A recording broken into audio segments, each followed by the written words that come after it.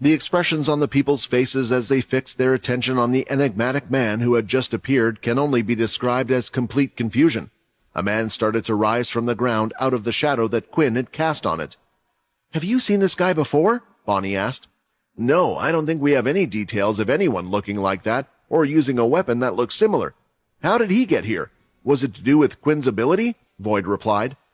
Many of the other people had the same questions, but they didn't know much about the shadow. It was a mysterious ability that they had seen lock people, transport them, move them, as well as block attacks, so something like this could have been quite possible. "Arthur, what is he doing here?" Feck said, still shocked by the whole thing. How did Quinn even manage to bring him over? Is this what he was doing the whole time?" When Quinn realized that the system hadn't even given him any type of quest, not even one to survive, he was starting to lose hope. Seeing Hilston's equipment tier and displays of abilities just showed what he could do. Desperate to get out of this situation in any way possible, Quinn could only think of one person that might have stood a chance against Hilston. Arthur. The question was how Quinn would summon him and get him to help fight. Arthur didn't know Quinn that well. He had protected him against the other vampire leaders at the time, but it seemed like that was out of misunderstanding more than anything. Arthur didn't really have a reason to help Quinn, other than the fact that the two of them shared the same ability. Still, what else could Quinn do? So he tried to activate his shadow skill once more.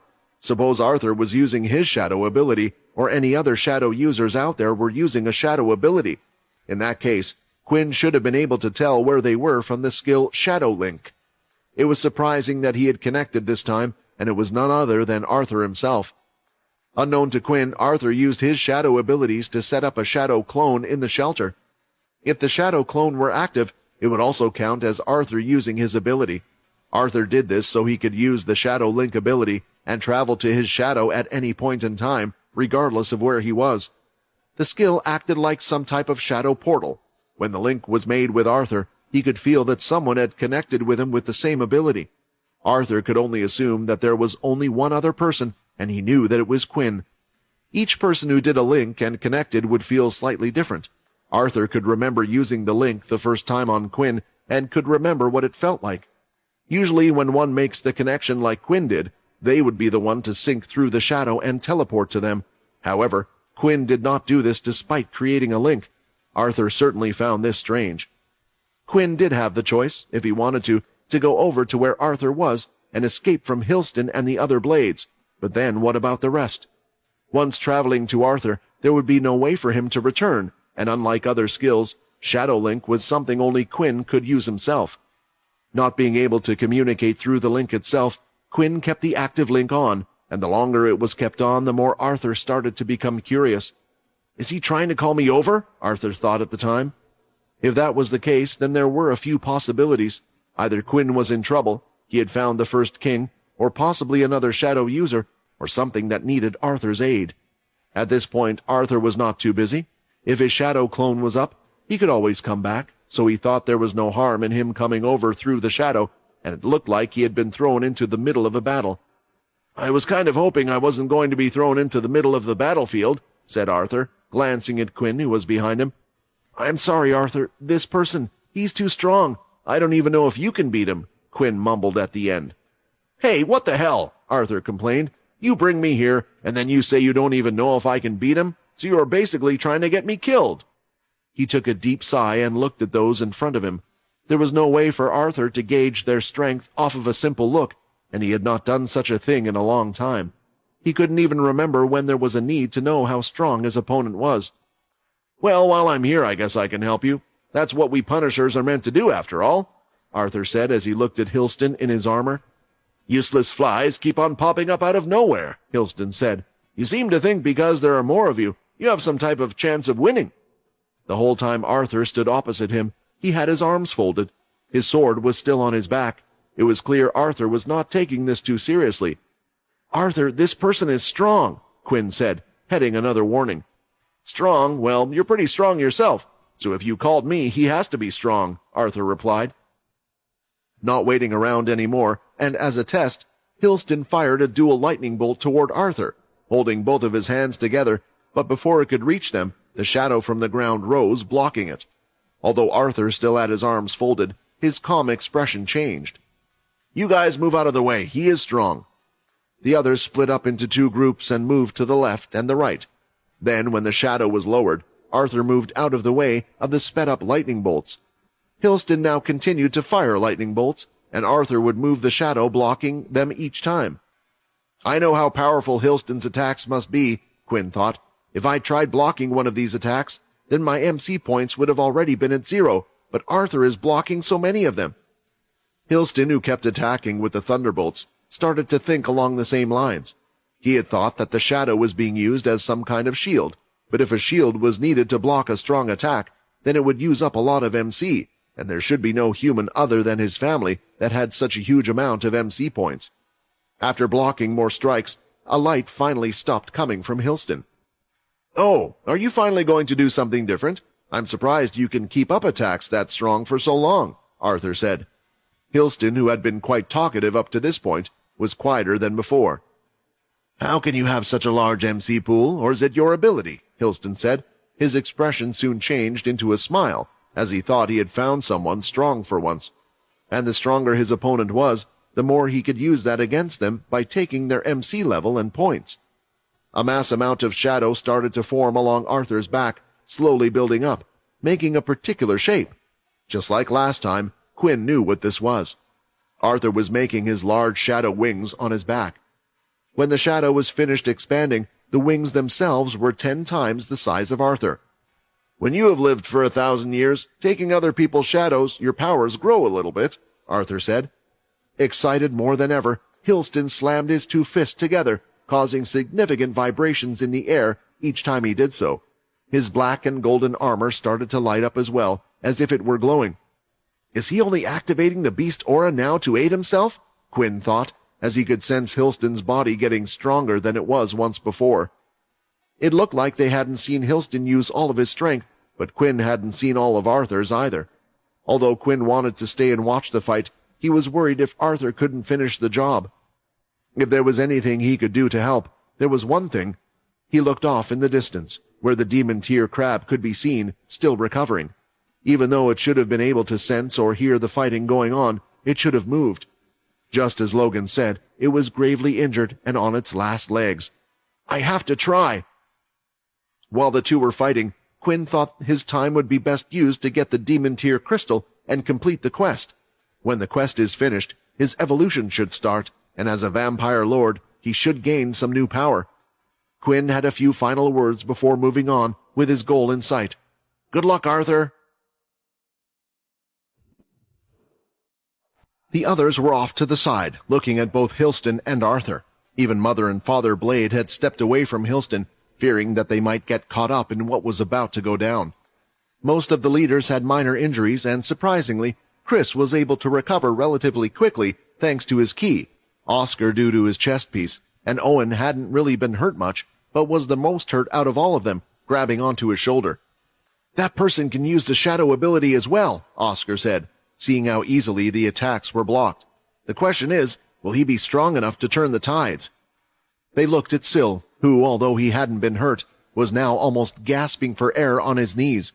Even before meeting Hilston, he had been fighting a lot, using nearly all his powers to help them.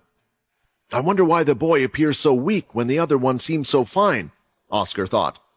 However, Oscar was unaware of how the ability worked. Hilston had much more MC points and stronger level abilities than Syl because of the chains he had gathered. That's what Hilston meant by quality of ability. "The black-haired man's demeanor hasn't changed. Although he is more serious, he is unafraid even after taking his attacks," Owen commented as he observed Arthur's body language. "I think he will be fine. What we need to worry about are the others." Trying to not get hurt, they had gone away from where Arthur and Hilston were. They were still in the open field, where everyone could be seen clearly, and walking towards them were two others.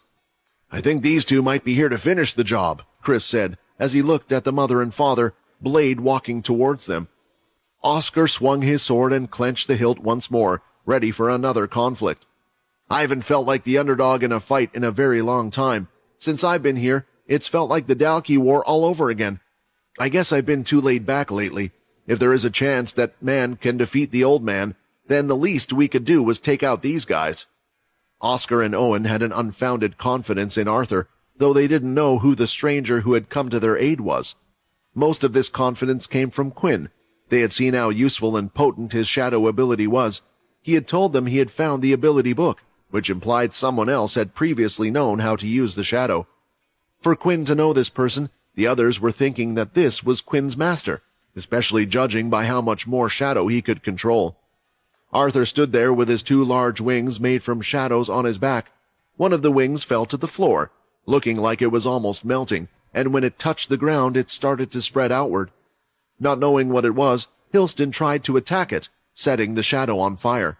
When that didn't work, he switched to using his lightning and trying to move the earth around it, but it would still spread across the floor. He first allowed the shadow to briefly touch his foot and slowly touch the other parts of his body. When he realized it had no effect, he was less concerned.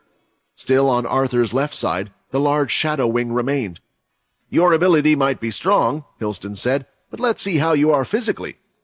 Using his body's natural strength with the beast's armor power, Hilston lifted off from 1 foot and covered the entire distance in an instant. This had come as a huge surprise to Arthur, who still had his arms folded. He knew his opponent was human, but had never seen a human move that fast before. Even one with a top-level super speed ability wouldn't be able to do this. Since the attack was an unexpected one, he had no choice but to strike head-on. He allowed the fist to hit his head while moving it himself at the same time. He flung it in the direction of the strike to take less damage from the punch. At the same time, Arthur threw a punch from underneath, aiming right for the elbow in an uppercut position. It was a perfect hit, and Arthur hadn't pulled any of his power when punching. It caused Hilston's arm to fling upward, but it looked just fine, unhurt, and when Arthur looked at his fist, his was the one covered in blood and bruises. "I never expected you to be strong enough to fling my arm like that and overpower me," Hilston said. "But with the hardening ability, I now have the hardest body in the world." "We'll see about that," Arthur said.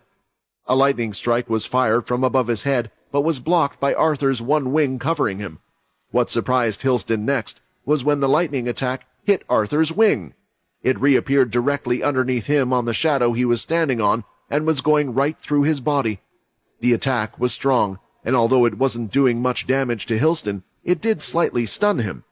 A punch was returned to Hilston's head, just like the one Arthur had received. Then another to the stomach, again to the side of the ribs. In anger at the constant attacks, Hilston screamed, and his body became engulfed in flames. Stretching his limbs, flame shot out everywhere, going widely, and it looked like it was going to interfere with the others' fights. Before it could, the shadow from the ground rose, blocking them all. Instead of slowing down the attack like Quinn's, each of the attacks sank into the shadow and was redirected to one person in the center, Hilston. The flames did not affect his flaming body, and Arthur looked at his hands. They were still getting bruised from each of his punches. Trying to change his tactic, the ground quickly rose around Arthur, covering his arms and legs. Using his strength, Arthur could break out of the earth restraint, but the ground kept reappearing and attaching to him as quickly as he could break out of it. The 2 of them seemed to be in a stalemate, as Arthur wasn't able to be completely covered in earth, but at the same time couldn't really move due to how quickly it was covering his body. "You can't do this forever. Eventually you will run out of MC points," Arthur said. Hilston smiled while walking forward with his arms held out, using his ability. "I'm glad I met someone like you," said Hilston, "but do not think for a second you have won this fight. I have 4 pieces of demon-tier equipment on me, each with an active skill beyond your dreams, yet I haven't used one. Relying on their power wouldn't improve me, and there was something else I wanted to do." Finally, when Hilston was close enough, he stopped the earth ability, and when Arthur broke free, instead of going for a punch or a kick, Hilston went to grab Arthur's hand. However, a few seconds later, the smile on his face went away. "They exist, the people my father spoke about, those that have abilities that I can't copy." With side-kicking Hilston away with his leg, they broke free, and Arthur moved back a little. "I never thought humans could have gotten this far. I thought maybe one day, but seeing you like this gives me a little hope, but it's still not enough," Arthur said. There was a problem. Although Arthur was not getting hurt by Hilston's ability thanks to his shadow, his hands were being damaged by his hardened body. It had been a long time since he was unable to hurt someone with his bare fists. While thinking about what to do next, The great large sword on his back started to vibrate a little, and the chains jingled. "I was afraid of this. You had a taste of blood recently, and now you're still awake. Will the chains hold out for this fight?" Without realizing it, a dark cloud that would typically be high in the sky was passing over their heads as they were thinking about this. It was only slightly above the two of them. Then raining down from that cloud were several bolts of lightning, and at the same time, Hilston appeared from one of those bolts in the cloud.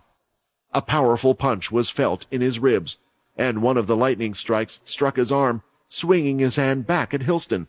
He was no longer there. Then, when another lightning bolt was fired from the cloud, Hilston appeared again, this time coming down with a kick on the top of Arthur's neck. When Arthur looked up, Hilston was across the field again.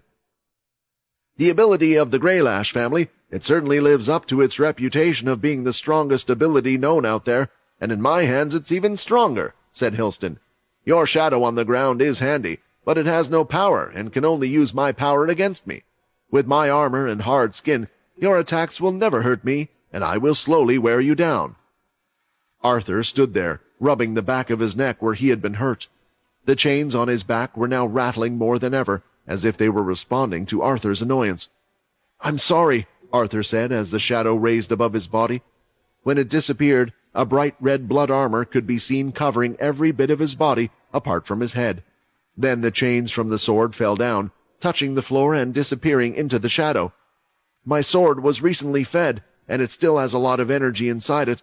I'm sorry that it has to take out its energy on you." The strange green substance was half filled along the center line of the sword, which he was holding in his hand. The others, knowing that they were now no longer going to fight that monster of a blade, thought they might have been given a break, seeing the less frightening two coming towards them. However, they quickly realized that wasn't the case, especially when the first thing the two of them did was fire out lightning from the palm of their hands. This was blocked by raising several walls of earth from Oscar. The lightning had managed to pierce through 3 thick walls before being stopped by the 4th one. Thankfully, the earth was the lightning ability's weakness. The bad thing was that they all knew that lightning wouldn't be the only power they could use as well. "It looks like they can all copy the same powers," Oscar said. "Yes, and even these two have lightning powers that are stronger than my own, so we have to watch out," Owen added, looking back at Syl, who was still recovering. If he exerted himself any more, he could faint. However, if he was given the time to rest, maybe he could help them out. "You two, stop relying on the kid," Chris said as he stepped down in front. "I can't believe the leaders of the world now are looking back, waiting for that kid to recover. Even though we all don't gel well, we all fight for the same thing, better lives for humans. Right now, I see 2 people in front of us who are looking to support someone who doesn't have the same wish as us. They are enemies, and it's our job to get rid of them for the future generation." Oscar knew Chris's words were right, and there was some hope. Even though these two could use multiple abilities and had a stronger attack, he could tell it wasn't as strong as that old man. No matter how many walls he raised from the earth, the lightning would still have broken through them all if it was an attack from Hilston. The only thing that was strong enough to stop Hilston's attack was the demon tier weapon's active skill and the shadow from the strange man. The 3 of them, now fully committed to the fight in front of them, were more ready than before.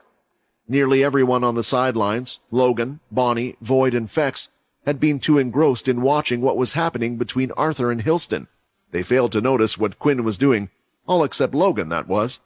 He had seen Quinn silently cast his shadow travel ability to move away. Still, he never reappeared, and instead went in the direction of the demon tier beast. "Quinn, I know that the demon tier beast has been significantly weakened, but that doesn't mean it's going to be easy. I hope you know what you're doing," Logan thought. Traveling through the shadows as fast as he could, Quinn was trying to get to the demon tier beast without being seen. He wished he could help Arthur. He thought he could have confidence in his skills, but after seeing the power of a single demon tier weapon, Quinn didn't have much hope. "The only thing I can do is complete the quest and evolve myself. Come on, you stupid crab, let's do this." Traveling up the hill, the crab could be seen. The limbs that Chris had cut off still hadn't healed and were only partly contracted inside its underbelly. The black liquid blood was pouring from it, and the beast could be seen breathing in and out slowly as if it was in pain. It was a sad sight to see the beast in such a way. Humans were having to go onto these beasts' planets and kill them to harvest their crystals. In a way, they were only defending their territory or fighting for their lives, but Quinn could never think about this while fighting them. If he did, then what of the human race? The Dalki didn't care about them, and it was something they needed. When Quinn finally got within a certain range, the crab started to move. Even while traveling in the shadow, it looked like the crab could tell something was heading its way. It lifted its two large front claws and started to snap them in the air. Each clack rang out. When it slammed the first one down, Quinn had popped out from the shadows and at the same time threw a blood crescent kick towards the joints of the claw. The joints were the weaker parts of the crab, and now using his second stage ki, if he managed to serve the limb, it wouldn't heal again. "Dealing with two claws is a lot easier than before," Quinn said as he avoided them hammering down towards him. Each time he would avoid the strike, he would throw out a long-range blood crescent kick, weakening the joint slowly. The crab not only had fewer limbs to attack with, but it seemed like it was also slower than before. "If I can keep this up, it looks like I can make it out of here without getting hurt. I just have to not make a mistake." It appeared that there had been some success because the joint's outer casings were beginning to crack, and at last one of the joints had broken open. When Quinn realized this, he went to call his shadow scythe. He was able to extend the scythe with the shadow by holding it in his hand and swinging it above his head. He then swung it down as forcefully as he could. "Break, you damn crab!" Quinn screamed as he swung down with all his strength. When it landed, it had hit the floor, throwing up rocks and grass in the air, and then the ground felt like it was shaking again, making him lose balance. His shadow scythe was unsuccessful. It had hit nothing but the empty ground. What was surprising was how the crab was still able to move. When Quinn swung down, it avoided the blow by jumping back, and its body landing on the ground was what had caused the big crash and vibrations in the environment. There was some good news from this, though. When looking at the crab, Quinn could see using his inspection skill that it had gone from a weakened state to a critical condition. Avoiding the blow when it landed seemed to have hurt it more so than it would have if Quinn was even successful with the attack. It was instinct for the crab to try to save its limb, but its other injuries on its body had only worsened from jumping. Critical means I'm nearly there. I still have about half my health left due to me using the blood crescent kick so much, but I can do this, Quinn thought. He rushed forward towards the crab, grabbing the scythes. Maybe in such a state there was an easier way to finish it. Still, when he got close, Quinn quickly saw something that frightened him. He promptly put the dual scythes away and immediately started to go on the defensive. Inside the crab's mouth, foam and bulbs started to appear. Quinn thought maybe it was too weak to mount an attack like this, but it didn't seem to be the case. That was the attack that Oscar used his ice barrier to block. Oh shoot, I'm going to have to use everything I have to block it. A jet of water could be seen coming out of the crab's mouth, and in a panic, Quinn first used his blood wall skill, using up 45 points of HP. Only leaving him with 5, he cast the wall of shadow and placed this over the blood, like he would have done when using his scythes. Next, with his hand, he placed it on the wall, activating his second aura of ki. Using so much blood, if this wasn't able to block the attack, Quinn was done. The jet stream smashed into the wall Quinn had created, and there seemed to be a close struggle as the water wasn't moving forward and the wall wasn't being pushed back, but touching the wall with his hand, Quinn could feel the sheer power. This damn thing is in a critical state and can still attack like this. The first line of defense to go was the shadow. Quinn's MC points were now at 0 as the shadow disappeared. If only I had as much strength as Arthur, Quinn complained. Then, covering the blood wall with the coat of ki, Quinn continually supplied more. He was careful as he didn't want to be exhausted after this. Otherwise, what else could he do? But soon, the coating of the second ki was also broken, as Quinn couldn't supply it anymore. If I had as much control or ki as Chris. Then lastly, the wall of blood shattered, and it didn't take long for that to break either. This perfect wall of blood, I bet all the other vampire leaders would look down on me, Quinn said. Falling to his knees, Quinn looked up and could see that the jet stream of water had been blocked, but at what cost? He no longer had blood in his blood bank, no more MC cells, and his ki was minimal. I've lost. During the fight with Hilston, Arthur gave everything he had. He had used his full strength, speed, and skills when fighting. On top of that, he even used his shadow. However, there were a couple of things he still hadn't used and never thought he would need to. The first being blood skills. Using blood skills required Arthur to consume human blood, and that was something he didn't want to do, so he had held back on that so far. Other than that, Arthur always carried a blood weapon made from the blood crystals of slain vampires on his back, along with blood armor. "Is that really the blood armor Arthur is wearing?" Fex said as he couldn't keep his eyes off the armor for some reason. It was as if something was drawing him towards it. "It looks exactly like the one the king wears. It's the same as the one in the pictures from the books I read." Fex wished there were people nearby who could explain what he was seeing right now and why the blood armor was regarded as being so special, because he had never actually seen it in person. He wanted to pinch himself, thinking everything was a dream. There were only 2 known sets of blood armor. One belonged to the king, the other to Arthur, leader of the Punishers. Even Arthur himself was looking at his arm. The unfamiliar armor seemed to fit perfectly on his body. "No one is allowed to escape punishment from the Punishers, not even the king himself. If he were to do wrong, it is said that whatever is granted to the king must be given to the Punishers as well," Arthur said, speaking to himself, as he knew Hilston would have no idea what he was talking about. But Arthur couldn't help himself. Looking at the armor was reminding him of those days, the days when he had trusted the first king's every word. Arthur held his great sword upward with a single hand, and had the pointed end of the sword pointing towards Hilston. "It would be wise for you to give up now," said Arthur. Chuckling again, Hilston thought the man in front of him was too confident, and he could only think of one reason why. "I'm guessing what you hold in your hand is a demon-tier weapon. Is that why you are so confident? Do you know how I got all of the demon-tier beast equipment on my body? By killing every single one of them I came across. One demon-tier weapon isn't going to change the tide of this battle." In a situation like this, everyone would think Hilston had every right to be confident.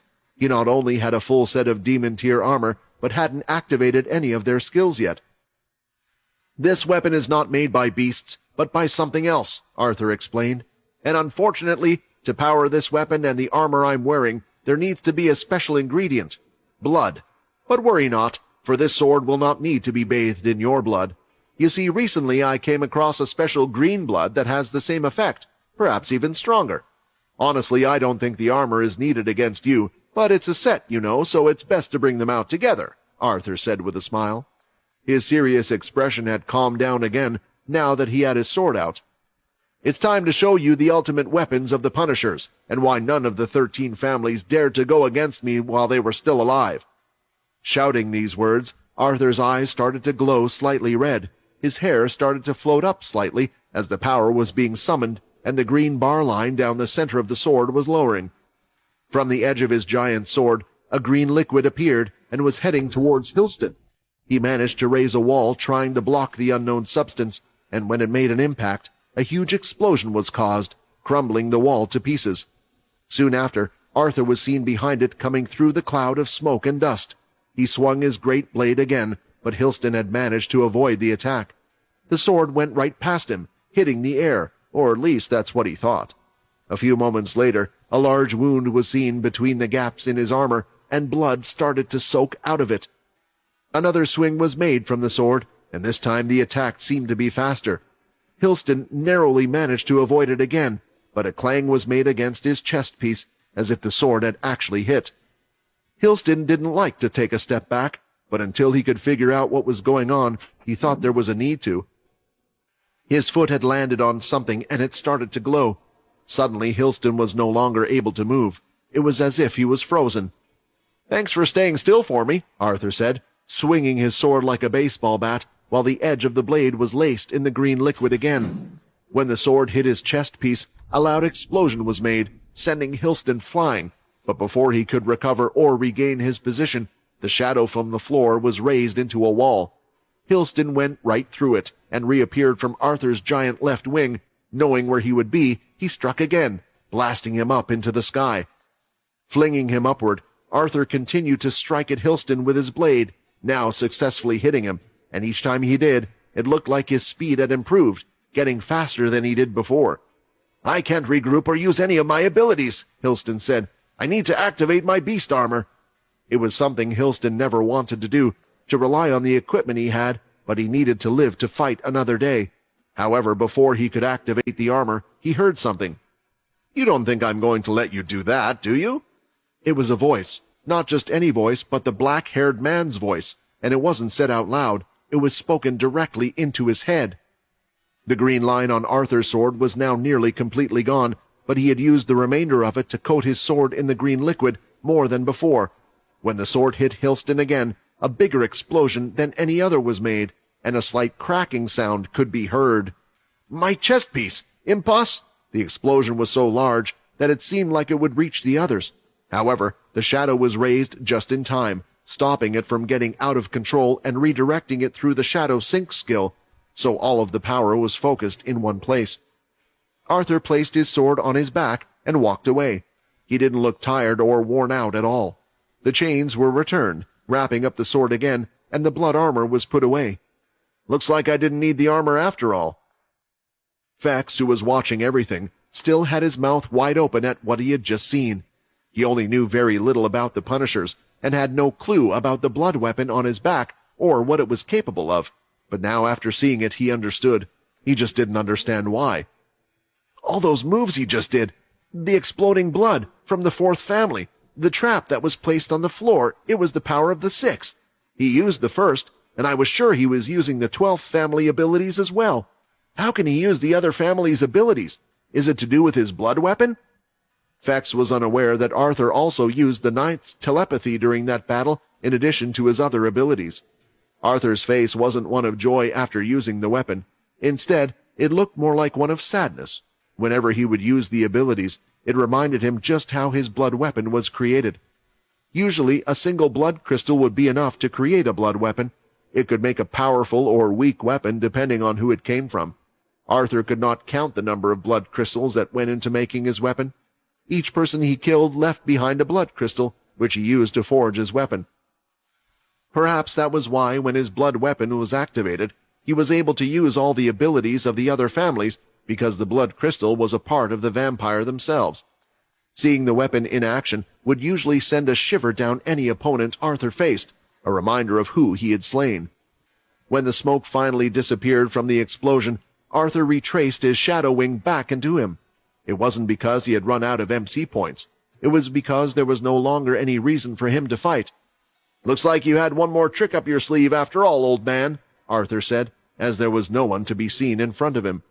For the first time in his life, Hilston had fled from a fight. During the tough battle between Arthur and Hilston, the others were busy fighting against the two other blades, who seemed to be just as troublesome, especially as a pair. They soon found out that fighting these two members of the Blades came with their own set of problems compared to when facing Hilston. Even though the Blades could copy more than one ability, only one ability could be used at any given time. However, with two of them, they could cover each other's backs quite easily as they used different abilities. The Earth's ability was used for defense, while Fire and Lightning were used for attacks. "I'm getting sick and tired of these walls of the Earth," Chris shouted. Watching Chris fight, Oscar was starting to wonder something. He was sure that the weapons Chris was using right now were the same ones that he had clashed briefly with before. The only thing was, they seemed to be weaker in Chris's hands. Does he not know how to use them properly? While not thinking about his MC points, Chris's impatient nature caused him to rush in, extending his two blades. "I finally recovered enough to do this again, and this time it's going to be a little bit more of a bang compared to before. You two better be ready after this," Chris said. Although it seemed quite rash, Chris had already been fighting them for a while, trying to get them to show every ability they had up their sleeve, and so far they had seen 3 different abilities, so he was sure there wouldn't be any surprises. Chris ignored all the attacks, the spikes and poles that hit his body, even though another earthen wall had been constructed between them and they were being attacked from the earth. When they did, they crumbled to the ground, not leaving a mark on him. If he had just spread the key around his body thinly, then the attacks would have gotten through, but Chris was paying attention, moving the key around each attack point. Oscar's skills had all come off from cooling down, and he was now following closely behind Chris, and Owen had his own trick up his sleeve. "If I use this, then maybe we can get out of here, but I was saving it for that old man," Owen thought. Still, he was ready. Owen still hadn't activated his soul weapon. However, he was unsure if he could rely on Chris to do the job properly. Chris was preparing his sword when a powerful explosion erupted from the side of the field and charged towards them. The first sensation they had was the powerful wind brought on by the explosion, which had pushed their hair back. If it had been a normal person, the force of the explosion alone would have sent them flying. When they turned their heads, they could already see the shadow encasing the explosion. What is happening over there? Owen thought the real question he wanted to ask was who was winning. Chris, trying to keep focus, quickly destroyed the earth wall in front of him, and just when he was ready to teach the two a lesson, he could no longer see them. "Huh, where the hell did those guys go?" Chris said, as he twisted and turned his head, but could see no signs of them at all. "They're gone," Oscar said. "I guess they must have had some teleportation ability just to run away just in case, and it looks like the big boy has disappeared as well." Chris slammed both of his swords into the ground. Piles of dirt were thrown in the air and fell back down on the floor again. It was clear he was just venting his frustration. With the two fights over, they could all finally get a breather, and it was only then that they would come to find out that Quinn was no longer with them, and he was in a struggle between life and death, fighting against a king-tier crab. Quinn was down on his knees on top of the large hill, most of which had been flattened as a result of the crab using it as a kind of nest. There wasn't much he could do to stop the waterspout attack. The water jet coming from the beast's mouth was a large one. It covered more range than his flash step would have allowed him to dodge, and he would have been hit. He could only jump to another shadow he had created, making Shadow Hop and Shadow Dome useless against the demon-tier beast. He always activated the Shadow Dome when attempting to use either of these abilities, which is why he never succeeded in using them. It was too large. If Quinn even could have created a dome big enough to trap it, it could have easily broken out with a single strike. With no MC, barely any key, and his blood bank and flask empty, there was nothing he could do. He now wished maybe he had snatched some blood to put it in the flask from Chris, but he never did. Staring at the crab, it looked like it was heading towards Quinn. It had crystallized its uninjured jaw and opened it up, then swung straight towards Quinn, and its claws had already surrounded him. With its power, one snap would be the end of him. I could call Leo for help, Quinn thought.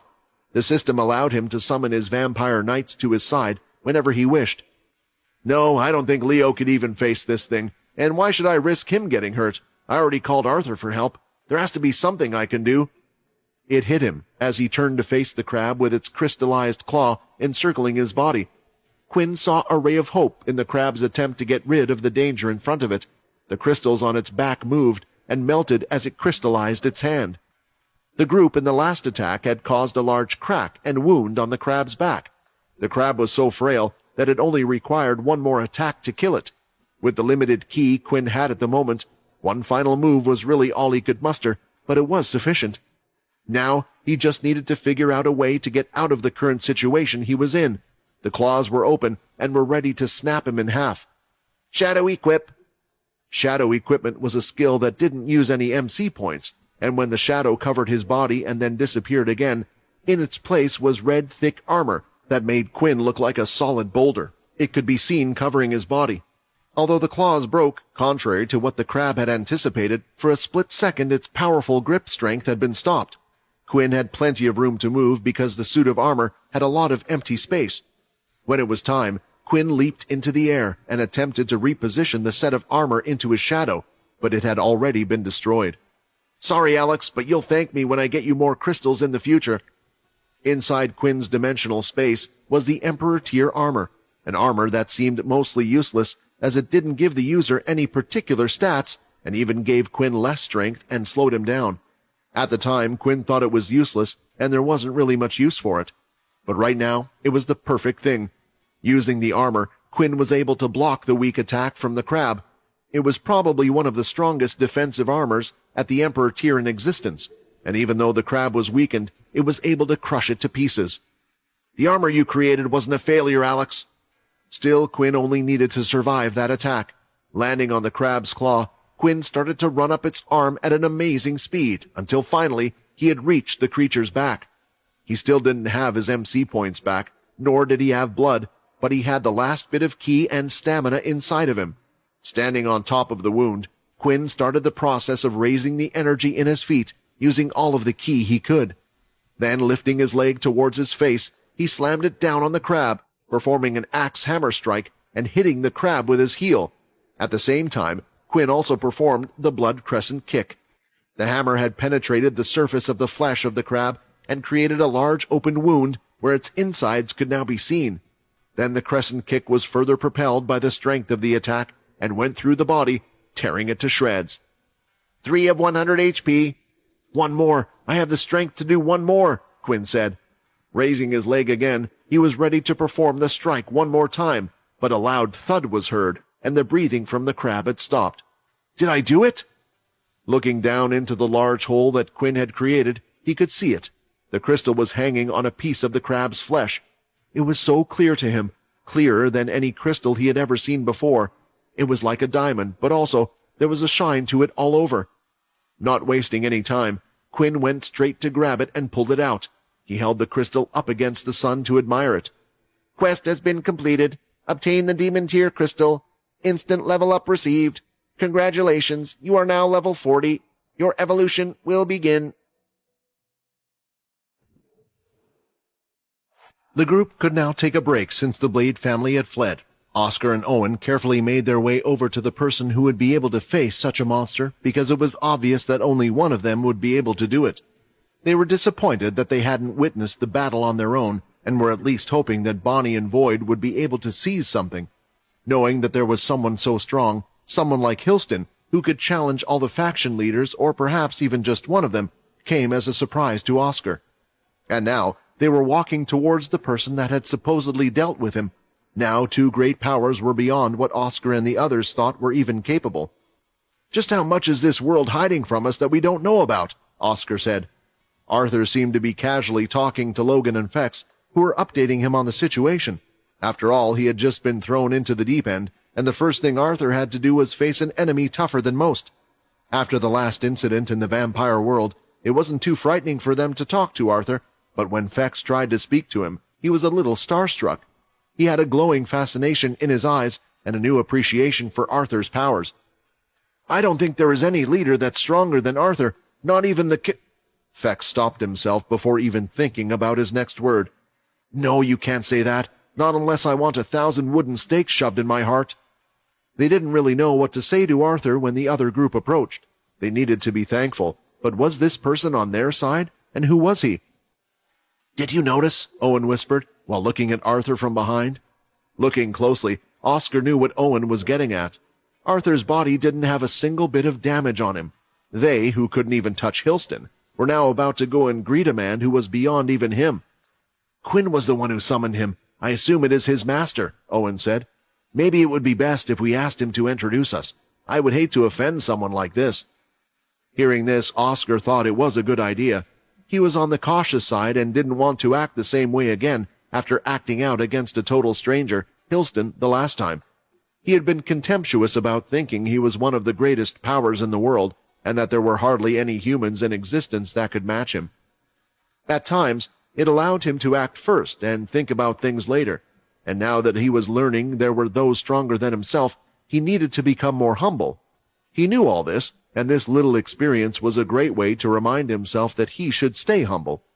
Quinn, how did you come across such a great man? Owen thought. That's when the two of them noticed something while looking around the area. Syl stood behind them and went ahead to talk to Logan, Fex, and the other two, and that's when Syl realized it too. They were all looking for the same person, but he was nowhere to be found. Where's Quinn? Syl asked. Instead of answering, Logan just looked up the hill where the giant crab could be seen. It was hard to tell what had happened to it from how far away they were, but the beast did remain stationary. Thanks for catching up on everything, guys, Arthur said with a smile. I'll go check up on Quinn. That beast looks like it might be quite troublesome. Before Oscar and Owen could even introduce themselves, Arthur was off, traveling in his shadow towards the giant crab. It looks like those two wanted to talk to me, Arthur thought. According to the kids, they were the current leaders of the human race, huh? It would be best to not get involved with them. Not now, anyway. Seeing Arthur go away like that, Oscar and Owen couldn't help but feel a little rejected. There was no excitement, respect, or anything when someone saw them for the first time. Instead, the person seemed to treat them just like any other regular human being.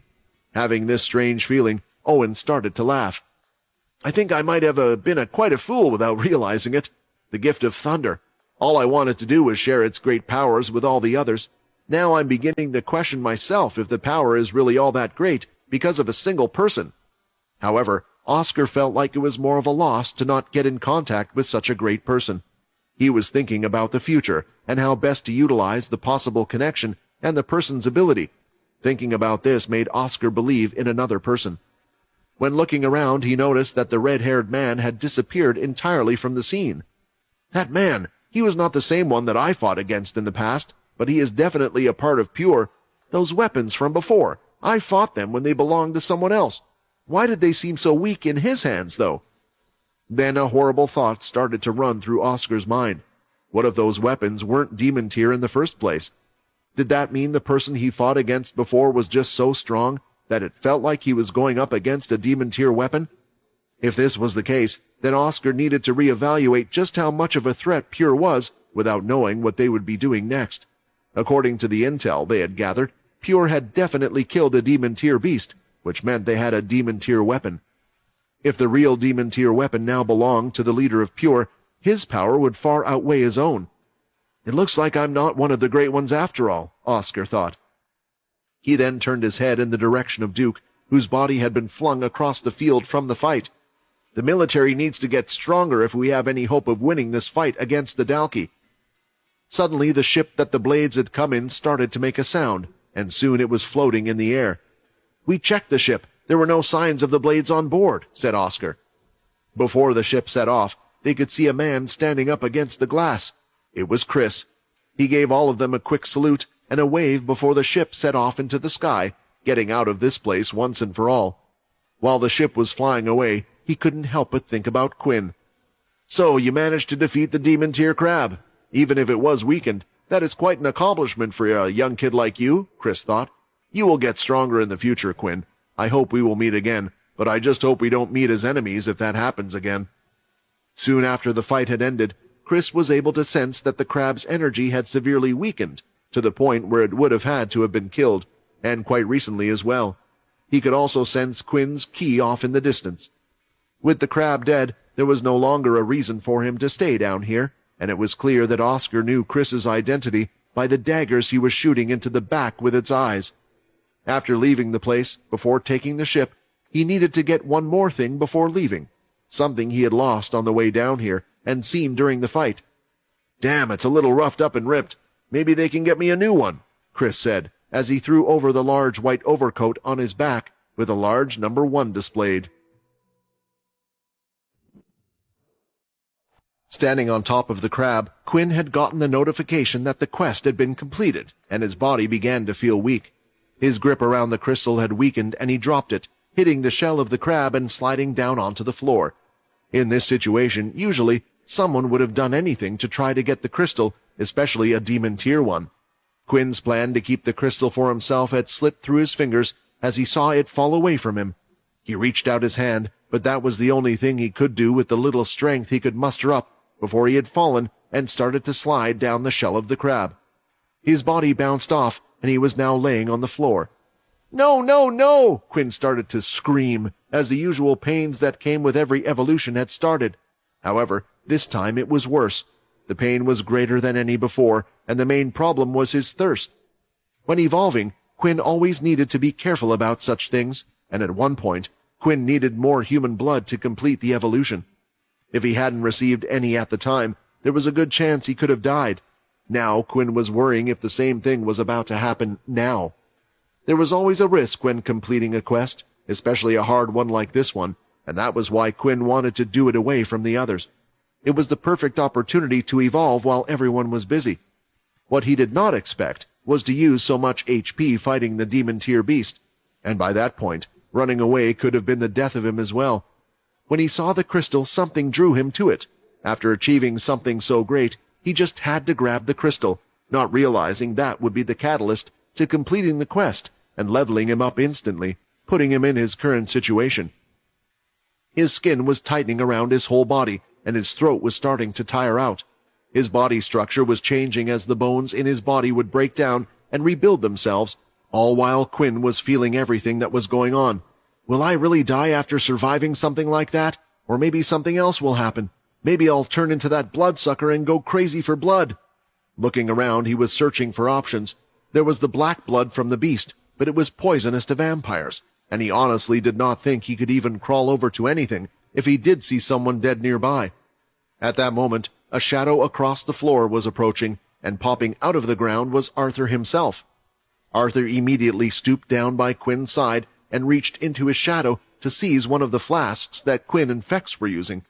I was going to congratulate you for beating this thing on your own, or maybe tell you off for forcing me to fight, but I didn't expect to see you like this, Arthur said, as he popped open the cap from the flask and started to pour the liquid into Quinn's mouth. However, the liquid that was being poured wasn't red. Instead, it was green. Don't worry, I know it looks strange, but this liquid has more effect on us than regular blood, so even less is required for you to go through an evolution, and honestly, it's the only thing I have on me for now. After pouring the blood and seeing Quinn no longer look like he was gasping for air, Arthur decided to take a step back. It was not a small one either. Feeling the pain, Quinn punched the ground with both of his fists, and the ground was destroyed underneath it. He coughed, and a strange red sludge had come out of his mouth and started to float in the air. With each cough, the red sludge continued to come out and was swirling around his whole body. You're evolving into a vampire lord, Quinn, the final and strongest stage of becoming a vampire. Only leaders have the potential to get up to this point, and it takes hundreds of years. You sure are a special kid, Arthur thought, but he did not have a smiling look on his face. It was one of concern instead. The red sludge that was floating in the air suddenly all went into Quinn's body through his skin all at once. It was a shock to the system, and his eyes opened wide, glowing bright red as his body jerked up. A few seconds later, his eyes returned to normal, and the area around him seemed fine once again. Congratulations, you have evolved into a vampire lord. Quest, become a true vampire leader has been updated. Current status incomplete. Reach level 40 and become a vampire lord. Complete. Select 2 self-turned vampires to become your knights. 1 of 2 incomplete. Create 10 members of the cursed family through the blood ritual. 9 of 10 incomplete. Several messages were appearing on Quinn's screen as his evolution had finished, and slowly the energy was coming to his body as the messages continued to come in. Linked quest, become a true vampire leader. Quest, return to the 10th leader's tomb once the quest, become a true vampire leader, has been completed. Looking at the quest reminded Quinn there was a lot of things he still needed to do, but when he stood up, he was more interested in his current body than he was when the quest appeared. Quinn experienced a different feeling with each stage of evolution, and his new body felt more powerful than the previous one. However, he experienced a powerful feeling for the first time. He could feel the blood flowing through every part of his body, the delicate sounds and smells his body was able to pick up, and the fine strength control in his fingers. All these things in the past he would have to fine-tune how to use to a degree, but now he just knew how to use them with this new body of his. You finally look like an adult now. Your looks really don't suit your age, Arthur said. Well, at least you aren't stuck looking like a kid for the rest of your life. That would have been awful. New stat required. Blood control, 10. Blood control is a stat that is only achieved by a few vampires. Improving one's control of blood will improve the strength of the blood skills used, as well as allow the user to control blood depending on how high the stat is. Looking at the stat, Quinn noticed it was incredibly low compared to all his other stats, which meant that he was starting from the beginning. After reading the description, he realized now why even though the other leaders did not have ki, their blood attacks and blood swipes seemed more powerful. It was because of their blood control. The better one's blood control was, the stronger attacks like blood swipes would be. Doesn't this mean I can still get stronger? If I can increase my blood control and still add ki? While deep in thought, Quinn could see that the others behind Arthur were making their way towards them. They were walking over as a large group. Quinn was relieved to see that everyone was secure and was concerned about Chris's whereabouts. Still, if they were fine, he would be as well. Just as Quinn was about to wave over to them, Arthur stood in Quinn's sight of the path. The 2 of them look to be in good condition, and the crab looks to have been defeated, Oscar said with delight. As tough as this hunt was, we were able to get through it in the end to obtain the crystal. At that moment, when approaching, they could see that Quinn was not the one with the crystal. Instead, Arthur was the one holding it in his hand. As Owen and Oscar, who were leading at the front, considered their next move, the group came to a brief halt. If Arthur wanted to take the crystal, they could not stop him from doing so. Quinn wasn't worried about seeing the demon crystal in Arthur's hand. He knew he had dropped it when falling off the crab, and thought Arthur must have just picked it up. With Arthur's other hand free, he held out his palm and opened it up. "I'm sorry, Quinn, but I need to speak to you away from the others. Shadow lock." A portal of shadow opened behind Quinn, consuming him and quickly closing after. It was the same skill Quinn had used. Shortly after, another portal that looked identical to the first one opened, and Arthur disappeared into it as well. Both Quinn and Arthur had disappeared in front of them. "Did they take the crystal?" Oscar shouted. "Is this what they had planned?" "No," Owen said. "Didn't you see Quinn's face before he was sucked into that portal? This was certainly unexpected, and he might have been taken against his will." A moment ago, Quinn could see the cloudy skies and the diamond-like surface above. While he was looking at the others as they approached, he felt as though a strange force was consuming his body, and he was powerless to resist it. Soon after, he found himself in a pitch-black space. He first checked his body to see if there was any harm done and to see if everything was okay. "Where am I?" Quinn was able to see in the pitch-black room, but there was nothing else to see. There was no one else inside, and if he walked forward, it looked like the dark space was endless. He was standing on solid ground, but it was also very dark. He took a step and looked down at his feet, the black substance shifting ever so slightly, like his own shadows. Just when Quinn thought he might have had an idea of where he was, he saw Arthur appear in the black space as well. He appeared out of nowhere, holding the demon tear crystal in his hand. Quinn was relieved to see that Arthur had no physical wounds. The fact that the entire group was coming back must have indicated that they had managed to deal with Hilston in some way. "Just how strong are you?" Quinn said. "I was about to say the same thing to you. Before, you needed my help to protect you against those grumpy council members, but I think you will be able to hold your own against a few of them now," Arthur replied. "I'm sorry for calling you out like that," Quinn said. "It was a desperate situation." "I can see that," Arthur replied. "Don't worry, you are a Punisher, and I will naturally protect you whenever I can. It's my job." Saying these words, Arthur began to speak quieter towards the end. "At least, it was my job." "You would never have won against such a person anyway. Honestly, it looked like he had even more to give than that. If he had had time to prepare and knew what type of opponent he was facing, he would have been a troublesome person to deal with." "Where are we?" Quinn said as he stomped his foot on the ground, and small ripples of shadow could be seen rising up like smoke before quickly fading away into the black room.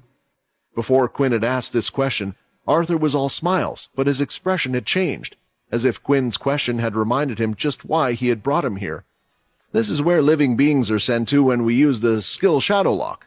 As you can see, the skill can also be used on ourselves as well. Think of it as an empty space. In the past, from time to time, when I wanted to get away from everything, I would lock myself away in the Shadow Lock space." "Quinn, I wanted to talk to you about the first king, about Eno. Did you manage to find out any information about him?" Quinn didn't see any reason to hide what he knew about Eno so far. In a way, they were both looking for the same person, hoping to find some answers. "I see. So you think that Eno has disguised himself as a scientist named Richard Eno? That should help me with my search." Judging by his words, it looked like Arthur didn't get very far with finding anything about Eno either. "Did you find out what happened to the Punishers?" Quinn asked, knowing that this was another goal of Arthur's, to find the first king and find out what happened to his people. Asking this question had led to a few moments of silence, which Quinn didn't understand, as before this, Arthur was very forthcoming. Even if he did find out some things, was it really information that Arthur wasn't allowed or willing to share with him? A strange feeling was coming from Arthur, and Quinn didn't know why, but he wasn't liking the position he was in at the moment. The conversation they were having was a private one, sure, but was there a need to be placed in the Shadow Lock? Couldn't they have simply gone to another place?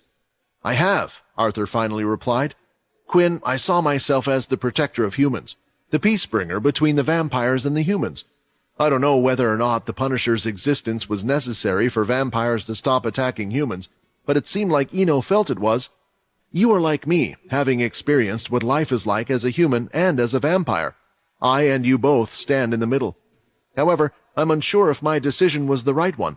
I left both of those worlds behind, thinking they wouldn't get involved, yet they still did. You have been able to ignore the vampires for a while now, but you are too involved, and soon you must decide what you will do. We are all too weak for what is about to come. I am too weak, the vampires are too weak, and the humans are too weak." Quinn had hardly ever heard Arthur speak like this before, with a serious tone, and he was trying to make sense of what Arthur was saying. He was too weak? Compared to what Arthur was talking about, the Dalki? Or was he just simply talking in riddles and metaphors? Was he blaming himself for all the Punisher's deaths? When those in the cursed faction died, Quinn often did this himself. "Let me leave you with some advice that I want you to remember forever," Arthur continued. "You are too kind-hearted. I can see that, and I understand why. You are young, and even though you have experienced a lot for your age, it is still small in comparison to me. Whoever attempts to take your life, you must not hesitate to take back theirs. Otherwise you will live to regret your decisions. Finally, let me ask you a question. Do you want to save the lives of humans?" Quinn knew the response right away as he considered his friends and those who belonged to the cursed faction, but the answer wasn't given right away. "I do." "Then do you want to save the lives of the vampires as well? I'm not talking about those that you turn, but the others." Thinking about this, Quinn was wondering if he did. Most of the vampires hated him and were against him, but then he started to think about those in the 10th family, Edward and others. The memories of living his life as Vincent were strong in him. Quinn remembered the scene from when he stood in the castle looking at all those down below. Were vampires that different from humans? For some reason, he felt like if he said no, he would be abandoning them, and his heart ached thinking about this. "Judging by how long you've been silent, I can guess your answer. I don't think you can save them both, Quinn, at least not the way you are now. If you want to save them both, then you need to get stronger, even stronger than me." Saying these last words, Arthur lifted the crystal, and then it started to become surrounded by shadows until it eventually disappeared. "What are you going to do with that crystal?" Quinn said, slightly panicked. He didn't expect Arthur to take it, and even though Arthur had saved his life, he suddenly couldn't keep but feel slightly annoyed after killing the demon-tier crab for his reward to be taken away. "Do you remember my words of advice? Anyone who tries to kill you, Quinn, you need to kill them before they can kill you." The next second, Arthur was directly in front of Quinn, and a heavy blow was felt in his stomach. His insides screamed and felt like they wanted to all spill out on the floor. Immediately it caused him to cough out blood from his mouth.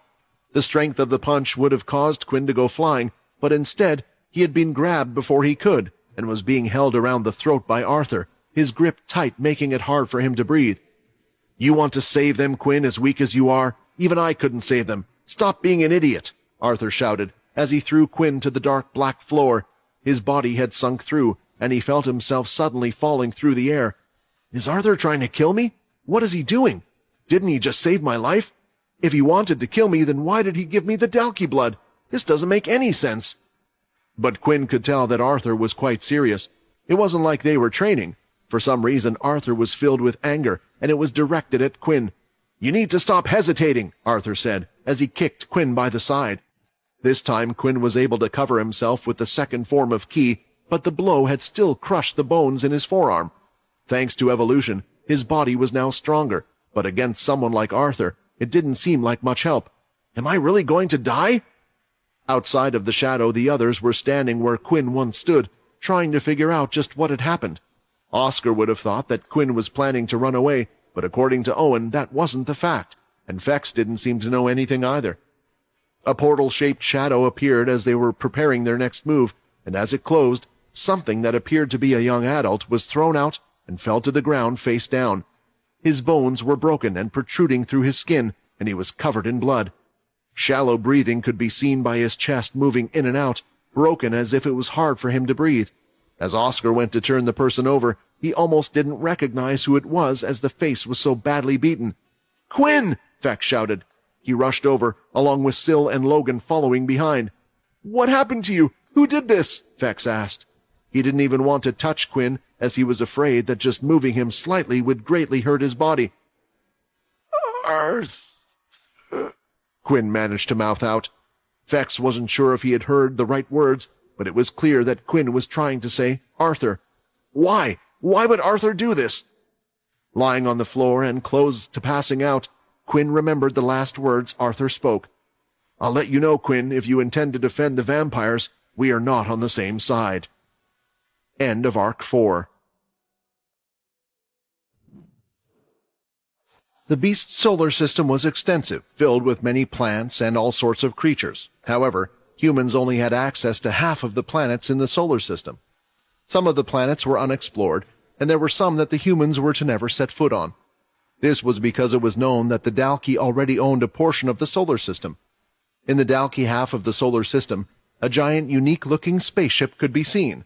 It was the size of a small planet, but what was unique about it was the ship's look. It had a bronze-gold hue to its exterior. It was surrounded by a sizable circle, which served as an important bridge around the ship. Numerous smaller bridges would branch off of it and join the spaceship's main structure. The spacecraft's main body resembled a sizable castle of death floating on a flat surface. The ship itself was the Dalki's mothership. The humans were never able to locate where the Dalki had come from. With that, they also never knew just how large of a force the Dalki were. This lack of information was worrying and left everyone on edge. Those who had invaded Earth might have only arrived from one of several motherships. It was part of the reason why the humans had agreed to the terms back then, why both sides agreed to peace. They were unaware of just how close or far they were to defeating the Dalki. If only they knew they had no home, and this single ship was where they all lived. Inside a room located at the center of the spaceship, several Dalki seemed to be gathered. The room itself was dark, but was lit up by hundreds of small blue crystals all around. It appeared more like a meeting was happening in a cave, even though they were inside a building. Here 5 people were standing around the table, or to be exact, 5 Dalki. "We've searched everywhere for that demon-tier beast, and we still can't find it," one of them shouted as he slammed his fists on the table. The strike was so powerful that the room started to shake, and a few pieces of the ceiling had crumbled. The Dalki, who was huffing and panting with anger, had a single horn sticking out of his head. Although most Dalki looked quite similar, they had differences. Just like how a human might grow an extra finger or toe, this Dalki had a horn sticking out from the top of its head, which was slightly broken. Because of this, he came to be known as One Horn. "I have to warn you, One Horn, if you cause the ceiling to fall in on us like last time, you will be responsible for building a new one," another Dalki replied. Most Dalkis had a short temper. They were battle addicts filled with rage just like One Horn, but not this one. He went by the name of Graham. He stood out from the other Dalki for a simple reason. He was wearing clothing as if he was human, even though special holes had to be made at the back of his shirt to fit the spikes on his back. Normally, a Dalki would be made fun of for such an action. It appeared as though the Dalki, like his name, wished to resemble a human. Graham's name was too human to qualify as a Dalki, but no one made fun of him due to the large number of spikes on his back.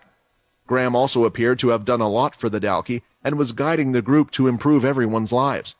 "But yes, we have searched all the beast panels on our side of the solar system, and it looks like the demon-tier beast can't be found. That includes all the previous unexplored planets as well," Graham said. "What's next?" a female-looking Dalki replied. She was the only female Dalki that was currently present at the table, named Slicer. Her nickname came from her abnormally long limbs and tail. She would use these to slice her enemies apart. Some Dalki were born without tails. Even if they were, they would usually be too small for one to notice, but Slicer's tail looked like that of a large dragon, and it was sharp as well. "It means one of two things. The demon-tier beast is on one of the planets that the humans own, or it's on Earth," Graham replied. "Earth?" One Horn shouted. "We couldn't find it no matter where we searched." "Yes, but now we know why," said Graham. "We are running out of time, so we don't have much choice." "Then, will we have to go to war with the humans again? I heard they recently took out one of our fortresses," Slicer said. "That's still under investigation," Graham replied. In truth, he had received reports that it was all done by a single person, but that the fortress had a couple of two-spiked Dalki. He could not imagine anyone who was strong enough and not recognizable enough to have managed to do such a thing. They weren't present at the time, but they were keeping an eye on the people they believed to be a problem. Just then, in the dark room, the sound of a door lifting, letting white light into it, appeared, and 2 figures could be seen walking in. These 2 figures were not like the rest of the room. They had no dragon-like characteristics at all, and were much smaller in both height and width. They looked like humans. The person who stood in front was slightly smaller than the man in the back, and he walked forward towards the table where the others moved to the side, allowing him to join. One Horn had a displeased look, and so did another of the Dalki. It was clear not everyone was welcoming to this person. "I overheard you guys from outside," the man said. "Eavesdropping as usual," One Horn mumbled. It's clear that you have two options, and it would be best if we act now. We already know the location of one of the demon-tier beasts needed for your people. The other we can only guess. The question is, which is more troublesome, the man said. Aren't you the one who told us that it was best to wait before trying to attack the other side? Graham asked. Yes, that was before, the man said, smiling as if he had expected that question. There have been some changes in the current situation. The relationship between vampires and humans is at the weakest it has ever been. There was always a worry that if one of these sides got attacked, someone would interfere and protect the other side. The vampires are still strong, but the humans have been weakened by the Civil War. I will leave it up to you guys to pick the best choice. How has this changed? Did you manage to find the person you're looking for? Graham asked. I have not, the man replied, but I found something that may be even better. Someone who will turn the tides has agreed to join us. Stepping aside, the man bowed down slightly as the more significant figure stepped forward. A large chained sword was slung across his back, and his long black hair was visible. I present to you all Arthur, possibly the strongest vampire in existence. While Arthur stood there, he did not say a word. His expression was emotionless. It looked like all feelings had been drained from his body. Arthur here has agreed to join our side, and I believe a couple of you have already met him. Two of the Dalki at the table looked almost embarrassed after seeing Arthur, while the others were unaware of who he even was. With him, our goal of getting the demon-tier beast will be a walk in the park, but he does have some conditions before joining. Her face was dripping with sweat, her feet were sore from the hour she had been walking, and her throat was dry from the incredible thirst. She took one more step forward on the hard diamond surface, wondering if she would live to see another day. I have blisters on top of blisters, she said as she sat down under a slanted piece of large crystal that stuck out from the flat ground. She proceeded to take off her boots, and as expected, the skin on the back of her heel had rubbed off. She felt like she had no skin left to protect or cushion her feet. How many days has it been? Was the ship really parked that far? Sia thought. While Sia was out and about with Nate and the others patiently waiting for Quinn and the others to return, she ran into one of the other members of the opposing faction. When this occurred, a vision of his death, and the deaths of several other people present with him, appeared in her mind. Noticing that the area where the man had died was not too far from where they were standing, she decided to go ahead and touch a few of the others as well, and every single one of them experienced the same fate. She didn't know when it was going to happen, but it had to be soon, considering the area they were in. Thoughts of warning the others went through her head, but she thought nobody would believe her, especially when she couldn't see what or who was the cause of her vision. There was also the chance that telling others would risk her own life. Maybe the future she had seen was due to her warning in the first place. This was why she hated her ability sometimes. Just in case, she had gone up to Dennis and saw the same devastating scene when touching him. His body was badly beaten and coughing up blood, soon to die. Seeing this, she had made her choice. The only way to live was to head off without letting anyone know. It was just too risky, and her life was the most important thing after all. The only problem was, she hadn't taken a ship. How could she do that with so many people standing around, unaware that death would be upon them? With her abilities lacking, she needed to be careful about where she walked, making her journey on the planet that much harder. Maybe I should have at least told Dennis, then he could have flown me back to the ship. Thinking about this, the scene in her head appeared again. Why am I such a horrible person? I didn't even try to save them, and I just cared about myself. As she got more tired during her walk, she often thought about whether she had done the right thing. Come on, Sia. It's not like they would have saved you if they were in the same boat. It's only natural, right? Was it, though? If Quinn was in her position, would he have done the same? Syl was also adamant about trying to save Quinn. Many members of the cursed faction were willing to put themselves in danger to save one another, but Sia didn't know anyone well. There was one person, though. Perhaps if Layla had been present, Sia would have at least cautioned her. The two of them had grown closer throughout their time at Pure. She might already have tried to leave Quinn and the others if it weren't for her and the vampires possibly knowing how to recover her memories. Unlike the others, she didn't have a reason to thank or stay with Quinn. While attempting to put her boots back on, she was halfway through putting on the second one when she heard a familiar hum. Isn't that the sound of a spaceship? She thought with excitement.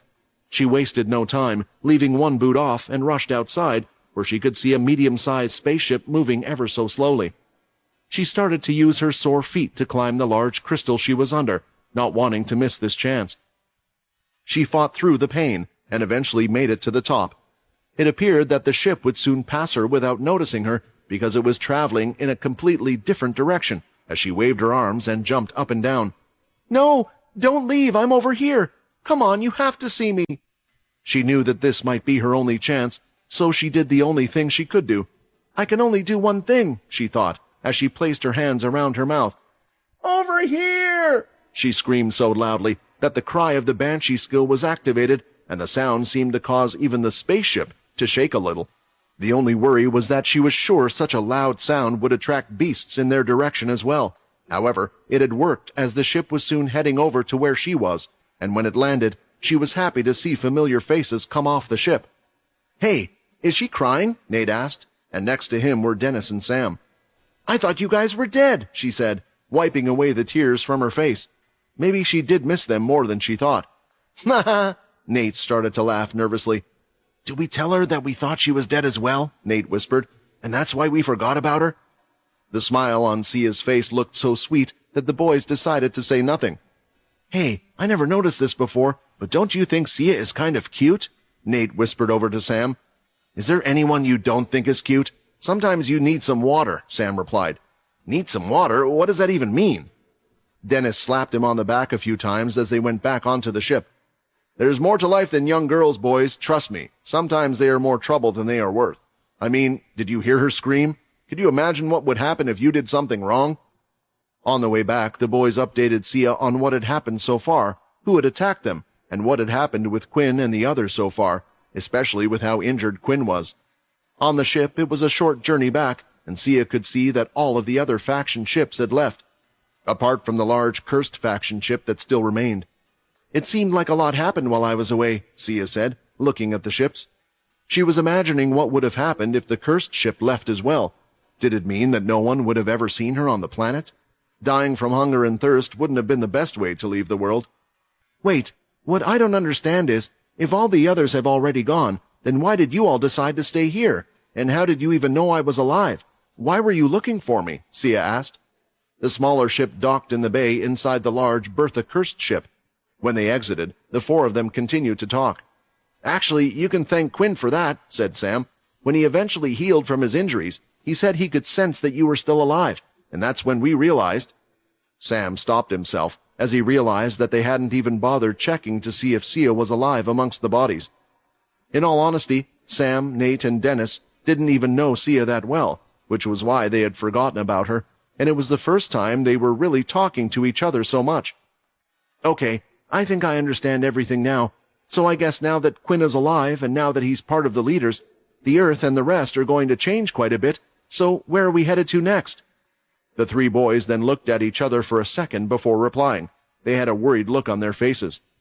"A few things have happened, so for the time being, I have been doing the meetings with the leaders' table," Sam said. "However, I don't believe we will soon be leaving this planet. To start with, Mona, or at least her body, cannot be found by the Bree family.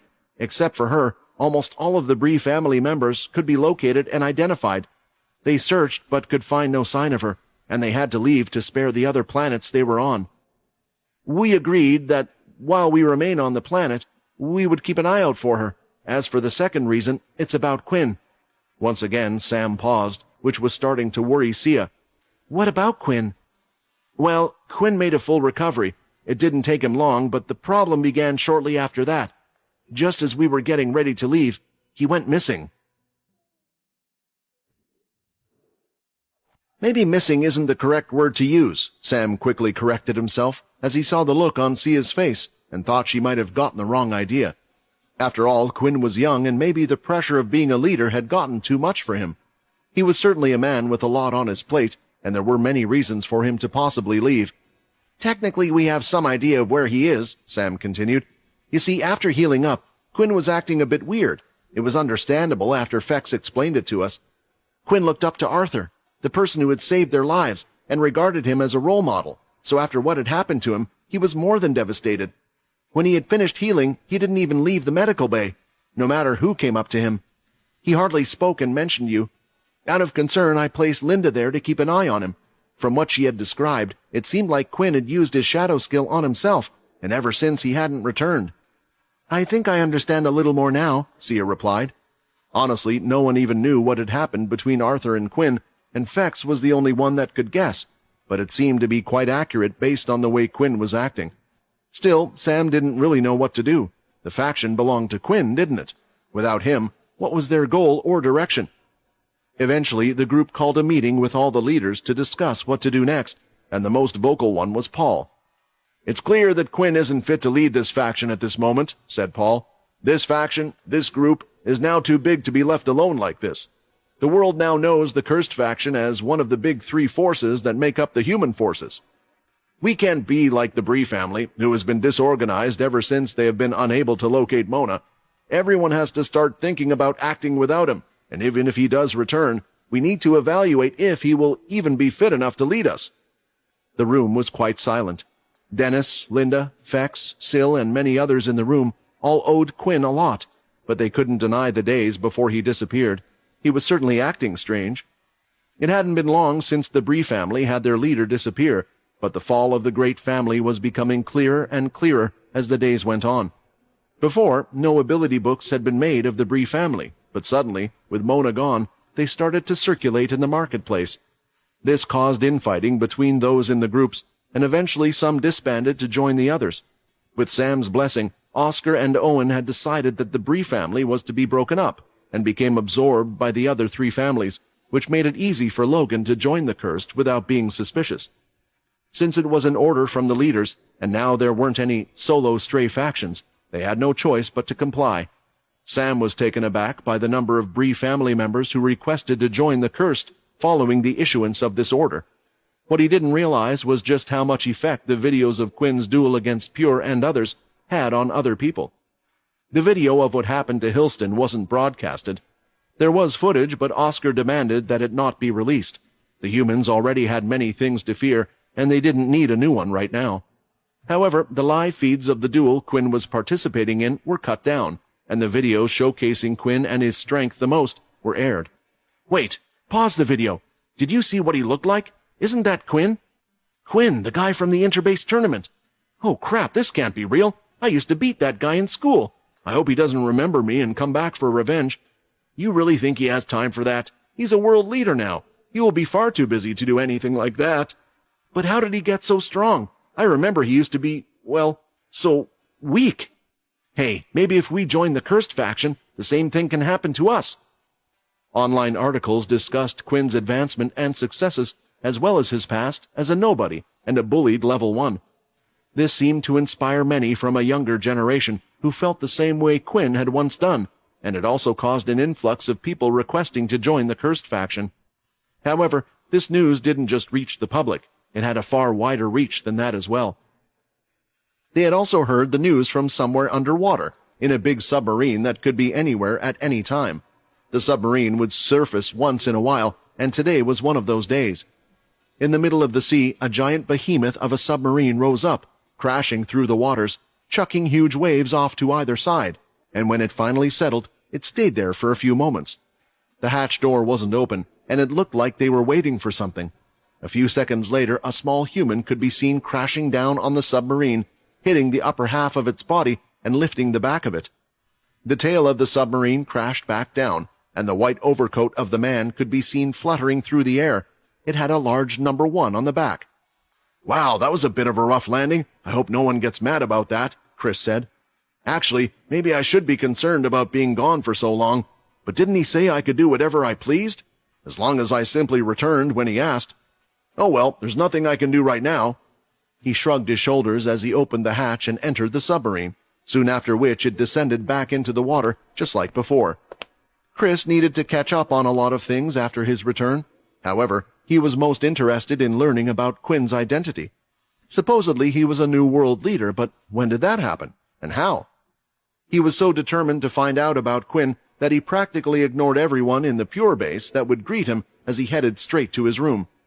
He noticed a bad smell coming from his armpits while he was at the computer, so he sniffed each one. "Damn, I need a shower, but first things first." As expected, after typing in Quinn's full name, there was plenty of information on him. Videos, articles, and more, and what's more, all of it seemed to be recent. However, his eyes were glued to one thing in particular. It was a video titled, "Pure Leader vs. Quinn from the Cursed Faction," Then, underneath it, there was an article discussing the Pure Leader's death. What happened while I was away? Chris thought, as his hands were shaking. Shit, I was meant to be there.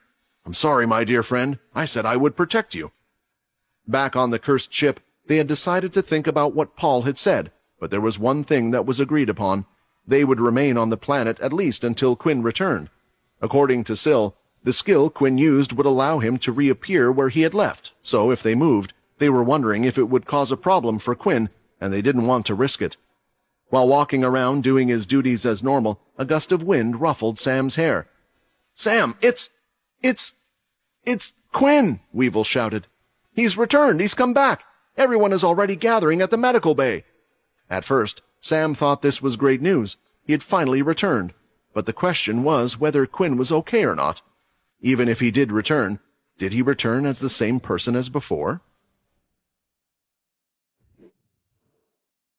Although the injuries Quinn had suffered were brutal, and everyone who had seen him that day couldn't have imagined the pain he had gone through, it was nothing that a vampire couldn't heal with human blood. With the new key he had learned and his new body as a vampire lord, it was actually a quicker recovery than the others expected. But by the time he had arrived at the Bertha-cursed ship and was placed in the medical bay, he was already back to normal. At least, his body was. When Quinn came and saw this, he looked around and went through a mix of different emotions, the first one being confusion. In truth, at that very moment, Quinn didn't really know what he was feeling, and with everyone trying to come in and check up on him, he couldn't really think straight. This was why, in the end, he had decided to cast the Shadow Lock skill on himself, sending him to the Black Room, a skill that Arthur had taught him. Back to the first emotion, confusion. Arthur was a vampire that had lived for a long time. He wasn't stupid, and he too would have known that although the injuries were devastating unless killed, he would have lived. So what was the point of even injuring him to that point in the first place if he was supposed to let him go? Was there a need to go that far? Then his previous actions were even more troublesome. Quinn would have probably died if Arthur wasn't there to save him. No matter how hard he tried to think about it, he just couldn't understand it. Eventually, though, being in the black space allowed him to move on from this thought and feeling, and this was where he felt hurt by Arthur's actions. Maybe some would find it weird. After all, Quinn and Arthur didn't have many interactions and hardly knew each other, but Quinn felt like he had a deeper connection with Arthur. When he was in trouble and no one was on his side at the Vampire Council table, he was there to protect him during that time. And if there was anyone that understood Quinn and the situation he was going through right now, it would be Arthur. They both shared the same shadow skill. At one point they were both human, and it seemed like they were going through the same experiences. It was because of these things that he felt closer to Arthur than he really was. Looking into things deeper, Quinn was starting to think about the others that disappeared around him as well. Why? Why does this keep on happening? Quinn thought. Vorden, Arthur, and even Vincent. Why did you all choose to keep secrets from me? Did you think I wouldn't understand if you told me the truth? Was it for my sake, or maybe you just thought I was too weak to help? Quinn saw similarities in all of these cases, and he felt slightly betrayed by all of them as well, including Vincent. Eventually, not being able to understand Arthur's actions, he started to think about Vincent. Although Vincent hid things from him, he hadn't betrayed him, and he started to wonder about the quest. Maybe there is a chance for me and you to talk again. There's a lot for the two of us to catch up on.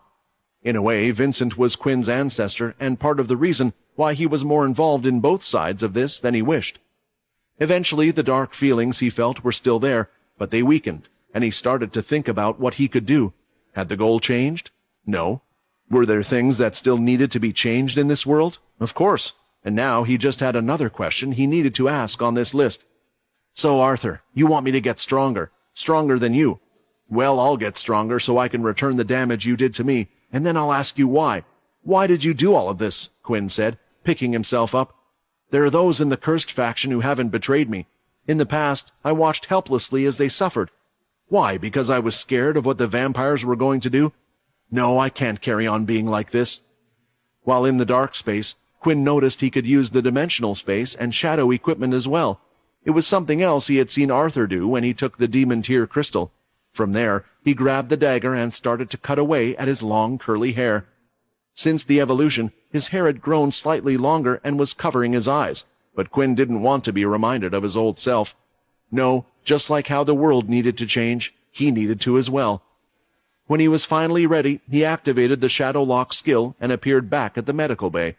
Both Weevil and Linda were waiting for Quinn to return, and when he did, Weevil immediately ran all over, informing everyone of Quinn's return. It didn't take long for them all to head to the medical bay, and when they did, their eyes were glued to the person in front of them, and their mouths were left wide open. "Quinn?" Nate asked. "I'm pretty sure it's the young boy. It has to be. Although boy probably isn't the right word to use anymore," Dennis said. "Of course it's Quinn. He's just different," Fex said, knowing full well what had caused the change. It was hard to say Quinn looked like he once did. For one, his body structure was now that of a middle-aged man, even though he was still only 17 years old. There was no more room to grow here, and there was a sense of maturity coming off of him. His facial features were slightly sunken in, and a light stubble could be seen on his face. It was clear that he hadn't shaved while in the dark space, but there was one thing he had done, and that was cut his hair. His old curly hair was no longer recognizable, for he had cut the sides quite short, leaving only the middle parting and a small fringe. Still, he couldn't get rid of his normal curls, but without a doubt Quinn looked like a new person altogether. Just then vibrations could be felt moving around Sam's wristwatch, and that's when he noticed the call was coming from the other world leaders. For a second Sam looked at Paul, but then looked back at Quinn. "Are you prepared to return to work, or do you require more time?" Sam asked. "The world isn't going to sit around waiting," Quinn replied. Straight after coming back, Quinn was pressed to be a part of the meeting table. On their way to the main command center, Sam tried to catch Quinn up on what had happened so far. Those from Daisy were doing a great job of helping secure the planets they got from Pure, and true to their word, they had given the cursed faction access to everything as it all now belonged to them. However, Oscar was now suggesting that the compulsory school military system was to start back up again on Earth, and with the threat of the Dalki, he wanted Quinn and Owen to make their main base on Earth as well. The cursed faction and Grey Lash faction would both be required to send their students to the school base, which would be reduced to just 3 bases. This time the Academy's priority would be unity rather than bringing out the best in everyone. Sam had suggested some changes he thought Quinn would be happy with, such as consistent checks from the other factions, and for them to also have their people employed as teachers, and not just the military as before. Quinn knew that the other military bases weren't as bad as what he and the others were subjected to, mainly because of Duke, but that didn't mean there wasn't discrimination still going on in the other bases either. This was why he was happy with the things Sam suggested. "I do have a couple of things I would like to add," Quinn said. "I suggest that the ability books on the marketplace up to level 5 should be mass-produced and handed to all the students." "I understand why you would want that, but I'm afraid that it might disrupt the economy," Oscar replied. "And if we were to allow this, and another civil war was to happen, we would find ourselves in a more difficult situation." "I understand, but what economy will we even have left if we're all dead? And another thing, get rid of the levels on the wristwatches the Academy uses. I understand you want there to be competition, but they cause more trouble for the students than you think. If you can't accept at least this demand, then we have a problem," Quinn said as he hung up the call, not even waiting to hear their reply. Sam didn't know what Quinn thought about while being in this dark space, but he certainly did have a different feeling. It felt like Quinn was now more focused than ever. "Now to move on to the next thing," Quinn thought. "To complete the quest, there are 2 things I need to do. The first is to turn 1 more person using the blood ritual, and the second is to select a second knight. The question is, who?" Once the meeting with the other leaders was over, Quinn stood there for a while, thinking about what to do. There were a few others in the command room as well, including Paul, Logan, and Sam. "I know it might be a bit early to think about what we should do next, but do you have an idea?" Sam asked. The question wasn't just asked out of the blue. Honestly, Paul's words were ringing in his head, and he was doubting if Quinn really was fit to lead at the moment. "I think staying where we are is fine," Quinn replied, which was a surprising answer from Quinn. "Why?" Sam asked. "Wouldn't it be better to locate ourselves on Earth? They have agreed to give us the city that True Dream used to own, so we can build our base there. Where we are now is quite risky because we're close to the Dalki. We also have the matter of all the planets we have been given and the resources, as well as gathering those to send to the military bases." Thinking about this, Quinn wondered whether the fact that he was 17 and technically should be in his 2nd year of military school meant that they were expecting him to go back to school with the others. Surely Quinn could request an exception for certain members of his group. It would just be a waste of time otherwise. "This was my line of thought," said Quinn. "You told me that Daisy is doing quite well at the moment. I think their experience with running a big faction and controlling multiple planets can be used. Let Helen and her sisters be the middlemen and deal with all the planets, and we will just collect their resources." "Won't that be a problem?" Paul interrupted as he walked up the staircase to the table where Sam and Quinn were at. "Giving them so much control, the others might think that Daisy is their leader and not you, Quinn. What happens if they plan to take over?" "Then let them," Quinn snapped almost instantly, and he almost sounded annoyed. "We can't control other people and their desires, but I will make it clear that if they do betray me, then the lesson will be taught. Someone recently told me I can't give people second chances." Although Quinn was a lot more assertive in the answers he was giving, Paul seemed to not mind that, while Sam felt conflicted, he was worrying that he might be straying down the wrong path. "If you do, Quinn, don't worry. I and the others will stop you," Sam thought. "For your other questions," Quinn continued, "building a base on Earth will be nice, but it will take time, and we are in no rush. We have already established ourselves here. Thanks to the teleporters, we can send a few people to slowly build a place until it's acceptable. I'll be honest, right now the only ones I feel like I can trust are the Cursed faction, so I still don't like the idea of setting up a base on Earth. As for why I think we should stay here, the answer is simple. When I was down on the inner planet by myself, there were a few legendary tier beasts and demigod tier beasts down there. I don't know what's going to happen, but I feel like something big might happen soon." Saying this, Quinn started to think about what Arthur was doing, and possibly Hilston's next move as well. With Arthur no longer there to help him, if Hilston came back for Syl, who would be strong enough to fend him off this time? "Rather than relying on others, I want to make our group stronger, starting with you guys. The main leaders need to have at least legendary equipment, and I think this is the perfect place to be. If the Dalki come, we should be able to use the teleporters before they can do anything." Sam gave a short smile at Quinn. "I'm just glad you haven't gone crazy," said Sam. "I think what you said makes sense. You can leave the preparations for the military school to me. They told us to send a couple of teachers there as well, and I need to decide who would be the best fit." With the talk over and done with, Quinn was going to go back to the task at hand, but before he could leave, Paul wanted to have a word with Quinn. "Quinn, I'm glad you're using your head a little, and I don't think what you said is wrong." "I have a feeling there's going to be a but," replied Quinn. "But I feel like this might delay the original task given to us by those vampires," said Paul. "If we waste too much time here without going back, or giving them an answer, don't you think they'll try to do something? We still haven't found anything." It was true, but before they weren't really in a position to investigate, especially since there was a civil war going on. It was hard to gather any kind of information, but now they were in a position to start looking. "I understand you're worried, Paul. You always have been," Quinn said, giving out a sigh. "When Kaz comes back, I think it's best if we send out some type of investigation team with the two of you to start having a look." Satisfied with the answer, Paul didn't say anything and started to walk away. Quinn felt indifferent about Paul. He was someone who he wanted on his side, but it felt like he was more in it for himself than anyone else. "I guess I'm the same way. Come to think of it, Kaz has been gone for a while now. The system still says they're there. Wait, would the system even update me if they died?" Still, even though he couldn't feel the connection due to how far away they were, he thought the system would at least inform him if one of them did die. Looking at the number on the screen, he could see that it said 9 of 10. There was one more person he needed to turn. When he looked around, he could see Logan tinkering away at one of the consoles to control the ship. He had several strange items by his side. The ship had impressive technology on board, the best humans could develop, but Logan still felt he could do better. A teleporter had been set up on board the ship, and from time to time he would go back and forth, bringing back items from his houses.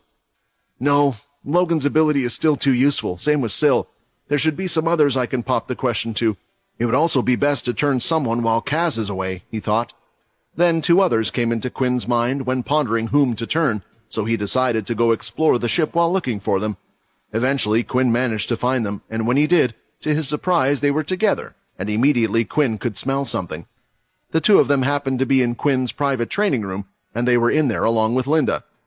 What happened to you guys?" Quinn said. Nate and Dennis were the 2 he was staring at, and just by their smell, he knew they were no longer human. Nate started to rub the back of his head as if he was embarrassed. "Oh, I thought Sam was going to update you on that. I guess he might have been a little busy. But Quinn, don't you think I look different, as in better? Nate said excitedly. Quinn thought, based on Nate's personality, that someone who was independent and always looking to improve would hate to be turned, but it turned out he was actually very happy about it. The main reason being that he was starting to get a little attention around the ship. Ha! I guess Nate cares more about girls than he does his martial arts. I should have asked if he wanted to turn a long time ago, although I would never have said that looking better was one of the benefits, Quinn thought. Who cares about that? Dennis said. Quinn, we wanted to ask you, what exactly are we? Originally, Quinn was on the search for Nate and Dennis with different intentions. He had made up his mind to ask either of them if they wanted to be turned, telling them the risks and benefits of turning. He could trust the two of them to keep a secret while Kaz was away, and even if she did find out, then Quinn had already decided what he would do. From the smell alone, Quinn could not tell what type of vampire they were. He was not good enough, and his nose wasn't a skill he really tried to train. He only knew that they were different from humans. Still, there was something he could do. Inspect. So what are we? Nate said, with his heart beating so loudly that everyone present could hear it. Although this was also due to their senses being improved. Nate gulped for a second. Sam said the two of us could turn into monsters. Well, the two of you can relax, said Quinn. The two of you are regular vampires, which means the two of you will be on the blood diet for now. Usually Quinn wouldn't joke about how in a situation like this, turning someone means changing their life, but he had done it that many times before, and the two of them didn't seem overly worried. In fact, they seemed more thankful. So, what did happen to you two anyway? How did you get turned? Quinn asked. The two of them began to tell their story of the attack and how badly hurt they were at the time. They couldn't move, and if left there, they would have bled out. The same voice that was guiding Paul and Sam was also audible to them while they were still awake. These two champs said that it was another vampire, Dennis explained, although we never did see them. Another vampire, and one they didn't recognize? They couldn't have been a vampire that I turned into if they were able to understand the blood ritual. Arthur could have only arrived as a result of me. So who the hell helped them and why? Quinn thought, but couldn't think of anything. There was another thought that entered his mind while thinking about that. Based on the story the two of them had told, they were near death. Quinn thought he had figured out the system and blood ritual. If the two of them were near death, then shouldn't they have turned into Type B vampires, and undead like Linda and Peter? Was it because they were turned by Paul and Sam, who are both vampires? Is there now a limit to their evolution? Of course, this was all guesswork by Quinn, but he did know one person who would know the answer: Vincent. Without Vincent, there wasn't much Quinn could do but try to explain to the boys what they would be like from now on. However, it did make Quinn wonder, if his theory was right, what if Alex tried to turn someone? Would that person change into a blood fairy as well? Through this method, Quinn could choose certain classes he wanted. There was a limit to how many people one could create, and there was also a limit on how many vampires were allowed in the 10th family. It didn't seem to affect his limits either. When checking the system, it still allowed him to use the blood ritual one more time. The two of them seemed nervous after Quinn had explained, but a little excited at the same time. Can the two of you use your ability? Quinn asked. After that question, their mood soured a little, as they both shook their heads. It was strange what abilities vampires could and couldn't learn, and he knew for these two, their abilities felt more like a part of them. It did for a lot of people. Quinn thought that originals could use their abilities, but that didn't seem to be the case either, as Linda and Dennis both couldn't use their abilities, despite being originals, which meant trying to change Logan or Syl would be a significant risk. Don't worry, Quinn, Nate said. I'm just going to see it as a chance to get better. A new ability will be a new challenge, and who knows, maybe I can get something like your shadow now, huh? Nate said, shoving him with his elbow. Yeah, maybe, Quinn mumbled.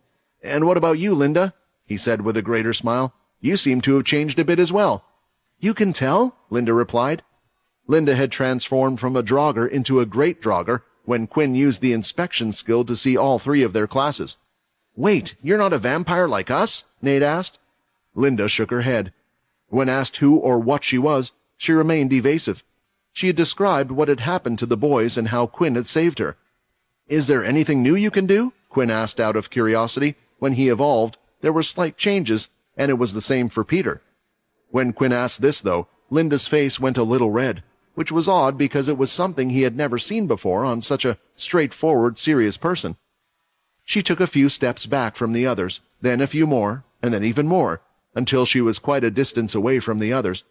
She then started taking off her armor one piece at a time, until all that was left were the specialized suits made from the ship's beast crystals.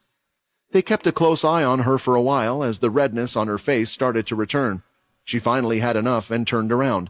That's when they noticed something happening to her body. "What the?" Nate said, as his head started to tilt up increasingly. Linda could now change her size at will, getting bigger than her original size. She was now as big as the Dalki warriors, but she soon retracted her form and went back to what she once was, and turned back around.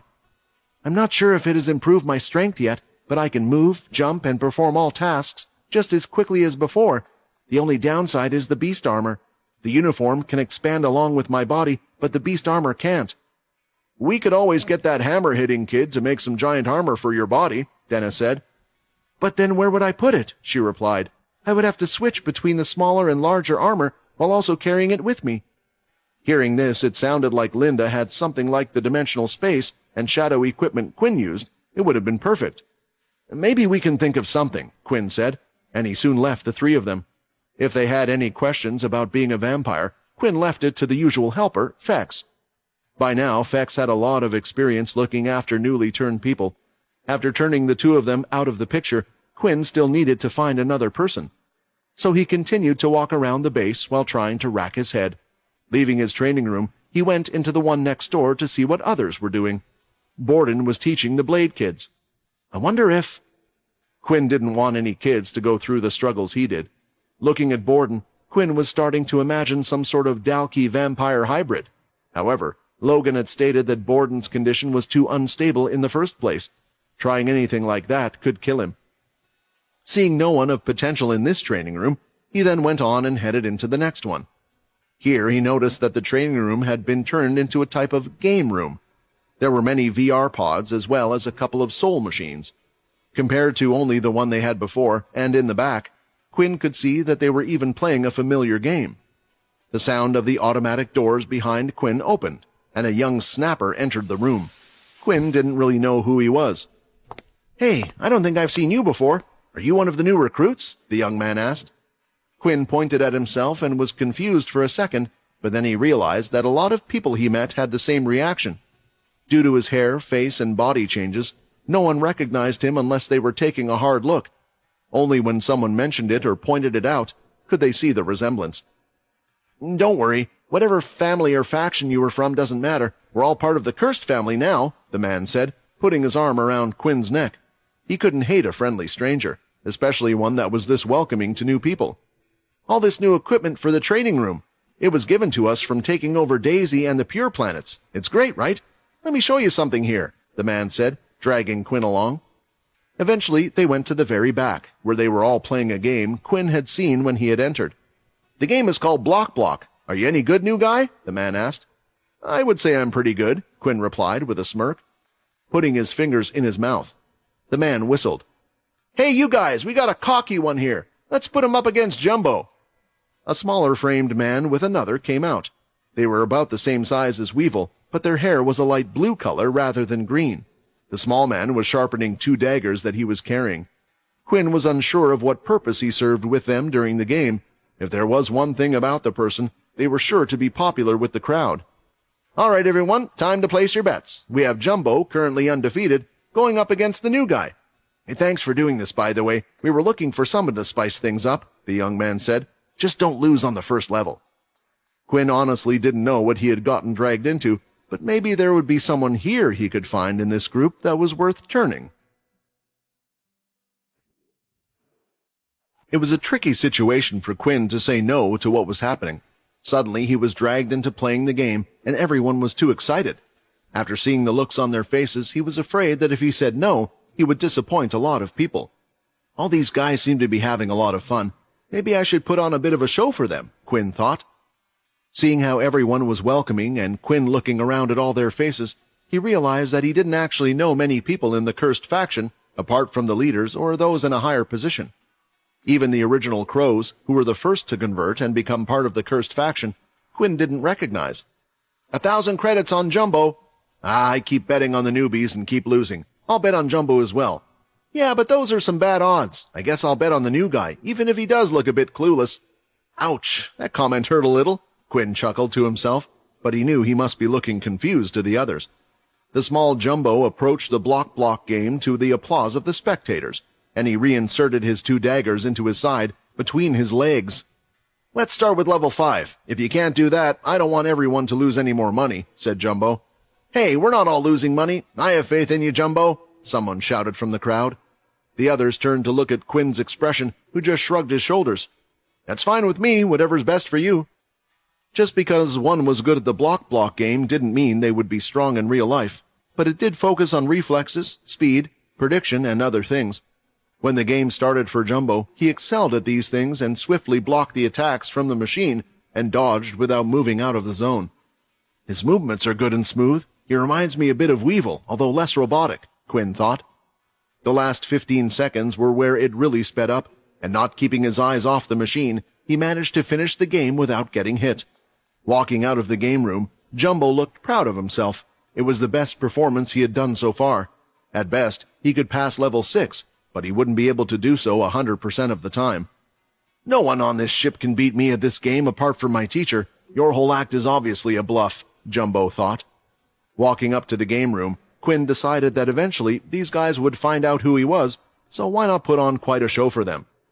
"Let's get this over and done with. How about level 8? Quinn suggested, which was the highest level the block game went up to. "Is he crazy?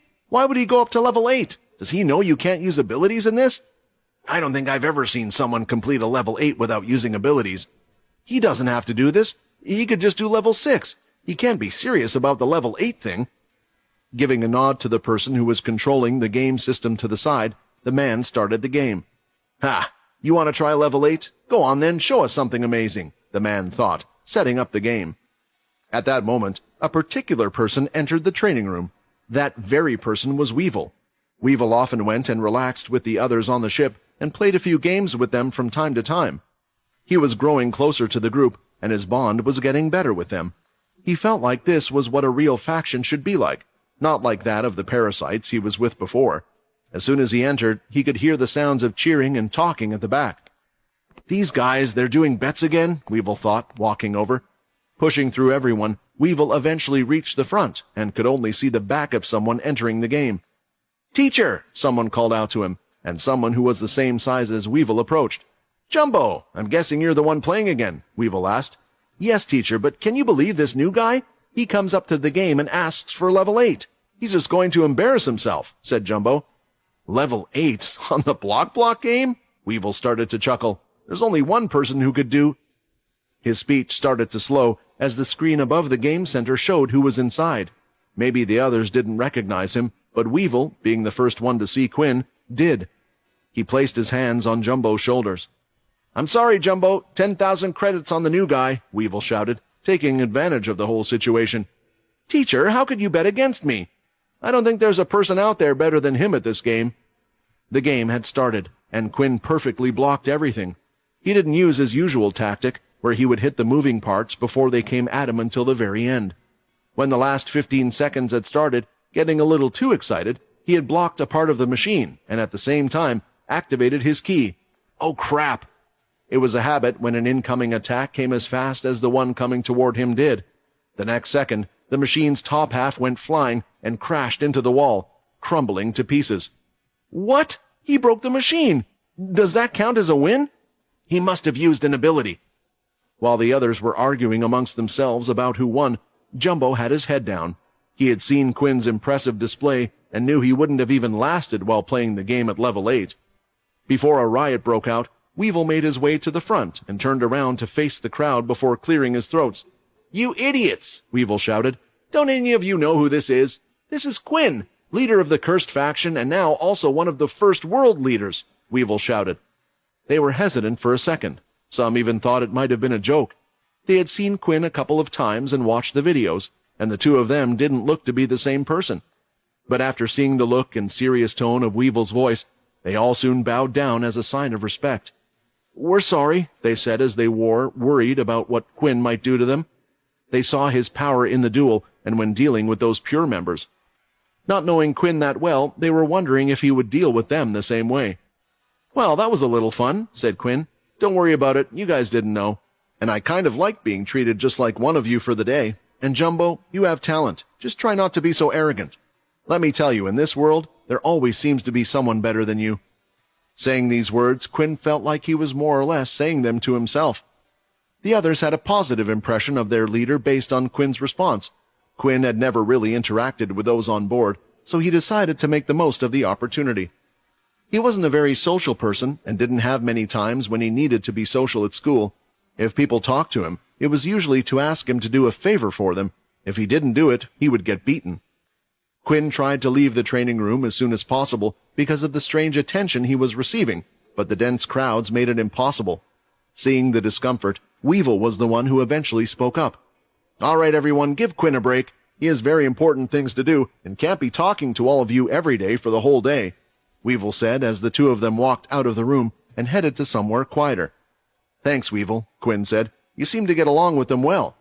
"Well, after they saw me play the block game a few times, they kept asking me to teach a few of them, and it just went from there, really," Weevil replied.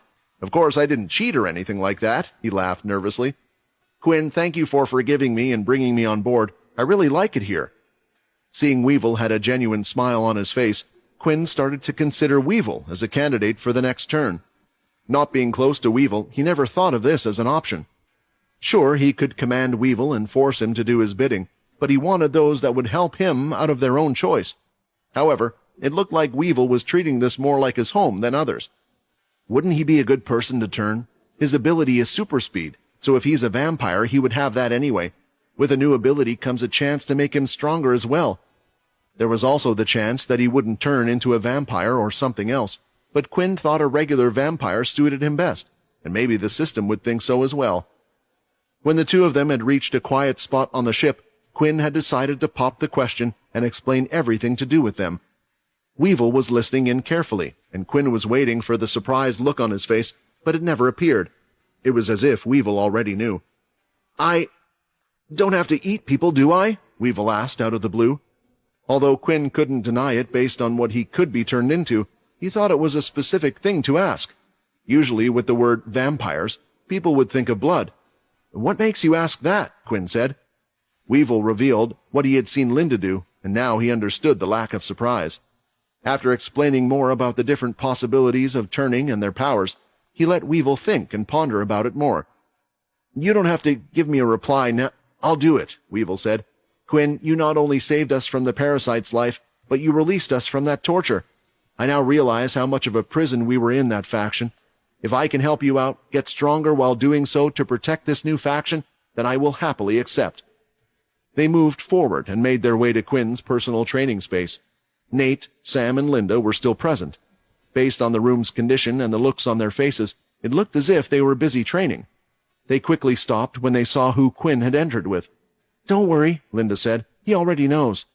"Weevil, I'm going to ask you one more time. I know you said you owe me, but I don't want you to be doing this just because you feel like you owe me. I want you to do this for you as well," Quinn asked. "I'm positive," Weevil replied. With that all and done, it was time for Quinn to turn the 10th person using the blood ritual, getting that much closer to completing the quest. The ritual was complete. 10 of 10, ritual completed. Once the blood ritual began, Weevil whirled around in pain just like the others before him. Quinn was getting ready for anything to happen. However, there was a first time for everything, and so far nobody had transformed into a creature that needed to be dealt with, as Edward had warned him about. Come to think of it, wouldn't the Blood Fairy and the Dampier count as dangerous types that need to be dealt with? Just because they weren't wild doesn't mean they won't be troublesome for the vampires, Quinn thought. Finally, the evolution was complete. 10 of 10 blood rituals have been completed. Updating blood ritual skill. Currently 10 of 50 blooded. Strangely, the 50 in the message started to be stretched out as if the system had changed its mind, and the next message confirmed Quinn's worries. Error. Unable to complete upgrade to blood ritual skill. Added prerequisite. Complete Become a Vampire Leader quest for skill upgrade. The new amount Quinn was able to turn had come as a surprise to Quinn, but when he thought about it more, it started to make sense. There would typically be about 50 people who knew the leader's ability and were related to them. People who had been turned by a leader would also share this blood. Congratulations! You have successfully created a Strigoi. A Strigoi is a type of vampire that has not yet chosen its path. Evolution will commence once the Strigoi has decided on its future path. Possible evolutions include the Strigoi Mort, a dangerous vampire that focuses on physical abilities, or the Strigoi Vu, that is a sorcerer among vampires. Strigoi are not affected by sunlight. They also consume human blood via simple touch, powering their ability to transform into an animal-like creature. Strigoi are just as mortal as vampires, but apart from their speed, they share only a few physical traits. Even this may vary depending on what animal they can transform into. Another new subclass. I was expecting this after having had so many normal vampires lately, but at least it doesn't look to be anything dangerous, Quinn thought. Quinn believed that based on the description, this new subclass would fall somewhere between a Class C and Class A type vampire. However, it remained to be seen just how powerful this new subclass would be. He was already interested in the future evolution that Weevil would go through. "So I'm a Stonky?" Weevil asked. "No, you're a Strigoi." Quinn corrected him after explaining all the details to him. "Wow, he can actually transform. Sounds like it would have been perfect for someone like me." Dennis sighed from the side, wishing he still had his wings. "Are you going to show us what you can turn into?" Nate asked, curious and now starting to feel that just having a bit of power was a little boring. Fortunately, the blood abilities were certainly something fun to use. "Didn't Quinn say I would need human blood to transform? However, I don't see any humans around here," Weevil replied.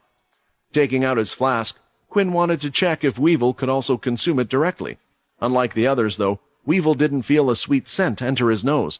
In fact, when he attempted to drink blood from the flask, he felt disgusted as soon as a single drop was placed on his tongue, which wasn't the reaction of a normal vampire at all. "It seems that a bit about consuming it through touch is quite important," Quinn suspected. "Let's leave it for now, but if you get the chance, it would be best to learn how to use your powers as soon as possible. As for your ability, and that goes for all of you, I would hold off on learning a new one for now." They didn't understand why, so they just assumed Quinn had a reason for telling them this. Quinn left them wondering as he walked to a different part of the ship to carry on with his business. Taking a look at his quest, he could now see that there was only one thing to do, selecting a second vampire knight. After completing this quest, Quinn would also have to head back to the tombs to meet Vincent again. Maybe I should hold off on selecting someone until I'm back in the vampire world. That way I could go do the other quest right away. Honestly, Quinn just didn't have a single person in mind who he felt was undoubtedly suited for the vampire knight role. He would also prefer to get the opinion of his current vampire knight. When Quinn stopped, he found himself heading into the forging room. As usual, the busy sound of hammers striking down on metal was audible before one even entered the room. Looking inside, Quinn was surprised that it looked the same as before. He had been told that Pure had attacked them, leading to some areas of the ship getting damaged, but although it could be seen in some parts, the forging area appeared as if it were new. I guess they can fix anything if they put their mind to it. When Alex noticed who had just walked in, he immediately put his hammer down and rushed over, pulling Quinn by the arm. "I'm sorry, Quinn. Please, you're not going to kill me, are you?" Alex asked worriedly. The others also started to slow down their hammering as they noticed Alex acting strangely. "Is this about you showing your wings to everyone here?" Quinn asked. "Don't worry about it. The good thing is no one knew what your ability was before, so we can just cover it up by saying it was your ability. Kaz was the sole reason I asked you to keep it secret, but that is no longer a concern for you." Wiping the sweat from his forehead, Alex looked relieved. "Thank the smithing gods. I thought you were about to drain my blood, forcing the others to make weapons out of me." Quinn had no idea why Alex thought he would do such a cruel thing. "On a separate note, I have a few requests. Would you be able to create a large-scale piece of armor, one that could fit a Dalki?" Quinn asked. "Of course, but is there anyone in the cursed faction that can use such armor?" Alex answered as he started to mentally go over each cursed member. Perhaps it was someone who had recently joined. "You don't have to worry about that. As for the second thing, everyone in here saw you change, as far as I'm aware." Alex looked at the others and nodded slowly. Even if he wanted to lie, something inside him prevented him from doing that. He was afraid that even if Quinn wouldn't kill him, perhaps he would get rid of all the witnesses. "If you think someone is interested in sharing your type of ability, tell them to come and meet me. It might be interesting," Quinn told him. He was thinking about the theory he had come up with earlier. If Alex could turn someone, would he turn that person into a blood fairy? They would definitely benefit greatly if they had to engage the vampires in battle, if that turned out to be the case. "I know you're not a fighter, but I've realized after last time that there might be a chance that another surprise attack happens on the trip, so I think it would be best if you did some fighting training and made some gear for yourself just in case." Alex had a smile on his face while he pulled a piece of red underneath him. "I'm already one step ahead of you. It's light in design, so I can even work while wearing it. After all, I really don't want to die on this ship." "Great. Unless you have something very important that can't wait, meet me in my training room around 6 p.m., Quinn instructed him before walking off, heading to his room, away from the eyes of others. When Quinn was finally alone, he decided to use the shadow lock. There was no longer any need for him to practice in a private room. The shadow lock was even better than that. It was a large empty space that went on forever. Nothing could get destroyed in here, and he could use his full strength. It also had the bonus of being away from everyone. "All right, let's try this," Quinn thought to himself as he closed his eyes. A few hours later, Alex left the forging area and entered the training room. When he arrived, Alex saw that he wasn't the only one that had been called here. "Did Quinn tell you to come here as well?" Nate asked with a grin. Next to him were Linda, Dennis, Nate, Sam, and Weevil. Alex, still baffled, just nodded, having thought that Quinn wanted to give him some one-on-one training. "We need to try and think about what we all have in common," Sam started to speculate. His mind always went to things like this, seeing everything as a puzzle. "All of us aren't human. That's the common factor between us." "But then where are Fex and Paul?" Linda asked. "Perhaps they will come later?" Sam shrugged his shoulders. However, when the doors opened again, it wasn't Paul or Fex, but Quinn. "It looks like everyone is here. That's great. Seems like I'm the last one to arrive, so sorry about that," Quinn apologized with a kind smile. "I guess let's just get started straight away then. All of you here have lost your ability. As most of you know, the abilities vampires can learn differ from the ones humans can. Unfortunately for all of you, the abilities you had in the past belong to the group that are not compatible with your current bodies. I am willing to teach you all how to use the shadow ability starting today, if you want." The idea of teaching everyone the shadow ability had popped into Quinn's head more than once, but it all started when Sam first asked if he could learn the shadow ability. It was a strong defensive ability that could be utilized in many different ways, due to vampires and subclasses being strong and having their own set of skills. The two things worked well together. Those with the shadow ability were once known as the Punishers, and were so strong that other vampires feared them. It was clear it was a good ability and worth teaching others. They had all seen how Quinn was able to use it in battle and didn't question whether the ability was good or not. As time went on, Quinn found more reasons for the others to learn how to use the shadow ability, such as Linda with her transformations. The shadow equipment and dimensional space would have been perfect for her. The problem was that Quinn had learnt the ability through a book using the system. He didn't know how to actually use the ability and would just activate it using the system. His hope was that maybe Arthur could teach someone else and Quinn one day. It was also why Quinn felt like he wasn't allowed to teach others this ability, even if he did know how. Arthur was the leader of the Punishers, so it would be up to him whether he could learn the ability or not. It was safe to say Quinn didn't think this way anymore. "You do all have a choice if you want to learn this or not. I just think it would be advantageous to you all," said Quinn, as he waited for someone to speak up and object. Everyone was silently nodding in agreement while maintaining a determined expression. Still, one person did raise their hand, and it was Nate, out of surprise. "Quinn, why did you choose to teach all of us? What was your criteria?" Nate asked. "Criteria? I mean, all of you are vampires who have lost their ability.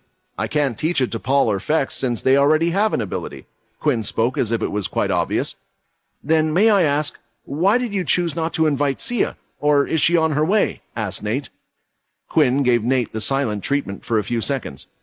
"You forgot, didn't you?" Sam said, smiling as he remembered that they too had forgotten about Sia. Sia was the one who had the missing memories, not Quinn. Usually he would leave everything about her to Layla. Since he had erased her memories, he simply felt uncomfortable speaking with her.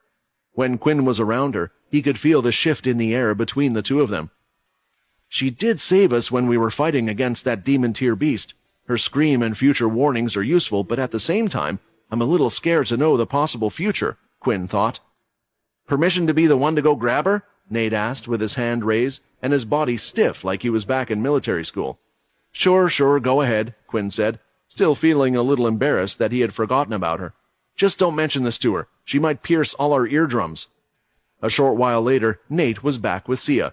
When she walked in, Quinn had already begun his speech once more, explaining why he had gathered them all together as if the others hadn't heard it before, and speaking in a similarly dramatic manner. Some of them giggled and were unable to hold their laughter at this after Quinn was done. "Is there a joke or something I don't understand?" Sia asked, looking at the others. "Don't worry about them, they're just immature, unlike me," Nate replied, his chest puffed out, standing next to her. Moving on, it was time for Quinn to teach them what he knew about the shadow. To teach someone the shadow, they needed to know a lot about their abilities, and usually those who taught abilities were the ones who discovered them.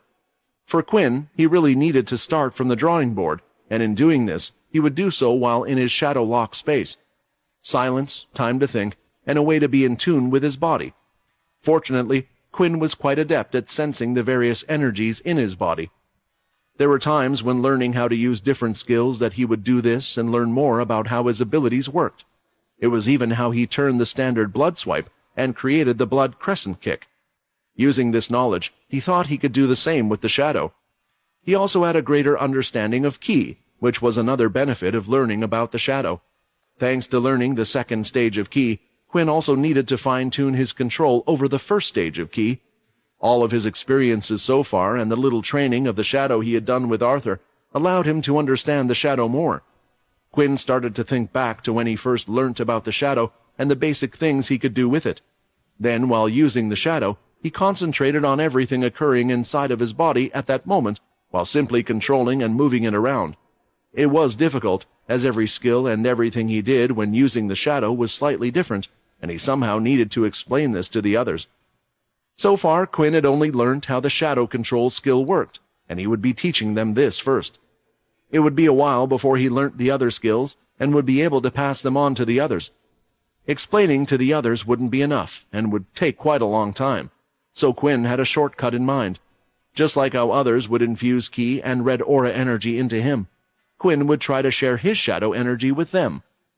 Placing his hands on their backs one by one, he would try to move a little bit of his shadow aura into their bodies to allow them to get the feeling. This would also turn what mutant cells they had in their body into those that would allow them to use the shadow ability, no more letting them learn another ability. Separating the different engines in my body is a little hard, but it doesn't matter if these guys get a little bit of ki and vampire energy in the process, Quinn thought. There was always a risk, like what nearly happened with Chris and Leo, happening to others, but everyone here was already turned. "Okay, all of you should have the feeling of the shadow in your body, and you need to remember this feeling," Quinn said. Then, pulling out his shadow, Quinn had a book in his hand. "I wrote down everything in this book about how to use and control the first skill, shadow control, as well as the feeling of the actual shadow. We will come back every day at this time, and keep on moving on from there." In Quinn's head, even though he didn't know much about the shadow, as he learnt more about it, he would teach them what he knew. It was as if someone was going for piano lessons for the first time and teaching somebody else. As long as Quinn was one lesson ahead of the others, he could teach them what he had learnt. "Our own personal ability book written by Quinn," Nate said with a smirk. "Perhaps what is happening right now is exactly how the ability books and skill books came into circulation," Sam commented. "History repeating itself." When everyone left, they were in a good mood. The joy of discovering something new had replaced the sadness they had experienced after losing a skill. Quinn felt like the future would be bright if everyone here knew the shadow ability. Then if they were ever in trouble or needed to support each other, those with shadow ability could help. But without an adequate teacher and the system, the learning would take a long time compared to Quinn. How long was it up to them? Waiting inside the room, Quinn heard the door open as there was another person he had invited here, but asked to come a bit later. "How you doing, bro?" Fex said, walking in. "Tired," Quinn replied. "I'm not surprised. You went through a pretty big growth spurt." They both chuckled. Fex was a more talented vampire than the others knew or gave him credit for. One, he was a young vampire that used to be the strongest of the direct descendants before he was punished. That never stopped Fex from improving.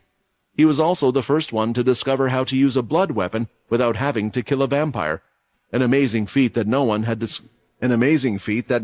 yet discovered, and surely would put Fex in the Council's good books, a game-changer. Although Quinn did want to talk to Fex about this, that wasn't what he had called him over for today. Instead, he wanted to talk about another skill that Fex could do that Quinn couldn't, a new stat that Quinn has only recently gained. "I was wondering if you could teach me more about blood control," Quinn asked. Before asking to meet with Fex, Quinn had tried to increase the blood control stat by himself. Now that his body had evolved into a vampire lord, Quinn was sure his stats should have been able to increase beyond what they were all currently at. Before, they were all maxed out at 60 points each. He had hit the limit of a vampire noble. Thanks to Quinn's system, he was able to gain a stat point from consuming other people's blood. He had gathered this from the members of the faction. Once again, he had asked Sam to bring him more blood from faction members he had yet to consume. And this was where the problem started. Increasing a single stat point now requires 10 or sometimes even more of the same blood type. The good news was that if consuming 10 O-types, Quinn would still gain a free stat point, where he could use this however he wished and could place it into any stat, including the blood control. Eventually he managed to raise some of his stat points. Strength 64, Agility 62, Stamina 61, Charm 60, Blood Control 14. Then the real problem started. Consuming so many different blood types in one sitting was making his red aura run wild, a burning sensation going through his body fighting to get out. Quinn had felt this feeling once before. It was a blood addiction. In the past, Quinn was able to mix the blood with his ki to curb the blood addiction, and from that day forward, he had no problems consuming people's blood while having to worry about the blood addiction. In the past, Quinn was able to mix the blood with his ki to curb the blood addiction, and from that day forward, he had no problems consuming people's blood while having to worry about the blood addiction.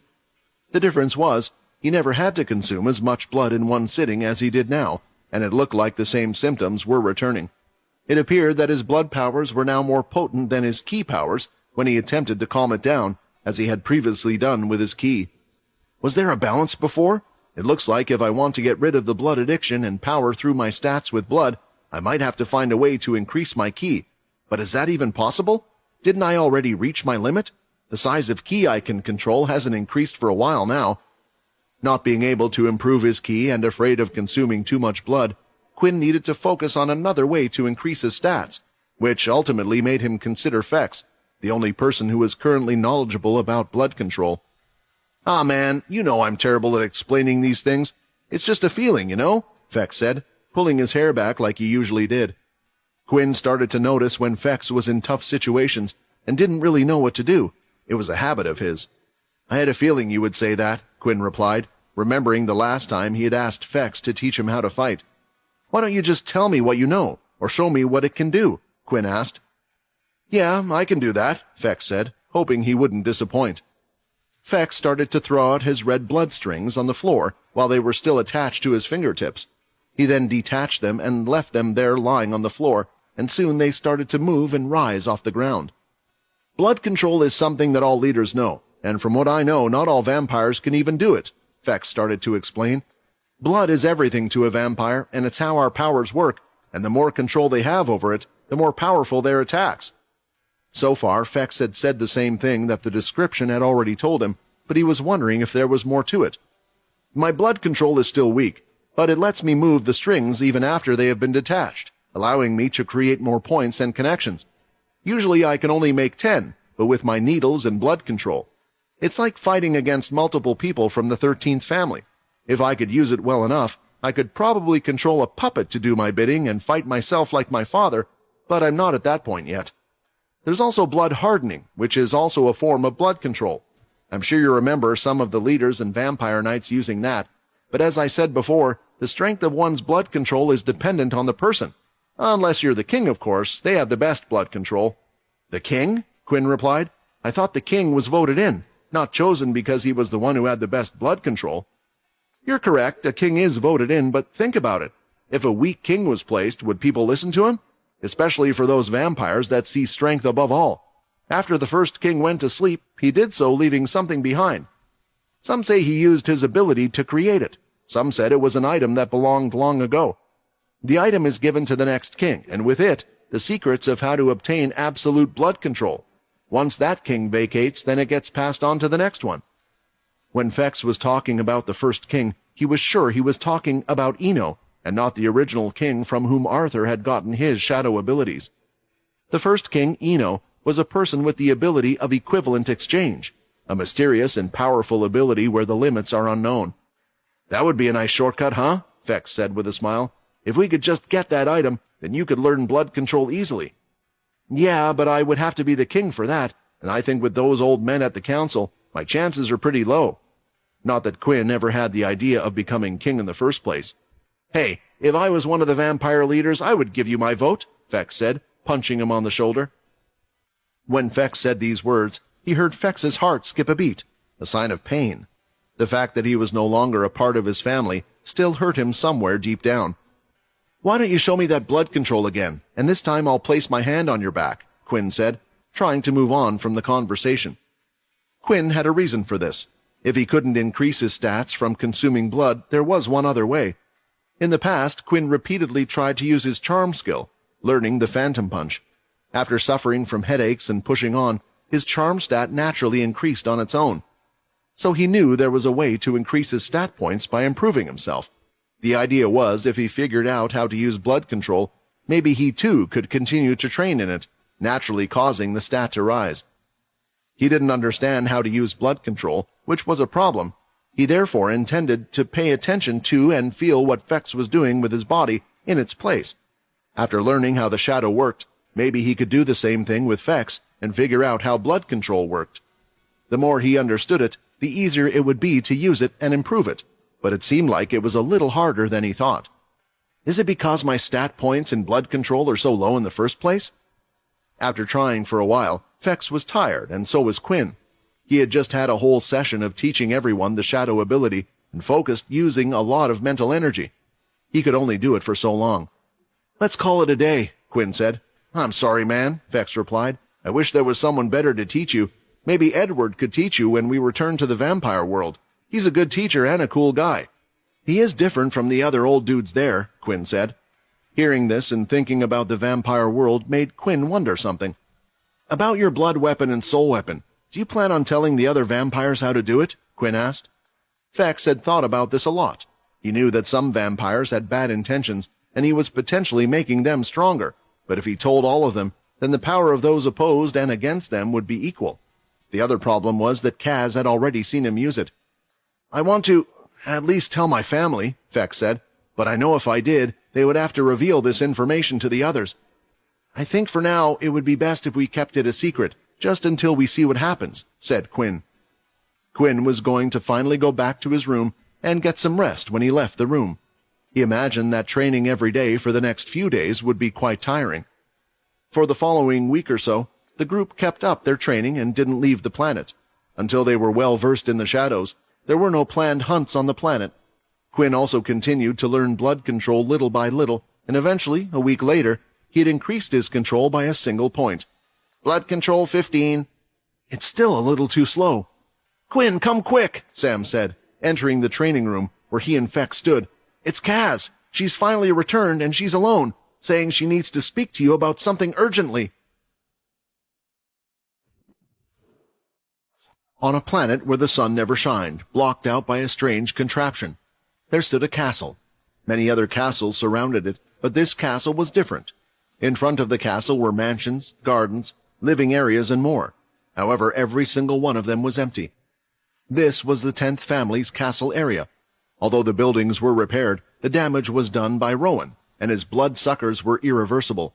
For one, the number of people that now remained in the 10th family was significantly less. There would be around 100 vampires living in the inner areas of the castles in the other castles, and 50 or so living in the castle itself. In the 10th area there were Leo, Timmy, Xander, Amy, Aaron, and the 10 students that had survived and agreed to stay. There were more in the 10th family, but they were in the pooling area. They were only in the 10th family because the other families were full. Even with Timmy's plan of handing out higher-tier beast gear, they just didn't wish to join the inner family.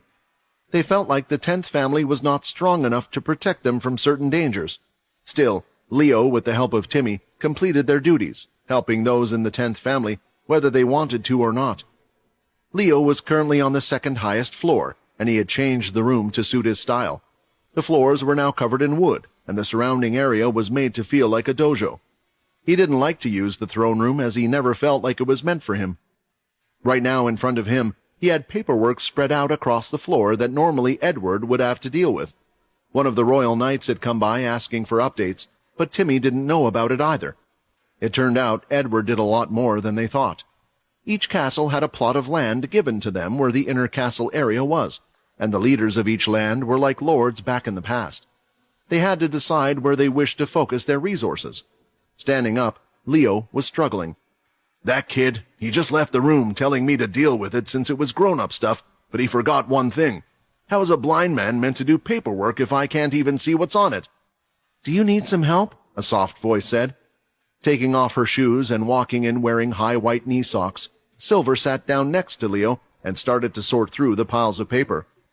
"I was starting to think you weren't blind with how well you use your sword," Silver commented. "You were quite skilled yourself. Maybe in the future we could duel and learn some skills from each other," Leo suggested. "It would be an honor to learn something from a sweet lady like yourself." Silver couldn't help but smile at the comment. She had been complimented many times, but it always felt like there was an alternative motive. Here she knew that Leo was just being a gentle, kind person. "You should be careful with what you say to people who are older than you," Silver replied. "Older? By the sound of your voice and your body figure, I would have thought you were someone in their late 20s. With Leo's ability, he couldn't see clear features in someone. He could only see an outline and judge by their voices. Unless he started to touch her face out of the blue. "It seems like you have a lot to learn about vampires," she replied. "Indeed." While Silver was going through all the paperwork, she would discuss with Leo what he would want to be done. There were certain decisions to be made and requests from those in the 10th family, such as building applications, requests for repairs, and even minor disputes. It was starting to feel that the vampires weren't really that different from humans. The two of them eventually managed to complete all the paperwork for that day. "Thank you for your help, but I assume you just didn't come over here to help a blind man," Leo said. "I have some questions I would like to ask you as well." "I think that young boy was right to make you a leader," Silver replied. "You have great insight. Edward would have been proud. Why don't you ask your questions first?" "What is going to happen to the 10th family? A lot of our forces are no longer, weakening our power. When I first joined, many would pick on those from the 10th, but slowly we were starting to change that. Suppose nothing is done about our position, or a rebalancing between the families. In that case, the 10th will struggle more than ever. I'm sure that is not the intention of the king." Leo thought this based on the king's actions that day. He was a good leader, someone who had personally come to try and save the 10th family, and based on his decision-making, he tried to please everyone. "Things have been moving slowly," Silver replied. "Dwight, the royal knight, was meant to oversee what would happen to the 10th family, but instead, he has been too obsessed with trying to find out who is aiding Rowan. Of course, there have been no leads. There have been several meetings about this, and I know you haven't been invited to any of them, so that's why I have decided to come personally. Honestly, this is something that would be unacceptable to treat a family like this. The past 10th leaders in their eternal sleep would be rolling around in their graves. They contributed to the development of this society and are still treating the 10th in this manner." Silver's rage was evident, and it was justified. She was a caring person, even if it wasn't to do with her family. "They are taking advantage that your leader isn't present. What I can tell you for now is that all the leaders are preparing for something big. If my hunch is right about what is soon to happen, eventually they will have no choice but to see you." "See me or the 10th family?" Leo replied. "They will come after Quinn. Considering that you are his vampire knight, I am telling you this. As a vampire knight, I am aware of how important our tasks are, and that we must be willing to give our lives to support our leaders. Unfortunately, no matter what, the 10th family plays a significant role in all of this, and when they come, they will do either one of two things. They will ask you to join their side, or attempt to get rid of you. I owe a lot to the 10th family, but I still belong to the 13th, so this warning is the most I can do, and maybe this is selfish of me, but I have a request. I know my brother will help Quinn no matter what, just like Quinn did for him, so please, protect my brother." Leo, experiencing what he had experienced in his life, knew what Silver was implying. The Vampire Council was split, which meant that the 10th family would be the deciding factor. They would either try to convince the 10th to join them, or force them to. "Is this a request from you, or a request from the 13th family? Otherwise, this could get you into trouble, and it could be seen as the 10th family siding with the 13th family." Standing up and getting ready to leave, Silver turned her head before leaving the room. "This is a personal request. Maybe we can have the duel sometime," she said, and in the next second she was gone. As soon as she disappeared, Leo's eyebrows frowned inward. Things might start to get difficult. I should continue with teaching the kids key as quickly as possible. The king's castle was in the middle of the others and was larger, taller, and more substantial than the others. 7 castles would radiate outward from the center towards the king's castle's left and right sides, forming a semicircle. Inside the king's castle, there was a dedicated room where the portable teleporters they used would be locked. This was created specifically for Kaz and the other vampire agents on Earth to use, and it was constantly watched over by a group of royal vampires. There were no expected visitors, so when the guards could see a portal opening up, they were on guard for what was about to appear. Soon after, they could see Kaz with 2 people, Layla, who was still knocked out and being held in Kaz's arms, and Peter, who had decided to walk himself while carrying his severed arm. Kaz, Vampire Knight of the First Family, I am here to make a report. I also request permission for these 2 to be seen by the second leader, she said. The royal guards recognized her straight away and went ahead to report her. Until she got the okay, she was unable to move out of the room. Not that she would if she had tried. Inside the room were 4 royal guards with royal blue trim around their uniforms. Each of those had the same strength as a vampire knight. If she wanted to try to fight them, it would be a quick demise even for her. With their ranks holding the same weight, she had to make sure to show the respect that came with it as well. Eventually, Dwight had entered the room, each step with conviction, and his hands behind his back. Has something happened? Kaz thought. She knew straight away that something was up. Dwight was the calm and collected royal knight, but this was an impatient, angered man. You may make your report to me, Dwight said. She gave a respectful bow before asking her question. Has something changed? I usually make my reports in front of the king. The king is having trouble. You may speak to me, and I promise I will report to him. Kaz started her report by explaining what had happened so far, and then went into detail about Quinn's current position, how he had now become one of the world leaders, and how they should be able to dig up information easily now. That's one bit of good news, said Dwight, but I'm afraid I don't know how much it really matters, he mumbled, but it was still heard by Kaz. Dwight had a feeling that possibly the incident with the agents had to do with the betrayal as well, and that they were the same. So the focus was still on finding out who had teamed up with Rowan. And why have you brought these 2 with you? I didn't expect you to return with anyone, not without the 10th leader anyway, Dwight asked. It was at the request of the 10th leader. He had asked me to come earlier than expected for 2 reasons. The first was during the duel I just informed you about. For the second reason, Quinn suffered injuries that were unable to be healed by their natural regenerative abilities. As for the second reason, the 10th leader has said he has some concern that something might have happened to those at the 10th castle. Hearing this, Dwight's eyes grew weary. How was Quinn able to know what was happening here in the vampire world? Was he in communication with one of his own somehow? Getting closer and having a look at Peter, Dwight looked at him up and down. He could see he was weak. You're a white, correct? Dwight asked, to which Peter responded with a nod. You are known for being unkillable while having the best regeneration abilities to offer, so how is this possible? This was certainly a concern for the vampires. If the humans had found a way to suppress the healing abilities that vampires had, then that was one advantage less than they had over the humans. However, he didn't know how much of a concern this would really be. Were the vampires a bigger threat to themselves at the moment, or the humans who seemed to be growing at a rapid rate? You have permission to take them to see the second leader. About the 10th situation, I'm sure you will find out what is going on from your leader. Also, don't return to the 10th until we have certain things sorted here. I have a message I would like you to deliver to him, but now is not the right time. Saying these final words, Dwight started to walk off as if he was in a hurry. He was even in a rush when speaking the whole time.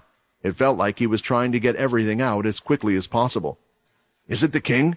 Is his condition really unstable at the moment? Sir Dwight, Kaz called out, there was one more thing I wanted to report. It's about the 13th dissident, Fex. Somehow... If it's not related to the task that was requested, then you can leave it for now. Dwight had cut her off, and he had already left the room. Maybe I should have mentioned it at the beginning, but I was unsure whether or not to report it in the first place. But I'm sure Fex was able to use a blood weapon, just like how humans can use soul weapons. Unless given permission, no one was allowed to enter the upper floors of the king's castle, and her being only a vampire knight and not even a leader, she wouldn't be granted a second meeting so soon. So she decided to leave it for now. After all, Dwight did say he would meet her again to deliver a message to Quinn, and she would always inform him before she went back. A quick journey was made to the second castle, and they were informed beforehand of Kaz's visit. The three of them, including Layla, who was still being held in Kaz's arms, were escorted to the top floor, where the second leader, Cindy, was at. When they entered the room, they could see a woman in her 40s wearing a large black dress where the bottom half was puffy like a huge flower, similar to a wedding dress. She gently drank her tea as she looked out the window. "Kaz, I wonder what your father would think if he knew you were doing such tasks for the 10th's family and that you decided to come and see me, the second leader, personally." It was a simple bed, but there were plenty of them in the second leader's throne room, and Layla was set down on one of them. In the past, especially in the worst of times, the room used to be crowded with patients waiting for her to use her skill. Peter also sat down in a chair next to Layla. He didn't know how much longer he could walk as his wound was throbbing with pain, something he wasn't used to. Still, he decided to listen carefully to the conversation, as it seemed these two didn't get along. "I don't understand what you mean. I am doing a task given to me by Dwight," Kaz replied. "Of course, but you're not so silly to not know about the politics going on between our families, are you? The king is soon to go into his eternal slumber. Everyone is aware of this, and the two front-runners are the first family and the second family. We all saw how much the 10th cared for his people. If I save these two, then he will owe me a great favor, turning the tide to our side, and you have personally delivered them to me. If he knew about this, I'm sure he would have punished you. So the question is, why didn't you kill them when you had the chance?" When Cindy spoke this, her eyes were glowing red. Cindy was often known as one of the gentle, kind-hearted leaders, but right now Kaz wasn't feeling this was the case. "The first leader is not like that.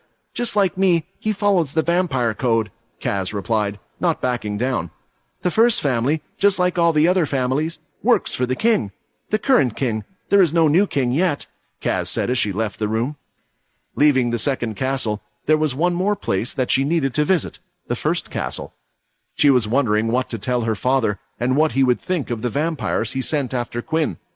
Although she used to believe her father was a man who cared about the law more than anything, she was starting to think he was straying from his path. She just hoped the incident was a one-off. When she finally entered the castle, she went straight to her father's throne room and reported everything, including the fact that Quinn had killed the vampires that were sent. "It was expected. Honestly, if he couldn't do that much, then he never deserved to be a leader in the first place. Don't worry too much. Times have changed, and I think the 10th family won't have much use soon," Bryce replied. "Even if she helped them to, that young boy would be too angry at what happened to the 10th people, especially considering that mess was initially started by the previous second leader." "Are you talking about Rowan?" Kaz replied. Things were beginning to make sense after Bryce explained what had happened to the 10th family while they were away, including how the king got involved. Would he return to defend the vampires with those he needed to protect on the cursed ship, she thought? Kaz had seen how much he did and cared for those in the cursed faction, but she wondered if he thought of the 10th people the same way. It couldn't be possible. After all, Quinn had only known them for a short while. "There is one more thing I would like to report that I was unable to report to Dwight," said Kaz. "It's about the ex-descendant of the 13th family, Vex. I believe he has somehow discovered a way to summon a blood weapon from within one's body, without creating a weapon from a crystal." A large smile appeared on Bryce's face as he got up and out of his throne and started to walk over to Kaz. He placed his hand on her shoulder. "Good job. This is definitely great news. Tell everything you know to him," he said, walking off laughing to himself. "Wait, are you not going to report this to the king?" Kaz asked. But her father didn't say anything and just walked out of the room. "Please don't tell me you will break the rules again, father. Otherwise, I don't know what to believe anymore." Once the little spat between the two girls was over, Peter decided to sit there silently. Honestly, he didn't think he had the energy to scream. The pain from his severed arm was disappearing, and he was wondering if it was because he was getting closer to death. "Well, aren't I undead anyway? I guess I'll just become an unmoving corpse then." Finally, the second vampire leader, Cindy, started to walk over to the two of them. "Now let's see what we have over here," Cindy said. She walked past Peter and was taking a look at Layla first. She just looked around her body, noticing that there were no marks or scars, and even the wound on her stomach had healed up, but there was a scar left over it. Strange, she seems fine, and her wounds have healed to a certain point, but now it looks like they have stopped, and she's showing no sign of waking up, Cindy said, speaking to herself, well aware that Peter was in the room. Still looking at Layla on the bed, she moved her fringe to the side, revealing the 2 small bumps on her head. "A Hanaya, so rare," she said, her eyes glowing. "It's a shame that someone so special like you fell into the hands of the 10th. She continued to look at Layla for a while now, not doing much other than inspecting the horns on her forehead, and eventually this frustrated Peter to the point where he needed to say something. "Hey, lady, not to say my friend doesn't need help or anything, but I think I'm the one that's dying," Peter said, his face covered in sweat. "Maybe I'm the one you should look at first." Moving from the side of the bed, Cindy walked over to where Peter was. "Finally, I can get my Trying to finish his sentence, it was interrupted as he felt something hard go against his mouth, busting his lip and jolting his head. Soon his whole body was following along as he went crashing and tumbled into the bed. "I know you are new to all of this, but there is a certain level of respect that needs to be met when speaking to a leader. We spent years rising to this position, and to finally get it, I will not be spoken down to by an undead like yourself. You are lucky I'm even bothering to treat you." She turned around but didn't bother to check on Peter's condition. She couldn't care less if he died.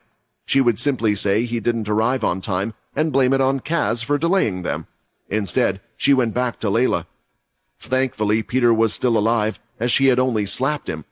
Lying on the floor with parts of one of the beds on top of him, he tried to get up but simply had no energy. Attempting to lift his head, he quickly failed and passed out. Opening her eyes slowly, Layla was greeted with a ceiling filled with strange markings she didn't recognize. It was covered in engravings that looked like they belonged to a century she had only seen in history books. "Where am I?" she thought, as the last thing she could remember was activating her skills to try to save her mother's life. Beyond that, she had no clue what had happened after. Turning to her side, she could see Peter there in his bed, with his arm attached and bandaged up. She was happy there was at least one familiar person with her in the room. "You're finally awake," Peter said. "Good thing that woman isn't here. I imagine she would be jumping all over you right now." Looking underneath her sheets, Layla realized that her clothes had changed from what she last remembered wearing, and now she was wearing casual gothic clothing that vampires often wore, and her bow was nowhere to be seen either. "Did she change me while I was asleep?" she said, her face bright red. "Relax, I didn't see anything," Peter replied. "It probably happened while I was passed out. Your uniform was ripped anyway." "Oh, right," Layla said slowly, as she started to remember everything that happened. "What happened after I mean, how am I still alive?" Peter was thinking about what to say. He knew the tough question was coming, and even though he just wanted to blurt it out and get it over with, if there was one person who should have told her in person about what had happened, it should have been Quinn. "Kaz brought the 2 of us here. Apparently Pure knows how to use some special key that stops vampires from regenerating, so the suggestion was made to bring us here. The strange lady should be back soon. She was the one that healed us. I don't know if it's a healing ability, but it wouldn't make sense if it was. None of the other healing abilities were working, so it must not be a healing ability. Still, she got my arm working like before, but I still don't like that woman," Peter said as he touched his face where she had slapped him, even though there was no sign of injury. Just as Peter was going to explain what Cindy had done, the door swung open, and she entered the room. When she saw that Layla was awake, she quickly walked over to her side. "Oh, great! How are you feeling? There are no problems, are there?" she said as she grabbed both of Layla's hands and had the biggest smile on her face. "No, I feel great," Layla replied. "Excellent. I know you two are part of the 10th family, but I want you to treat this place like it's your own. I am Cindy Cha, leader of the 2nd family. I have instructed those in the castle to treat you like you are one of us." Peter didn't like the way Cindy was treating Layla compared to him. She was acting as if the incident between the 2 of them never happened. Still, Peter had learned to keep his mouth shut. He knew he didn't stand a chance against her, and eventually she would leave like she had been doing so far. After introductions were done, and Cindy gave Layla a warm welcome, they were free to relax and roam around the castle, using the spare rooms located in the throne room as they had been doing. In fact, Cindy insisted that they use these rooms. She would then inform them on what to do next when she had been given orders. Peter had eventually told Layla what had happened between the 2 of them, and why he had such a dislike for her. Duh, of course she would get mad, Layla said. Didn't you hear what she said? You disrespected her. The vampires have different ways of acting when talking. You need to think of the leaders more like kings here, and you have just offended the king while in her castle. When Layla had put it that way, Peter understood the reaction a bit more, but still, there was something that he didn't like about her. While relaxing in the room, Cindy had left as she usually did. Peter stood up and pressed his ear up against the wall to try and figure out which direction she was walking in. "What are you doing, Peter?" Layla asked. "We have been treated so nicely here, and you're going to snoop around?" "I just need to find out what is going on. Don't worry, even if I get caught, I won't get in trouble," said Peter. "What do you mean?" Peter then knocked on the door, and the servants that were at their call opened up the door. "We're a bit hungry. Do you mind getting the two of us some food?" Peter asked. The servants agreed, no questions asked, and started to head towards the kitchen. No guards were protecting them. There were guards and vampires all over the castle, but Layla and Peter weren't considered a threat in the first place. They were guests, after all. As soon as Peter saw the servant leave, he used his transformation skill to turn into the servant and quickly left the room, following in the direction that Cindy had gone. "I forgot he had that transformation ability," Layla said, as she laid back down in her bed, not worrying about him too much. "Wait! The smell! That idiot!" Peter had the ability that allowed him to transform into others he had seen before, and it was now at the level where it was perfect. The body composition, facial structure, and even hair would be identical. At first, Layla didn't really have any concern or worry for this reason. Maybe he needed to work on his speech if he was caught, but she was just enjoying herself too much in the castle to worry. Lying down, hoping to take a quick nap, something had dawned upon her. Wait a minute. When Silver came over that time, Vex said something.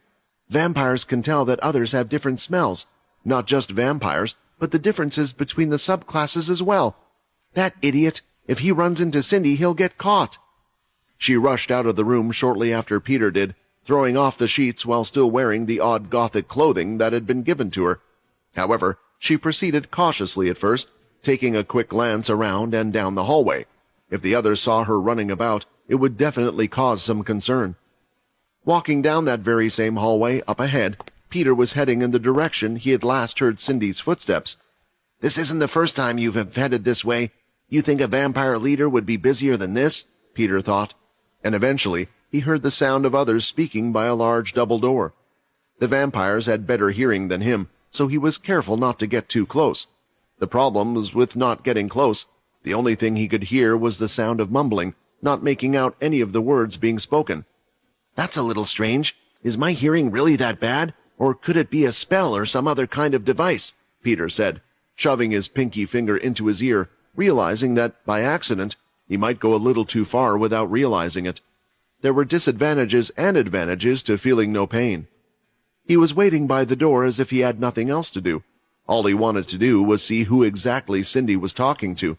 Then he could hear footsteps coming his way. When he turned his head, it was someone unexpected. "Peter, what are you doing? They can smell you." Layla mouthed the words and acted them out without making a sound. However, she wasn't the best at this and looked like a strange monkey doing some type of dance in a circus. "What the hell is she doing here?" Peter thought. The sound of the door unlocking was audible as soon as the handle was pressed. Although it probably wouldn't be a big deal if they were discovered outside, Peter was unsure of Cindy's reaction. He quickly formed an earth mask in his hand and pushed it onto Layla's face as he raced over to her with all of his speed. Soon her body and appearance started to change into one of the other servants they would regularly see outside. "Thank you for coming. Maybe next time everyone will need to meet together again." As she flung open the door, Cindy remarked, immediately noticing the two outside. Layla touched her face and wondered what Peter had done to her, but the horns on top of her head were something she couldn't feel. "Did Peter somehow use the transformation skill on me? But how?"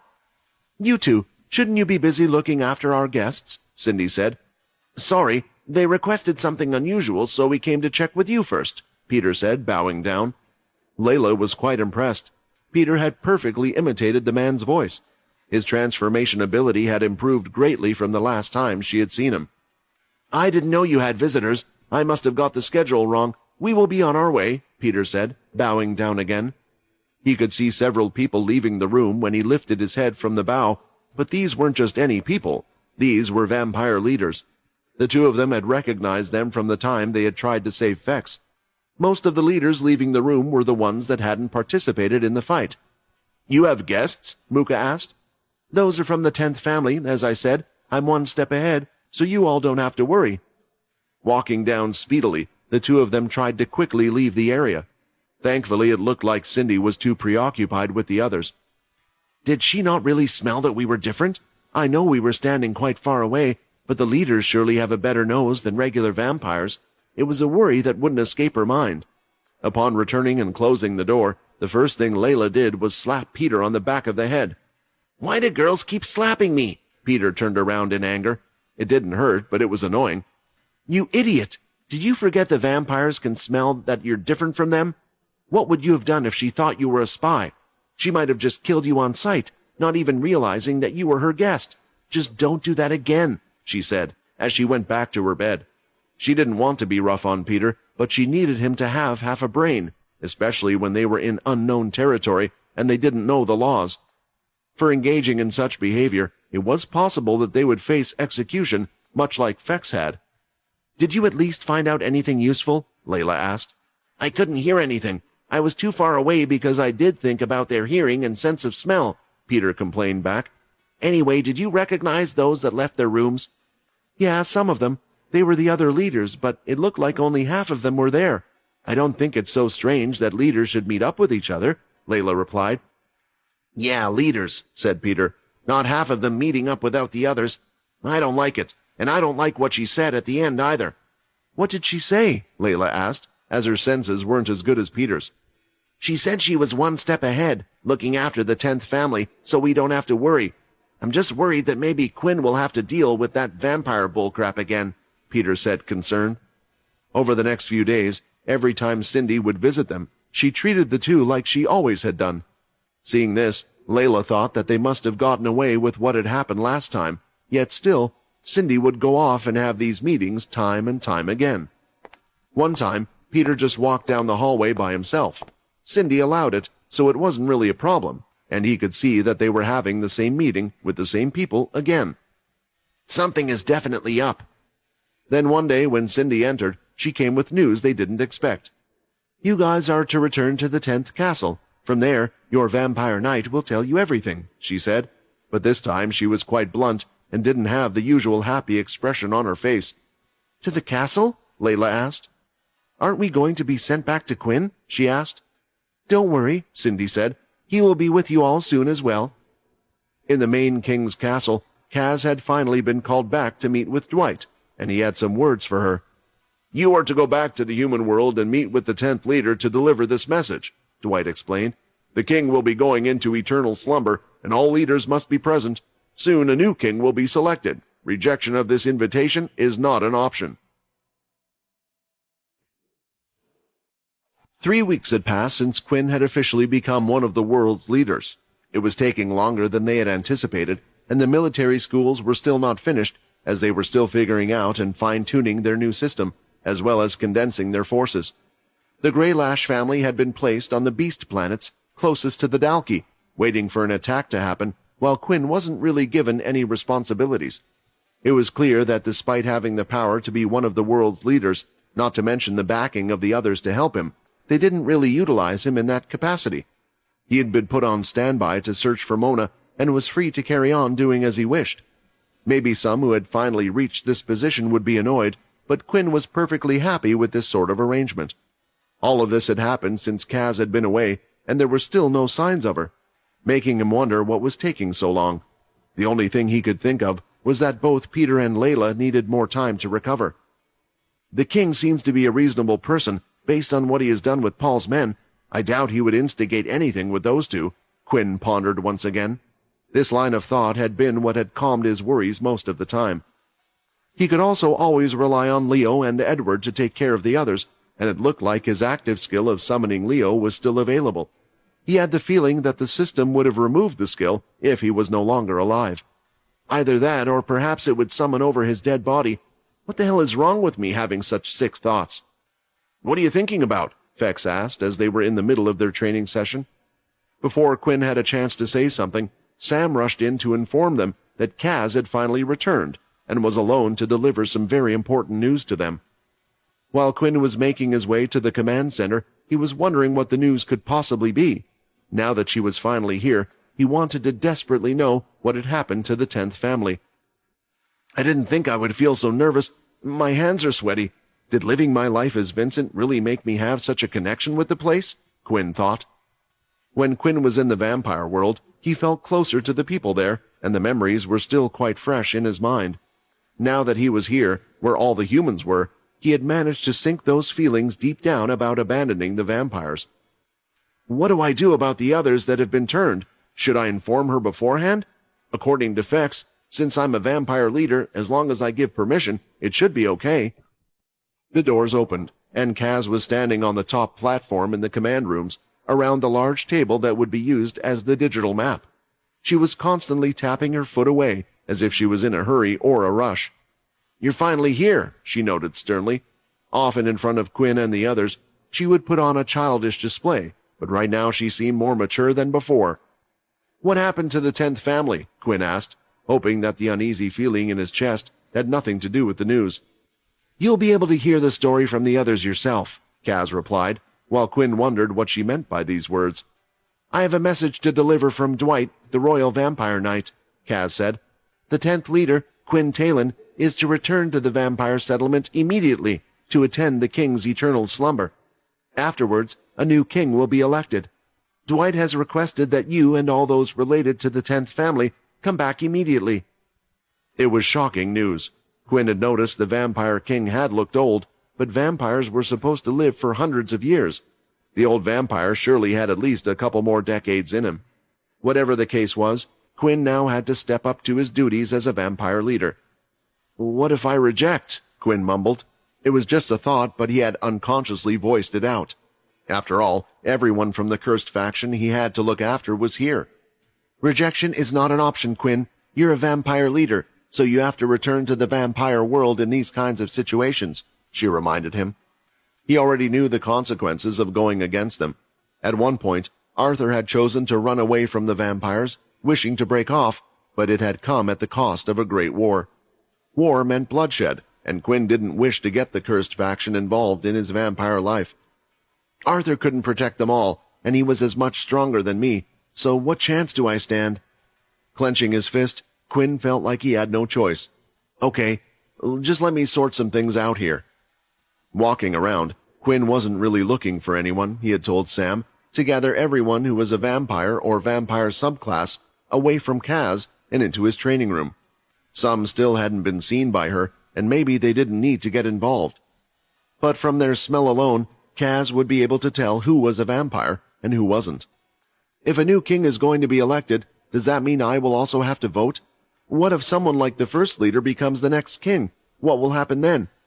No, I can't let that happen.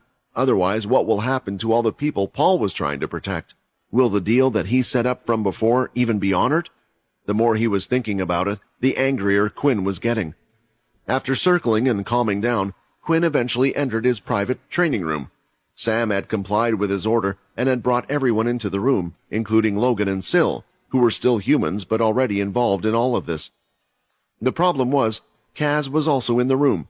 "Quinn, I understand why you tried to hide this. I guess some things happened, but please understand, for the moment, they are safer if you bring them to the castle." Quinn didn't know why, but when she spoke these words, they sounded genuine. "How could that be the case? A lot of these guys have never been there, and you know we are hated," he shouted back. "That is exactly the reason, Quinn. Remember what happened before, when they went after Paul? I'm sorry, but you know I can't say more than this." Speaking these words felt like Kaz was struggling internally. "Quinn, I trust her. I think it's best for us to do what she says." Paul took her side. "Quinn, do you know how many dangerous situations we've already been in? Just think of this as a field trip," Nate commented from the side with a grin on his face. "Yeah, and with the shadow ability you've taught all of us, we should at least be able to protect ourselves," Alex agreed happily. This caused Kaz to twitch slightly. Did he really teach them all the shadow ability? That is supposed to be the exclusive ability for the Punishers. If the other leaders find this out, Maybe they will be afraid that history will repeat itself like last time, she thought. Then again, maybe they will try to eradicate them to prevent them. Should I talk Quinn out of taking them along after all? Conflicted, she ultimately decided to bite her tongue and not say anything. The order from Dwight was to bring all the vampires from the 10th family and those related, and that's what she would do. There's a slight problem, Sam said. If we all go, then who will run the cursed faction? Who will run the ship? Before, there had been trustworthy people from the cursed faction's top brass, but now there were very few, as they had all been turned, and Logan and Syl were supposed to come along with them. In the end, they were left with only one choice. You can't be serious. You want me to look after the whole cursed faction by myself?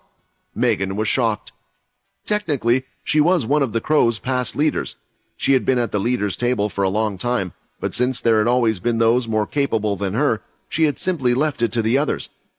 We all need to go away on an important task, Sam argued. And don't worry, you won't be completely alone. Helen will be dealing with most of the hard stuff. You will just need to make sure everything will continue running as smoothly as it has been. Rather than a request, it was pretty much an order, as the others had no choice. Then, heading back to the private training room, the code was inputted, and the door behind Sam was shut. The teleporter from Kaz had already been set up, and everyone was ready. Most of them carried around flasks prepared with blood and other things they needed. Quinn was ready to head back to the vampire world, but this time with some new faces. Linda, Weevil, Dennis, Nate, Alex, and Sam had never been to the vampire world before, and while they were worried, they were excited. As for the others, there was Fex, Sia, Paul, Syl, and even little Borden coming along. After Borden heard that his brother was coming to a dangerous place again, he insisted on coming, and it was easy to hide him on Syl's body in the leg-like toolbox. A new king, huh? Maybe I'll be able to see Vincent again, Quinn thought, as he stepped through the teleporter with the rest. Going through Kaz's teleporter didn't feel any different from those they had gone through before. Still, it wasn't some school trip this time. They weren't going to an unknown planet to fight beasts, but instead, they were going to a world most humans wouldn't even know existed. As always, it only took a small amount for them to appear at their destination. When the whole group opened their eyes, they found themselves in a large, empty room with 4 guards seemingly awaiting them. Wow, we're actually here. Only, is it just me or does this place look kind of plain? Nate asked, looking around. He didn't realize it, but some of the guards grimaced at this comment. What, did you expect we would arrive directly in the throne room? We're in some sort of landing room, you idiot. Of course it would look like every other room, Sam replied. Those who had come here for the first time were busy looking around the place, looking for something different, something new. But there was nothing to indicate that they weren't on a human planet. As such, they were a little disappointed. Alex was the only one to notice something out of place, which was the outfit of those in front of them. That doesn't look to be made out of beast crystals. Does that mean they don't use beast weapons here? It makes me wonder why Quinn asked me to give everyone a weapon made from my blood before coming here. It's meant to be effective against these guys, right? I just hope he's not expecting us to fight with those vampires at some point. These 4 guys are vampires, right? They look just like us, Dennis asked in a hushed tone. I would assume so, Linda answered. Aren't you a vampire yourself? Why would you think they would look different from you? Our group seems to be filled with the dim-witted and the ones that have only some brain power, Logan commented as he observed the situation, which silenced the others who had been talking as if they were actually on a field trip. I think my intelligence speaks for itself. Linda has always been quick on the ball, and Sam is someone who I think can even outwit me. Paul is knowledgeable with his experience, and Sia is too quiet for me to make an opinion. Weevil I have yet to observe about, and then there's the rest. It had been a while since Quinn had traveled with Logan, and he had actually forgotten about his bad habit of speaking his mind without caring about whether his words were considered rude or polite. Hey, don't lump me in with these idiots. Do you know how much knowledge it takes to craft a weapon? Alex complained.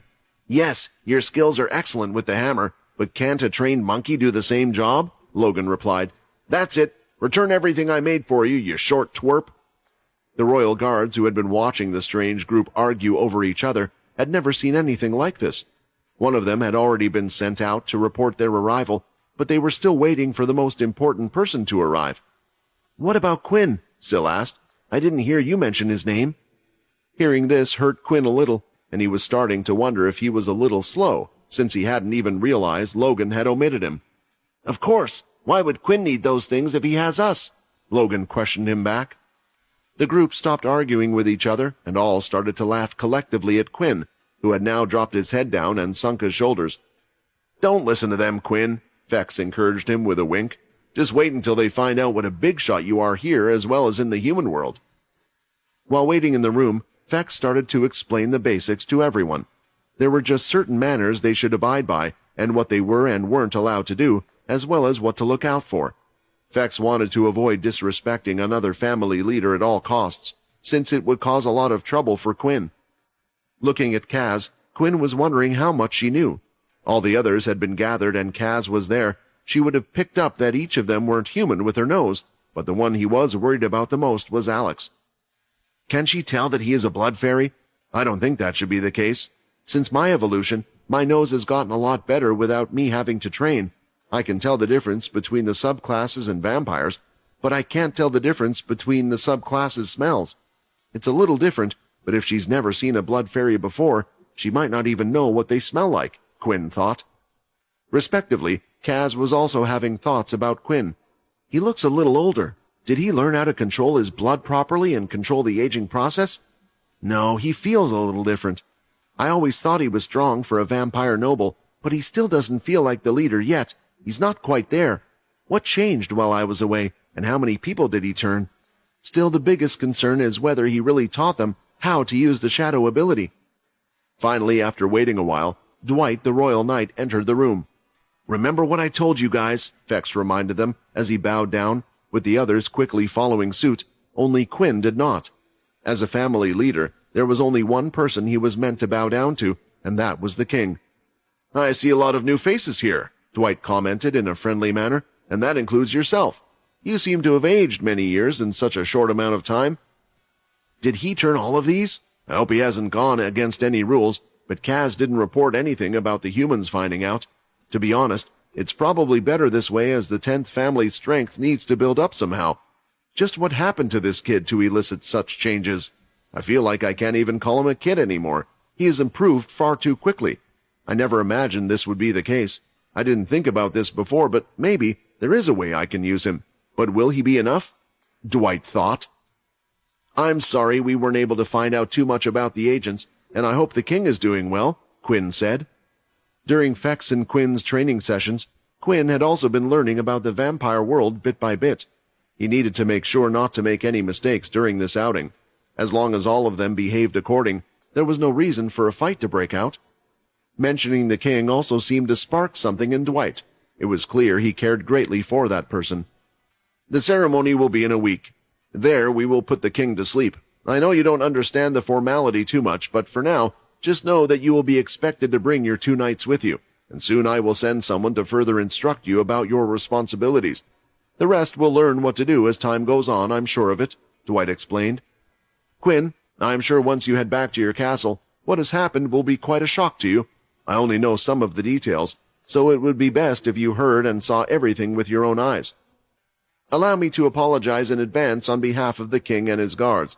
We should have done more to prevent that. Know that you have a good knight as your retinue. If all the others that follow you are even half as great as that man, then the 10th family will be a great force in the future. After you have settled in with the others and found out about what has occurred, please return to the king's castle and request to meet with me. I think it would be best if the 2 of us talked alone," Dwight said. Hearing this, Kaz was quite shocked. Dwight was asking to meet with Quinn, a new leader. The underlying meaning of such a thing was just too great. It was clear it wasn't on the king's order. From what she had heard, he could barely move, and if he didn't go to sleep soon, he might just pass before the eternal slumber. As for Quinn, when he saw Dwight leave the room, he felt even more concern for the others. "Aaron, Leo, just what happened to you guys while I was away? Please be okay." The others exited the castle and were now passing through the main vampire settlement. They were unable to take their eyes off what they were seeing and had to comment on every new thing they came across. Kaz was the only one who had left them because her task had been completed and she needed to get back to her leader. There were no sweet goodbyes as she left the group. Many of them knew their lives were harder because of her, but still, Quinn had given her a little nod of appreciation. "It looks like a mixture of old and new. There's technology here that is just as advanced as what we use, some things even better, but then the style of those said things is really old," Sam commented. In a sense, it felt like they were in some type of play with how everyone around them was dressed. Wearing high-end tailored clothing that was nearly a perfect fit, many of the girls also wore gothic dresses. Commenting on the technology, it was only later that Sam found out that most of what the vampires used ran on beast crystals, rather than what humans would use.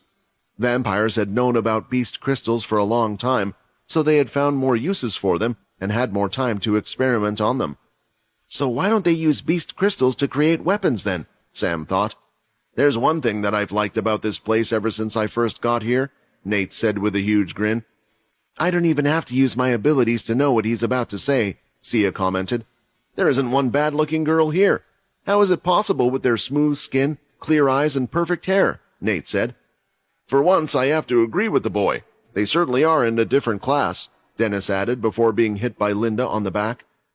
"I know these vampires may look young, but most of them are older than your parents, and besides, they are nothing compared to my sister," Fex said. "Isn't it a little strange to compare your sister like that?" said Weevil. "Or is this just some other vampire thing we don't know about yet?" Fex's ears were burning from that comment, and the others started to laugh. They were all far more talkative than they would usually be on a trip. Paul was one of the few that remained silent through their walk. The reason for them all being like this was nerves. They were incredibly nervous. The stares they were getting from the others as they walked through the unknown place, on top of this, the building structures. Those that had never been here before couldn't get one thing out of their mind. The buildings and the materials used reminded them of the Dalki. When Quinn would explain things about what happened to him and the others, he wouldn't go into detail about Richardino, the vampire's past, or the possibility that they were linked to the Dalki. This was more or less kept between Logan and Quinn. It wouldn't change things for the others anyway. "So you told us that Quinn is some kind of a king, right? Then why aren't the others bowing to him in the street?" Nate asked. "He's not a king. Don't say that word so lightly," Fex snapped a little. "Quinn is one of the 13 leaders and is the 10th leader. They are a council that cooperates to enhance the conditions for vampires, with each member taking care of those in their family. A certain number of vampires belong to a family, and the leaders are in charge of them. As for the other part—" "It's because I didn't tell them I was one of their leaders," Quinn said. "I was not elected to this position, nor did I rise to it. It was given to me, and I had no choice but to accept it. I could have told them I was their leader, but at the time, I thought it wasn't right for me to do so. What right did I have to just come in and say I was their leader when I had never planned to stay here?" They could hear Quinn's words spoken with anger and regret, and they were starting to imagine what type of double life Quinn had to live to get him to this point. Quinn was originally human, just like them. He was turned for some reason, yet he had an essential role among the vampires. Otherwise, he and the rest wouldn't have even been called here. Finally, they entered the 10th area, and up ahead, they could see the large castle they were walking towards. "You're saying that the castle belongs to him?" Nate said, looking in amazement. "It's like a fantasy dream or one of those novel stories." "This place isn't a fantasy," Paul interrupted. "Look at the faces of all of us that have been here before. I know you are young and excited, but when they came here, they fought for their lives. When I came here, I lost everything in my life. Yes, this might all belong to Quinn, and we are all part of his family in this world, but you will soon realize that for us, this is more like a prison we can't escape." Feeling a little bad, Nate, Alex, and Dennis, who had been acting like kids at the amusement park, had calmed down a little. "Don't worry too much about it, Paul," Quinn said. "They should enjoy what they're seeing while they're here. Who knows how long we will be here, and it won't be like last time." "I won't be pushed around," Quinn mumbled. They continued to walk towards the castle, and that's when Quinn started to notice something strange. It was quiet. The 10th inner area had always been quiet, but not like this. The lights that would have been seen in certain buildings before weren't even lit. Something definitely happened here. That quest message to protect those in the 10th family. It failed. Does that mean they all died? Was it an attack from another family? Picking up his pace, Quinn stood in front of the castle door and placed his hand, spinning the combination he knew by heart. He had done this many times, not just by himself, but by living his life as Vincent. His old friends were waiting to welcome him in the lobby when he heard the sound of the door opening. "Leo, Layla, Aaron, Peter, it's good to see that you're all alive," Quinn said. Sia had run from where she was and had given Layla a big hug. Tears were almost coming out of her eyes. Seeing that she was all okay, Logan and Peter caught up and spoke a few words, but were happy with each other. Timmy, Xander, and Amy were also there. They talked effects and introduced themselves to the others. "We'll get the rest settled in and give them a tour of the place," Fex said. "I'm sure you have some things to talk about with Leo." The others were taken around the castle, leaving only Quinn and Leo on their own, who had decided to head to the throne room on the very top floor. They didn't start with the hard-hitting question, as it was nice for the two of them to just casually talk to start with. "Every time I see you, you get stronger and stronger. I can tell you've changed a lot. Your aura is more confident and stronger than before. It's almost at the stage of the other leaders I have met, and as for your ki, it feels more in control." Almost as strong as the leaders? Now having evolved into a vampire lord, Quinn thought that he would be the same as them. There was no evolution anymore, at least the system didn't state there were any. "Is it because the quest is still incomplete?" "I think there are a lot of things for me and you need to talk about in regards to ki that you might find interesting," said Quinn. "But before that, there are a few things I want to do. Tell me, Leo, what happened here?" When they finally sat down in the throne room at the table, Leo had explained everything to him, about the attack by the bloodsuckers on the 10th family, and how they killed everyone in the 10th family's inner castle area. They were more affected than they originally thought. Some vampires perhaps shouldn't have been allowed in the inner castle area because they didn't care about the normal rules. Then there was also the mention of Edward's death. Each piece of news was stabbing Quinn in the heart, but this one hurt the most out of everything. Finally, Leo spoke about the king, how if it weren't for him, perhaps he and the few that were still in this castle would have died as well. He also mentioned that it was most likely why the king needed to go to sleep after that incident. "Edward," Quinn said, clenching his fist so hard that his nails had dug into the palm of his skin. "You stayed by Vincent's side that whole time, even after he had gone, and you didn't even get to rest properly. You waited for a leader to return, and when one finally did, I just left." It was very hurtful for Quinn, a lot more than he thought, and the main reason was that he felt like he had failed Vincent. Living Vincent's life, even though he abandoned the 10th, he never wished to and always tried to better the lives through inventions and more. He knew that the one regret Vincent had was leaving his people, and Quinn was his replacement. Quinn felt like he had failed Vincent, allowing so many to die for not being here. "Quinn, I understand what you're probably thinking, but even if you had been present, nothing would have changed. The enemy this time was just too strong. If you and the others were here, there's a good chance more could have died. Thanks to Edward, the kids and the others managed to live, and they still have hope for this family," Leo explained. After hearing everything, Quinn didn't want to waste any more time. He wanted to see Vincent now, but he needed to complete one more quest before that. "Let's go back to the others. It's time I pick my other knight." Walking around the castle and giving everyone a tour didn't take up too much time. Although the group was amazed by how big and grand it was, there was something they all quickly realized. Most rooms were just empty. What's more, they looked like they hadn't been used for years. "Are all the castles like this?" Sam asked, what was on everyone's mind. "Not all," Xander shook his head. "Most other castles have around 50 members that are related to the family. And then there are, of course, also the servants who work to maintain the castle. The 10th family is just a special case." They had heard this line a few times already while being shown around. Those who didn't know the full history of Quinn couldn't help but be curious. Who was Quinn, and why was he so determined to rise and become one of the world leaders? "Is that the same for the outsiders with all the empty houses?" Linda asked. "That is a different thing," Aaron interrupted the others before they could reply. Amy gave her a quick glance before looking away. Layla immediately noticed a dark smog over Aaron's head. Even though she hadn't asked about what had happened yet, it was strange. Aaron wasn't the only one present when something happened, so why were her emotions affected? Did it mean that the lack of people for the 10th family had something directly to do with her? Seeing this, Layla tried to steer the conversation away. "You know, a lot has happened on our side as well. You wouldn't believe it, Aaron, but Quinn is now not only a leader of one of the vampire families, but he's also recently become a world leader in our world." Erin paused for a second and repeated the word world leader in her head. Were her ears playing tricks on her? Quinn, the person who she had considered nothing but a useless level 1 only a couple of years ago, was now somebody that made decisions that affected the whole human world? For a second, she felt disheartened learning this fact. Someone had passed her by leaps and bounds, but getting herself together, she started to remember her teacher's teachings. From Leo, she had learned not to compare herself to others. She only needed to compare herself to her. If she was better than she was yesterday, then she could still get stronger, and right now, she was improving every day.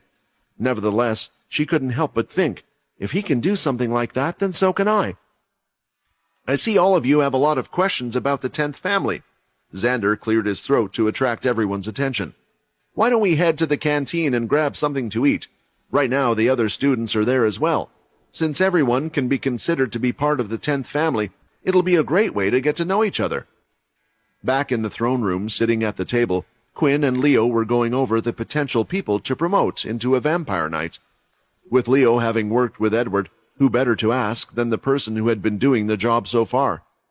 "First, we should probably just sort out the people we don't think suit that role," Leo suggested. "When you gave me the title of Vampire Knight, it wasn't just a mere title I've gained. I actually found myself growing stronger, and to this day I haven't reached my peak yet. I feel that making someone like Weevil into a Vampire Knight, especially when he is new to the group and hasn't had much time to focus on his vampire skills, would be a waste." "I agree," Quinn nodded. "That being said, I think there are a few more people that we can rule out as well. Nate and Dennis. Neither one was turned by me, but when checking the system, they do come up under the family branch, so it seems like I can still give them the role. However, these two, although strong, were only recently turned, and it feels like it was against their will in the first place.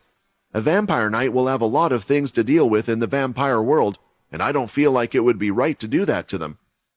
"Another important aspect of a vampire knight will be their loyalty," Lee pointed out. "They'll be your right-hand man, and must therefore be willing to sacrifice themselves for the sake of the family. Being here, I started to see the 10th family just like humans." Quinn listened carefully to this revelation. "If that is the case, then we should also rule out Linda, Sia, and Alex. Linda has a slight hatred for vampires due to what has happened to her, still bearing a grudge against Kaz. As for Sia, she only cared about getting her memories back in the first place, and I'm sure she still dislikes me. In Alex's case, I wouldn't really call him disloyal, but he has an important job to run the forgery." "Then that leaves us with Aaron, Layla, Peter, Paul, and Sam," Leo concluded. 3 of these vampires were subclasses, with one being a Dhampir. Quinn was wondering if it would be a good or terrible idea to make Aaron a vampire knight, given that vampires patently feared her subclass. Then there was also the fact that he didn't really know her very well. On the other hand, she had always been by Leo's side, and the two of them seemed to have developed a real bond, so she wouldn't necessarily be a terrible choice. "What do you think of Aaron?" Quinn decided to straight up ask instead of worrying about it. Leo was silent while he pondered over the idea. "She shouldn't be strapped down to that title. I'm sure she will have room to grow into bigger things." That was decided then. Looking at the 4 remaining names out on the table, Quinn was now considering who would be the best choice, and eventually someone was called to come see them. A short while later, the door opened and a single gentleman walked in. "Paul, can you please have a seat? There's something I want to talk to you about," Quinn said. Leo started by explaining what his responsibilities were as a vampire knight. The two of them had talked in the past, and Leo knew what Paul was like, so the two of them got on well. It didn't seem like theirs was a bad relationship. "I haven't made up my mind yet, but I have to ask, Quinn, why me?" Paul stared into Quinn's eyes, making the other slightly nervous. "I have to be honest. My first choice would have been Sam. I think he is great at these types of things, but he already has a vitally important role to fulfill on the Cursed Faction ship. I can't even begin to imagine what I would do without him there. Finding someone to replace him would be a long and arduous task. Peter, although loyal, is just not suited for this role, and then there's Layla. Her personality might make her suitable, but it seems like she still has other things she needs to deal with." "This position, shouldn't it be someone who is more loyal to you?" Paul questioned, not showing any outward emotions about Quinn's admitting he wasn't his first choice. Although I don't think you're a bad person, Quinn, and I thank you for saving my men's lives, unlike the others, we don't really have a strong bond. Hearing him say this merely confirmed Quinn's reasoning for choosing him. You see, when Leo told me that loyalty was important for the one who takes on this role, I had an epiphany.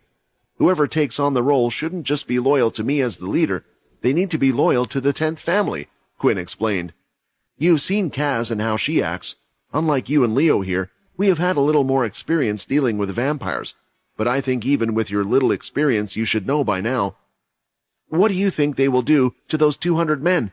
Do you think once we complete the task, they will just let them go? The only thing they promised was that they wouldn't outright kill them. My best guess is that the only thing that can happen now is for them to be turned and become part of the 10th family. You know, we don't know each other too well, but my impression of you is that you feel guilty. You might blame yourself, thinking it's your fault that they all ended up here trapped and imprisoned, which is why you're doing everything you can to get them out. So if my impression of you is correct, would you be able to abandon them and leave them here? Quinn had paused slightly when asking the last question. This stung him a bit, because when Quinn was asked the same question, he probably at the time would have said yes. Quinn, if I say yes, I want you to promise me something. You're right, I do feel guilty, but they have their lives out there in the human world. I have a daughter there as well. We can't stay here forever. If I take on this role, then as my family leader, you can't be a pushover with these leaders. If I agree, I want you to push hard so we can have a bit of our old life back, where we can still connect with the outside world. If you have no intention of doing this, I can't agree to this. Don't worry, Quinn smiled. I didn't rise to the position just so I could live my life here. With all that said and done, the ritual of turning Paul into a vampire knight began. Paul had been pulled away by Leo in the middle of their journey to the canteen. The only thing that was said was that Quinn had called for him, but even so, it didn't stop the others from getting something to eat and coming over to meet the others. I just don't get as excited about food anymore. I used to love eating so much, Nate groaned, remembering that when they said grab something to eat, they were probably referring to blood. Hearing this brought back bad memories for Sia and Logan. When they infiltrated the school, they had to pretend to be vampires, which included drinking human blood. Hey, do you remember that time you nearly threw up from drinking all that blood? Sia chuckled, walking over to Sil. Sil looked up at her for a few seconds and just stared at her blankly, giving no reaction at all. I don't think that was me, he replied, and continued walking off with the others. He seems different, she commented, and Sia wasn't the only one that noticed, so did Layla. For a while now she thought that Vorden felt different, and the way he spoke seemed to confirm her strange thoughts. It's like when we were in that cave. Is Vorden no longer there? The two of them might not have gotten on well to start with. He had strangled her during their first encounter, and she had retaliated by shooting an arrow into his thigh, but they also shared many pleasant memories, not to mention the time Vorden defended her and fought Xander even though he lacked any special abilities. Soon the others could smell something sweet enter their noses. It smelt like freshly baked cakes coming through the double door in front of them. This was the usual smell that came from blood, but then they could smell something different, a bit stronger, husky smell, a smell of meat. Upon opening the doors, they were welcomed into a grand dining hall that looked like it was built for hundreds of people. Large tables that had benches for sitting on each side, giant paintings of figures on the wall. It truly did look like something out of a movie. The room was far too large, and it looked odd as only one of the tables was filled with students, while the rest of the place was empty. Xander! Amy! Timmy called over as he got up and started to head over. Taking on more responsibility since Edward's death, Timmy was now in charge of the students. You did remember to spray that stuff from the bottle I gave you, right? Logan asked, giving a slight nudge to Sil, to which he nodded. Although they weren't outsiders and were allowed in the castle and vampire world, it was just easier this way than to explain their position. Also, who knew if there was an extra hungry vampire around that would be attracted to them? Logan would have usually felt safe next to Sil, but not in the vampire world, where his copying ability was useless. Whoa, some of you don't smell like vampires. Timmy sniffed and looked at a few of them. He already knew about Layla and Sia, but there seemed to be more.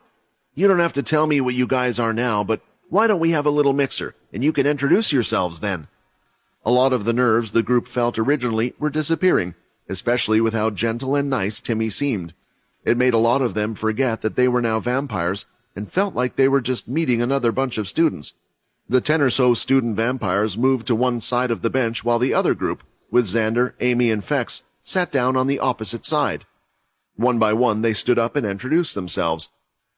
"Wow, so we have a Strigoi and a Draugr. There are so many subclasses now in the 10th, Timmy expressed with excitement. All the students that had survived the attack were just regular vampires, 6 boys and 4 girls. Before, Amy was the only one that was a subclass. "Timmy, it's nice to meet them and all," a student named Naomi said, who looked like a sweet girl with a black ponytail. "But how come these guys are in the 10th family? Did they come from the pooling area? Some of them look quite young. If they were students, shouldn't we have seen them from before?" Timmy looked a little nervous. "I think Leo might have something to announce about this a bit later on. You will all understand what's going on a bit later," he promised. "Let's just get on and learn more about each other for now." They talked, laughed, and ate food together. What came as a surprise was that there was actually meat being served. The others had only been consuming blood and didn't realize that they could also eat meat that had been lightly grilled. This allowed them to experience a whole new taste that they had missed for a long time. In a much better mood, one of the kids, called Zane, posed a sudden question. "So I know you guys are new, but vampires are all about strength. So which of you guys are the strongest out of each other?"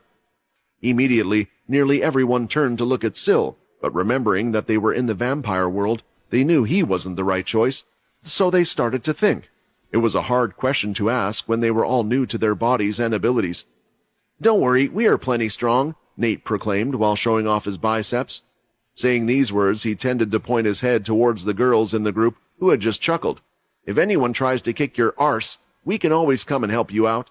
We're family, but not related by blood family." He made sure to add the last part. "Oh, really? Then why don't we have a little friendly fight then?" Zane suggested.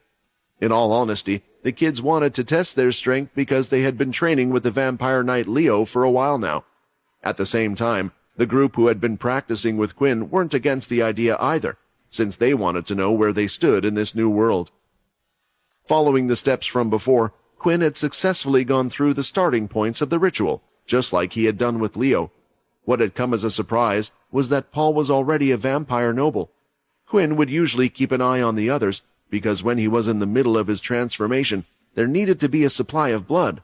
The flask they carried was a backup, but it might have also not been enough. In response to the query, Paul claimed he had arrived at it while mastering his poison ability, and Kaz had been there to assist him at that time. "She helped him when she could have let him die. I still don't understand her," Quinn thought. After finishing, he drew the strange mark using his blood on Paul's back. The final stages were done, and now they just needed to wait. While doing this, Quinn wondered just how certain things in the vampire world would work. In the past, he tried to figure out just what vampires were. Was it some type of mutation or infection or something else? But the ritual he was doing now, turning Paul into a vampire knight, the thing it seemed the most similar to was magic? How did the first vampires come to be? Thinking this thought, he was interrupted as the messages popped in front of his face. "You have successfully given the title of Vampire Knight to Paul Snelliert. Summoning Knight skill has been applied. Update to quest, become a leader." After turning Paul, Quinn thought that something grand would happen after completing the quest, but instead, he had just received an update, but reading it, he now understood why the quest was still incomplete. "You have successfully completed the following tasks. Reach the evolution of Vampire Lord. Complete the blood ritual 10 times. Select 2 Vampire Knights. To complete the quest, become a Vampire Leader. Please complete the linked quest below. You may now visit the 10th tomb." "Well, it's time to see you again, Vincent."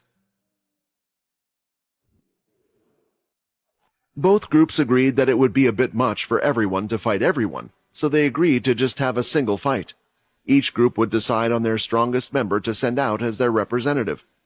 Everyone was looking forward to it because it had been a while since they had just been fighting for fun instead of with something on the line. After finishing their meals and grabbing some extra blood, they decided to head to one of the training rooms. The good thing was that even if someone ended up injured during the fight, there was sufficient blood nearby to quickly heal up and recover as long as the injury wasn't too bad. They even had other things like meat for those who needed it. Xander, Timmy, Fex, and Amy were selected to act as referees. At any point, if they thought the fight was getting too dangerous, it was up to them to rush in and stop it. Nobody actually thought it would come to this, but still, it wouldn't hurt to be on the safe side. Fex's second suggestion was that no weapons or gear made of beasts should be used during the battle. Even though the students used beast gear themselves, a duel should be an even playing field. In actuality, Fex just believed that it would be best for the student group to get used to how vampires thought, instead of relying on their abilities. "One more. I think this should be obvious, but I hope you weren't planning to make us fight the White," Zane said. "I mean, we already know his strength, and we want both sides to learn something from this." A White's healing abilities would make the fight a little too unfair. Besides, some of them had already seen Peter in action back when he had gone up against the leaders. Hearing this, Peter just scoffed before walking away to the side where the others were. "Well, this fight is for you new guys, so it's up to you," Layla announced with a smile, grabbing Sia's arm to walk off over to the side next to Aaron. "We two are okay staying out of this," Logan declared, and heading off with Syl, leaving the rest. The reason for them doing so was clear enough. Huddling up in a circle, the ones left were Weevil, Linda, Nate, Dennis, Sam, and Alex. "So is there anyone keen on going out?" Sam asked. "I think it's important that we make a good first impression. After all of us have been taught by Quinn, so it would be a shame if we ended up losing." "Let me do it," Nate volunteered with a stern determination in his eyes. "I know I'm a bit slow with my vampire abilities, but when it comes to hand-to-hand combat, I'm confident no one can beat me." "What if it's a girl?" Linda suddenly asked, to the shock of Nate and Sam. Both of them had not even entertained the possibility that their opponent might be someone of the opposite sex. "Do you still feel up to it, Nate? If it's a girl, will you really be able to hit them and fight them with full strength? Be honest. If you feel like that would distract you, I can always go up," Linda suggested. "Hey, no fair. What about me?" Weevil interrupted. "I mean, you guys won't have your beast gear in this fight, so you will be slower than usual, and I think they might be quite fast. I know you're strong and can heal well, but maybe it's best if I show them what I can do. Besides, even you guys haven't seen me in action." There was a cheeky smile on his face, but the others didn't like the idea of taking just his word for it.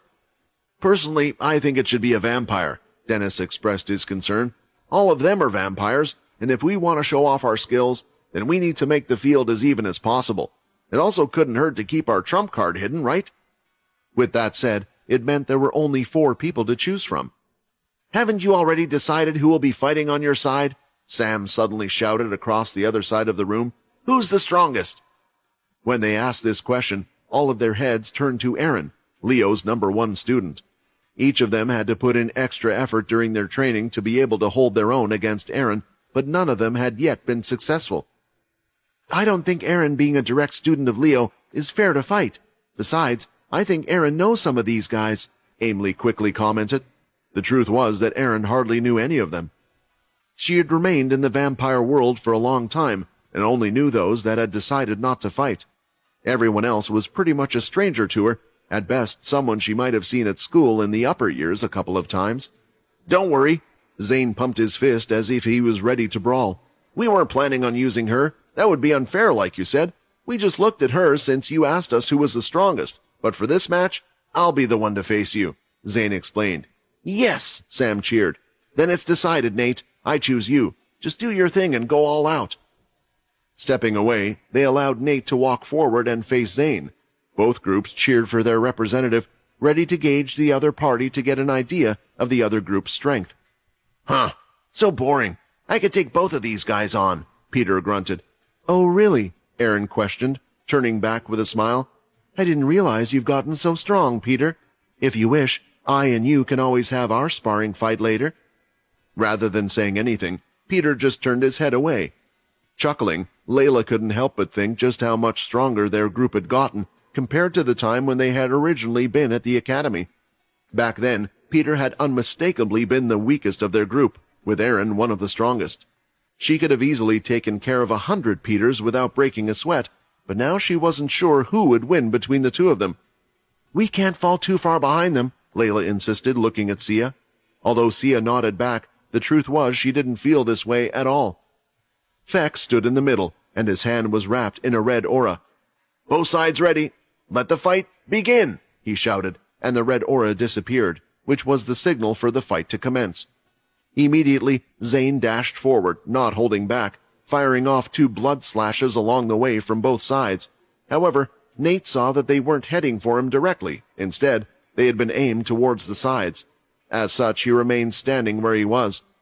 "Move and you lose. I'm going to take you head-on and beat you with my fists. I'm better than anyone when it comes to hand-to-hand combat," Zane shouted. "Hey, do you think Nate is going to struggle since that guy is quite fast?" Weevil asked Sam, who stood next to him. "Nate? Nah, let me tell you why I selected him, and why I thought he was a better choice than anyone else. You see, right now, he's far more motivated than anyone to win this fight." Sam grinned as he pointed towards the girls from the opposite team. "Are you looking?" Nate thought. "I thought if he used a blood slash towards me, I might have to try to use some blood abilities, and I would have had to struggle. But if it's a hand-to-hand fight he wants, I won't lose. Not when they are watching." 2 fast fists came towards him, but at the same time, Nate knocked both of them away with his fists. One of the hands was struck up and the other down, and before Zane had the chance to recover, he felt a punch connect with his stomach.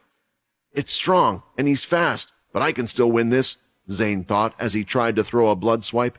Instead, his hand was hit again, causing the swipe to go off in a different direction, and then, grabbing Zane by the wrist, he was chucked over Nate's shoulder and slammed to the floor. "This fight is over," Fex declared before anything else could happen. Between the two of them, there was just too much experience. Zane thought that his opponent was faster and stronger, but that wasn't the case at all. It was just that Nate had been able to predict and clearly see through his attacks. Between those on the cursed ship and the 10th family students, the two of them were quite far apart when it came to experience. After Zane had recovered, he went back to the other students, who were surprised, but they soon saw someone else walking towards them, and their faces started to be filled with horror. "Is that all you got?" Aaron shouted. "Your opponent didn't even take a single step from his starting position. It looks like you guys are going to have to train way harder if you manage to lose without getting a single hit in. Zane, your overconfidence cost you this match. When you're fighting against an unknown opponent, you should always test their skills first. We don't even know what ability he has. Remember, it doesn't matter if it's just a simple fight, but knowledge is key.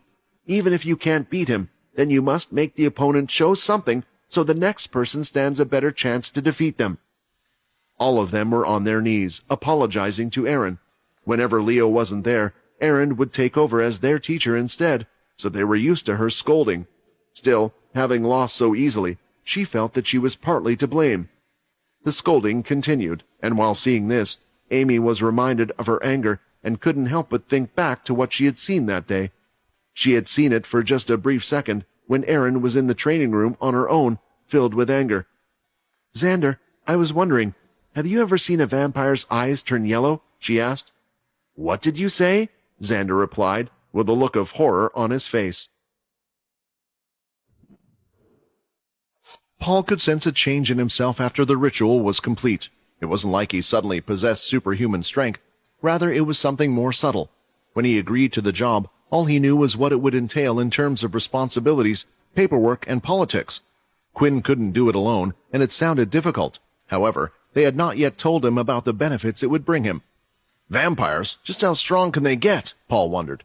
At first he thought it was a curse to lose his ability and have a weakness such as sunlight, but as time went on he was starting to wonder if he would become even more powerful than when he was a head general. Using the inspect skill, Quinn didn't find any differences in terms of new skills Paul had been granted compared to Leo. Call, a skill that can only be used with your vampire knights. This skill allows you to call your knight to your side no matter where they are. It will forcefully bring them to your location, can only be used once a day. Now, if Quinn ever needed to, he could summon either one of them to his position. Passive skill, Vampire Knight's buff. When a Vampire Knight is fighting alongside their leader, all stats and skills will be increased by 10%. Knight's command. A Vampire Knight can form a squad of 10 vampires under himself. For those under the Knight's command, all skills and stats will be increased by 10% when in his presence. The Knight's command skill seems to be something we should discuss. It will definitely be useful in the future, Quinn thought. However, it would have to wait. For now, he was far too eager to complete his task. Leo, please walk him through the basics. Ideally, I would like to make an announcement tonight. The others should learn about there being a second Vampire Knight. Quinn ordered before he walked off. His quick pace eventually turned into a jog, then into running. He had waited for this moment for such a long time, but he had the feeling that unless he hurried, some other distraction might be getting in his way. However, nothing of that sort happened when Quinn finally reached the door to the 10th family's tomb. He had memorized the combination after living through Vincent's life, so he entered and shut the door behind him on his own without support from the others. This time he was going in on his own. The blue crystals embedded in the walls started to light up as Quinn passed through the hallway until he reached the large tomb filled with circle chambers in the ground. Quinn stopped outside the first tomb, the one that should have belonged to the first 10th leader, presumably who Quinn thought was Richard Eno. The first leader of the 10th family and the very first king? Richard Eno. Was all this set up by you? Are you actually the one behind the whole Dalki invasion? With everything that has happened with Arthur, I really can't decide who is good or bad anymore, or if such a distinction even exists. Who says what I believe in is good? On the other hand, is living a good life with my friends and family really so much to ask for? Isn't that what everyone wants? So then why can't everyone just leave each other alone? Ultimately, things had led Quinn to take on his current position. Whether it had been by following someone's plan all along, or by his effort, no longer wasting his time trying to ask the ghost of a dead man for answers, he stepped away, passing 3 other tombs, until he was finally in front of the 5th one. You have successfully returned to the tomb. Quest complete. Quinn's entire field of vision became suddenly completely covered by a bright white glow on the screen in front of him. No matter what quest he had completed, this had never happened before. He didn't understand why it was happening now. He couldn't stop the ringing that was going through his head. Ah, my head! Damn system, are you trying to pull it apart? Did you friggin' lead me here so I can join my predecessors? Although he didn't receive an answer, cursing out the system helped him endure the massive pain. It was hard for Quinn to say how long it had lasted, but eventually it started to die down, and his vision was also returning. It's been a long time, boy. I see you have grown into quite a strapping young man. Still a far cry from myself when I was your age, but oh well. It was an annoying voice, one that used to patronize him and give him information only whenever it pleased. But for some reason, Quinn had a warm, fuzzy feeling inside his chest as he straight away recognized the owner of the voice. Vincent, are you really back? Back in the system, I mean?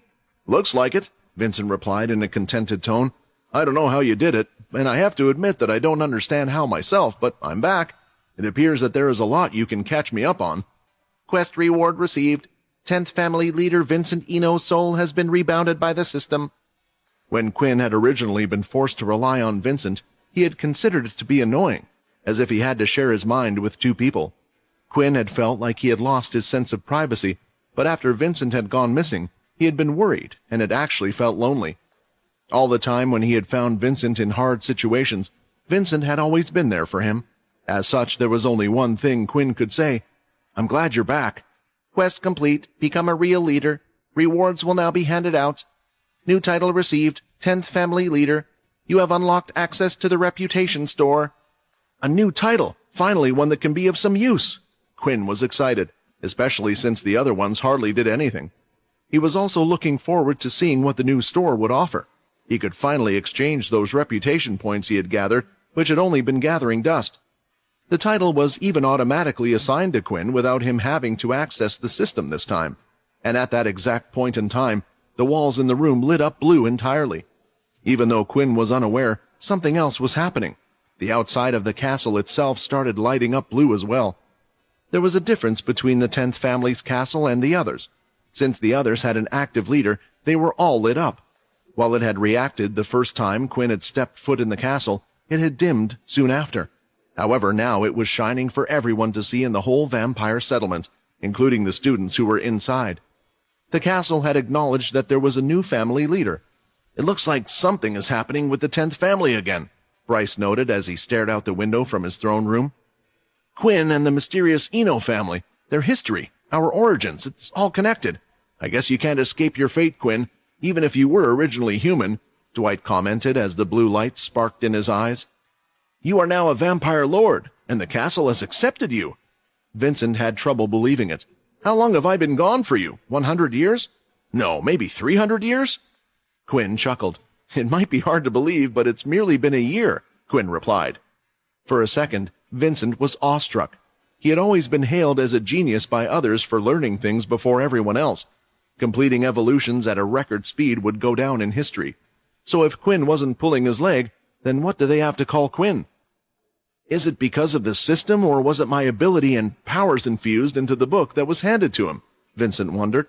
Still, even if those things did provide Quinn with a boost, explaining it as just that would seriously downplay Quinn's achievement. Vincent couldn't imagine that other people could have reached the same position if they had been the ones to benefit from the system. Just as Vincent was about to say words of praise, a new screen popped in front of Quinn, and this was an even bigger surprise to him than Vincent having returned. A new quest has been received. Quest, become a vampire king. Quinn read the quest text a few times. He thought if he read it enough, it might change, but it didn't seem to be the case, and when checking the system, it would stare at him as a reminder. I can't even hide it. Is it just going to stay there forever?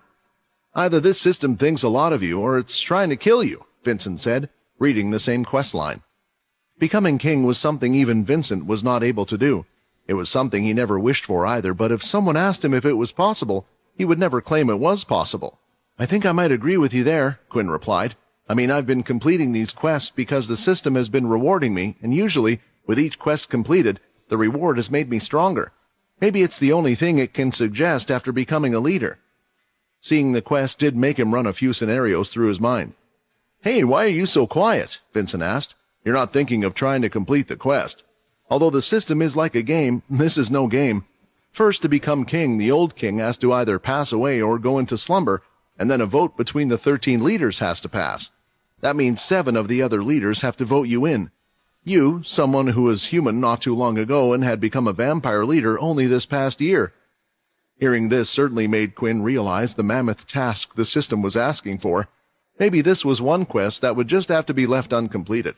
After all, there wasn't a punishment for not completing such a quest. It would just be an eyesore. Quinn became aware of that something had happened in between what had occurred up until Vincent's absence after hearing Vincent go through the requirements. He was completely unaware of the king's situation. He wasn't a mind reader, and like when Quinn had access to Vincent's memories, Vincent hadn't lived through Quinn's life. I'll need to update him on everything that happened, but first, let's check out these things. Quinn was eagerly anticipating the rewards he would receive for completing one of the toughest quests. Title, 10th Family Leader. As a leader of the 10th family, the one who holds this total can assign quests to his people. Rewards must be given to the quest beforehand. Things that can be used as rewards, items, credits, beast crystals. The first thing that was given to Quinn via the title was a little disappointing. Although it sounded quite useful, honestly, Quinn could only think of it as the same as a faction quest board, where the quest would detail the reward at the bottom. It might have been handy in the past, but right now, he couldn't see any real use for it. But perhaps it might work a little differently since it would be given via the system. The title 10th Family Leader allows one to access the reputation store. All actions of the leader will now count towards reputation points. Based on how the family perceives the leader, reputation points will be given. When he opened up the reputation points, Quinn could see a few items, but when he read what they could do, his eyes started to glow. At first, they looked like plain basic things such as flags, towers, and statues, but when he read what they could do, he couldn't stop thinking about the possibilities. Level 1 tower, anything within 25 meters that is considered an enemy by the leader will be shot at with a beam of energy.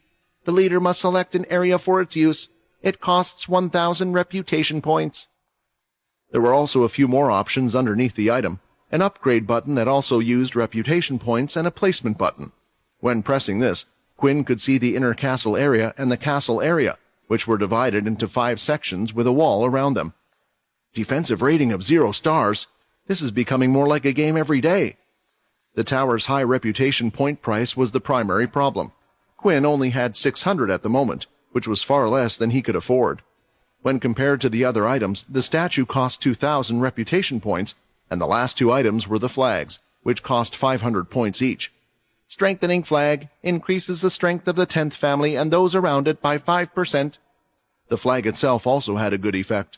Wondering what to do, Quinn was deciding whether to save up his reputation points on one of the more expensive items or pay for the flag. The problem was, in the past, reputation point quests were hard to come by, but by the sound of the title, it would be a lot easier to receive after today. In the end, he decided to buy the flag, and 500 reputation points were used, leaving him with 100. What he wanted to do more than anything was test how the flag worked and what the items from the store did. When looking at his system, the flag was in his inventory. It allowed him to either place it in his hand, or he could place it somewhere within the castle using his map. "Are you seeing all this, Vincent? Was this something you could do?" Quinn asked as he was shocked by the system's great power that seemed to be getting stronger. "A little bit, but I never thought the system could do this. The shop items from before made sense. I had stored the items in the storage room, and the system was set up so if you found the beast crystals creating them, it would transport you the item. But this, giving reputation points for items that might not even be able to be created, something granted by the system, it's almost like my equivalent exchange ability," Vincent explained. He began to wonder if using his powers also transferred them to the system, and if so, why the price was so great. The price of his life. Quinn could receive strength from the system, rewards from quests, and more. It has always seemed strange, but what if this is how the system handles equivalent exchanges? Maybe Vincent's ability in the game was made possible by the AI computer system. After exploring the reputation store, Quinn was no longer upset by the title. It seemed like the two things came hand in hand together, and now Quinn had other things to go through with Vincent. "I guess it's time I told you about everything that happened," said Quinn. "There's no need," Vincent replied. "I will live your life just like you lived mine." The strange white light started to shine again, and Quinn's head felt like it was splitting apart, but this time it lasted only a few seconds, and when his vision returned, he was worried that Vincent was gone again. "Vincent? Vince? Reply!" Quinn shouted. "Calm down. I was just taking in everything I was seeing. Do you remember how you were shown my life? I just went and lived through yours, and I have to say there were some moments where you had strong, let's say, negative emotions towards me." This was the part that Quinn didn't like. Vincent was able to still do things while part of the system that Quinn was unaware of. "Well, what do you think?" Quinn asked. "You've been through a lot. I can tell you have grown so much stronger, but I'm afraid the question you probably want to ask, I'm confused with myself. I don't understand why Arthur attacked you. He had a history with the first king, something that is beyond my understanding, and I do not know what happened to the Punishers either, for the two of us were asleep at the same time. From his words, I can only guess that some of the vampires might have had something to do with the disappearance of the Punishers, even after they left the council. But Quinn, what worries me most is something else. The things you learned from Logan and the Green family, and my past, I can assume that there are two Enos still out there. One being Richard Eno, who we assume to be the first king. I don't know what his goal is.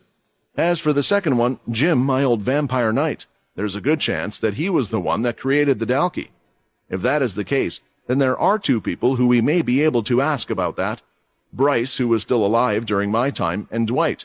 But Quinn, if Jim is the one behind creating the Dalki, I would be careful, because he too has the same ability that I once had, the ability of equivalent exchange. When Quinn had lived through Vincent's life, it had started from a certain point and not the very beginning. He remembered seeing Jim briefly in those memories, and from what he understood, Jim used to be one of Vincent's vampire knights, but he had been more than that. Jim was older than Vincent, and for some reason, he had always treated Vincent with great respect, despite being his uncle. When Quinn had asked Edward about it, he had unfortunately been unaware of the reason for this. "I thought, unlike other abilities, that one was supposed to be the exclusive ability of the 10th family leader," Quinn asked, being confused as to how a vampire knight like Jim could have gotten access to it. "Well, it's complicated. Honestly, I've never imagined it would ever come to this, but I suppose I'll have to tell you about my relationship with him," Vincent sighed. "To think he would be involved. Anyway, I suppose to understand Jim, I first need to ask you a question. What is something that humans fear that vampires do not fear?" Quinn wasn't really in the mood for riddles, but he trusted that Vincent was going somewhere with this, so he racked his brain. It would have been easy the other way around, as it was common knowledge that vampires feared the sun, whereas humans needed it to thrive.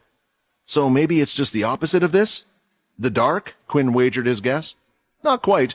Humans are only afraid of the dark because they cannot see. Their fear is more of a fear of the unknown than a fear of darkness itself. No, what I was talking about was death. Humans' lives are brief, and even though some may come to terms with it once they are faced with it, they still fear it. On the other hand, we vampires prefer to choose for ourselves when we wish to go into eternal slumber, never to be woken again. It's nothing unusual. The longer one lives, the more you see the actions of the world repeat in the same patterns, and the less you want to be a part of it. You could say it's just in our nature. However, that was not true for Jim. He had had an irrational fear of death. No matter how long he lived, he always feared that death may catch up to him, so he would do anything to stay alive. The original vampires never aged, being practically immortal. As for regular vampires, the stronger one was, the longer they could live, but ultimately, at some point, they would pass away if they chose not to go into eternal slumber. You see, most seem to have forgotten that Jim actually used to be the vampire leader before me. Naturally, he had received the ability, and using it, he had experimented time and time again, attempting to elongate his life. He did succeed somewhat, but ultimately only to a degree to extend his time. He could still feel himself getting older and weaker. The problem with the ability itself is that it requires a great mind to make full use of it. Not that Jim's mind wasn't great, but it wasn't great enough. Not to toot my own horn, but when I was born, I was classified as a genius, and when I became one of the strongest vampire nobles, it was clear that I would become the next leader. Even Jim had accepted that fact, going so far as to teach me how to use the ability, but then he had done something he should never have done. Jim's obsession led him to break one of our ultimate taboos. He awoke one of the original vampires, wishing to experiment on them. He could live forever, so he hoped that he might uncover their secret by studying one. I knew about this, of course, as he asked me for my help. Although I felt indebted to him, I couldn't participate. I decided to close my eyes to the fact that he did it. To be honest, I'm not so sure myself whether I did it believing that he might go into eternal slumber after seeing that it failed, or part of me might have wished to see him succeed. Whatever the case, Jim was eventually caught doing his experiments. He had been taking in vampires from other families, using them as his guinea pigs. What they didn't know about, though, was the original leader. He had awoken. Vincent paused there for a few seconds.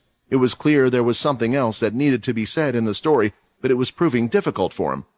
I covered for him. Despite claiming that I wouldn't get involved, I nevertheless returned the first-generation family leader to his tomb before the investigation team could find him. I don't know why I helped him out back then, maybe because I was young, maybe because he felt more like a father figure to me than my real father for teaching me the ability. Either way, my actions ended up saving his life. Naturally, Jim was punished hard for his crimes. Not only was he stripped of being a leader, but he was forbidden to be laid down to rest in the tomb. Of course, things wouldn't have ended just there if they had found the actual truth. Things would have ended far worse. With the 10th leader stripped of his title, I was quickly made into the next generation family leader, and the other family leaders put it on me to decide the final punishment. He came before me, begging to be spared. Although I was the one who was supposed to decide, they all reminded me that such a crime would most often result in eternal slumber. However, once again, I decided against the idea. The 10th family leader was replaced by a greenhorn. I might have had more potential than anyone else, but I had little to my name at the time. Even before that, people had started to regard us as weaker than the other families, since Jim's focus was primarily on how to extend his life instead of increasing our influence. As such, I decided to do something that would not only benefit Jim, but also the family and could serve as sort of a punishment. You guessed it, I made him into my first vampire knight. There were some rules put in place, though. The other families knew what the 10th ability was, and they relied on it from time to time to improve the lives of others. That also meant that they knew about our castle's dedicated lab. One of the rules forbade Jim from having anything to do with the lab. He was to never set foot inside nor work on anything, not even help out someone with any sort of project involved in the lab. At least during my lifetime, Jim had followed that rule, and he was eternally thankful and loyal to me, more than anyone had ever been. He did everything I asked and often watched me when I was doing work. It became a slight obsession.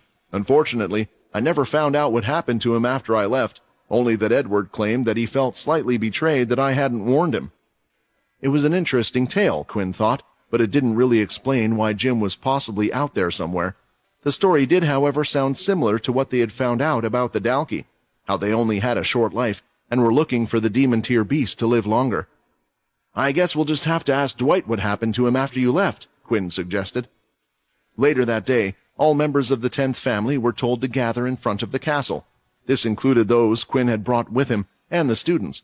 On top of this, invitations were sent out to those belonging to the 10th family in the pooling area. As Quinn had expected, none of them showed up from the pooling area except for Rokeen, who wasn't even part of the 10th family. He knew there had to be something big going on, so he had decided to come and take a look. The students were mumbling and gossiping amongst each other, and they had bright smiles on their faces as they talked. "Hey, what do you think the announcement will be about? Do you think it has something to do with the tower being lit up? It has to be. It would be too much of a coincidence that the same day the tower is lit up, we get an announcement." "I'm sorry," Nate interrupted, overhearing all the students talking so excitedly. "Why is it such a big deal that the tower lit up?" "Because it means that the castle's official leader has either returned or a new one has been selected." Nate didn't say anything to this, but only thought back to what Fex had told them. How this whole castle belonged to Quinn, and he was the official leader. The first person to come out was Leo, and the students started to calm down as he walked up, showing great respect. Then there was a man that they didn't really know who had come out as well. His facial expression seemed a bit grumpy compared to Leo's, who looked calm. The only similarity between the two of them was the absence of hair on their respective heads. And finally, walking out in the center, was a young man who looked to be in his mid-20s, walking through the middle of both of them, and that's when they saw the two of them bow down to him. The students were unaware of who this was, and only those who had recently come recognized him as Quinn. Although the other families didn't attend, hearing that there was an announcement, Quinn could see several little drones in the shape of balls flying around, hovering all over the place, filming everything and also broadcasting it to the rest of their respective families. Standing there looking at all the others, Quinn clenched his fist. "Vincent, I'm sorry I wasn't here. This is all that's left of the people that used to follow the 10th family. It's a sad sight, I know, but I promise, under my rule, we will thrive. I've gathered you all here today to officially introduce to you the new vampire knight of the 10th family," Quinn announced, as he opened his palm and placed it towards Paul to his left. Paul stepped forward and bent his head forward. "What?" Bryce stood out of his seat in anger. "He made that human who invaded us into a vampire knight? What the hell is that kid thinking?" There was a round of applause from the students. Of course, no one could replace Edward for them, but they knew the position had to be filled by someone. Although they didn't know who Paul was, after witnessing Nate's strength, they believed that the newcomers were far more powerful than them. "And finally, I know many of you don't know who I am, but I am here to announce that I, Quinn Talon, am the 6th family leader of the 10th family." This time, before a round of applause, the students looked at each other, but Syl, breaking the silence, clapped first. Soon the others all followed suit. "So you have finally announced all the vampires and shown that you are the 10th leader." Cindy sipped on her tea while watching the broadcast. "Does this mean you have decided to stay? If so, you will be in for quite a surprise, Quinn Talon." The broadcast of the 10th leader revealing himself was shown all over, leading to a plethora of reactions from different people. At first, the 10th family themselves were happy, but the students were wondering how a vampire they had never seen before could suddenly become their family leader. Usually a new leader would fill their family with hope for a greater future, with his family members having a general idea of their leader's power, but Quinn had practically come out of nowhere.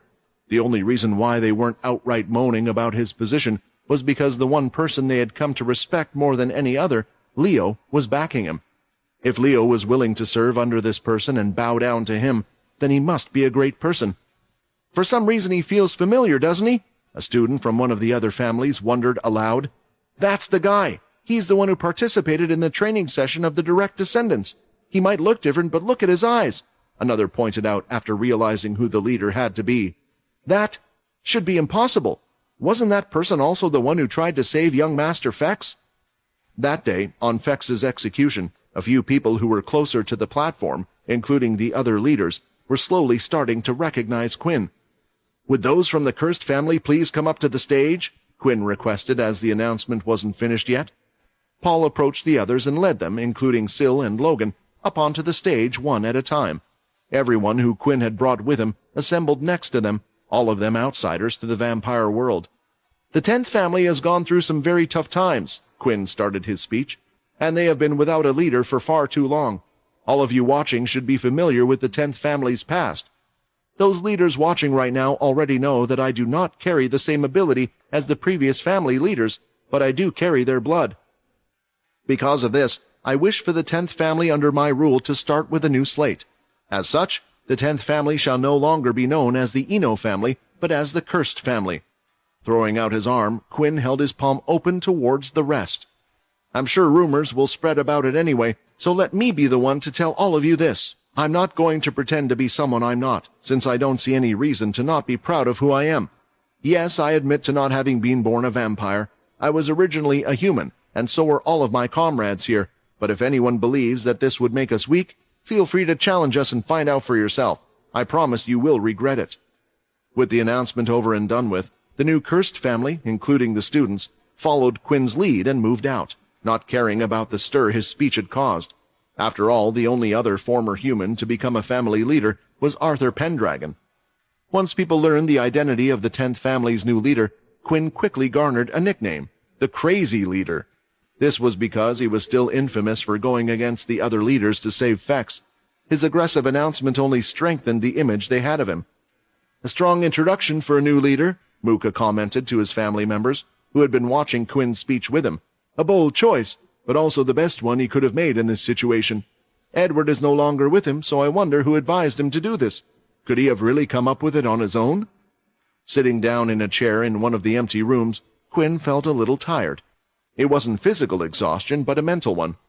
"Are you sure that was the right thing to do?" Quinn asked for some reassurance. The die had already been cast, so it would be too late to regret his actions anyway. "Of course! The other leaders already knew who you were," Vincent replied, and Quinn could picture him shrugging his shoulders. "If you hadn't disclosed this on your own, they would have used this information in the future against you. Right now was the best time to do so. Although few will admit it, you can be sure that you have earned the respect of many by making such a forceful declaration. Let me tell you something as a former family leader. The thing your family will need more than anything else will be loyalty.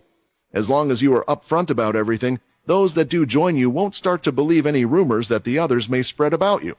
Also, believe me when I say that there is one thing all vampires respect far more than your background, and that is strength. That's why Bryce has a very good chance of becoming the next king, despite how much of an arsehole he might be." Thinking about that, Quinn was wondering what might happen if Bryce really was selected as king.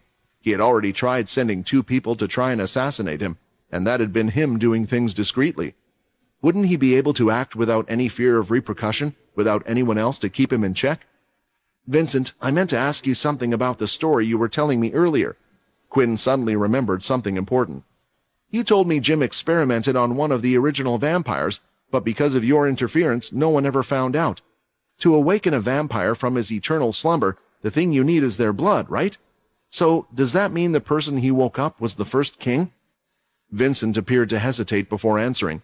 Quinn could feel that he was struggling to decide whether that information was something Quinn really needed to know or not. Still, he understood that sometimes knowing too much was bad on its own, since it increased the risk of the wrong person finding out about it. "Suffice to say, it wasn't the one from the first family," Vincent eventually admitted. "Well, that's my point," Quinn pointed out.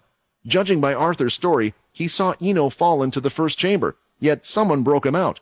In other words, someone at some point must have released him, be that either by accident or on purpose. I just need to know if that was Jim's doing or not. Did you return the wrong person, or could it be another leader who was working with Jim?" Thinking about this, Vincent realized he had never pondered that possibility, maybe because he just assumed that Jim was so desperate that he could have obtained the blood in other ways. But if someone was indeed working with Jim, did that mean that there was another leader who wanted the same thing? "Let's find out what happened to Jim after my disappearance first. This might help us put the pieces together. I just don't want you or me to force those puzzle pieces to fit into our narrative. Even if it turns out to be the case, as a young family leader and at such an important time, it would do more harm than good to reveal anything we might find out," Vincent claimed. Putting a pin in it for now, Quinn finally got the first bit of sleep since he had arrived in the vampire world this morning. "No wonder you're so strong," Zane said, as the students had returned to the castle with the others just after the announcement. They were more excited than before and were happily talking amongst themselves. "What do you mean by that?" Sam asked. "Well, he said you were originally human, so I'm guessing he must be the one to have turned you, right? If you have the leader's blood, that means your power should be similar to that of a direct descendant. In other words, you've got a head start above everyone else." Honestly, Sam didn't agree with this, but he didn't want to correct him when he didn't know much about the subject. He remembered when he was turned by Quinn. He had started out as a halfling and hadn't even been able to reach the evolution of a vampire after turning. A halfling was considered quite weak, and it had taken a lot to grow. At the same time, Nate, who had defeated Zane, had been turned by none other than himself. The strength seemed to correspond more with how strong the human used to be before they got turned, rather than the one who had turned them. "I'll just let the kid feel better about himself," Sam decided. It didn't take long before they had their first official visitor, as the castle could be heard ringing from the door as someone knocked. When Leo went to answer the door, the blue lining on the uniform revealed their visitor to be one of the royal guards.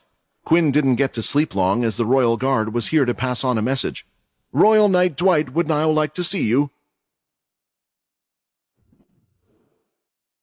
There was little time for relaxing. Each of the new arrivals from the cursed faction had a room to stay in and had already seen the entire castle. The people from the cursed ship decided to move up to the 3rd floor, whereas the students all lived on the 2nd, which led to a minor rift between the two groups. There were a few exceptions to this, though, as Erin stayed on the same floor as the students due to her often going to train with them. Wanting to be near her, both Layla and Sia had also decided to select rooms on the 2nd floor.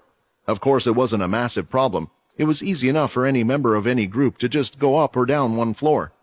To discuss the recent events, the boys and Linda were currently gathered in one room. Paul was no longer with them. Leo had already swept him up to familiarize himself with his new nightly responsibilities. "So how long do you think we'll be here for?" Nate asked, addressing the question that was on everyone's mind. "I'm not sure," Logan replied. "Quinn's situation is a little unique. It seems that vampires aren't supposed to interact with people from the outside world. He had been given a special assignment to look for the vampire agents who were killed, and that was the only reason we had previously been allowed outside. Our return was sudden because of the upcoming situation with the current vampire king. Right now, we still have no clue about what happened to the agents, so after this is all settled, we might get a chance to continue our mission. I also think even if we never do find out what happened to them, the vampires will want to replace their agents. Who better than us former humans who have been living there for so long already? The bad news is that everything will pretty much depend on who they select as the new vampire king." "And why would that be a problem?" Sam questioned, as he knew very little about the vampire world. From what he had learned from Quinn, it was the same for most in the room. "Did you forget that pretty much all the other families hate us?" Peter scoffed as he leaned up against the wall with his arms folded. "Have you forgotten how many people actually bothered to show up earlier? A vampire leader, who is one of the 13 precious council members, is making an announcement. Yet only us and those kids had bothered to show up. If that isn't a sign of how they feel about us, I don't know what is." "Why do they hate you guys?" Weevil asked. "It's because of me," Fex interrupted. "Quinn tried to save my life before, and doing so meant going up against all the other leaders. Depending on who becomes the next vampire king, we might never get to leave this place. Worse, they might even try to get rid of him or us altogether." The room went silent for a few seconds as they imagined a scenario of all the vampires going up against their small group. It wasn't like on Earth, where they could solve this with a duel, or on the cursed ship, where they could call for help for more people. They were on their own. Suddenly, Nate started to laugh, making everyone else turn their heads toward him. "What are you all so worried about? You saw me beat that guy easily, so if anyone's against us, we can just beat them all. Quinn's super strong, and we've all trained under him, so doesn't that make us super strong as well?" "You really think that's enough?" Fex raised his voice, trying to get the seriousness of the matter through to Nate. "That vampire that you defeated was just a regular vampire, pretty much a naive child. Erin wasn't wrong when she berated him for having vastly underestimated you. There are vampires who have lived hundreds of years and have trained with the idea of doing nothing but getting stronger. They have abilities that even surpass those of the ones humans have. So how can you think of this being a simple walk in the park?" "Fex, I don't think he meant it like that." Linda tried to calm everyone down. "I'm sure Nate was just trying to cheer us all up. Of course, all of us understand that we can't just wage war against all other vampires, but staying worried won't help us with anything." Fex started to walk towards the door, leaving the room. Before shutting it behind him, he looked back at the others. You're probably right. I'm sorry, guys. I think I might just be a little bit more on edge with us being here now, but not being home. Please continue without me." "Not being home? What did he mean by that?" Dennis wondered. "There's a lot you guys don't know," Logan sighed and then started to explain. "Originally, Fex was the son of the 13th family leader. He left out the fact that he had tried to save Quinn's and our lives by not getting us involved in this whole mess. Because of that, he got banished from his own family and was meant to be executed, but Quinn couldn't just let that happen, so he ultimately went against the other family leaders. Imagine turning up here, forbidden from going back to the place you grew up in or seeing the family that raised you. No wonder he isn't his usual self." Meanwhile, on the second floor, both Xander and Amy had their own private get-together. Xander was biting his thumbnail, pacing backwards and forwards several times. "And you're absolutely sure you saw her eyes turn yellow?" Xander asked for the umpteenth time. "It couldn't have been the light hitting her eyes strangely, you being sleepy and imagining things?" "How many times do you want to ask me that? I'm 100% sure that I saw them turn yellow, but I still don't understand what the big deal is," Amy asked, getting slightly worried. "I only told you because something felt weird when I looked at them. If I knew you were going to freak out about it like you're doing right now, perhaps I shouldn't have said anything." "Actually, you might be right. It may be for the best if both of us just forget about any yellow eyes. On the other hand, if they ever found out we were keeping such a secret, then—" Xander was murmuring to himself. "Then what?" Amy shouted, not completely annoyed at the fact that Xander refused to be clear about what those yellow eyes meant. "Then they could execute us." Xander stared right at her, his face filled with dread at the gruesome end they could meet. Amy quickly emphasized why Xander had been acting so strangely, yet it also made her just the more curious about what exactly Aaron was. What had she done to become so dangerous that even keeping this from the families would be grounds for a severe penalty like death? "You wouldn't have learnt much about it yet, but I'm sure you've at least heard of the name. There is only one subclass of vampires who have those yellow eyes, a dhampir." "A vampire hunter, those that were born to slay all vampires," Amy mumbled to herself. "But that can't be. Erin seems completely fine. She isn't going off killing vampires left and right. Just because she may be different, we can't treat her like a different subclass." "I don't make the rules," Xander insisted, "but they are there for a reason." "Do you think they know? I mean, Quinn or even Erin herself?" "I'm not sure. Reporting this to Quinn is probably our safest bet. At least that way it will no longer be our problem as we did what we were meant to. It will be up to him to decide what to do with Erin if her being a dhampir is true." Although Amy and Erin weren't as close as she was with Layla, she didn't want her to come to harm. During their time at the castle, she had seen a gentle side to Erin, someone who always helped others in subtle ways. There weren't many left in the 10th family after the attack, and everyone had grown closer than before afterwards. With their families killed, it felt like the survivors who lived in the castle had become one big family. "Why are they so scared of you, Erin?" In one of the 13th castles where the vampire leaders usually resided, there was one sitting down patiently on their throne. The room was dark with shadows covering their faces. They waited patiently.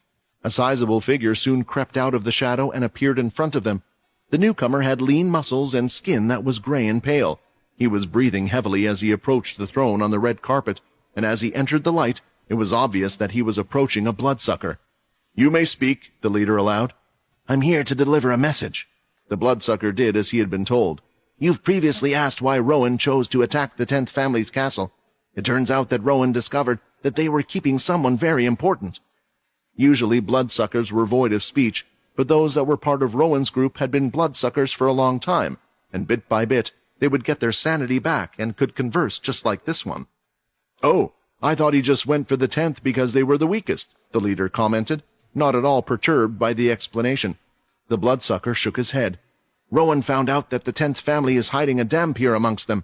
He wanted to convince them to join our side."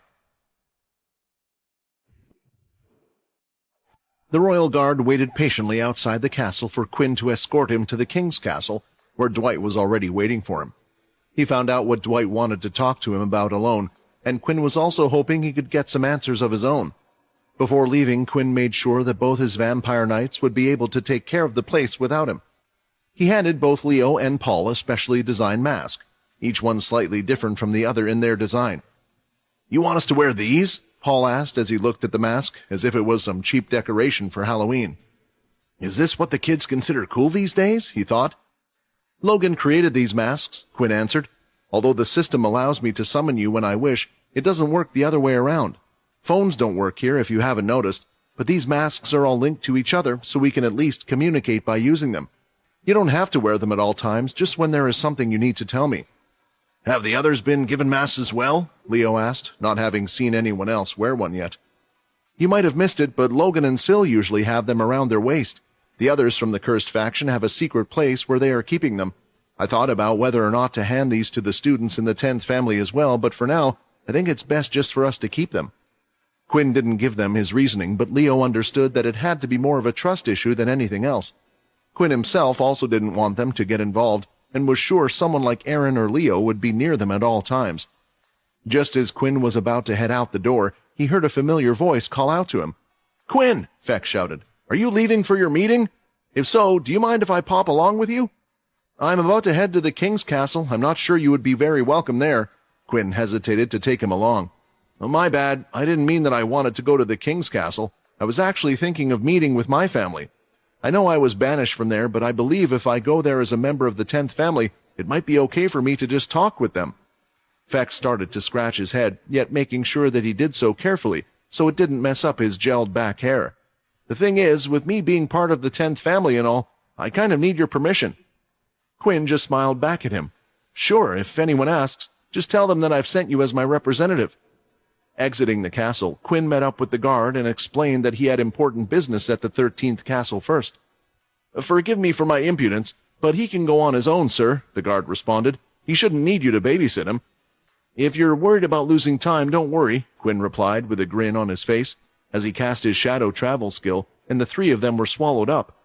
Traveling via the shadow was a lot faster since they could simply go straight underneath buildings. Additionally, it allowed Quinn to remain hidden from the public eye. Seeing the cameras, he was sure that everyone knew who he was, and he just didn't want to deal with the attention and rumors going around. Once they reached the 13th inner castle area, the three of them popped out and walked up to the guards. "I, Quinn Talon, family leader of the cursed family, have come here to request a meeting with the 13th leader. Please deliver this message post-haste," Quinn announced, following Fex's plan. Fex was unsure whether his father would allow him to meet him if he just came unannounced, but if another leader made such a request, especially Quinn, he was sure his father would have to accept. While the guard went ahead and gave the okay, it was time for them to split up. "Fex, spend as long as you need here. You have already helped out enough, and now others can help us. There's no rush to come back," Quinn encouraged Fex before popping back into the shadow with the royal guard and heading towards the king's castle. Taking a deep breath, Fex followed the guard into the castle. He tried to hide his face from onlookers, slightly regretting not bringing a mask along, so it didn't take long for him to get spotted. "Is that the 13th leader's son?" "I thought he was banished. What is he doing here?" "I've seen him at the 10th family's announcement. Do you think he's the messenger boy for the 10th now?" "It's a shame to have fallen so far. He had such a bright future ahead of him." Gritting his teeth, Fex chose to ignore the comments until he finally entered the castle, and subsequently the throne room. Awaiting him wasn't just his dad, but also his sister. When Lee Sanguinus, the 13th leader, saw his son walk through those doors, he didn't know how to react. He had been wondering what Quinn might want from him, so he was surprised to see his son walk in instead. He stood up and came before Fex as he looked him directly in the eyes. "I see the time apart has not really changed you. You're so old, yet you still pull these stunts," Lee sighed. "Did you really have to come see us this way? As someone from the 10th family instead of a son who wished to see his father?" Hearing these surprising words, Fex started to tear up. "Father," he choked on his words as he couldn't fight the tears. "I'm sorry," was all he could say, while he continued to cry and fell to his knees.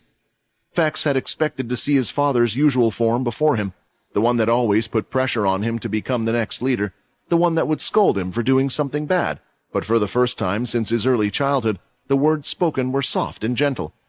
"You have nothing to be sorry for. I should be the one apologizing. I didn't really know how much I cared for you until—" Lee paused for a second and turned his head to Silver by his side. "Until I nearly lost both of you. Let me tell you this now. I hold both of your lives above any vampire code." Silver started smiling. Her father really had changed ever since the incident involving Fex. He was almost a completely different person.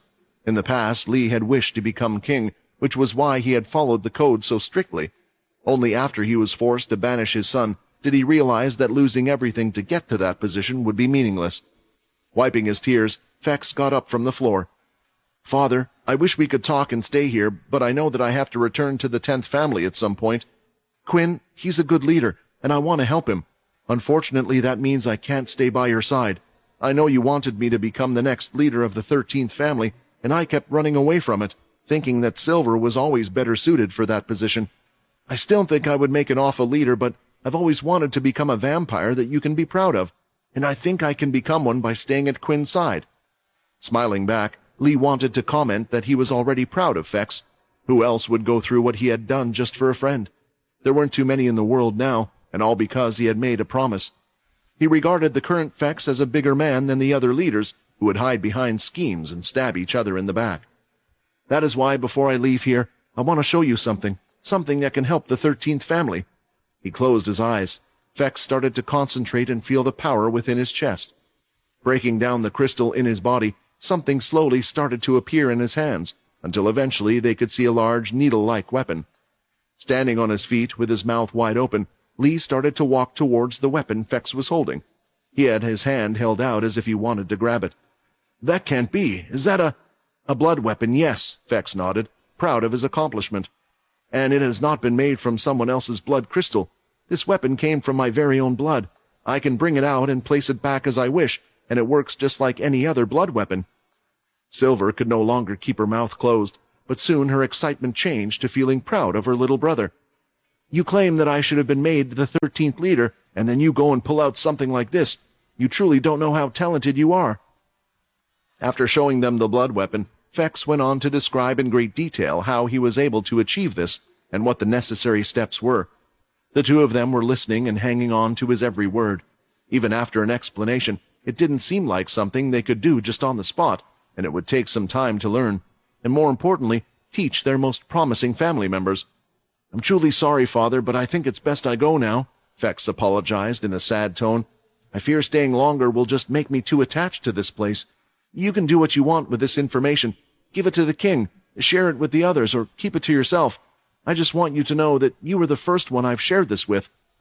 Touched by his son's determination, Lee nonetheless allowed Fex to leave. That boy might have changed the whole vampire race, and he doesn't seem to even know it. On the way back, Fex no longer cared about what the others spoke about him on the streets. He was too happy to care. That was the old Fex of the 13th. Now I belong to the 10th family, he thought to himself on the way back. However, after only taking a couple of steps forward, someone called out to him. Fex! A soft voice called out. When he turned around, he could see two hair buns wrapped up. There was only one person he knew who had that hairstyle. Kaz, what do you want? He asked. The look on Kaz's face was one of concern, for she didn't look happy. In fact, it was almost as if she was on the verge of tears, holding it in. I'm sorry. Reaching the king's castle was no easy task. At least getting past the guards was. The last time Quinn had come here, it had been in the midst of a council meeting. At the time, he also had Arthur by his side, and the guards had been less cautious. However, this time, there were several checks put on Quinn before he was even allowed to step in. They didn't allow any weapons nor any armor past the entrance. Everything had to be left before he could enter. Not that it mattered much in Quinn's case, since he kept all of his important stuff in his dimensional space. If he ever needed something, he could equip it with Shadow Equip at any time. The reason why Quinn wasn't wearing his armor or weapons out in the open in the vampire world was due to what substances they had in them. Before coming here, Quinn had asked Alex to create weapons using his blood, not just for him, but also for the others from the cursed faction. Similarly, everyone else was also hiding them in their shadow. After the checks were done, Quinn was finally led into the castle, accompanied by 4 guards, 2 in front of him and 2 behind. The king's castle was quite similar to the others, with only slight differences, like the rooms being slightly bigger and adorned with a lot of giant paintings. Quinn guessed that they had to be important figures in the vampire's history, as well as important events. I thought the 10th castle was already big, but this is just ridiculous. Who needs all this space? Having lived most of his life on Earth in a small apartment, Quinn wasn't used to these kinds of grand rooms. Previously, Quinn had just been in a council room, which happened to be a floor under the king's throne room. Alas, it appeared as if he wouldn't get the chance to check it out this time either, as he never left the first floor. Instead, he was escorted to one of many dining rooms. Dwight was already sitting there, all on his own, with some light snacks, red in color, and tea. Thank you for escorting him safely. You may take your leave now, Dwight instructed the guards who had been following him. They all nodded and did as they were told. I don't remember coming through this many checks last time, although I guess I shouldn't be surprised about you being cautious with the king's eternal slumber, Quinn commented as he sat down opposite Dwight. Indeed, especially with some parties daring to attack other castles, one can't be too safe. Those guards were just as much for your safety as ours, Dwight explained. Before we start, Quinn, I want to make sure that everything spoken here is just between you and I. I hate having to act this paranoid, but with everything that has happened, I can't trust anyone else. I can only advise you to do the same. After you leave this room, perhaps you should even start doubting me." The royal knight, being this cautious, was outside of Quinn's expectations, and he was now completely focused on the conversation. It seems that the situation was more serious than he first thought. He had assumed that this was just being done to ensure that nothing would disturb the king's eternal sleep. "I will spare you the details, as I'm sure your vampire knight must have gone over this with you, but the one responsible for the attack on your castle is someone named Rowan. He used to be the second family's leader, but has now turned into a bloodsucker, or has done so. His grudge against the current king was no secret. Unfortunately, he was also very strong, yet we never imagined him attacking us head-on and so suddenly like that. There is only one explanation for being able to attack any of the castles, and what's more, to so easily enter the inner castle area of even the 10th castle. There is someone among the leaders who must have helped him," Dwight shared, clenching his fist on the table. "I didn't want to believe that someone would work with the bloodsuckers to force the king's hand like that, and now it has come to the point that we must replace him. What I'm most afraid of is that this was that mystery person's original goal." It was news to Quinn that Rowan used to be the second family's leader, although he had come to learn that it wasn't too rare for the families to change their past leaders if they turned out to be incompetent. "Why do I have the feeling you're thinking something incredibly rude about me?" Vincent asked, but Quinn chose to ignore him. "For what it's worth, I'm sorry. You and the king seemed close, and I honestly wish I could have thanked him for saving the people he could," said Quinn. "You really have grown," Dwight sighed, taking a stronger look at Quinn. "I should probably come to the point of why I have summoned you here. I originally just wanted to apologize for failing to do our job, but I also never expected you to return like you have done now. I can smell and feel the aura of a real vampire leader on you now. As I said, there is at least one traitor among the leaders. Let me be honest with you. Right now, I suspect every single one of the other families. Well, all except yours, Quinn. You were away when the attack happened. Neither you nor anyone you interacted with in your family has anything to do with Rowan, and most importantly, I can't think of a single reason why you would attack your own family. I never thought I would say this, but you're the only person I can trust, and I would like your help. If the goal of the person working with Rowan was really to get rid of the king, then I can only assume their end goal lies in obtaining the seat for themselves. The powers are split into two groups, so they will be coming for you, Quinn. I want you to report everything that either side attempts to do. Feel free to lead them on. Agree to help them and try to find out who was, and possibly still is, working with the bloodsuckers. I won't lie to you, doing this could place a big target on your back, but I will be trying my best to help you all the way. It would be best if you prepare for another attack. Your family is weak right now, and they might strike again." Thinking about this, if his area was to get attacked, Quinn was wondering if he could use the new reputation shop in his system to improve his defenses. He could build towers, statues, and set up flags to help fend off attacks. The only problem was obtaining the reputation points to upgrade the place. Once he figured out a way to quickly and reliably get more, he could create a fortress stronger than all others. It's your choice whether you want to help me or not, but you should be aware that you are bound to get dragged into this either way. All I'm asking is that when you do get dragged into it, you do your best to try and find anything useful. In return, I will try to do whatever I can to help you and your family. Right now, although the king can't speak, he has given me authority and power to act on his behalf. If there is something you need, you should ask now before the ceremony." Quinn agreed with Dwight's analysis of the situation. As a family leader, he would be wrapped up in all this, whether he liked it or not. Honestly, he also wanted to find out who was working with the bloodsuckers. They had killed his people, killed Edward, and tried to attack the others, and he wanted revenge. Quinn felt quite lonely in the vampire world. In comparison to the others, his family was seen as an outsider, and yet here was a strong ally reaching out to them. "I'll help you," Quinn declared. "However, there are a few favors and things I would like to ask myself." "Of course, Quinn," Dwight replied happily. "For someone who has only recently become a leader, you are going far beyond what would normally be expected of you. As long as it sits within my power, I will deliver what you need." Quinn had so many topics and questions he wanted to discuss, but he chose to start with the one that was most on his mind. "The first one should be easy enough. What do you know about Jim Eno? I need to know everything that he did after Vincent left." It was safe to say that the question took Dwight by surprise. Out of all the things to ask for, especially given their current situation, why was Quinn's first question something related to the vampire's past? Is this just his curiosity or the request of someone else? Dwight wondered, mentally going down the list of possible candidates who could be behind the young new family leader. "You seem to be quite interested in the 10th family's past. With the flame extinguished, I know Vincent is gone, so I'm assuming this has something to do with his will? Maybe something he asked you as his final wish?" Dwight probed Quinn for some sort of reaction. Vincent Eno had been a very interesting person, yet he had failed to understand him in his lifetime. Coincidentally, Dwight's current actions were quite rude and disrespectful. If it had been any other leader before him, they would have made a fuss, perhaps even accusing him of being interrogated, but Quinn wouldn't know any better. "Didn't you tell me you would help me?" Quinn questioned in a sharp tone, his eyes focusing on the older vampire. "Do you perhaps expect me to explain to you everything that I do?" The fact that Quinn acted completely outside his expectations was a grim reminder for Dwight that the young boy wasn't as innocent as he seemed. "I apologize for my behavior," Dwight bowed down, slightly surprising Quinn. "You're right. I did promise to help you in any way you needed, and this is indeed something relatively simple. Of course, you don't have to explain yourself. I was merely surprised you knew about Jim, since there aren't many alive today that do remember him." Dwight looked down at the table while trying to remember past events. "You said you wanted to know what happened after Vincent's disappearance, correct? I don't know how much you know about Vincent Eno, but before he left us, he had been in charge of a special project, a project that would have made us far less reliant on human blood. Unfortunately, he left our world without ever completing the project. At the time, there honestly weren't too many great minds among us vampires. The common belief was that the fist was mightier than the brain, and most lived according to that. The king at the time, not wanting to get involved with humans any more than we already had, felt like the project had to be completed at any cost.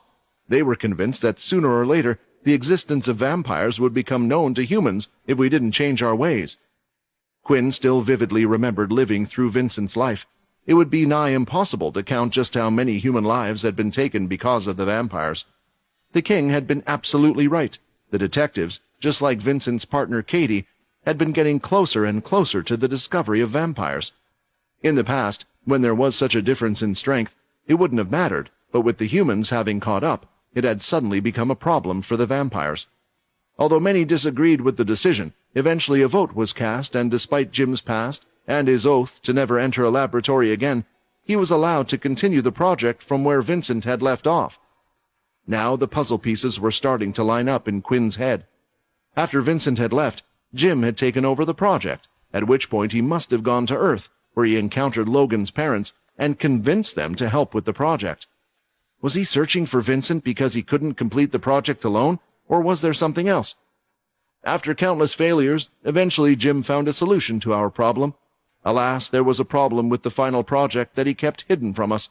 To fix this flaw before we found out, he committed a grave taboo, the same one that had stopped him from entering the laboratory in the first place. In the end, the project had to be scrapped altogether. "Jim, just what did you do this time?" Vincent thought as he heard these words. Dwight didn't say anything else on the matter, as if the story had ended, but Quinn noticed that a lot of details had been left out. Was it because he didn't know about what Jim had done, or did he think Quinn didn't need to know? Still, Quinn wasn't going to back down. He needed his answers, and he had himself someone in front of him who could help. "The thing Jim created, the one that was unsuccessful, were they the Dalki?" Quinn asked, wanting confirmation, even though he was already sure of the answer. Dwight's eyes lit up at this question, making him all the more aware that Quinn knew far more about this than should have been possible. With that being the case, it was pointless to hide the small details.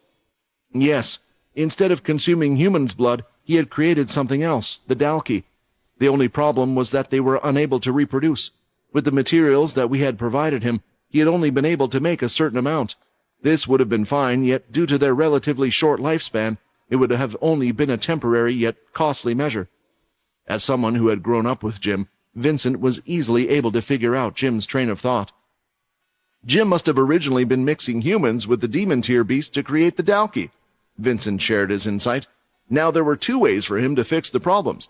Either find a way to allow the Dalki to reproduce, or turn them immortal. Given his prior history, it's no surprise which option he chose. Dwight gave out a big sigh before answering. He raised one of the original vampires and tried to experiment on them. Only this time he was prepared for us when we found out. By the time we discovered what he had done, it was already too late. Jim had left the castle with the Dalki, and despite our efforts to track him down, he was never seen again. What about the original vampire? Quinn asked. Was he successful in creating a hybrid?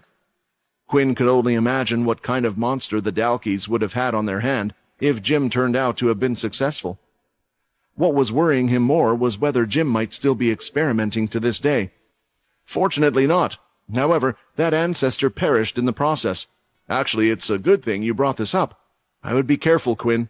The original that had been killed was the first-generation family leader of the 8th family, so it shouldn't surprise you that they had a giant grudge against the 10th family ever since. That being said, I have been unable to find anything relating to the current attack. Unfortunately, the same has to be said for all the other families at the moment. It seemed like the 8th family and the 10th family had multiple clashes after that, especially since Vincent had also been the one to kill one of their previous family leaders, due to what they had done to Katie. Whoa, that's a lot of enemies. I wouldn't want to be in your shoes right now, Vincent said amused. You have the first family's Bryce on your back, the 8th family, and let's not forget about the 6th family with Vadine. I know Arthur was the one that killed him, but it was due to you. Don't pretend like everything's my fault. You were responsible for at least one of those, Quinn replied, annoyed. If you knew Jim had created the Dalki, then why didn't the vampires kill the Dalki, or at least help the humans when they were getting attacked? Quinn asked. I know you might start to hate me for this since you're a former human, but the Dalki simply hadn't been regarded as a threat to us. At any point in time, we would be able to beat them quite easily, so we didn't really care what happened to them. Given their lifespan, most of us thought that the problem would simply fix itself. And by the time the human race was facing extinction, well, we had found a way to solve our blood problem, so once again no family felt the need to intervene. The vampires don't see the Dalki as a threat? Is it due to arrogance, or are they really that strong? Quinn couldn't believe it. He had personally clashed with the other family leaders, and had therefore experienced their powers firsthand. He was also aware of the power of the Dalki he had encountered. If the vampire didn't regard them as a threat. Just curious, but how many spikes have you seen on a Dalki? Quinn questioned to verify a theory. The face Dwight pulled was one of confusion, as he was clueless as to what that had to do with anything. One? No, I think I recall one of them having 2. I'm sorry, it's been quite a while, Dwight answered, unsure where Quinn was going with his questioning. Still, he had learned his lesson, so he answered as best as he could. Actually, when the Dalki had first been created, we had been unaware of their defects. The one studying them reassured us that their intelligence was enough for us to attempt to train them, so we taught them how to fight. The idea was to use them as more than just a food source, and to make them hunt beasts as well. However, before we got the chance, Jim had disappeared with them all in a single night. Did he say 2 spikes? But even during the war, there was a 4-spike Dalki. Have they grown stronger in the meantime? Just like Borden. Do more spikes grow on them with age, or did Jim find a way to create more? However, that means the vampires are unaware of their increased strength. No wonder they've just been sitting here focusing on their internal struggles. This was something Quinn couldn't have predicted. He had believed there had to be a logical reason for the vampires to not get involved, but for the reason to be pure ignorance. Unfortunately, that meant Quinn would have to somehow convince them to start treating the Dalki as a threat. Worse, they also had to worry about Arthur now as well. Don't tell them about Arthur, Quinn, Vincent stressed.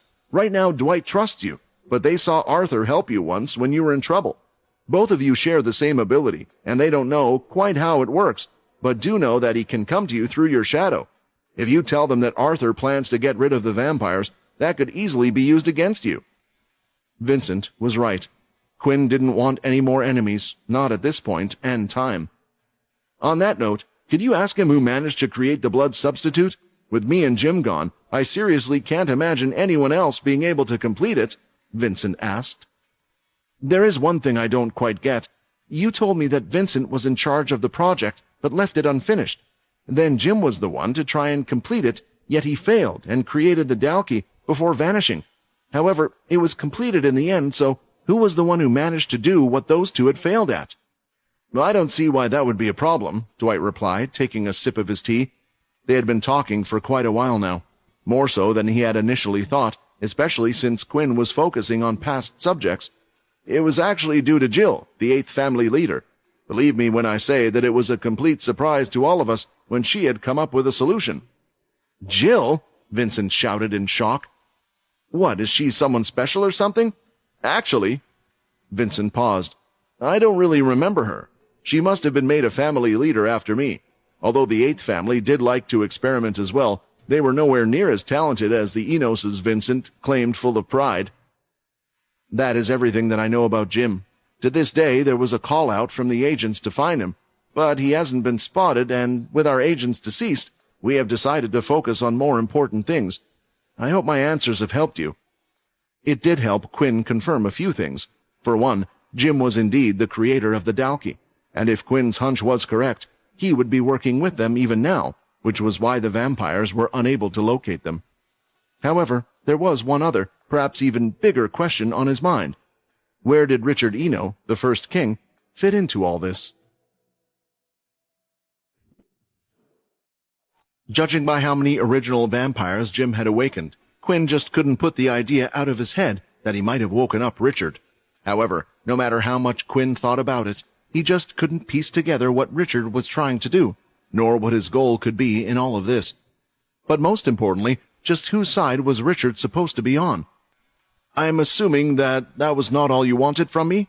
Dwight continued the conversation. "Even I would feel bad rewarding you with just a simple history lesson for what I have asked of you." With the most prominent question out of the way, it was time for Quinn to make some requests or suggestions, and he was just hoping these would go as well as the rest of the conversation had. "Indeed, it concerns the men that came with Paul.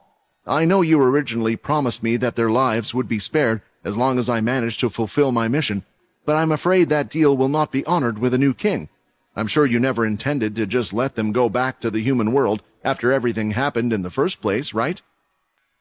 Now that the conversation seemed to relax a little, Dwight's posture was less stiff as he replied, "Asking for that would have been outside of what I could have offered. Returning 200 or so men is bound to raise questions, even if we did erase their memories, not to mention it would be near impossible to check that all the details inside their heads had disappeared. However, there is actually a leader who is famous for her ability to erase her target's memories with 100% certainty." This was news to Quinn. He had heard that erasing just part of someone's memories was already hard, especially since a large chunk of it could be dangerous to the user. With how long they had stayed, Quinn had honestly thought the only option would have been to erase their entire memories. However, Quinn had already witnessed the effects of turning someone into a black slate with Sia. All these people had their own families to go to, and as such, it was too cruel to do that to them. "I'm guessing it's a leader's ability?" Quinn asked, not letting his emotion show. "Correct. Cindy, the second family's leader, can remove memories, or more, she can reverse one's memories up to a certain point. She could make it so those men only remember up to the point when they were handed their mission, without remembering anything about the vampire world or ever encountering you. Nevertheless, I can't just release them back to the human world. Kaz has been tracking you and most likely has already reported to Bryce that you haven't achieved much. Our word means a lot to us vampires, the king's word perhaps more so than anyone else's.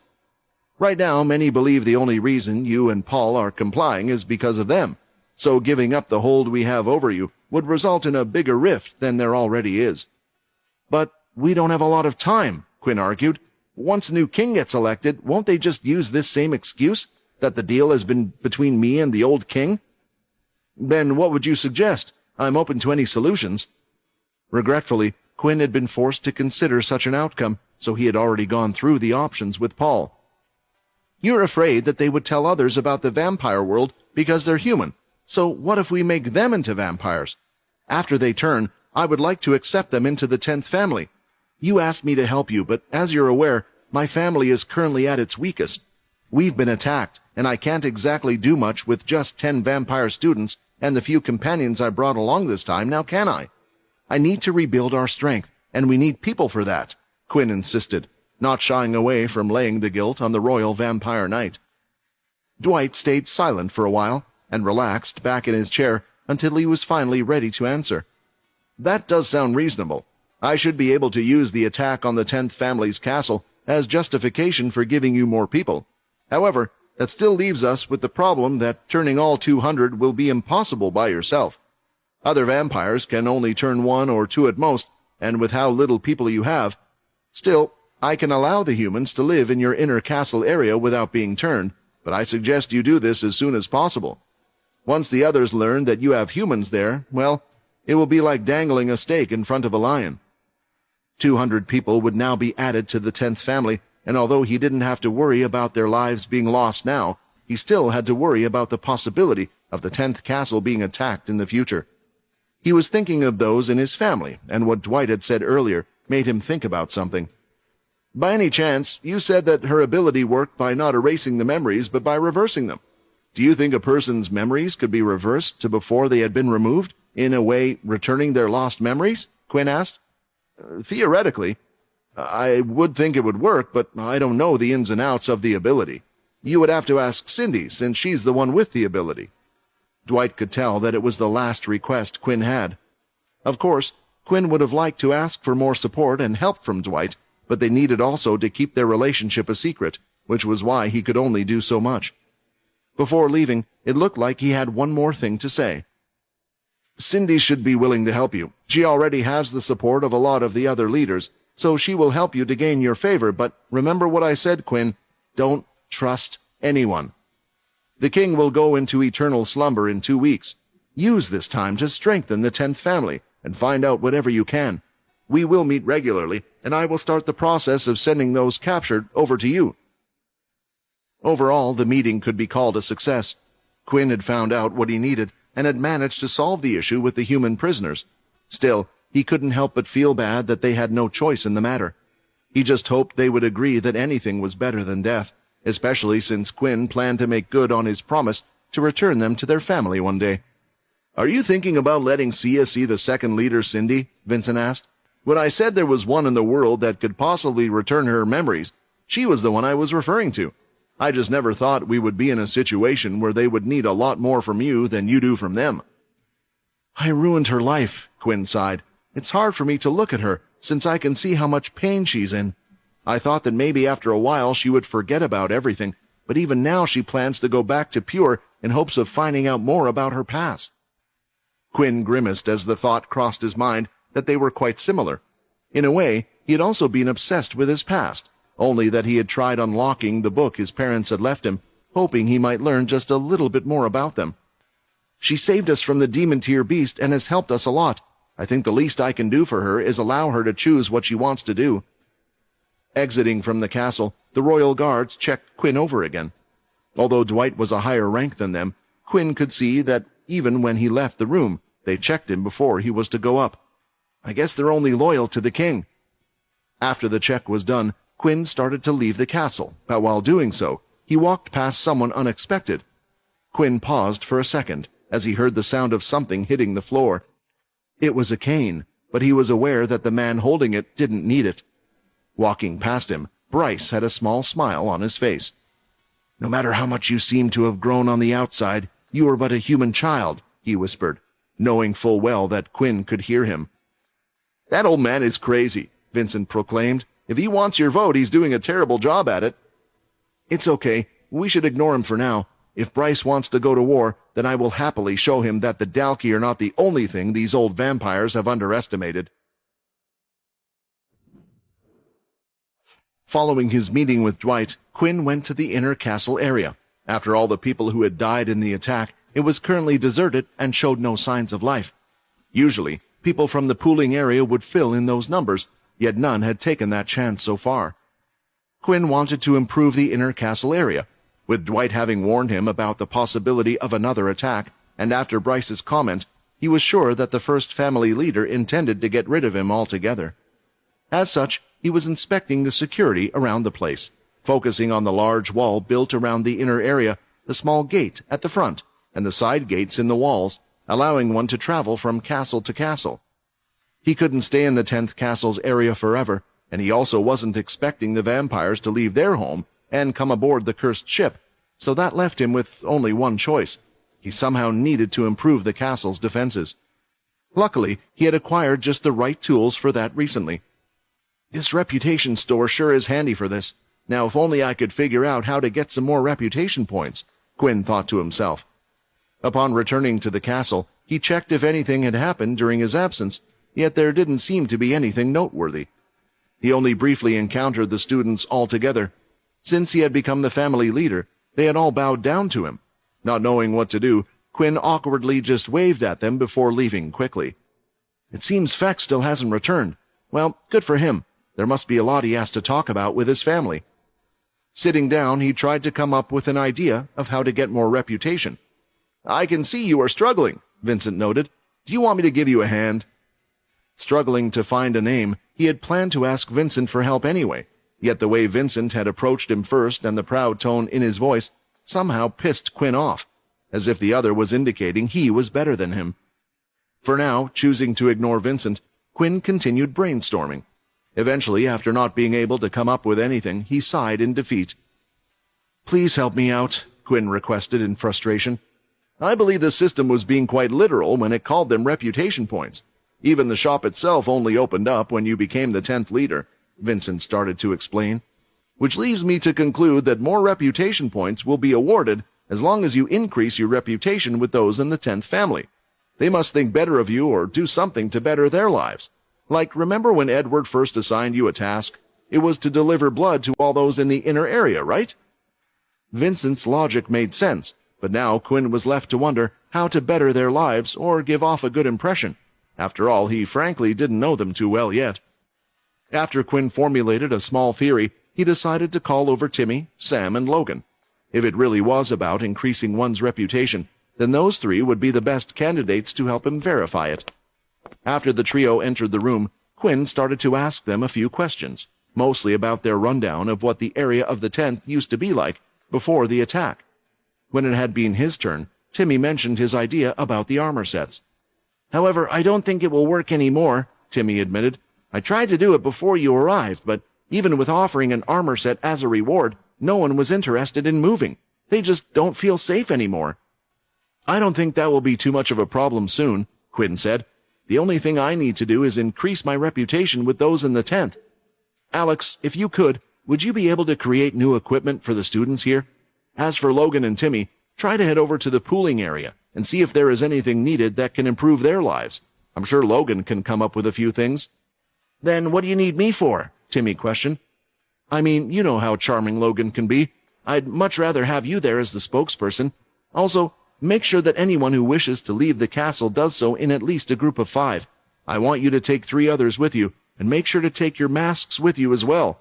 Before allowing the 3 of them to leave, Quinn decided to bring up the system and check out one more thing. In the system interface, there was now a section where he could assign quests to certain individuals. To do that, he merely needed to set up an objective and optionally add a mission description, but most importantly, he had to assign the reward from his items in the system.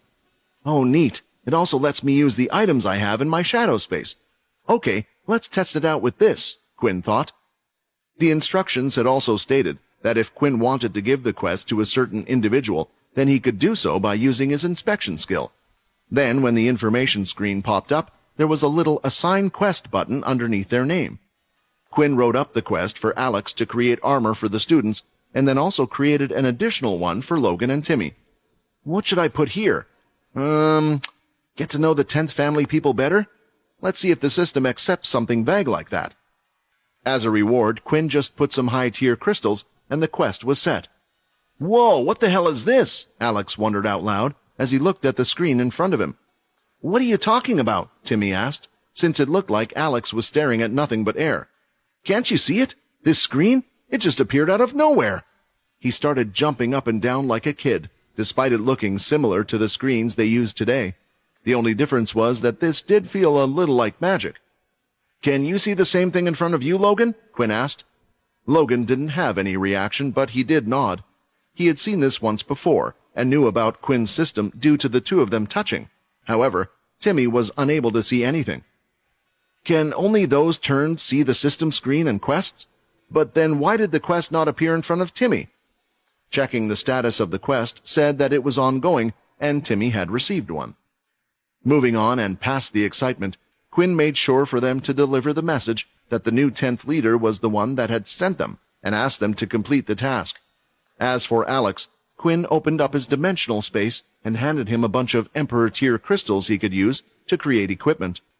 Something that had been given to them after the joint hunt of the demon-tier beast, and some revived from the pure planets and daisy planets.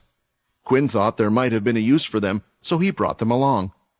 Now all Quinn had to do was wait patiently. After waiting for a while, he received a few messages. Logan Green has completed the quest. Rewards have been received. Timmy Sin Blup has completed the request. Rewards have been received. The 10th family's opinion of you has increased. 400 reputation points gained. And after that, Alex Way has completed the quest. Rewards have been received. 100 reputation points gained. For completing the following quests, the 10th family members are grateful. 100 reputation points received. 100 reputation points received. 100 reputation points received. Total reputation points currently 900. Oh, I didn't expect to get reputation points from them being happy about completing the quests. It looks like I got 100 per person. I guess this title allowing me to assign quests isn't so useless after all. Quinn smiled as he looked forward to upgrading some things around his castle. After he had determined the usefulness of his new title, Quinn went on a quest assigning Rampage. Unfortunately, his initial enthusiasm was hampered after he discovered that different quests would give him different amounts of reputation points.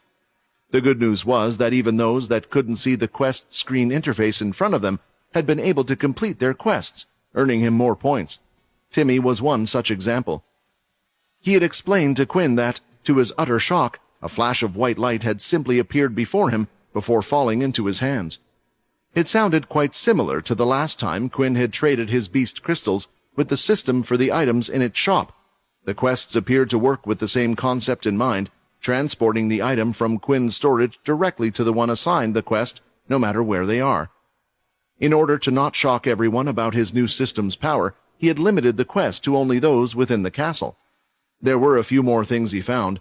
The same quest couldn't be given twice, and he would only earn reputation points if the system deemed it as helping the 10th family, leading to a bit of mental exhaustion on his part.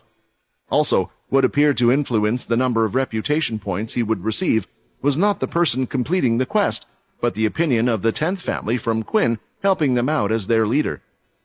A few days in, he also discovered that, depending on his reputation, he would also benefit from a passive daily amount of those points until he eventually ended up with a total of 6,000 reputation points to spend as he wanted. The only thing he had bought so far was the flag, which he had not set up yet. Looking at the shop, there were only 2 other items that he could buy, the tower and the statue that looked like a gargoyle. Quinn decided to purchase 2 towers since he already knew where he wanted to place them right away. He walked out to the front inner castle gate to see for himself how the process would work. With the lack of personnel, this area would have had at least a couple of guards patrolling the area, but there was no one there. The lack of security was the main reason why others still hadn't asked to join the inner area, despite news spreading about the 10th family having a leader again. Usually there would be at least some vampires who would join a family for an easy promotion into the inner castle, since that would guarantee them a grand life, feasting on more blood than they could wish for. However, there was just too much risk of another attack happening, and they all knew it. What was the point of untold riches if they would soon have to pay with their lives? Let's see how this thing works. Quinn motivated himself as he navigated the system screen. A holographic outline of the tower appeared on the map. At the same time, Quinn could see that holographic display in front of him, making him aware of exactly where and how big the tower would be. Okay, now for the points. 1,000 reputation points have been used. Tower is being built. In front of his eyes, the wireframe holographic display was coming into existence. It was taller than the outside wall, almost double the size, and it matched the material that the castles had been made of. Then, at the very top, there was a platform with 4 pillars, allowing for an open area, and then a pointed roof above that. With his eyes, Quinn could make out a strange circle orb on the inside. It really did just come out of thin air. That is the power of equivalent exchange, Vincent explained. I have to admit I'm quite envious. If I had to do this with my powers, I would have had to gather the correct materials and then prepare beast crystals as an energy source before I could even begin. Yet here the system conveniently takes over that task for you. It judges everything you have done, assigns you a type of currency, and then, by spending that currency, it allows you to create something like this without any other requirements. Vincent was honestly frustrated. Quinn's system was pretty much a cheat. What's worse, it appeared to him as if his own powers had been upgraded, and he was benefiting from it. Quinn had endured terrible things, and his life was sacrificed to build the system, so he didn't feel like he should be complaining. It didn't take long for the tower to attract the attention of the vampires in the polling area. A large structure that hadn't been there before had appeared out of nowhere. It was only natural that a big crowd had gathered to watch that right next to the first tower, not the other side of the gate. Another tower started to appear. "Please supply the tower with energy." The system allowed him to use the beast crystals he carried in his dimensional space. When selecting a basic tier crystal, Quinn could see a bar that he assumed displayed how much energy it would provide the tower with. Selecting a higher tier crystal would fill it up more. So this is its source of energy, Quinn thought. Looking at the towers, Quinn could see that they could be upgraded to level 2, each for 500 points. Before doing that, he first wanted to test the strength of the level 1 tower. Quinn started to walk out of his own front gate, noticing the vampires from the main settlement area, all standing there staring at him blankly. "It wouldn't hurt for you to inform them of what you're doing. You're an official leader, so you should address the people," Vincent suggested. After clearing his throat, Quinn started to give his speech. "Greetings, everyone. As you're aware, we have recently suffered from an attack. As the 10th family's leader, it's my wish to make sure that we can protect others if something similar were to ever happen again. These towers are the first step to make my wish come true." Quinn's speech was wonderfully effective in getting the vampires to speak more about him and his family, but for the moment he chose to ignore them. The towers would only attack those perceived as enemies, so Quinn manually assigned himself to be treated as one. After he was selected as a target, Quinn approached the gate slowly, step by step, until he entered their range, and both of the towers fired a ball of energy towards him. The attack wasn't fast, but it wasn't slow either. He just stood there taking the hits to make sure just how effective they would be. 2 small explosions injured his body. -5 HP. -5 HP. After taking the first 2 hits, he could see the towers were getting ready to fire again, so he quickly left the tower's range. The energy bar underneath the towers had lessened after the first shot. Quinn estimated that with the basic tier crystal, each tower could fire off a total of 20 shots. "That's way better than I thought." Quinn praised their performance. Quinn wasn't wearing any armor, but he had a strong body as a vampire lord. Being able to damage him to this degree was something good to have. "People are impressed by the 10th family's new contraption. 500 reputation points awarded." It looked like his little display was good publicity, capable of impressing some people in the crowd. "Well, there's more of that where that came from," Quinn mused as he spent 500 points twice to upgrade both towers. Now, stepping closer, the shots fired from the tower were quicker and stronger, and when it hit Quinn this time, they took off 10 points of HP each. Looking at the system, the towers were displayed as level 2 5 towers, meaning they could be upgraded 3 more times. However, the upgrade to level 3 cost 1,000 reputation points. Quinn was curious about the performance, but decided to prioritize placing more towers at crucial points around the 10th area, including the castle. "Hey, that castle thing looked kind of impressive," one of the spectation vampires noted. "Yeah, it looks like the new 10th family leader is trying to show us what he can do," another cheered for Quinn to give them a good show. "If we get close, will it attack us?" A third was a bit worried about their safety.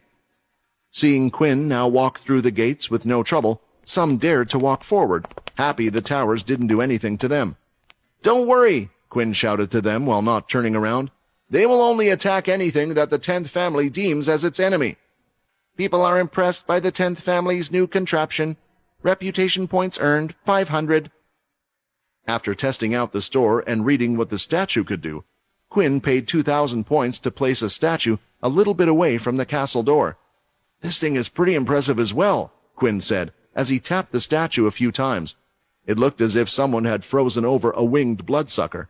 Even if it didn't do anything, he thought it was something nice to look at, but its effects were impressive as well. As for the rest of his reputation points, Quinn decided that he would keep them for now, building them up to purchase something inexpensive, perhaps. With the construction speed as fast as it was, there was no need to do it all at once. After meeting up with everyone, Quinn informed them of the towers he had created and their function.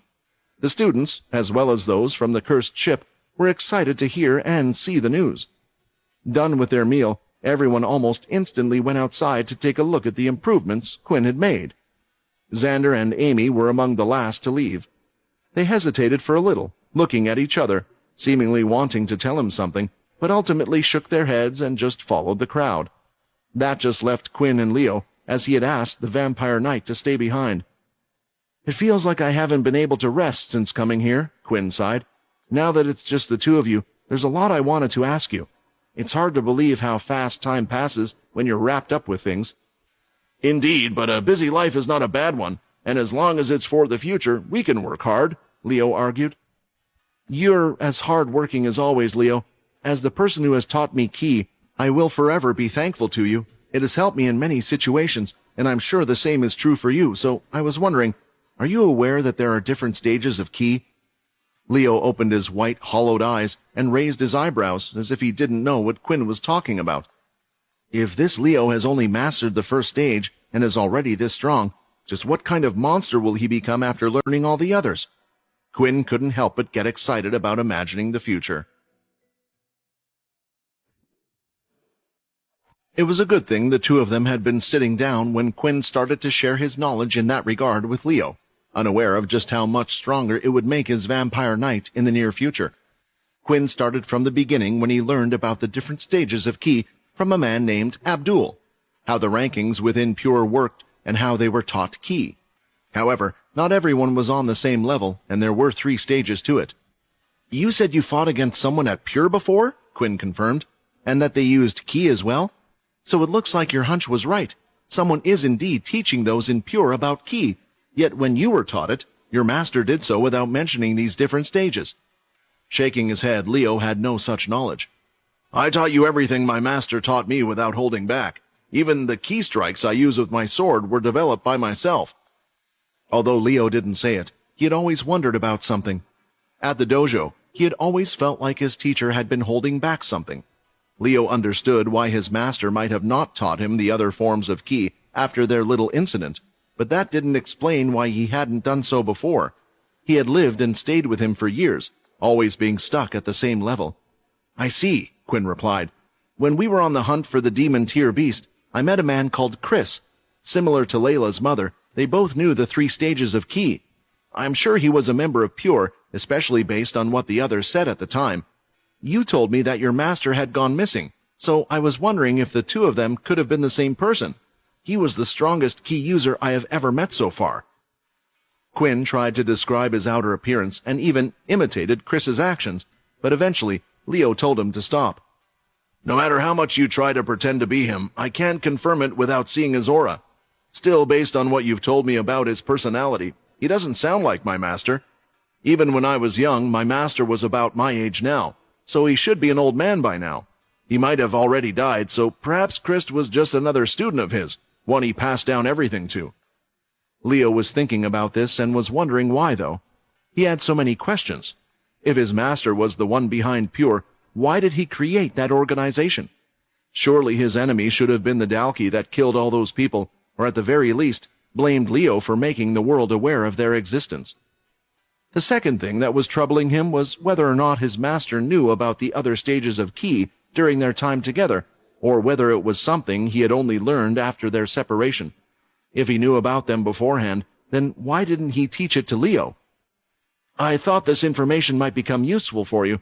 I remember you saying that Ki was a passed-down secret, so I found it strange that those in Pure knew it, but it seems I have given you a lot to think about, and at a time when we can't even leave this place.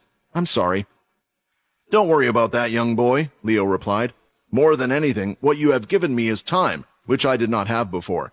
Time to figure out this whole mess, and I quite like the students here," he said with a soft smile. Seeing this, Quinn thought that the role of a teacher suited Leo quite well.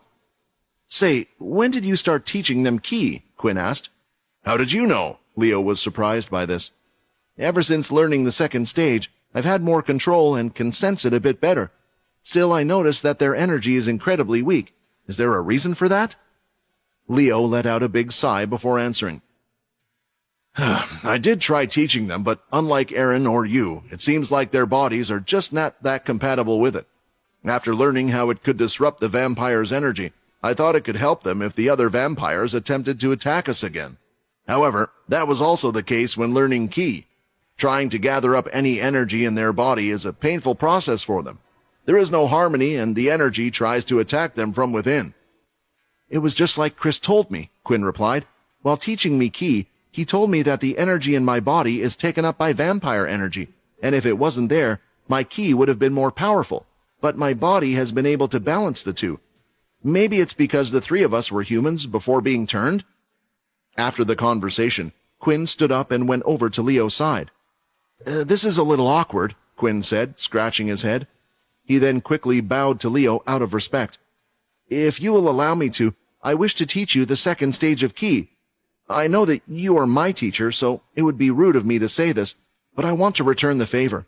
If you don't want to accept the help, I completely understand." Standing up, Leo lifted Quinn from his bowing position. "You can't be doing that anymore. You are now a family leader. If the others saw you bowing down to one that should be bowing to you, it would cause quite a fuss, and Quinn, having a student surpass you is an achievement in my eyes. Maybe some people get scared or worried, but not me. I will be happy to accept your guidance." The relationship between the two was a close one. Even though they hardly spoke, Leo had always been a teacher they could rely on. He hadn't told anyone about Quinn's secret in the military academy, and he had helped him in many tough situations. Yet now, Quinn could finally help Leo after all the help he had received. The two of them headed down to the training room, and just like Chris had done, Quinn would do the same, guiding Leo while explaining what the second stage actually did. "I'm sorry if I'm not good at explaining, but I hope you'll understand what I'm getting at. If you don't understand, then I can try again and show you," Quinn offered, feeling a little nervous. He had not felt this way while demonstrating the shadow ability to the others, but in Leo's presence, he did. "Don't worry," Leo said as he walked away, disconnecting from Quinn's hand on his back. He then drew his sword and flung it down to his side. Quinn was left stunned there. Chris had praised him for being a fast learner, yet it had taken him several days to get the hang of it. As for Leo, someone who did not know of it before only had to be shown once before he was able to use the second stage ki, covering it with his sword. "This feels good," Leo smiled after giving it a few more swings. He then proceeded to strike out, extending the ki beyond his swords, taking the air even further. A scratch mark was left across the floor, even though his sword hadn't touched the ground. "How is he even better than me at it?" Quinn questioned. "Finally! For once, take a look at someone who has true talent. Someone even better than yourself!" Vincent triumphantly cried out, bitter that Quinn always seemed to surpass him in many ways. "It's people like him that should be the main characters in stories." After swinging his blade for a short while, Leo stopped. "It's a shame you didn't learn much about the third stage ki, but I will try to improve this for now." "I guess I need to start learning from you again," Quinn sighed in defeat. Witnessing just how quickly Leo had gotten used to the second stage ki, Quinn started to emphasize how other vampires must feel when comparing themselves to him. "Don't feel so down," Leo encouraged him. "I felt the kind of aura you've demonstrated all the time in the dojo. Because of my ability, I've always been able to sense ki on a different level compared to others. As for control, my unique soul weapon allows me to fine-tune not just mine, but the ki of others as well. So as long as I have seen and understand how it works, it's an easy feat to replicate it. If it had been anything else but ki, it would have taken me a while to learn it as well." Quinn believed he had hidden his jealousy well, but he realized too late that it had just been him hiding the emotions on his face, which was useless in front of the blind Leo, who saw beyond a person's face. "Can you do me a favor?" Quinn asked. "Although the other students are unable to learn this, you mentioned that Erin is similar to me, so if you have the time away from your normal night duties, would you be willing to teach her?" Leo nodded. "No problem. I've already planned to do that even if he hadn't asked me to. Although she blames herself for what has happened, her obsession for power is pointed in the right direction." With nothing else to show Leo, Quinn decided to leave the training room. Unexpectedly, two people had been waiting for him. "Sorry to disturb you, leader," Xander quickly bowed down. "There's something we wish to discuss with you in private. I know you must be busy these days, but we believe it's quite important for you to know this." Quinn didn't know Xander or Amy well, only that they helped Layla and Sia during the fight. Yet from the look on his face, it appeared to be something quite serious. He was wondering just what could make the boy so worried.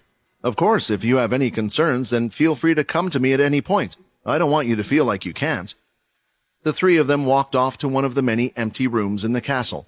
They entered a smaller room that had a small bed, indicating that it was a room meant to be used for servants.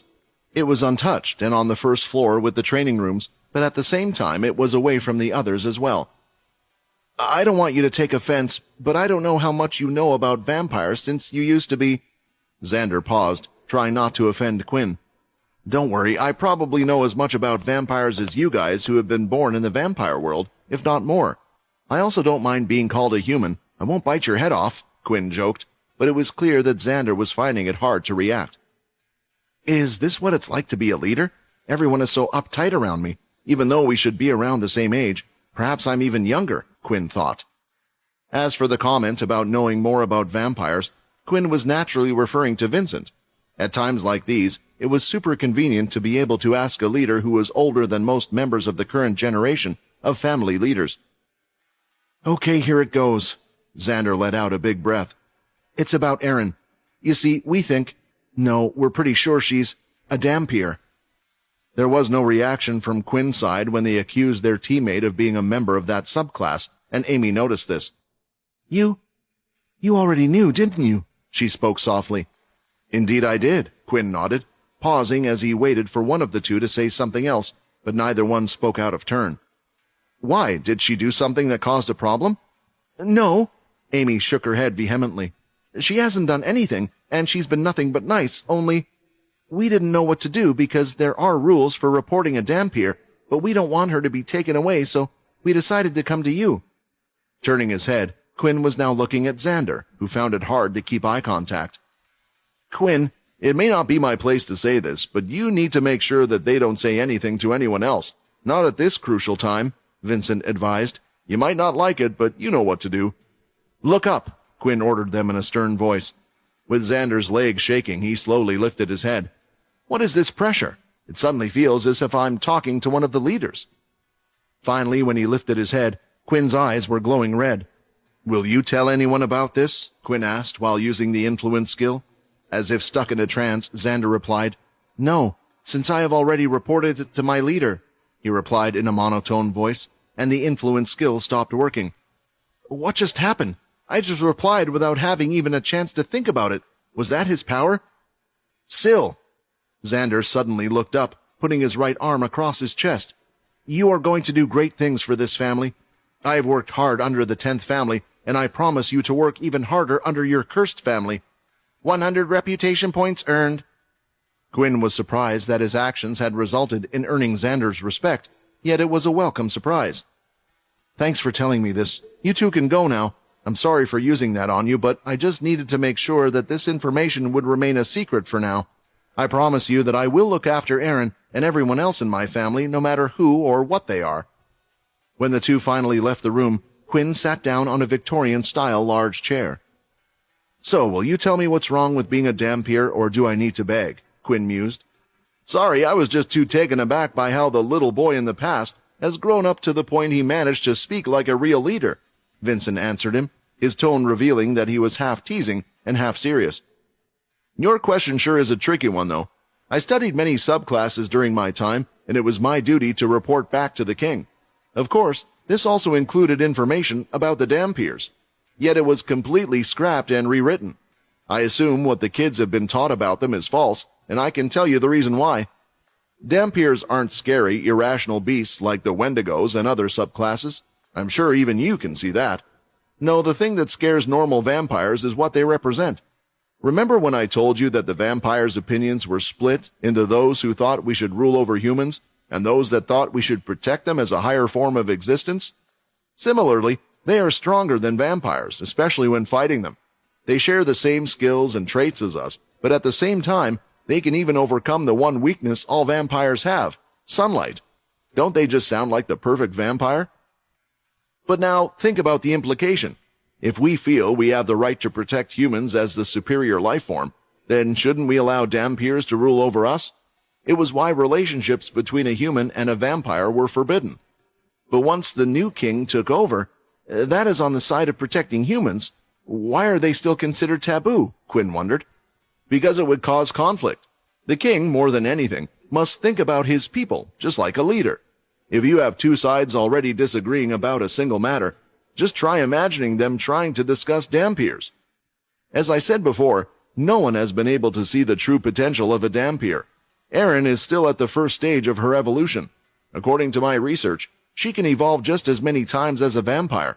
It would be wise of you to hone her skills, allow her to grow, and maybe one day she could even become your queen. After speaking calmly for a moment, Vincent couldn't help but giggle. Just then, the door was opened wide, and Paul entered. "I've been looking for you," Paul declared. "My people, they've finally arrived." Walking through the main center of the vampire settlement, a particular group attracted a lot of attention. This was because, for the first time, 200 humans were being escorted by 10 royal guards. The humans walked in a single file, split up into 4 rows, while the guards were placed around them. From the looks on their faces, some were worried, broken down, and defeated at what they had seen. While others still had determination and will, the fire in their eyes hadn't burnt out yet. "We're going to survive this place no matter what," Ashley thought. He was one of those that hadn't given up. A man who was the lieutenant of the group was in charge of them after Paul. During their days in the cell, they hear countless cries and see other beasts. He tried his best to give everyone hope. However, right now, he had no clue what was happening at this very moment. "Are they marching us to our deaths? They're going to feed us to those creatures, right?" a nervous soldier said, who was shaking. Ashley wanted to comfort them, but he also didn't want to give them false hope. "If they were going to kill us, why did they allow us to live for so long? And why are we being guarded right now?" What was worrying the others more than anything was the looks and faces of those that lived on this strange planet. They had gathered in large groups off to the side of the streets. All of their eyes were glowing red, and on a closer look, their teeth seemed to be growing beyond their mouths, sticking out like large fangs. "Don't kill them," one of the guards said as he continued to march forward. The guards had no weapons on their bodies, but they did wear light black armor with royal blue trim. "They just can't control themselves, some of them at least." The guard continued as he looked around carefully with his eyes. Listening in, Ashley was wondering what they were talking about, until he saw one of the crowd jump towards their large group. They leaped up to around 3 meters in the air and had crossed a significant distance. It was not a feat a human could achieve by any means, especially while wearing no beast gear.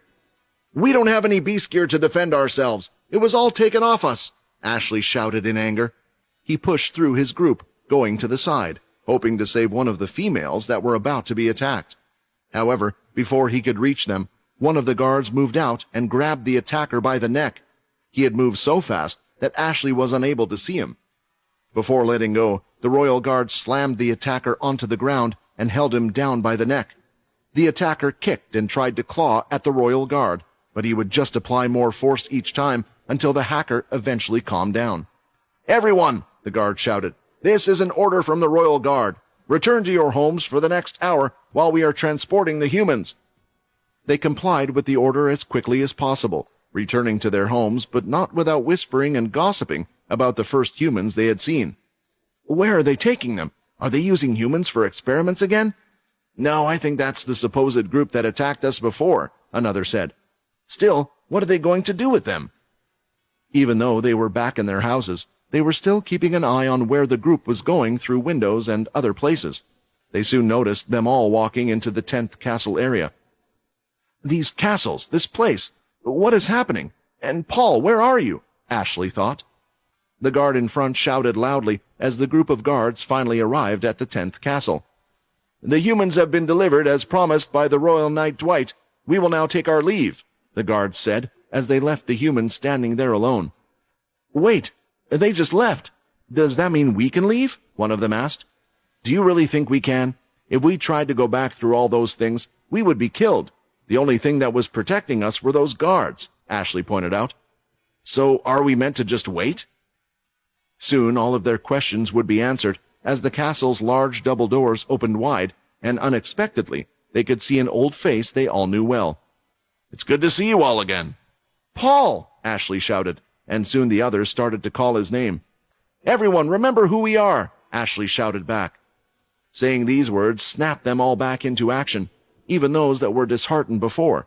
They got into the position they had practiced countless times, and all stood straight. "We have returned, sir," Ashley shouted. and the others, in unison, followed after, saluting their general.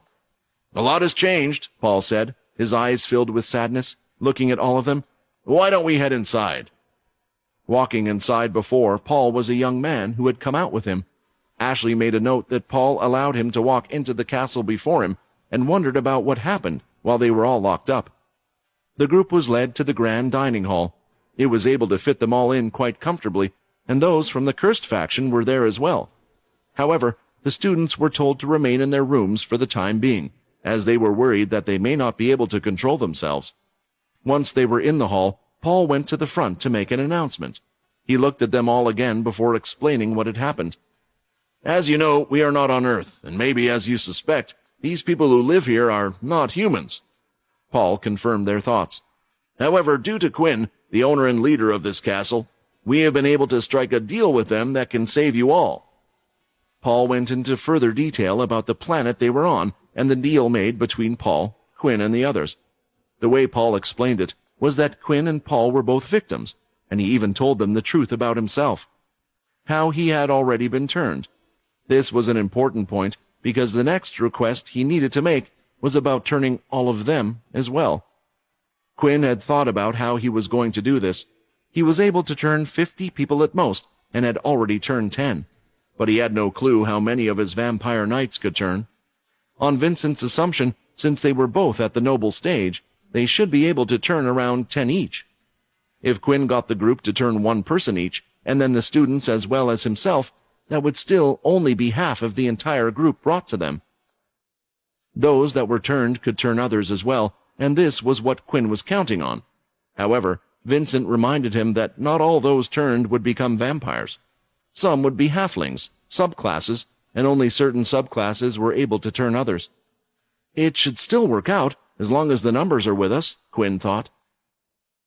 After the explanation was done, it was of course quite a shock to them, but to Paul's surprise, most of them were willing to be turned.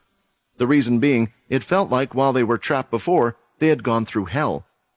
They wanted freedom, and if this was the only way to get it, then they would do so.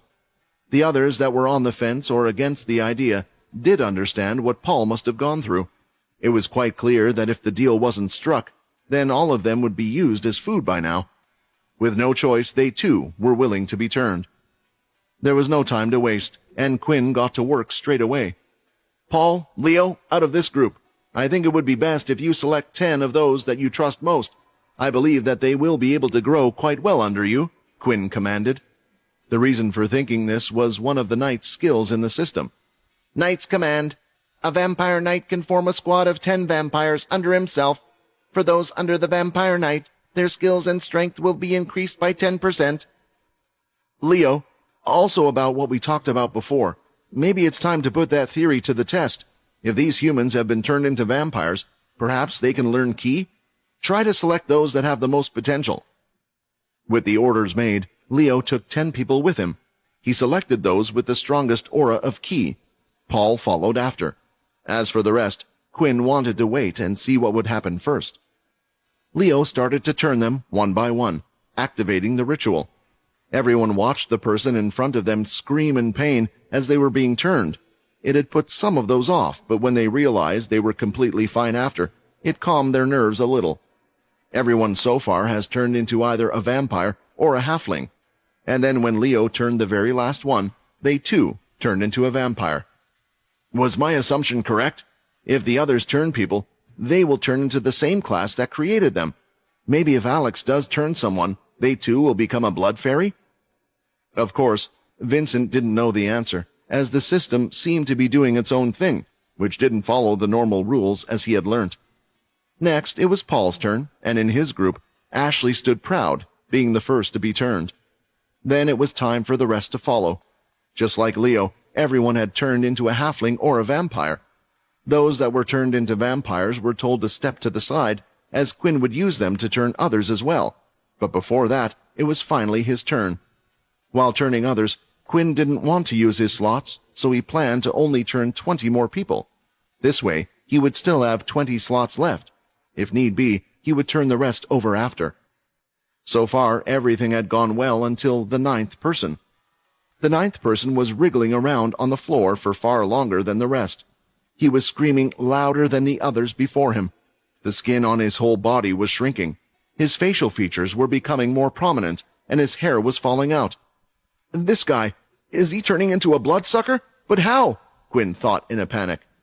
No, Quinn, that's not a bloodsucker. You need to kill him now. He's turning into a Wendigo. The man on the floor continued to scream in pain, and it looked like his limbs were starting to stretch out. Quinn had seen a Wendigo before, and so had Logan. Everyone, make space! Step away from him now! Logan shouted, ordering everyone away.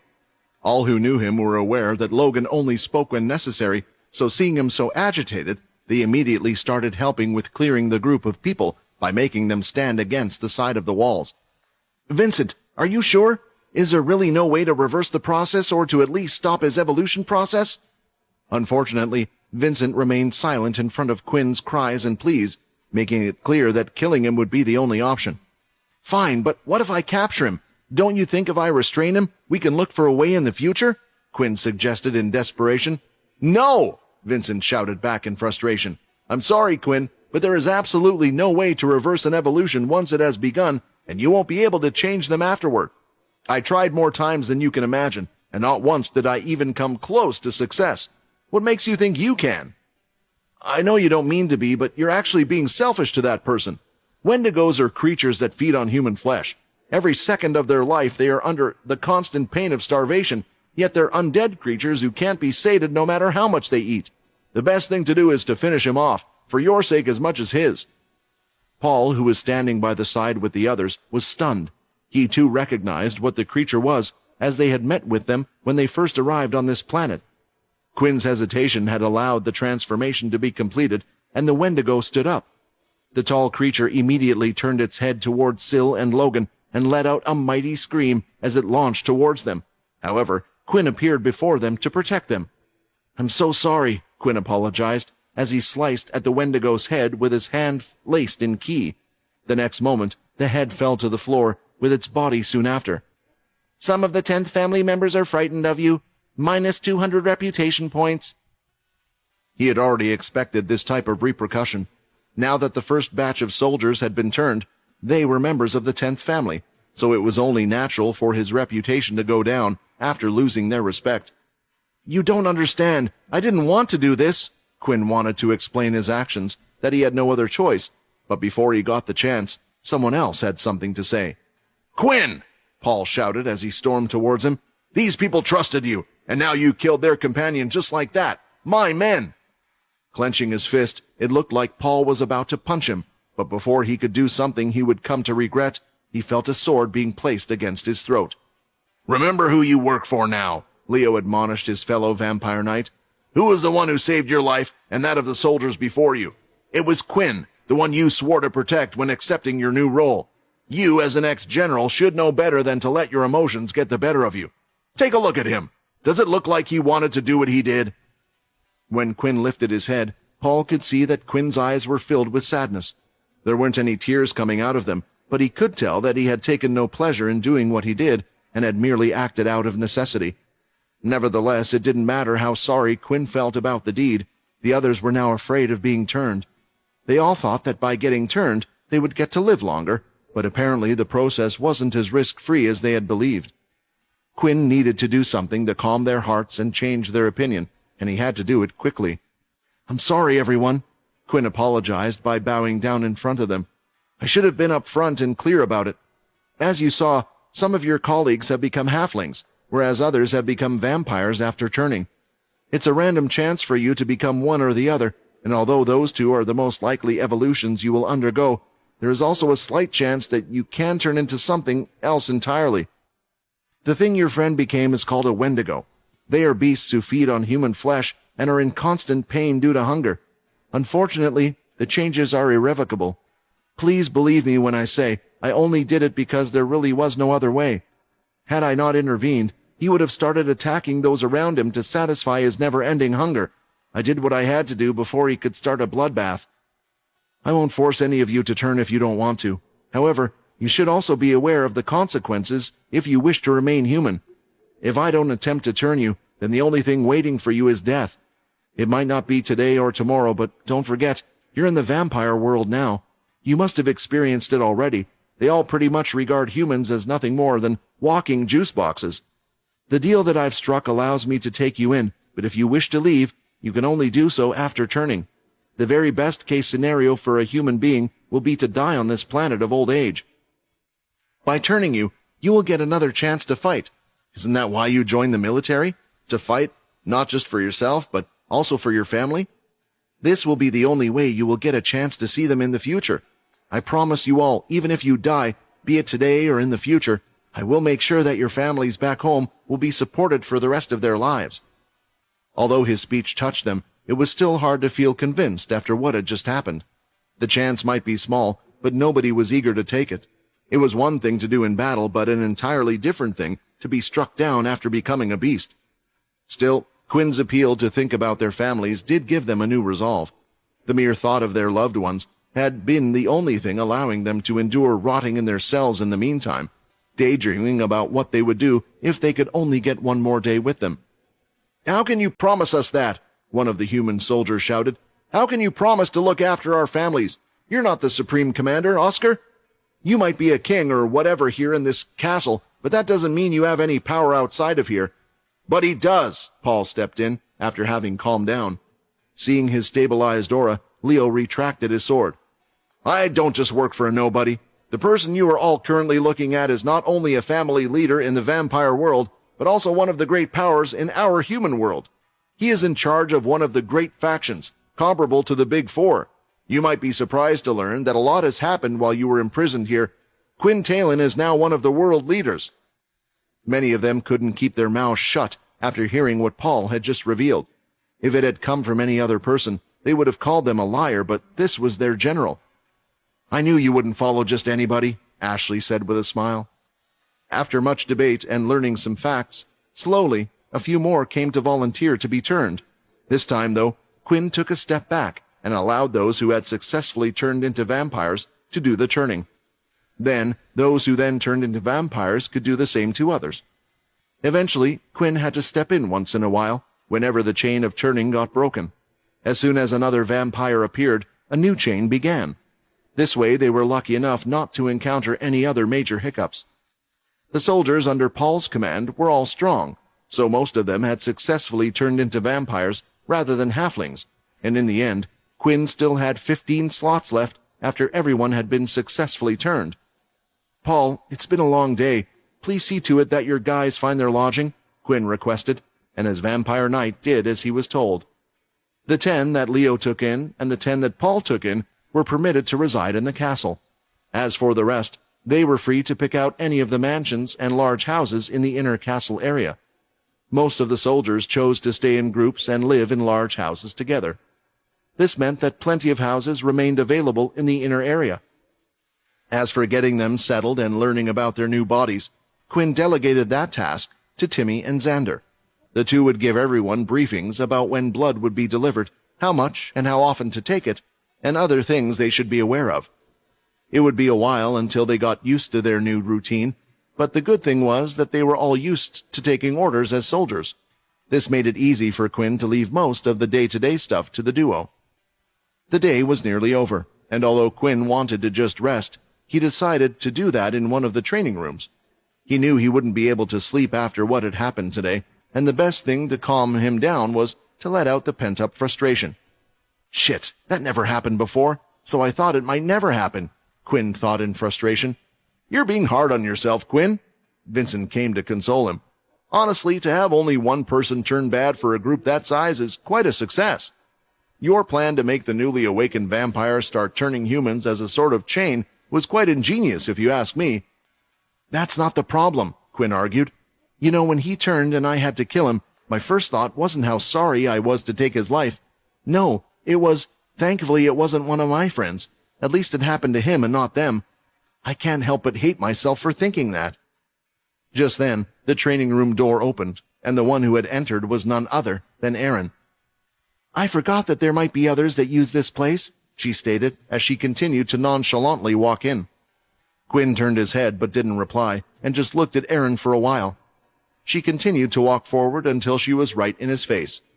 "You can't be like this," Aaron told him. If I was under a spell or mind control right now, I could have killed you. Quinn, death is normal. You're not all-powerful. It was bad luck that he happened to turn into a Wendigo, but you shouldn't blame yourself. Those people were soldiers, and right now they need a leader who has his head together. I need someone who has their head together. You understand?" Her words snapped Quinn out of his daze, and it was only now that he noticed how close she had gotten to him. Then a sudden thought entered his head, the words from Vincent about making her his queen. His face started to turn red, imagining himself on the throne with Aaron next to him. "What's wrong? Are you not feeling well?" she asked, placing her hand on his head.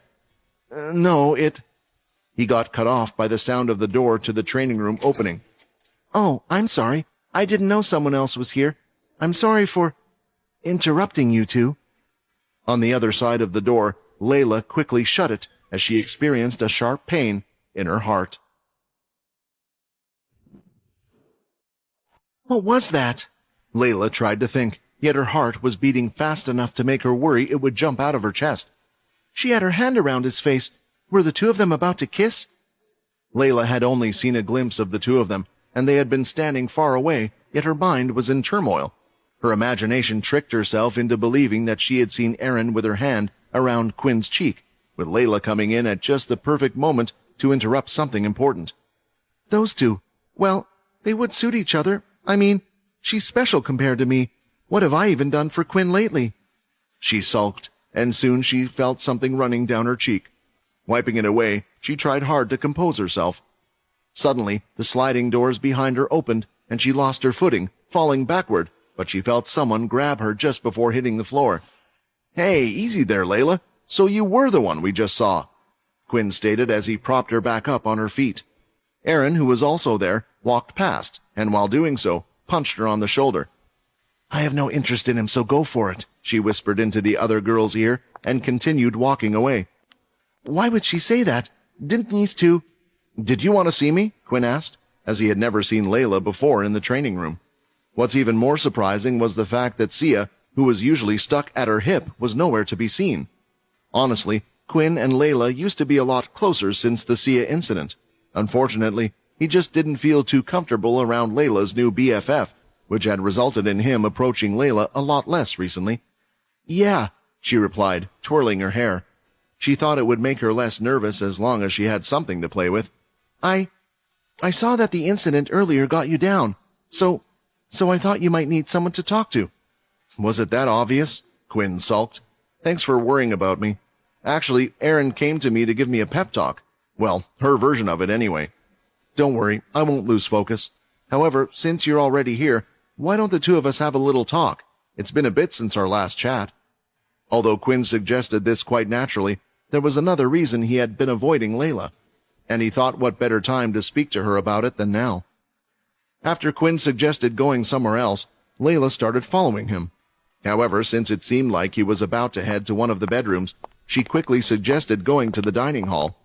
Layla was worried it would be quite strange to just have a boy and a girl in a room, and the way her mind was acting right now, she just wouldn't have been able to handle something like that.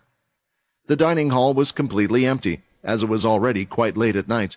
Most of the others would be sleeping by now. The two of them sat opposite each other across a large rectangle table. At first, the conversation was quite nice. It was more of a catch-up with how the two of them were feeling. But then they started to talk about the past and the old times. During this conversation, it made her realize what was on her mind. "What happened to Vorden? He doesn't really seem like himself," she asked Quinn. "It's a bit complicated. I'm sorry that I haven't had the time to go through all the details with you yet. You were away, and then we suddenly met at that duel." Quinn paused for a brief second, then continued to fill her in on the story with the blades. "That's so sad. Do you think we'll be able to get the old him back?" "I haven't given up on it. Someone once told me that abilities never die out. If someone with an ability dies, then that ability can reappear again somewhere else. Whether this is true or not, who knows, and maybe it's something that takes hundreds of years to manifest, or everyone with the ability needs to die, but we have to try, right? Just like I'm doing now." Layla nodded and agreed, but hearing about what happened to Vorden, it was the second time this day that she felt a stabbing pain in her heart. Even her stomach was starting to feel a little queasy. "How come you haven't come to me?" Surely that one question must have been on your mind for a long time now, Quinn suddenly blurted out. Layla looked down and started to dwindle her fingers because she knew what he was getting at. I guess I just wasn't ready yet. After speaking to Sia and the way she's been acting, I can pretty much figure out what happened. You know, the first night I figured it out, I couldn't stop crying. My mother, she wasn't like other mothers. We never really did things together, and whenever we did talk, it was always just about Pure. She sacrificed her life to save you. She really did care for you, Layla. Maybe she didn't show it, but at least her last moments were dedicated to you. I know, she replied with a big grin on her face. I can feel the energy that she passed down to me inside of me. Can I touch your hands for a second? Quinn requested. What? Layla started to panic. When she saw him place his hands on the table, she hesitated for a bit, but ultimately placed hers on his and grabbed them. Quinn then closed her eyes, and Layla did the same. What is he about to do? My heart! I can't take this for long. Done, Quinn told her after a moment, and let go of her slight disappointment. It appears that her key really is inside you. This must be her final gift to you. It might not be as strong as hers at her peak, since she used it to heal you, but it's plenty strong.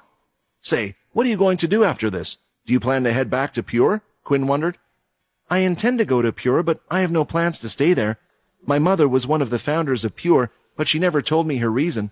I hope by returning to them I might discover just why she hated ability users so much. Once in a while, she would even look at me with hatred in her eyes. Once I found that out... Layla stopped there, because that's when she realized she hadn't really thought about a future beyond that point. In the past, she had just followed her mother's path for her in life, but with her now gone... You can figure that out later, Quinn advised her as he noticed her blank look. Our priority should be to defeat the Dalki, or at least get out of this place. Otherwise, there won't be a future to worry about. A few days had passed since their talk, and their new family members were starting to get into the swing of things. Quinn was gaining reputation points daily, but he had stopped placing more towers for the moment. He didn't want to draw even more attention to himself just yet, and thought the two at the front were fine for now. However, he had upgraded them to level 3, making them more powerful than before. As for the statue, it didn't have a level, as it was unique in its own way. One day, when Quinn was in the lab checking on Logan and Peter, one of the men that worked for Paul came to notify them that there was a visitor, namely, one of the second family's vampire knights. So it finally started? If I remember correctly, the second family leader is Cindy, and she's the one that might be able to get Sia's memory back. It's clear she wants something from me, but perhaps we can use them as well. Let them in, Quinn ordered. Quinn didn't move from where he was. He didn't want to make it seem like it was such a big deal that a knight had come to see him. Fortunately, as a family leader, he outranked their guest, so he had the privilege of waiting for them to come to him. In the meantime, he continued with what they were doing, in this case, examining the new things Logan had created recently alongside Peter. Eventually, the female knight entered the room. She had short brown hair and big eyes. All three of them noticed the bag under her eyes. Vampires didn't need much sleep in the first place, so it was rare for one to have them. She gave a quick bow to Quinn as a sign of respect and immediately went to deliver her message. The second family leader, Cindy Cha, invites you to a meeting in her castle tonight at 6 p.m. There will be several other leaders present, so she hopes you will join them. She promises that you won't regret it. She stood there as if waiting for an answer, but Quinn just waved her off, allowing her to leave. It's just as Dwight predicted. Cindy must be trying to get me over to her side. I guess if I want to find out more about their plans, that meeting will be the perfect place. Dwight did deliver on his promises, so it was time to return the favor. Peter, who was swinging a strange contraption in his hand, a tool Logan had created, waited for her to leave before warning Quinn. I don't like that woman. They were having those meetings before you were here, so she is definitely planning to use you, Quinn. If you ever need someone to slap her, I'll be the first one to volunteer. Right, Quinn replied awkwardly. He had heard what had happened between him and Cindy from Layla a couple of days ago. Half an hour before the meeting, Quinn decided that he would participate. He was sure that they wouldn't attack him. After all, they would want him on their side. Nevertheless, just in case they wanted to do something stupid, Quinn was confident enough to be able to escape via his shadow. Leaving the castle, Quinn wore a hood to cover his face and made his way to the second castle. A short while later, another visitor arrived at the 10th castle. another vampire knight.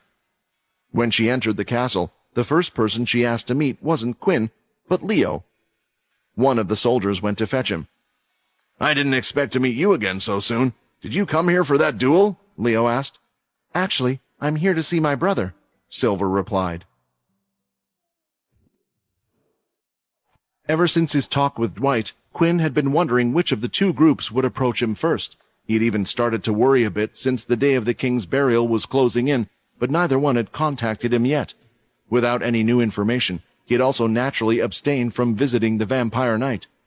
"Honestly, I'm surprised Bryce hasn't made a move yet," Quinn wondered.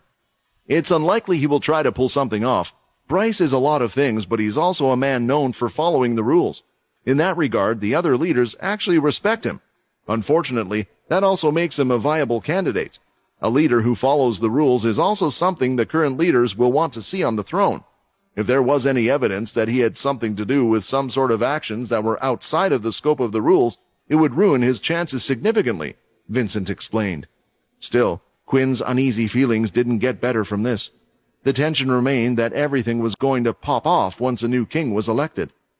Finally, after walking under disguise through the city, Quinn reached the inner area of the second castle. It would have been faster to travel using his shadow, but right now, Quinn was being more cautious than ever. He had a flask full of blood on him, and he didn't want to use any of his shadow MC points. When Quinn lifted his hood, the guard wasn't surprised. In fact, he looked to have already expected him. He bowed down and then started to lead the way into the castle. Looking around the place, it was certainly livelier than his. He could see the smiles on people's faces, and there were even young children having fun. It was one of the few times Quinn had even seen children in the vampire settlement. During their walk, he also checked for any form of defense like he had. Unsurprisingly, there were no towers or any other form of defensive structure, not counting the walls. Then again, the vampires who lived in the inner area were meant to be some of the strongest members of their family. Despite the leaders' differences, it also wasn't like attacks on each other were commonplace. However, Quinn wasn't just wary of the other vampires. He knew a certain powerful individual like no other was coming for them. The only question was when exactly he would show up. Entering the castle, Quinn noticed that the layout was nearly identical to his own. The entrance also led to a grand reception room, and the size of the rooms themselves was the same. The main differences were all the decorations inside and the fact that these rooms had a clear, distinct feeling that they were lived in. "I really need to get someone to clean our place up a bit. Now that I see one in action, our castle smells like dirty mothballs in comparison, and we still have too many unoccupied rooms with dust and armaments and photos that must have piled up for decades." Eventually, the guard led Quinn up the stairs until they reached the top floor. They stopped in front of a pair of double doors, and the one escorting him on them a couple of times. "The 10th family leader, Quinn Talon, is present." After being announced, two vampires from the inside opened the doors wide.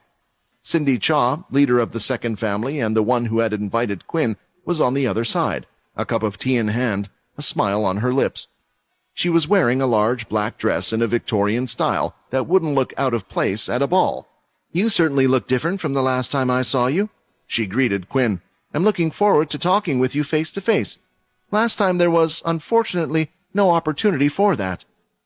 Looking behind the one who had most likely organized this entire evening, Quinn recognized many familiar faces. There was Jin Talon, the fourth family leader, with whom he had a brief scuffle in the underground tunnels. Although the other was unable to use the full strength of his ability, explosive blood was certainly dangerous. Then there was one with a very familiar face, which wasn't a coincidence, since he was the father of one of his best friends, Lee Sanguinus. There was also a large vampire who was always covered head to toe in thick black armor, Muka Fortuna, the 9th family leader, in charge of the underground tunnels and prisoners. The other two Quinn had not met personally. He only knew them by name. The furthest one to the left was Sunny Kent, leader of the 5th family, and next to her was David Scudder, leader of the 11th. "As expected, it seems like these types of things don't even change now. The group is equally split," Vincent lamented. Quinn immediately understood what he meant by this. There were 13 families in total, so all those who had been invited had to be on Cindy's side. In other words, she had secured 6 votes for herself. Unless there was someone who planned to abstain, The other side would have had 6 as well, meaning Quinn's vote would be the tiebreaker. Are the alliances the same as back then? Quinn wondered. Not quite. Very similar, but still with a few changes, Vincent replied. It's a pleasure to meet you all again, Quinn replied, as he bowed down following etiquette, before going over to the open seat they were directing him to. Quinn felt a bit odd at first. He could tell that they were not only staring at him, but were also analyzing him. He could guess that the reason for that was that his smell must have changed from last time. How did the boy manage to become a bona fide vampire lord when he had just evolved into a vampire noble the last time he came here? Jin wondered. Just how fast is he progressing? No, I should worry more about how much stronger he will become if this trend continues. We must get him on our side, or things will look dire in the future. Now that everyone is here, allow me to cut to the chase. You don't mind, do you, Quinn? Cindy asked with a smile. The reason that you've been called back is that the current king is soon to go into his eternal sleep. After that happens, there will be a week of mourning. During that time, every leader must either choose to present their case for why they wish to become the next king, or forfeit their right to candidacy. On the 8th day, the council will come to a vote to decide on the next king, as well as their royal vampire knights. Usually it would be 2, but Dwight has chosen not to accompany His Majesty on his last journey, so this time only 1 replacement will be elected. According to Vincent, this was quite unusual, as the royal knights tended to be very loyal to the king. Although Quinn hadn't known Dwight for too long, it had been easy enough to see how loyal he was to the king. As such, the reason for his remaining was quite clear to everyone. I won't sugarcoat why we brought you here. At the moment, all of us gathered here have decided that they will vote for me as the next queen. We are content with how things are run, and I don't really plan to change things around after getting my new position. I'm sure your math isn't bad, so your vote would indeed be the one to secure my victory. The other man most likely to be in charge is Bryce. You don't need me to tell you that he already has several grudges against you, and he has a dislike for humans as it is. Of course, I am different, and the leaders here can all attribute that. I have treated those from the 10th family when they got injured. I even helped your 2 allies, who Kaz brought in, and I intend to continue treating the 10th family fairly. All I am asking for is your vote when the time comes. Quinn remained silent. It all sounded great, but honestly, he didn't know Cindy too well. At least anyone should be better than Bryce was his opinion at the moment. However, her actions just came off as a little too arrogant, as if she was already expecting Quinn to agree. Everything was falling into place for her, and it was making him feel uneasy. Then there was also the warning from Peter. His friend was unusually sharp in his judgment of others who might hurt Quinn.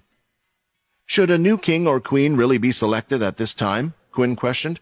I mean, there is still no news about who attacked my family. However, from what we've discovered, there is only one logical conclusion. One of the other families must have been involved in this attack. I don't know you all too well, yet I know for a fact that I at least annoyed some of those at this table. Go on, Quinn. Vince cheered him on a little further. Push them some more. We will never find out the truth without giving them some hardball questions. A little nervous to say this before, with the push, Quinn wanted to say what was on his mind. For example, we did find out that the attack was done by a bloodsucker by the name of Rowan. Wasn't he originally from the 2nd family? And now, out of nowhere, I get an invitation to come here to crown you as the new queen? That seems awfully suspicious. Although his speech started off nice, he started to think of all those in the 10th that had been attacked while he was away, and the words he spoke were true. Rowan was from the 2nd family, and he was the one who killed the others, including Edward. The others were taken aback by Quinn's words. All of them had tried to gather information about this new family leader, yet all their sources could find was that he was supposed to be a normal 17-year-old boy, with his 18th birthday not too far away. Even if he didn't look like your typical 18-year-old, his experience should have still been limited. What was making them confused was, how did someone like him find out about Rowan? There weren't that many who knew the former 2nd family leader, so how could he have found out that sort of information? The initial thought was that somebody was helping him, but maybe that wasn't the case. The last time these family leaders had seen Quinn was at the council table. He was still a frightened teenager, shaking in his boots, even though there had been times when he had sparked and shined through, just like he did now. Well, you have a right to say that. Cindy admitted by taking a sip from her cup of tea. It was only when she placed it down that Quinn noticed that the tea itself was red, and the liquid didn't look like water. How is she covering up that smell? Quinn let his mind wander. Just like I have the right to say this, do you really think the current leaders should be judged based on the previous leaders' actions? You should get rid of your human thinking. Not only aren't we the same, but in the case of us vampires, there could have been centuries between the previous and current generation family leaders. Some of us might not even have been born when our predecessors came to power. The environment of our upbringing would have been completely different. If you want to follow this trend, then I have to ask you, what about your 10th family? You might have changed the name, but the 10th family will remain the 10th family no matter what you call them. Should we punish you for what Vincent has done, or the crimes the leaders before him might have committed? Why don't we go back to the originals and punish each other for their crimes now as well? Taking another big sip of her drink, she put down her cup. I think you get my point. Cindy had retorted his logic with a fire in her belly. Quinn had to agree that it was quite reasonable. He didn't know any of their situations, but then he had only been trying to probe them, hoping to find a clue, if not an answer, about the situation. He just knew that one of them must have been working with the bloodsuckers.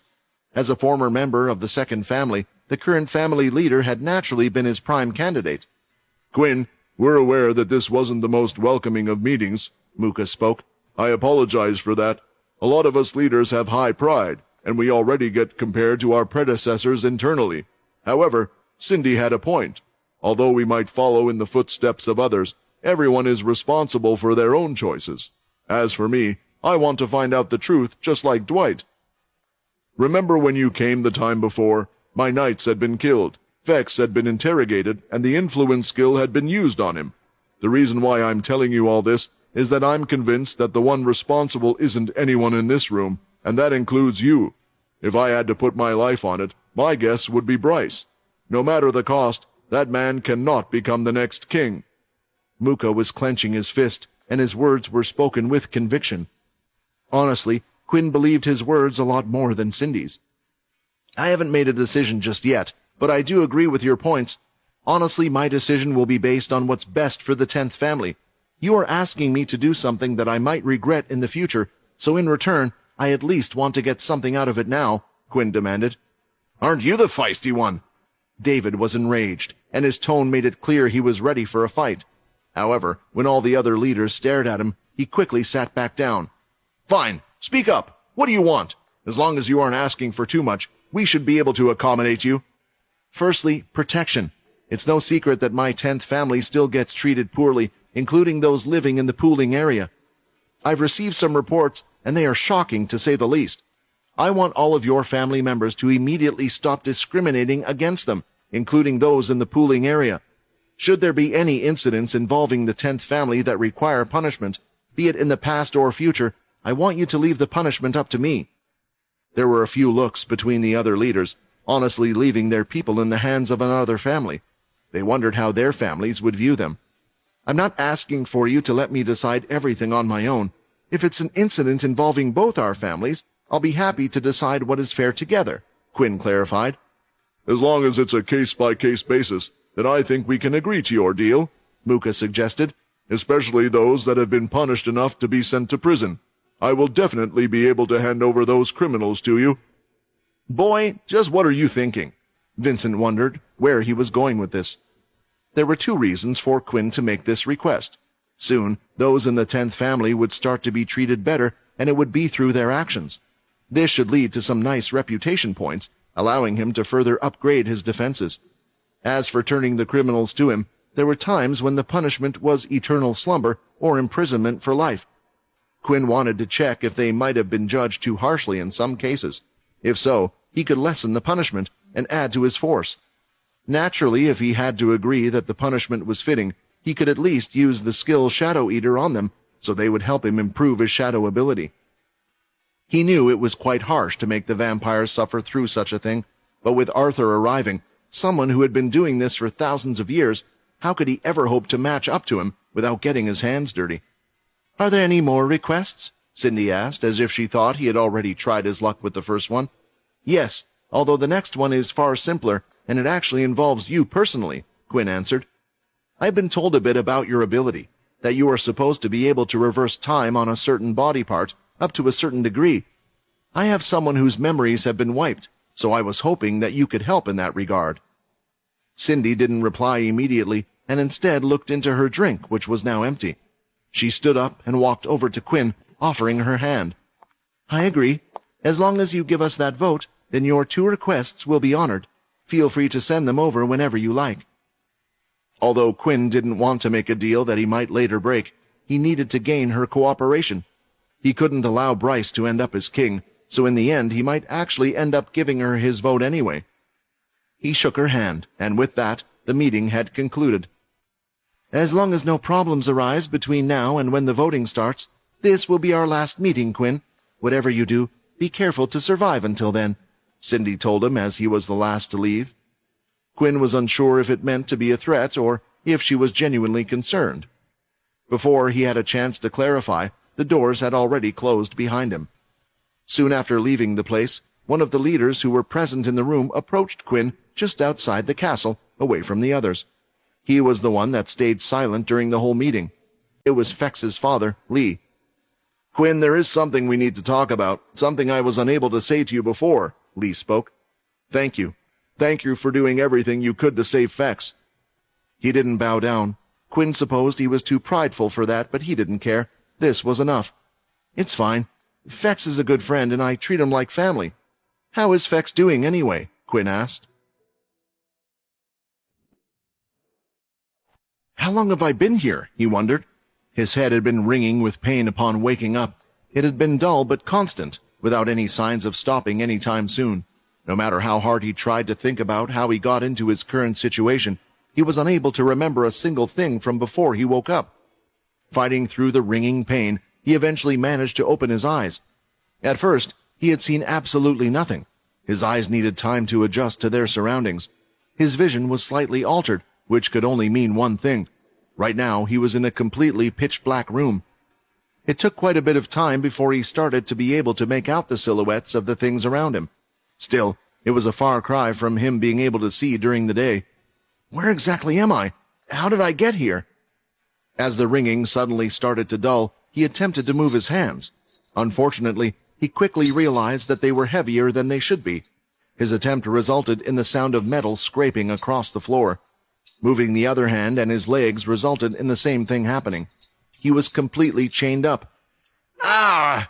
he shouted with a hoarse voice, using his mighty strength to pull against the chains, but to no avail. He could only move each of his extremities up to 10 centimeters before his freedom was restricted. "At least that annoying ringing in my head has stopped." After having this thought, he suddenly had another shocking realization. "My name! What was my name? Why can't I remember something as simple as my name?" Then he started shouting in frustration for whoever put him here to come forward. Unsurprisingly, there wasn't anyone who came forward. He was frustrated and wanted to touch his head, but once again the chains stopped him from doing so. Once he noticed that he had forgotten his name, he tried to remember other things about him, only to realize that he was drawing more and more blanks. He was unable to recall his name, his age, his outer appearance, or anything about his past. It was as if his life had just begun a few moments ago when he had opened his eyes. His heart started beating louder and louder as he started to panic, and the walls appeared to start closing in on him from his perspective. "Ah!" he shouted again, stomping his foot on the floor so hard that part of the ground had risen. "It broke?" This time, grabbing 2 hands, he proceeded to tug at the chains as hard as he could. He could see that they were attached to a wall further down. However, as long as they were made of the same material, he believed his almighty strength should be enough to break free from them as well. He pulled and pulled. Sweat was dripping down his face, and eventually blood started to drip from around the cuffs of the bracelet the chains were attached to, and eventually he had to stop. "It's useless. It feels like those chains will never break." He checked himself. His body appeared to be in fine condition, not counting his self-inflicted injuries at least. There were no markings on him whatsoever, and there were no clues as to who he was. He got some comfort from at least wearing clothes, yet they were too simple to give him any information about himself. The only thing that he found noteworthy was that he had a single earring on his left ear, but no weapons to use to break out of the room. Well, whoever trapped me in this place can't be that stupid, but surely I had to have come in somehow. He started to think. He walked towards where the chains were attached to the wall. He brushed his hands against the wall and could feel slight bumps in the rock and a certain watery smell. Is the wall made out of stone? Then, listening in carefully and placing his head against the wall, he could also hear the sound of what appeared to be running water. Am I in a cave of some sort? If there's running water, then that means there has to be an exit somewhere. Still, as he tried to move around, touching the sides of the cave walls that he was in, the chains would only allow him to go so far. Once again, his frustration peaked, and he attempted to pull out his hair, something that seemed to be a habit of his, despite him lacking any memories of it. While doing so, he had swung his arms up, and the blood from his wrists around the cuffs hit his earring. At that moment, it started to light up. The earring detached itself from his lobe and fell to the ground. A white light started to take shape until eventually he could see its full form. A pig? Idiot, I'm a bull. Can't you get this right after all these years? Haven't you punished me enough by naming me Ham because of this misunderstanding? I clearly have a ring on my nose marking me as a bull, Ham complained as he started to fly around with his bat wings in circles out of frustration. You came from my earring. What? No, who are you? Do I know you? Do you know me? He asked, clinging on to hope. So they really did succeed. I couldn't see clearly what had happened. I could only hear voices, but there was no time to help you. All right, let's bring you up to speed. Your name is Fex, and you're my... Ham paused for a second as he recognized that this was a golden opportunity. And you're my servant. Yes, I, the mighty Ham, am you, master. Fex's face told Ham that he clearly wasn't buying that. I have the power to crush the ground with my bare feet. You're saying I'm the servant of a little pig? Sorry, Bull. No, I meant Ham. I doubt I would be that pathetic, Fex replied in disdain. Fine, I was just joking. You're not my servant, but we're really close in rank. Like you're just barely above me, so you have to treat me with respect, okay? Ham clarified. Even though Fex was unable to remember the little bull, he was aware that he might be his only chance of getting out of this place. Sure. Say, if you know who I am, then you must know someone who could help me from the outside, right? Fex asked. Ham thought about it for a while, and he quickly recalled one particular person who had already risked their lives to save Fex in the past. He hadn't even asked for anything in return, so it was likely he would do it again. Yeah, Quinn. Quinn will definitely come if I call him, Ham answered excitedly, and his wings started to flap with excitement. Well, whoever it was, they captured me alive, so they must have a use for me. Otherwise, they would have just killed me. At some point, they'll have to check up on me or at least come to feed me, Fex stated. All you need to do is wait for the door, window, or whatever it will be to open, and then fly out of here as quickly as you can. Go call Quinn and lead him back to this place. Ham nodded.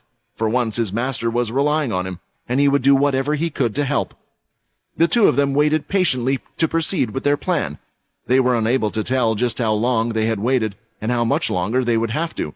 Without anything better to do, Ham started to fill Fex in about his past himself.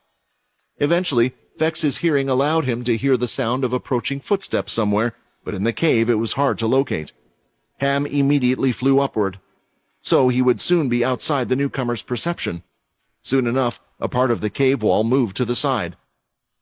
For a moment, Fex was happy that their plan had proceeded smoothly. That was until he saw that what had come inside didn't look the least bit like a human. No, it was far too large, and it bared its teeth in its direction. Its eyes were those of a monster, and its skin was tight with bulging muscles. Seeing this thing, Fex could only think of one thing. It's so ugly with no hair. As soon as the creature stepped forward, Ham immediately used the chance to slip through the gap it had come from. Luckily, the creature mistook the bull for a bat on account of his wings. Ham continued to fly through the cave, swirling, noticing that it wasn't a regular cave. There was a whole civilization living here, with many beasts that looked just like the one that had entered. Ham didn't have time to look at them. He needed to find a way out. Unable to see a way, he resorted to following the sound of running water. A few minutes later, he shot outwards, finally exiting the cave. Looking back, he saw that he had actually been behind a waterfall. Fex, I will come back for you. Quinn will save you, just like he did before. I know he will, Ham thought, flying off into the distance, towards the vampire settlement. After Fex had instructed his direct family members on how to create a soul weapon, Lee Sanguinus was unsure what to do with that information for a while. It certainly was something that could be used to improve the position of their entire family on the council, especially after what had happened. Due to past incidents, the Sanguines family had a reputation for being a bit unreliable. However, Lee didn't care about that. After considering what to do with it for a long time, he decided that the best course of action was to share this information with the king, or at least with Dwight, who could pass it on. This way it would be up to the king to decide what to do with it. However, there was a problem with this method. Lee and Silver felt like this wasn't their information to share. This was a significant discovery that would fundamentally alter the vampires as a race, even though Fex had permitted them to do so. It was guaranteed that the king would honor the responsible person with rewards and titles. They wanted Fex to deliver this news and receive his glory, but Fex was officially no longer a member of the 13th family. They hoped that his contribution might sway the king into overturning their decree, so that he might enjoy being part of the 13th family once again. Still, Silver had disagreed with her father's idea. She had the impression that Fex would probably stay with the 10th family with all of his friends, even if the expulsion from the 13th family were reversed as a result of this discovery. Nevertheless, she agreed that Fex should be the one to deliver the news and receive the reward. Silver had intended to inform Fex of their choice and to ask him a few questions as she made her way over to the 10th family castle. Although she had not yet reached the point where she could successfully create a blood weapon, she had already been secretly practicing the technique. She saw no issue with getting a head start on the competition, since the information would eventually become public anyhow. That's when she met Leo in the 10th castle. Leo was a bit dumbfounded by her request. I'm sorry, but did you just ask for Fex? I'm sure the last I spoke with Quinn, he informed me that the two of them had gone off to the 13th castle, but that was around a week ago. Please, I know you're blind, but you don't have to joke about not seeing him, Silver replied. However, Leo's face was dead serious. I assure you I'm not joking. As you should be aware, a vampire knight's duty includes being aware of who is in and out of these castle walls. Ever since the day he left, he had yet to return.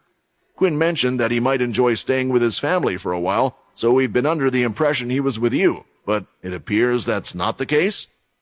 Silver's heart started beating rapidly as she started to have flashbacks to her brother's position before. That's impossible. He left on the same day he arrived, and it was already over a week ago. Where could he be if the 10th family doesn't know where he is, and he hasn't given anyone an update on his location? Silver was usually composed in all circumstances, or at least Leo had never seen her act out. Her aura was normally firm and strong, staying close to her body, yet he could see that it shifted like a wild beast, with her hand shaking, causing the sword in its sheath to rattle. Fex is strong enough to take care of himself. I believe he's safe wherever he is. Nobody should have any reason to go after him unless they want to go after Quinn. Together we have a good chance of finding him. I can see that you can't, and you can see what I can't. He must have gone missing at some point between you and our castle. Leo tried to talk her down. It's okay, Silver replied, taking a deep breath. You are a vampire knight, and you have your duties to attend to. I will search for him by myself. Before she could leave, Leo quickly placed his sword on the ground in front of her. It's exactly because I am a knight that I will accompany you. Have you forgotten that Fex is also a member of the 10th family? We have another vampire knight now, and he's doing a pretty good job. I would say he is more suited for doing paperwork, whereas a case like this is more of my specialty. Leo smiled. Wanting to find out what had happened to her brother, she stopped refuting Leo's willingness to help, and the two of them rushed off. The 10th house and the 13th house weren't very far apart, so there wasn't much to search for in terms of the vampire settlement. There were only 2 castles on the way between them. It also wouldn't make sense for Fex to deliberately take a roundabout route. Looking around, they both walked different paths that he might have taken several times. Silver was having a hard time, and she was just pulling anyone she could see around the areas and questioning them. Have you seen a gelled, black-haired boy, the previous descendant of the 13th family? Silver almost shouted, scaring those around. No, I haven't. I don't know, the scared man in front of her answered, making himself small, afraid he might get hit for being unable to help. Her techniques weren't the best, and all it had accomplished was clear the area they were searching in, reducing the number of people they could ask if they had seen Fex. She knew she was acting rashly, but she just couldn't help it. I thought he wouldn't get targeted again. Why would they even attempt to use him? Even if they're after Quinn, they could have used anyone else. No, I should have walked back with him, but I thought he wasn't a child. He was a strong adult. The only ones that could have made a move on him would be one of the other leaders or one of their vampire knights, she realized. When the crowd dispersed, it actually allowed Leo to discover something. The vampire settlement consisted of mostly a stone floor area. There were houses spread throughout, and streets placed all over the place with shops and market stalls. There weren't any clear roads or places one could go to. Overall, it appeared as if they had been constructed without any prior planning to it. The two of them had chosen to look for Fex between a path with several streets that would go between the two castles. With Leo's special ability, he could see something on the stone pavement below. He hadn't noticed it before because the aura had been too weak. What is this? Leo wondered, as it looked like a vampire's aura, but for some reason it had remained on the floor. Silver came over, bent down, and took a closer look. The stone was slightly red, and when she tried to place her finger on it, it had already dried out. It's blood, she assessed. The blood still has an aura but is dry, which means it must have come from someone with quite a lot of energy to still have that much energy last that long, Leo concluded. He began looking around and eventually found another spot with that aura on the ground.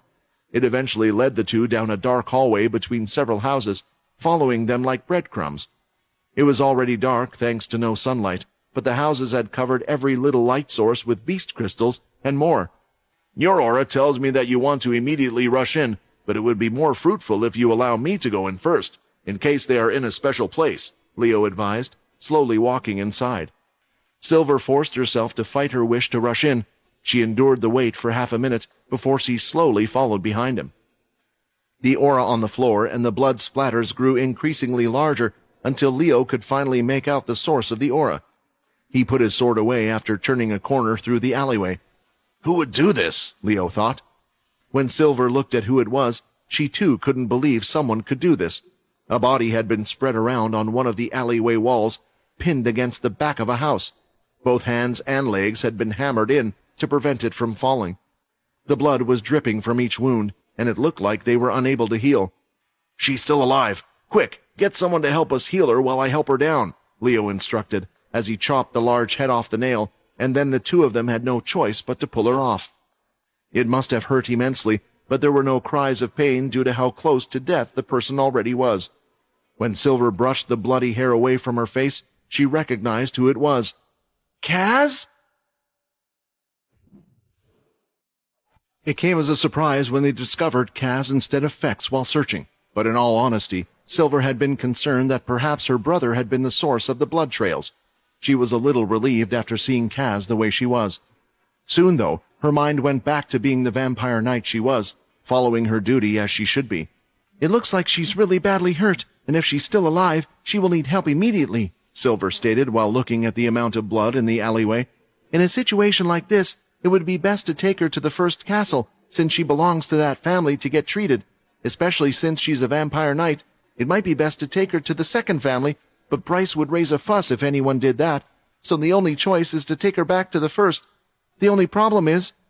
Silver hesitated for a few seconds. She wanted Leo to take Kaz back, but knew that it wouldn't be such a good idea due to the relationship between the two families, and that Leo might not know the correct procedures. Bryce was a person who got quite offended at certain things, which might even have caused a conflict while he was there. Leo's straightforward personality, which spoke his mind and did what he believed was best, wouldn't be good in a situation like this one. You take her. I will continue to see if there are any more clues around here. Besides, maybe when she wakes up you can ask her what she knows, Leo replied, knowing full well what was on her mind. With a quick nod, Silver was already gone, carrying away Kaz and heading to the first castle. Leo continued to look around, wondering if there were any different signs of aura around the place, but the only thing he could see was the blood of Kaz. Kaz is a vampire knight, and she is strong, yet someone was able to completely overpower her to the point where there were no signs of struggle. If there was a fight between her and someone else, then there should at least be injuries from one of them, yet there are none. Someone would have seen something or heard something. It's almost as if the person had already managed to subdue her somehow, and this was the result. The question is, why not kill her to leave a trail? So that Bryce wouldn't know. Having fought this close, shouldn't the vampire connection have gone off? And, The way she was pinned up there, it was like a message. The question is, for whom? What this also implied, though, was that if Fex was involved in this somehow, he was safe, as there weren't any signs of his blood around here either. Closing his eyes, Leo decided to increase the range of his ability. He could make it so that he could see the auras and everything around him from a bird's eye-like view. At that moment, Leo could sense something from above. He had noticed something odd, a bat-like shape flying through the sky. I finally made it. Now to the 10th castle, Ham said, covered in sweat, huffing and panting. Silver had eventually made it to the first castle, and it was safe to say that the guards at the gates didn't make it easier for her to enter. "Move aside, you idiots! I have your vampire knight in my own hands. Will you be responsible for her death? What would you tell Bryce if he was to hear of his daughter's death, all because you wanted to do your checks?" As she finished her words, none other than the person's name she had just mentioned appeared. It was like he had responded to his name. He had his cane held in both hands, and the veins were seen bulging on his hand. "Who?" he shouted, hitting his cane against the floor. It was so powerful that it caused the guards around them to fall to the floor. "Who has attempted to attack a knight of the first family?" At first, Silver thought maybe Bryce was upset due to his daughter being hurt, but she could tell based on his actions now and her father's in the past. This man was just upset that someone had dared to go against his family. Handing her over, Kaz was quickly rushed into the castle, while Bryce continued to stare at Silver. He didn't even turn to look, as Kaz's beaten body went past him. "Is he waiting for me to say something? I need to find out what happened. I need to speak to Kaz when she wakes up." But the pressure coming from Bryce's body was immense. "Vampire Knight, Silver Sanguinus, reporting from the 13th family." Silver started her formal greeting by bowing down. "I discovered Kaz between the 10th and 13th castles, just outside of the 12th. I am unaware of what happened to her, but brought her here immediately. From a scene, it looks like she has been in that condition for a while." Even after mentioning this, the expression on Bryce's face didn't change, and she was wondering if he even cared about her at all. "I will confirm what you say with her when she wakes up, but if it's not true—" Bryce stopped there. He didn't need to say anything else and just turned around. "Wait, sir!" Silver shouted, and when Bryce turned back and she could see his face, the word she wanted to ask wouldn't come out. She wanted to be the first to ask Kaz a question, but it was clear he thought of her as a suspect and would never allow it. "When she wakes up, and if she's okay, would you please inform me? I'm worried about her. I and she are the same age and grew up together after all," she said, and turned back around, heading towards Leo, hoping he at least found something. While Bryce continued to walk, he was placing his walking stick harder and stronger into the ground. It was digging into the ground as if it was made of butter. "I sent Kaz to go grab Fex, hoping to see how far this little development of his blood weapon had come, and now Kaz returns like this," Bryce thought. "Did the 10th leader plan ahead? Did he plant something so none of his people could get hurt? If it is him, are you trying to start a war, kid? It won't be the same this time. It won't be the same at all." When Kaz finally was able to get treatment, the medical team at the first castle found that she wasn't actually as badly hurt as she looked. It was more made to look that way. The wounds on her hand and feet had healed once she had been removed from the wall. But her energy was gone, and she was feeling incredibly weak for some reason. The staff was unable to find out why, but eventually Kaz regained some of her energy and started to wake up. "Quick, inform the leader," a member of staff shouted. Moving slowly, Kaz started to touch her head and touch several other parts of her body. "You must have been through a lot. Don't worry, the leader will be here to see you soon." Kaz looked at the girl beside her who was treating her, still squinting her eyes as if in pain. The staff found it a little strange, since she no longer had any injuries on her, so they were trying to figure out what she was exactly suffering from. "Who are you?" Kaz asked. The staff member smiled. "Don't worry, I just work in the castle. I don't expect anyone to remember who I am. You are a busy person. You just get some rest." However, that wasn't what she meant at all. When the door swung open, Bryce entered the room, and everyone had stepped aside, allowing him to pass. He walked, and everyone kept their heads down, bowing to the first leader. Eventually reaching the bed, Bryce looked at Kaz. "What happened?" he asked. "The same as always." He didn't even ask about her condition or how she was feeling. The leader is always straight down to business, but this is what makes him a strong leader, the staff members thought. From her bed, she looked at him up and down a few times, and the squint in her eyes still remained. "What happened? I don't know," she paused. "I know you must have saved me, but please tell me. Who are you? Kaz asked. Standing just outside the second castle were Lee and Quinn. The other leaders had already left the area, and Lee had waited for Quinn to come out, as he wanted to pass on a message to the 10th family leader. It was something important, something he had been hiding inside of him for a long time. However, when Quinn popped the question about Fex, a strange look of confusion appeared on Lee's face. "What do you mean? Shouldn't you know better than I how he is doing? I know you're busy as a leader these days, but didn't you just state that you were done?" Lee asked in bewilderment. Quinn was silent for a moment as he put two and two together. "Fex is no longer at your place, is he? When exactly was the last time you saw your son?" Quinn asked back. Lee was now starting to get worried. He told Quinn that it was already more than a week ago. If both leaders thought that Fex was with the other and he had gone missing, just what could have happened to him? A shadow swiftly formed around Quinn's hand, and he immediately popped the mask onto his face to get in contact with the castle. He tried his best to suppress his rising fury that someone was messing with his best friend, and by extension, with his family at such a crucial time. It was important for him to not overreact before finding out all the details. On the other end, Paul was the one who answered the call. He found it a bit odd that he had to wear a mask to communicate, since he was sure Logan could have just as easily created some smaller and simpler devices for them to use. However, his request had been denied. The mask had already become a trait for those close to the family circle. Furthermore, aside from communication, it had some other features as well, such as the ability to cancel out the noise from spreading to the outside. If one were to stand close, one would be unable to hear what the user wearing the mask was saying. This could be activated or deactivated at will.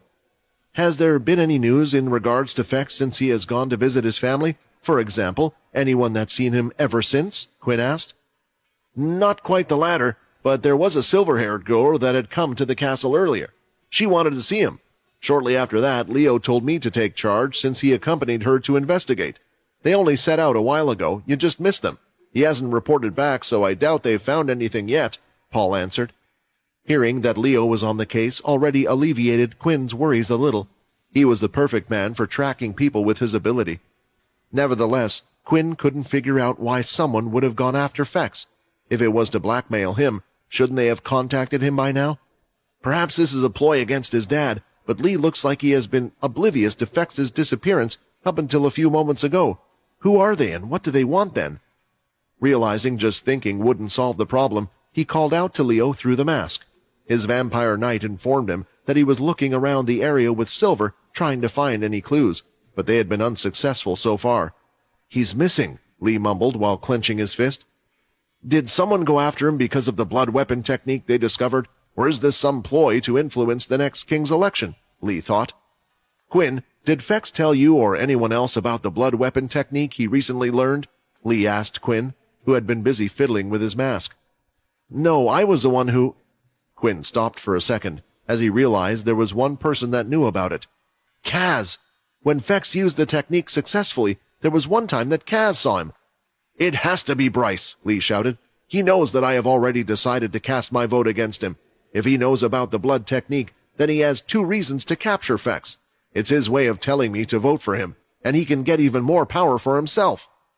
Lee was furious, and Quinn could feel the heat of energy coming off of his body. "I have to return to my castle. I will try to gather as much as I can and find Fex," Lee informed the others before storming off. "Bryce, why does he keep doing things like this?" Quinn was beyond angry. "Vincent, you said he wouldn't get involved, that it was too important at this time. So why would he go after Fex? I trusted you." "Quinn, listen to me. I think you and Lee are both acting rash here. To me, it just doesn't make sense. Things might have changed in the time I've been away, but Bryce should still be a smart person. He wouldn't do something like this since the risk of him being found out is also great. Think about it. Even if he were to use it and succeed, once it came out, his authority as the king would be greatly undermined," Vincent argued. "Even if I'm wrong, you're still playing into his hands by getting angry and attacking him. Without any proof connecting it to him, you will be just a young leader who has rebelled. We must find that proof first. I suggest you meet with Dwight and inform him of this news. I'm sure it will help him greatly, and maybe he can convince you." Quinn was taking some deep breaths before calming down again. He asked Paul to put in a request to meet Dwight, but before that, just in case anything else had happened, Quinn decided to head back to the castle. Once there, he immediately called for an emergency meeting with the main group in his family. His first priority was to find out if anything else had happened to the others that he had been unaware of. He was still trying to figure out whether this was a ploy against him, Fex, or Lee. With everyone gathered, Quinn insisted that if anyone was to leave the group in the future, they needed to do so in at least a group of 5. This was said before, but he told them this again to get it through their heads. In cases where this wasn't possible or if someone wasn't willing to, Quinn decided that the minimum requirement to leave would be to have someone accompany them who knew the shadow ability, and that the chaperone would have to keep it slightly active at all times. This way, when something unexpected happens, Quinn can get to their position quickly when needed. At least Leo still had returned to the castle, and there had been no updates from their end, but at least the request for Quinn to see Dwight had been quickly approved. Quinn brought Sia and Nate with him as he left the castle to ensure that everything went as smoothly as possible. He wanted the other leaders to honor their earlier promise as soon as possible. He was worried that if he didn't collect his benefits now, then after fulfilling his part of the deal by voting against Bryce, they might just change their mind and go back on their word. As such, he decided that on the way to the king's castle, he would be the one to escort Sia and have Nate as backup, at least inside the castle. Soon enough, they stood outside of the second castle, having arrived with no problems. "What are we doing here?" Sia asked, feeling a little strange without Layla or any of the other girls next to her. "Do you remember me promising you that I would do my best to get your memories back? Well, the second family leader, Cindy, has an ability that just might help you. At our meeting earlier, one of my demands was that she would do her best to help you," Quinn explained, and for the first time, he smiled at her. He sincerely hoped that his guilt for hurting her life would go away if this turned out to be successful.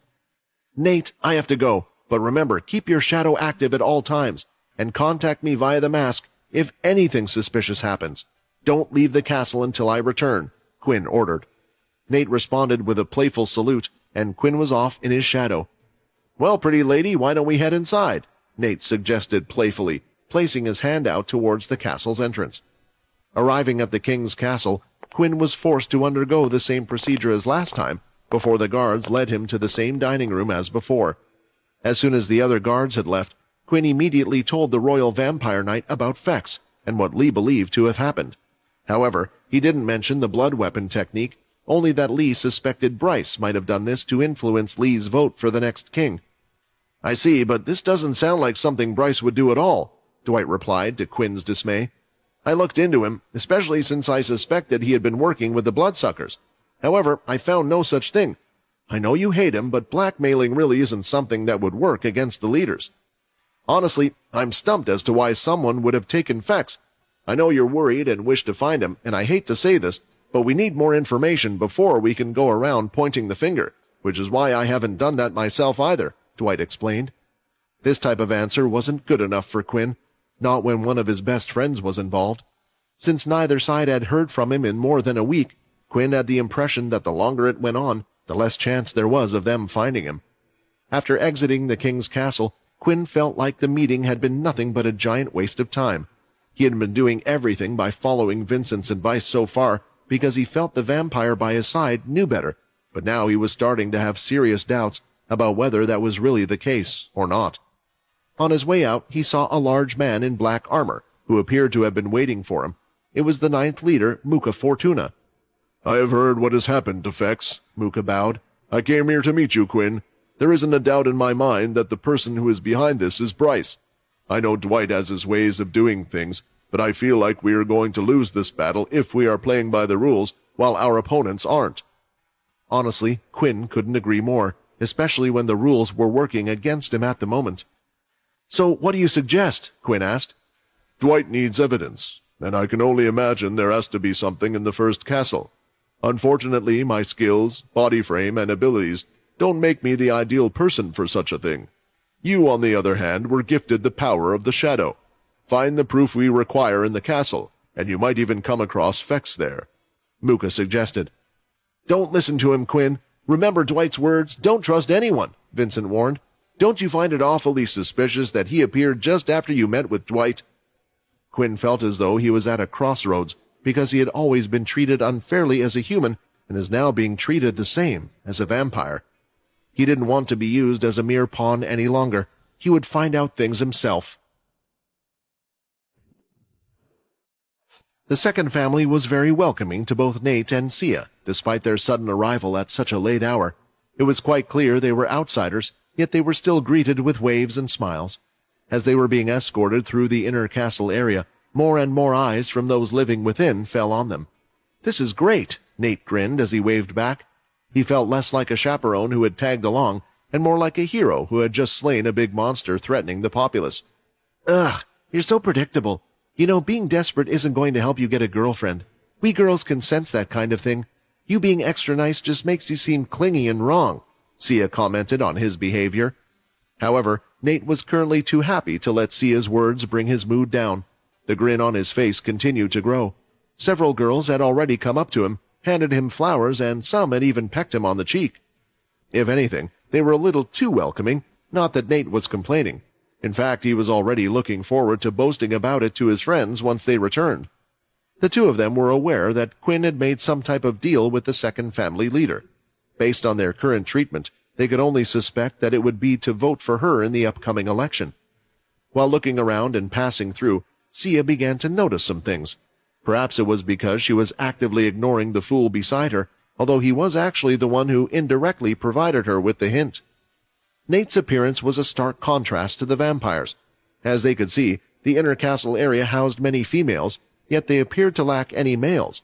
Sia only saw 2 male children, none older than 12. "Layla said the second leader was nice to her, so I guess I'm just overthinking things," Sia tried to reason. "Perhaps the men are all just inside?" Eventually they had been escorted just outside the doors of the leader's throne room. A knock announced their arrival, and soon after, the doors were opened up to reveal a beautiful woman wearing her usually large black dress. "You must be Sia from the 10th family, right? It appears that the boy failed to mention that he would be sending me such a cutie like you," Cindy complimented her guest. The girl's cheeks immediately became a few shades redder, but before she could hide, Cindy grabbed both her hands together as if she had just received a gift. It's nice to meet you," Sia quickly bowed. Come in. Please sit down while I get you a drink. I'd like to talk with you for a bit before we'll try to help you in any way I can." Sia was a bit overwhelmed by Cindy's openness, but seeing as this might be her only chance to recover her memories, she walked through the large double doors. Nate was just about to follow behind her when he was suddenly stopped by a single finger on his forehead. "I'm sorry, but this pertains to my ability, which is a bit special. You should understand that I wouldn't want others to know too much about me. Besides, I'm sure your lady friend would also want some things to remain private," Cindy stated. Although her tone was nice, Nate felt that this wasn't a suggestion, but more of a command. "I know the boy has asked you to be her bodyguard, but I will take good care of her. Feel free to wait outside or ask some of my family members to entertain you." Usually Nate would have complied with such a beautiful lady's order, but the way she had looked at him just seconds ago, he could feel a strange shiver through his body. "I'm sorry, but Quinn told me that I have to look after Sia at all times, and that's what I've come here to do. Either I go in there with her or we will both leave." Nate stood his ground. The finger on his forehead turned into a flick, and he was sent flying across the room, skidding across the floor. Eventually he regained his footing and started to rub his head as he felt blood trickling down. All that from a flick? These leaders are no joke, Nate thought. "Now, don't you go make the girl's decision for her. You should let her decide, right?" Cindy berated him, looking back in Sia's direction, who was already inside the room. Sia looked towards Nate as if his eyes were telling her to disagree and urged her to leave this place altogether. But Sia kept thinking about her memories. She had done so much to try to get them back, and now she was so close to achieving her goal. She couldn't just turn back now. "I'm sorry, Nate, but I need to know." The last thing Nate saw was Cindy closing the door with a smirk on her face as Sia continued to walk further into the throne room. "Should I call Quinn?" "No, I'll stay here and keep my shadow active. I'll give her the benefit of the doubt, and we'll try to enter again in half an hour. If they don't reply or come out, then I'll act."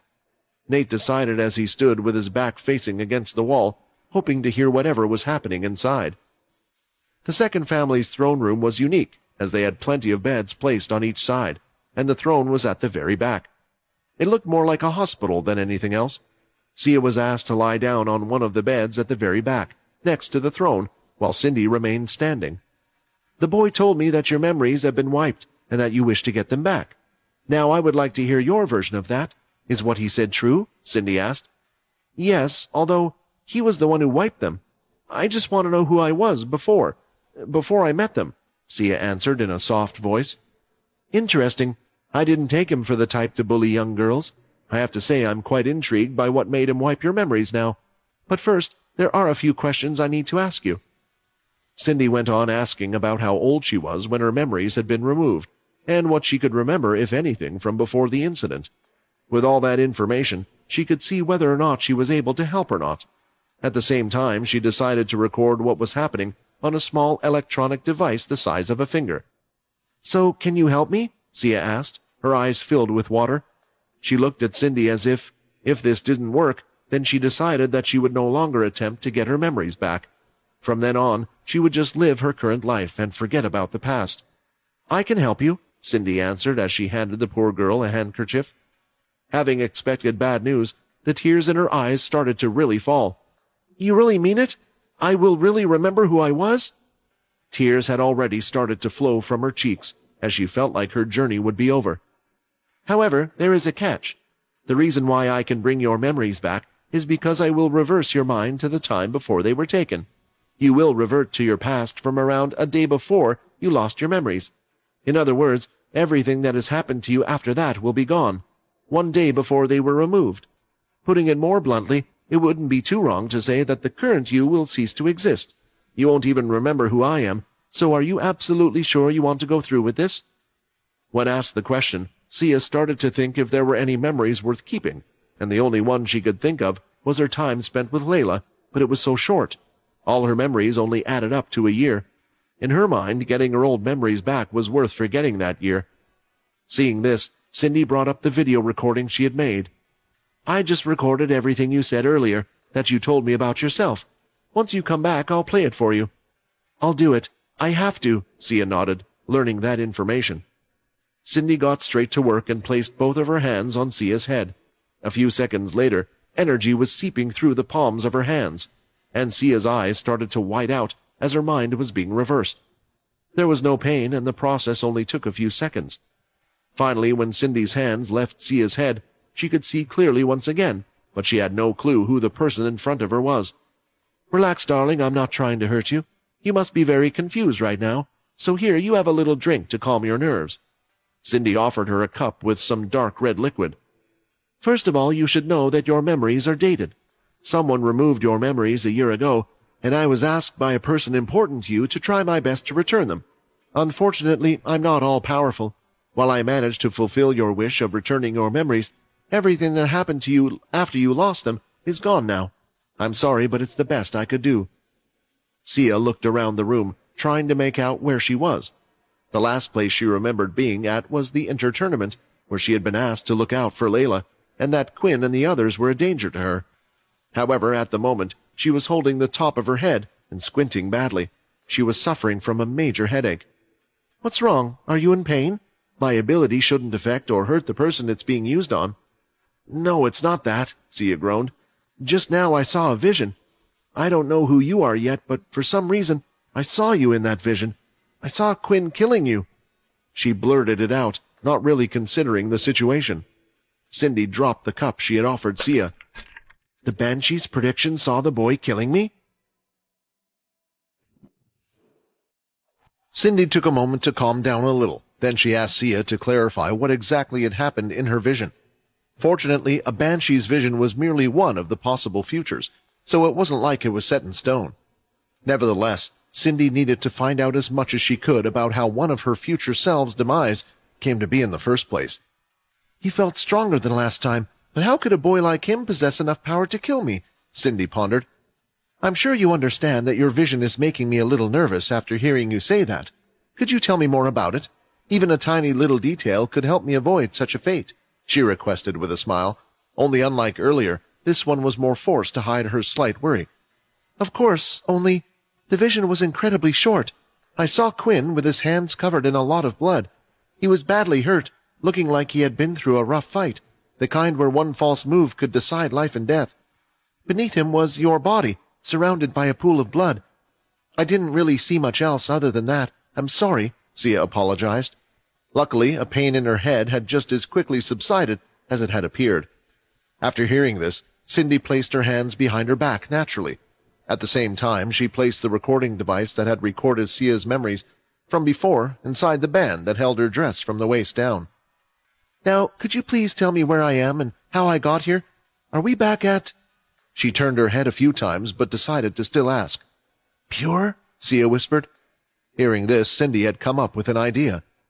Before reverting her memories, Cindy had made Sia tell her everything the others had told her about her former self, and what the supposed reason was for Quinn messing with her memories. Armed with that knowledge, the second family leader told Sia about everything, but she made sure to give the story a dark spin by making a certain person sound far worse than they were. "In the end, after already having removed your memories, he chose to turn you, to make sure you would remain loyal to him. He chose to turn you into what he was. It was the same for Layla, but it seems like she has grown quite fond of him based on what your other self told me. The other you that wanted to save her, show her the error of her ways. The other day, you confided to me that you had a feeling it might have been your mission from Pure to do so." Hearing all of this, especially about where they were now and the part about turning into a vampire, was shocking, but she could tell her body was different. It didn't feel like it belonged to her, like she wasn't quite herself anymore. "My mission? Was it to look after Layla? That's probably why I went as far as I have done to stay by her side. I have to complete it and return it to Lucy somehow," Sia thought as she tried to fill in the gaps. Of course, there were some details that hadn't even been recorded on the device, so she was unaware of what had really happened with Quinn or Pure. "Quinn, how could you turn both of us?" "Why did you choose to tell me all this? Aren't you and Quinn on the same side? I mean, both of you are vampires after all," Sia asked the woman. "Oh my, so straightforward, getting right to the point. I like it. Well, you are correct in that we are both vampires, and at least for the time being, we should be on the same side. However, Quinn is originally a human, and I just can't bring myself to trust him. By doing you a favor, I was hoping you could help me in return. Although your other self had agreed to my request, it wouldn't be fair to force you to do something you can't even remember." Cindy explained as she patted the girl in front of her lightly on the head. "Of course, now that I have heard your version, it's safe to say I no longer trust him as much as I did before. As such, allow me to ask the current you, would you be willing to keep an eye on him for me?" Cindy didn't doubt that Quinn would vote for her, as the boy didn't seem the type to easily cross others. Besides, his hatred for Bryce should ensure that they will be on the same side, at least for the foreseeable future. There wasn't anything concrete she wanted Sia to do for the time being, but having Sia act as her eyes and ears would be helpful for a variety of reasons. Most of all, to find out what led to the events of the vision. Why would he attempt to kill her? Around 25 minutes after she had entered the throne room, Sia came out, and the doors behind her were quickly closed, preventing Nate from seeing Cindy again. "Hey, are you okay? She didn't do anything strange to hurt you or anything?" Nate asked as he looked all over to see if there were any injuries, but also made sure not to touch her. "Bug off," Sia replied, slapping Nate's hand away. "Come on, just take me back to Quinn." Although Nate didn't like how Sia was treating her, after dealing with the leader, he imagined something must have gone on between the two to annoy her. As such, he chose to ignore it as they both left the castle. In reality, Sia couldn't even remember Nate's name. Cindy had never bothered to learn Nate's name in the first place, so she had merely informed Sia that someone from Quinn's family was already waiting for them. For now, Sia opted to keep the fact that her memories of the past year had been lost a secret. The two of them waited outside, and eventually, Quinn came to pick them up. When he popped out of his shadow, he looked at Sia awkwardly for a few moments. "Are your memories back? Do you remember everything again? Everything you wanted to know?" Quinn asked, a bit unsure of what outcome he should be hoping for. "Of course," Sia nodded happily. "Cindy did a great job. Thank you, Quinn, for helping me get back my memories." With no time to waste, Quinn used his shadow travel and was already heading back to the 10th castle. Between the three of them, the journey was silent. Each one had a lot on their mind. Quinn was still undecided about whether to trust Muka or not, but even if he didn't trust him, he definitely didn't trust Bryce. It was also quite likely that the first castle would have something inside of it to bring more light into this confusing mess. Still, it would have to be him to infiltrate the first family because of his own decision, not Muka's. When they finally returned, Quinn spotted something lying in front of the castle doors. It was black and looked like a dead animal, coming out of his shadow, Quinn quickly approached it. "What is that?" Nate asked. "Is it a dead bat?" Not wanting to touch it directly, Quinn eventually used his foot to lightly flip it over, revealing a large nose with a ring around it. "That's Ham!" Quinn shouted in excitement. He went down and picked him up off the ground. "It's Fex's familiar, but what is he doing out here? Did Fex return?" Ham was extremely hot and sweaty when Quinn picked him up. He was also unconscious and was not responding to anything they said. A familiar's energy was different from that of a human or a vampire's. Even using ki wouldn't work to wake him. All Quinn could do was place him somewhere safe and hope he would wake up soon, hopefully with some answers. Going inside, he asked Paul about any news regarding Fex. Once again, while there was no direct news, the Vampire Knight received an update from Leo and Silver, and the two of them were currently heading back to the castle. Ham was placed in one of the beds and was kept under watch, with strict orders to inform Quinn as soon as that happened, no matter what time it was. Right now, though, he felt like he could do nothing but wait, either for the news from Paul and Silver or Ham. "As long as Ham is still alive, I can be sure Fex is also out there alive. I promise I'll find it wherever you are." Finally, Leo and Silver arrived at the 10th castle with some good news. Quinn arrived at the reception of the castle by the entrance, waiting for Leo to arrive. When Quinn saw Leo and Silver, both parties looked a little down. The parrot hoped that Fex might have been discovered by the opposing side, just as Quinn had. This meant that the big news Leo had informed them about was something else. Once they had all gathered, they went to a smaller reception area with a table and a few big sofas. It was a room rarely used, but rather than find something comfy to sit on or look around the place, Quinn was just eager to hear what information might be important enough to make the duo of vampire knights return instead of continuing their search. Only the three of them were present, as Quinn didn't want to get the others involved. By now, everyone in the castle already knew that Fex had gone missing, so they were on pretty strict orders to remain inside. "Silver, I'm very sorry that I just heard about Fex today. I was sure he was enjoying his time with you and your father. It's my fault that I hadn't checked up on him earlier." Quinn started the conversation by apologizing, as he fully blamed himself.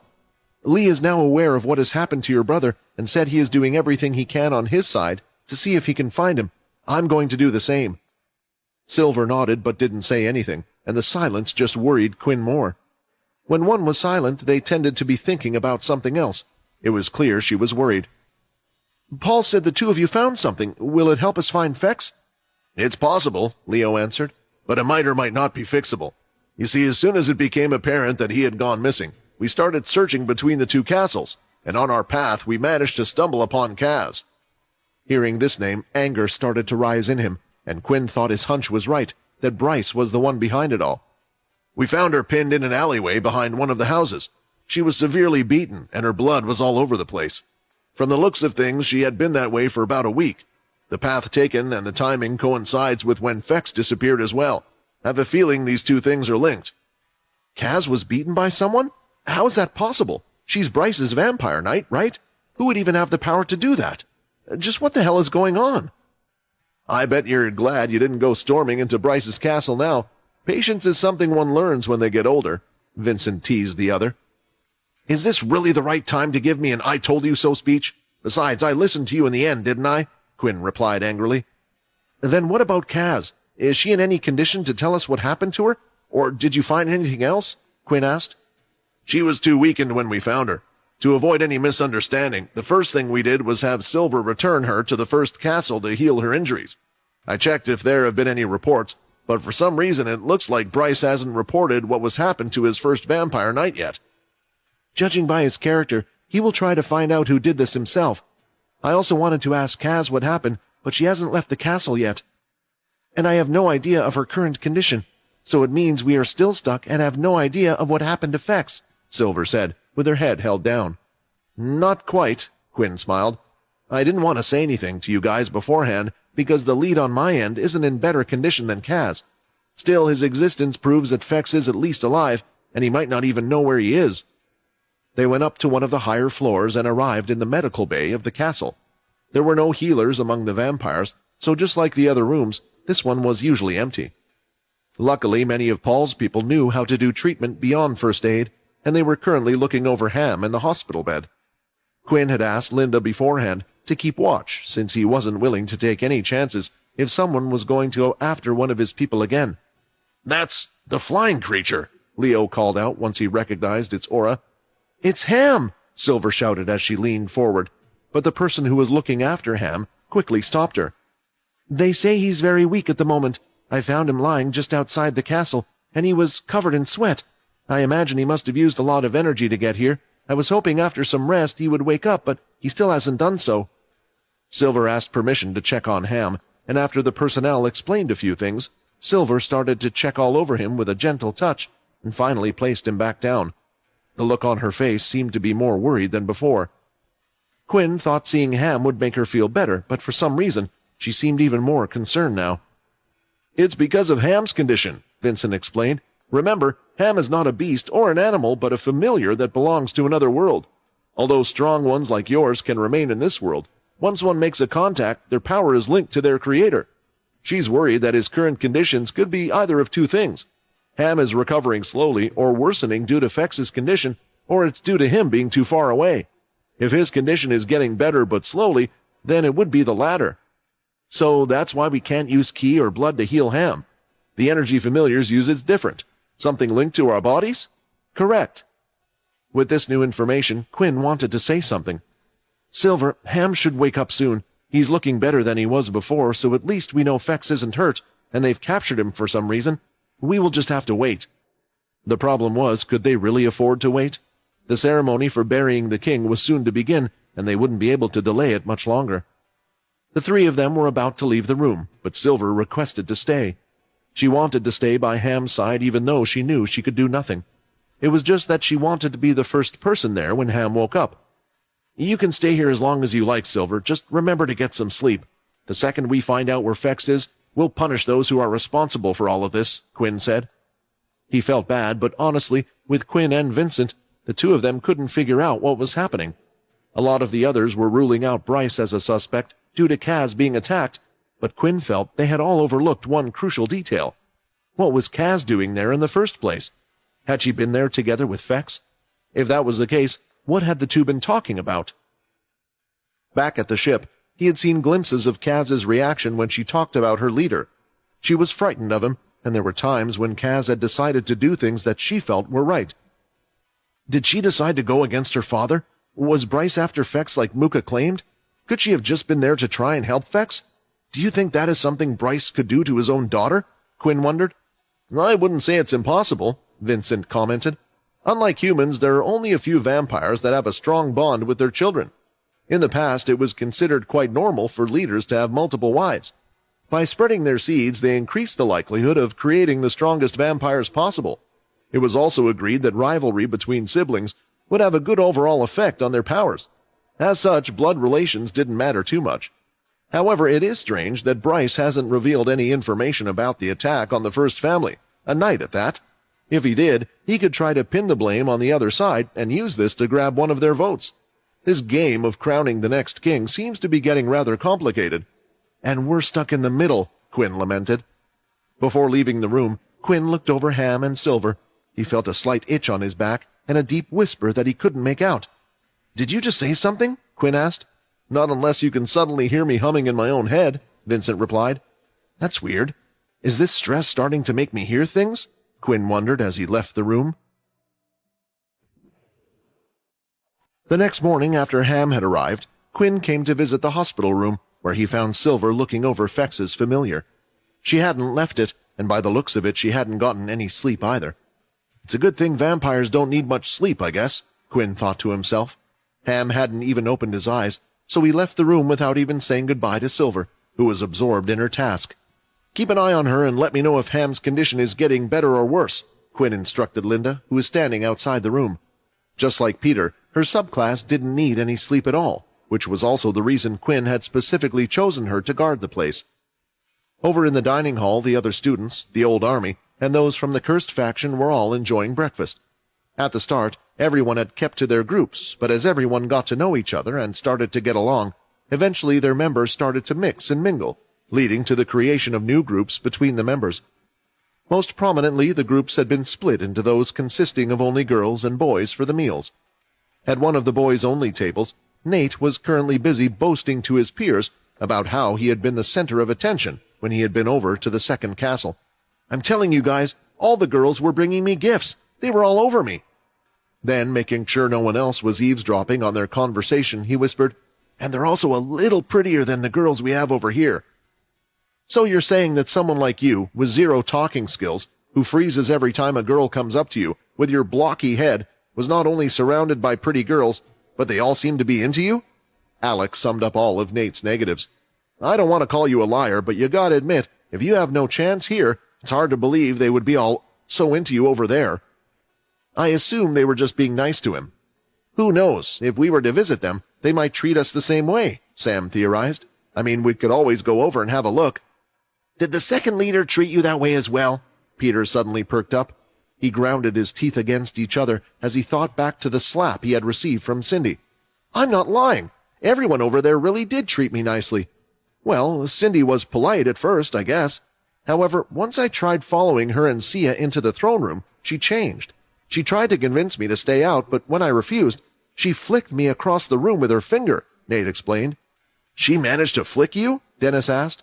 A lot of them were still wondering just how strong the other vampires were, since they only had the students to use as a benchmark. On the other hand, they at least knew Nate was considered strong among them, and those that had never seen the leaders before were quite surprised. "You shouldn't be surprised. The vampire's treasure is strength above all else. To put it into perspective, each one of them should hold the same power as the leaders of the Big Four." Logan stated this nonchalantly while typing away on his holographic keyboard. He was always a hard worker, and even taking his meals didn't stop him. "You idiot!" Peter slammed the table. "Quinn told you to look over Sia. How could you allow her to be alone with that bitch? What was even the point of sending you with her then? What if something happened?" "Look, I'm sorry, Peter. I was well prepared to go in, but I didn't want to mess things up.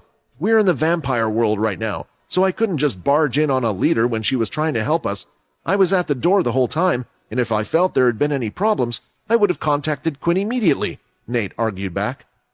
The others that were at the table stood up, ready to get in between the two if a fight was about to break out, but after giving Nate a derisive look, Peter walked out. "What's his deal? Sia came back fine in the end, didn't she?" Nate pouted. "I even tried opening those doors a bit to eavesdrop, but they wouldn't budge. Was I supposed to try and destroy them because of his hunch?" "He might just be on edge. I know I certainly am," Alex said, his hand shaking. "Think about it. Fex got taken away somehow, and he's strong, at least way stronger than me. Now we're practically on lockdown, forbidden from leaving this place. I don't know about you guys, but being unable to hammer away like I usually do on the ship, it just doesn't feel like home." The others wanted to say something to brighten the mood after what happened, but many that came from the cursed faction felt the same way. They couldn't imagine living the rest of their lives on this planet. They just hoped that after Quinn finished his business here, they might return to how things were. Two girls hadn't gone for breakfast, Sia and Layla. Right now, the two of them had gathered in Layla's room because Sia wanted to talk with her about something. "So you finally got all your memories back? I guess all that hard work paid off in the end," Layla smiled while grabbing the other's hands. "You went through a lot during those times, and I'm just glad that you're still the Sia that you were. According to Cindy, the two of us are supposed to have grown close. I remember us talking at school a few times, but I didn't really care about Layla back then. It was only because of the mission. However, the way she's acting now, did we really become close friends? If so, I have to help her. Layla, there are still things I'm unsure of. I wanted to talk to you about Quinn. What do you think about him?" Sia asked. Hearing these questions, Layla's cheeks began to redden. "Quinn is he's kind of busy these days, so the two of us didn't have a lot of opportunities to talk in recent times," Layla answered quickly and panicky, but as she started to think of him more, she calmed down. "I don't know how to say it, but he isn't that extraordinary of a person, yet somehow he's managed to do extraordinary things. I guess that's what attracts me and others to him." "Have you ever felt that you were just ordinary? I was okay with the bow. I'm not exactly the smartest. If anything, I was considered below average. But when I look at Quinn, I feel like he's the same, yet despite that, he's managed to climb all the way to his current position." By the way she was talking about Quinn, Sia knew that she had already fallen head over heels for him. "But don't you hate him for turning you? For bringing us to such a dangerous place? Pure could have continued to look after the both of us, and things would have been fine." "You think so?" Layla replied, but she just smiled. "Cindy was right. Layla's already been trapped by him, and the only way to break her out is with Quinn, Sia thought. After the two finished speaking, it was time for them to grab some food as well, and when they opened the door, they encountered Peter, who was walking towards his room. "Sia, don't you dare betray Quinn," Peter thought as he passed the girls. "I made that mistake once, and I won't let him get hurt like that ever again. If I see you try anything funny, I'll end you with my own hands." On the third day after Ham's return, it was safe to say that everyone in the castle was affected by a general feeling of frustration. The tension was high in the air between the regulars that were uninvolved. They were unable to do anything, and even if they did, all eyes were on them. While Silver had remained in the castle, Leo and Quinn had been busy searching the area for any more clues about Fex's location. They searched other areas on top of where Kaz was located, just in case he could be anywhere, apart from the other inner castle areas. Permission would need to be granted to enter. They had also kept in contact with Lee, the 13th leader, but unfortunately neither side was able to find even the slightest lead. Their only remaining hope was to wait for Ham to wake up. As for Kaz, perhaps she could have shared something with them, but despite 3 days since her rescue, there had been no news from the first castle. It was clear that Bryce was hiding something, which frustrated Quinn all the more, but he understood that it would be a stupid move to act against him. Whoever was behind all of this, Ham's escape must have been beyond their expectation. Getting any sort of information from him would allow them to be one step ahead of the mastermind. Unfortunately, time was working against them. That day there was a knock at their door. "Quinn, there's someone here to see you," Paul reported as he entered the throne room. The throne room had become Quinn's new resting place. The large glass panel window on the top floor offered a beautiful view when looking outside. It also reminded him of the heavy responsibilities he had as the 10th family leader. "Could you tell them I'm busy? We don't have a lot of time, and I'm still trying to find Fex," Quinn sighed. "I'm afraid this can't wait," a voice said as they barged into the throne room. The intruder was wearing the royal trim around his uniform, indicating he was a royal guard. He had been waiting outside, but when overhearing Quinn's unwillingness to meet with him, he chose to break protocol. "Quinn Talon, we're aware that your close friend Fex Sanguinus is currently missing. Just like you, our team has been doing its best to discover his current location. However, he no longer holds a high-ranking position, so a large force can't be used to investigate," the guard explained. "Not an important figure?" Quinn shouted. "I don't give a damn if he has a title or not. If you don't want to find him, then stop bothering while I'm trying to." "Quinn!" Paul interrupted. "Please don't forget, the man is just here to pass on a message from Dwight, so we should at least hear him out." The royal guard was taken aback by the powerful shout. Not only had Quinn been extremely loud, but he had let out his energy outward, waking up all the cells in his body. Even at this moment they were all vibrating. The guard bowed. "Royal Knight Dwight asked me to pass on the following message. The ceremony for putting the king in eternal slumber will commence tomorrow at 9 o'clock. Each family leader is required to be present with both of their knights. The public will also be eligible to attend the event. Everyone may participate, but after the capacity has been reached, no more people will be let in. The leaders and knights will be part of the ceremony. You will be informed about your duties on the day. For everyone else, the ceremony will start at noon." Once the message was delivered, the royal guard swiftly left. Having to turn up earlier than the others to prepare, Quinn was reminded of a wedding rather than a funeral. At that moment it really dawned on Quinn that time had run out. As the 10th family leader, he had no choice but to take part, and for whatever reason, they had taken Fex. It would be achieved tomorrow. With this new information, Quinn headed down to the medical bay, where Silver was still sitting in a chair beside Ham. She appeared to not have moved in the slightest ever since she had sat down. "Silver!" Quinn called out, but there was no response. "Hey, Silver!" Quinn shouted, but she only answered after he placed his hand on her shoulder. She turned and looked at Quinn for a brief moment, before her gaze returned to watch over Ham. "Ham's getting better. He's no longer hot like he was on the first day. Now it looks like he's just sleeping, but he still hasn't woken up. Why won't he wake up?" Silver asked, still not diverting her eyes away from the familiar. "I have some news for you. I've just been informed that the ceremony will take place tomorrow. I know as his sister you're just as desperate as me for any news, but you're still the vampire knight of the 13th family. I'm afraid you'll probably have to go back to the 13th family and make preparations with your dad soon. I'm sorry. I'll look over Ham and we'll have someone else here tomorrow. I promise you that they will inform me if anything happens, and I will pass that info to you ASAP. For a while, Silver didn't reply, but Quinn could see she was clenching her fist. Why won't this damn pig wake up? She screamed as she punched the bed, but surprisingly, the punch softened to the point as if she had just touched it. A vampire of her strength should have been able to break a bed with ease, but her energy was completely drained, and soon watermarks could be seen falling onto the bed. Silver was crying. Damn it! What the hell am I doing? Why am I forced to take part in this crap when I don't care about tomorrow? Why do I still have to deal with this? And why does no one else seem to care that my friend has been abducted? Quinn thought with anger. Seeing Silver upset like this was just making the anger inside him boil stronger, and the mark on his back was responding in kind. You desire, I will help. Quinn heard the same voice as last time, and a black mist started to form from his back. Eventually, a black portal opened on the other side of the room, next to one of the beds. Next, large, deathly claws could be seen coming out of them. What is that? A beast! A monster! The other staff members currently in the room started to panic. Don't worry, that thing belongs to me, Quinn shouted, hoping to calm them down, but the sheer size of such a creature was too much for them. In the end, Quinn had them leave the room. Seeing the bone claw appear, Quinn didn't know what it wanted to do at this very moment. Usually the bone claw only answered Quinn's darkest desires, so why did it come now? The bone claw, with one of its long, sharp fingers, pointed towards him. You are filled with anger. I will help you. The bone claw looked down towards Ham for a few seconds, and then started to turn into the same mist that would usually form when it appeared or disappeared, only this time the mark formed on Ham. Vincent, what is happening? Quinn asked in wild confusion. I'm not sure. There are many things we don't understand about the familiar ourselves. This is amazing, though. I wish I could have more time to study the mechanics behind what it's doing, but it looks like the familiar is acting on its own.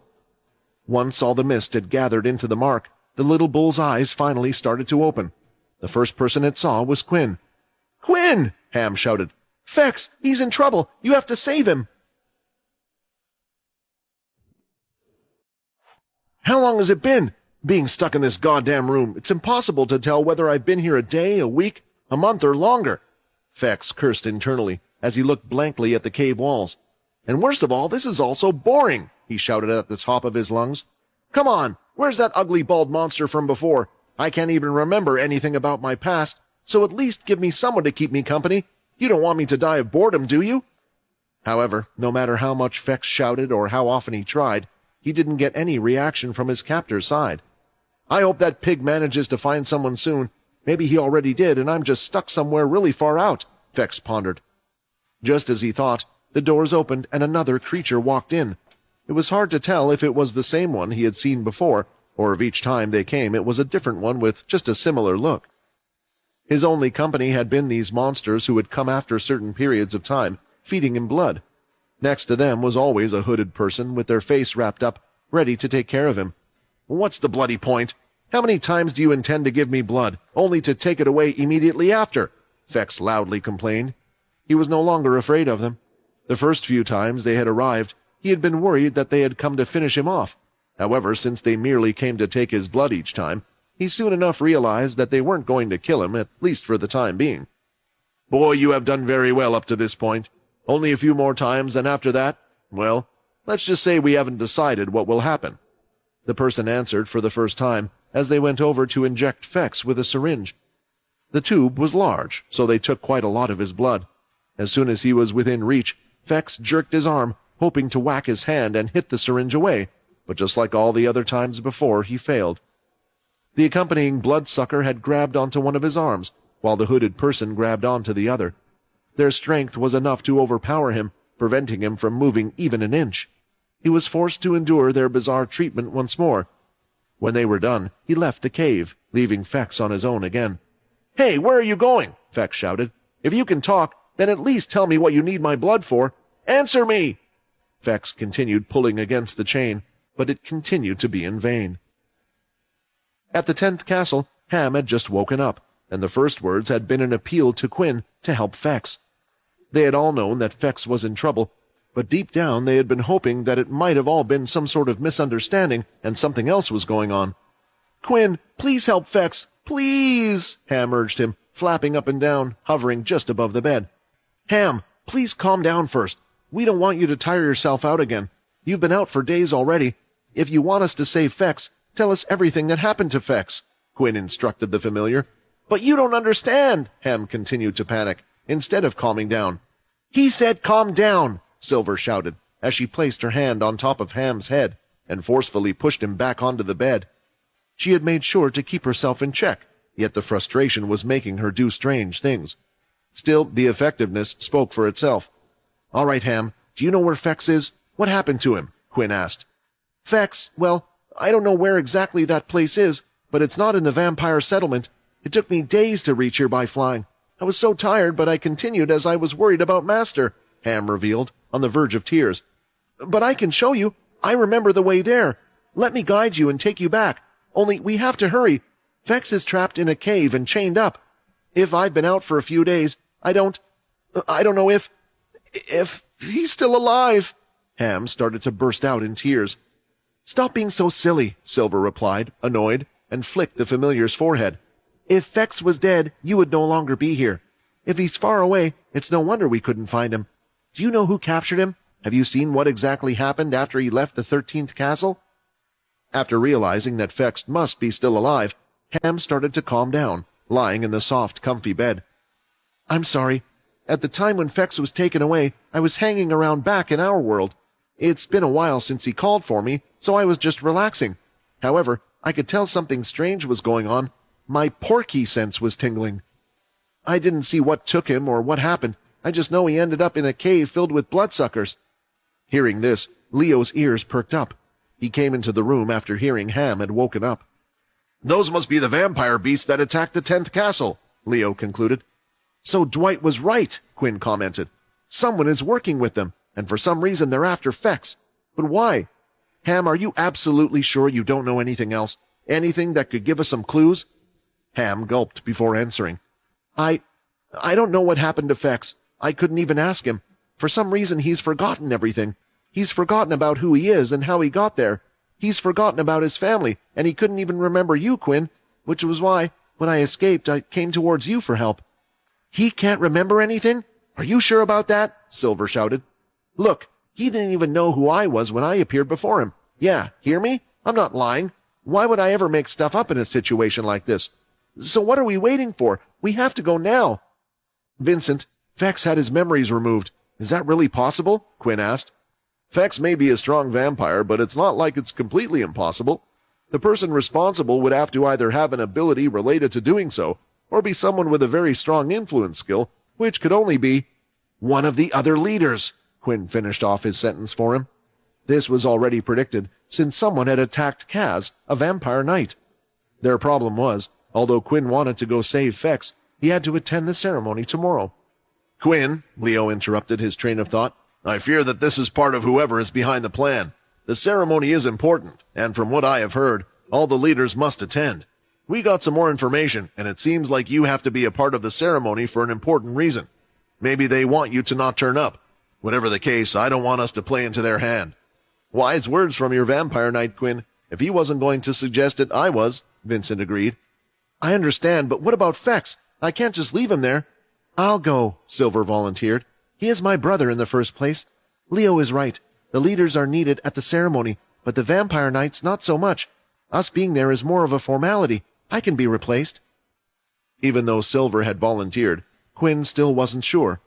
Silver was strong, but whoever was involved in this had not only been able to take Fex without leaving any evidence behind, but had also taken out Kaz, whose strength should be around Silver's level.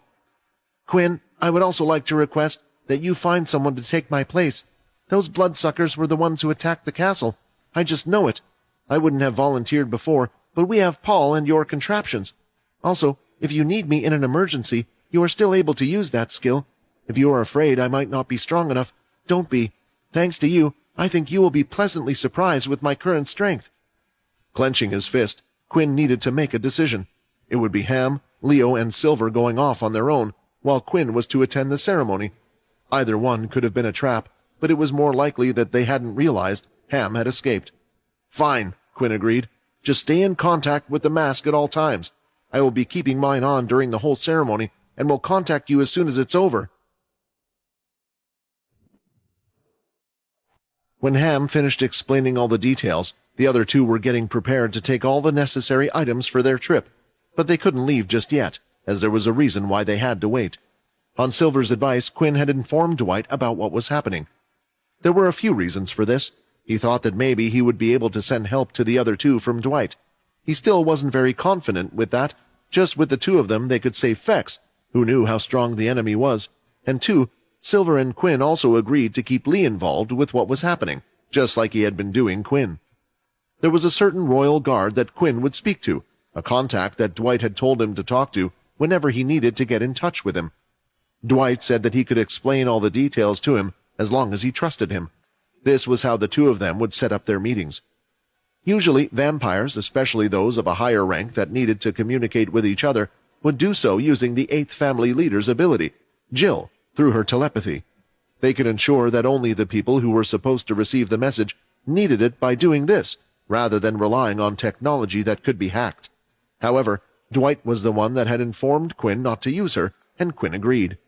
Especially since she was one of the ones that had chosen to give her vote at Bryce. At the moment, there is a clear bias towards certain leaders. The two of them filled up flasks with blood for both Leo and Silver, and Quinn had suggested Leo. "Before you leave, Leo, it would be best if you grabbed something from Alex. I'm pretty sure he has something that might come in use for you," Quinn suggested. While the two were away, Quinn continued to look at Ham. He looked to be doing fine compared to how he was before. He started to think about what had happened moments before he woke up. Ham didn't seem to be close to waking up at all, yet suddenly he did.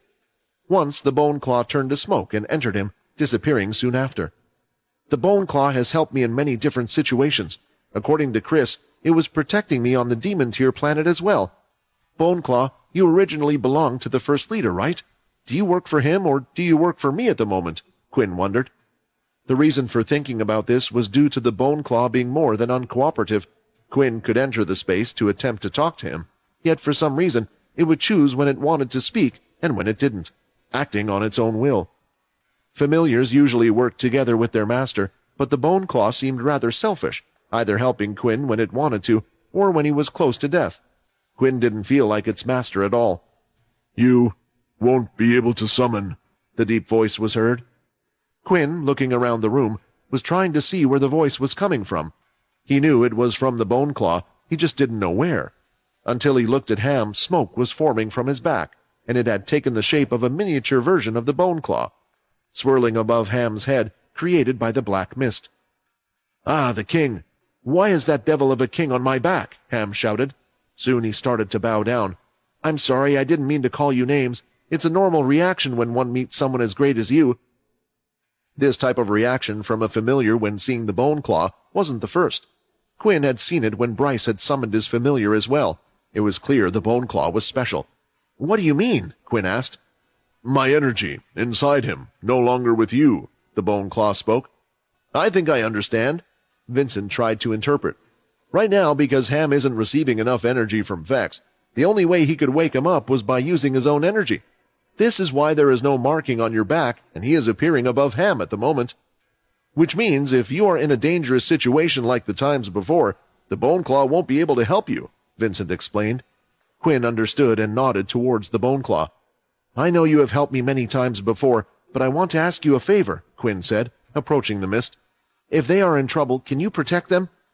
The bone claw seemed a little uninterested in this, but then Quinn mentioned something else.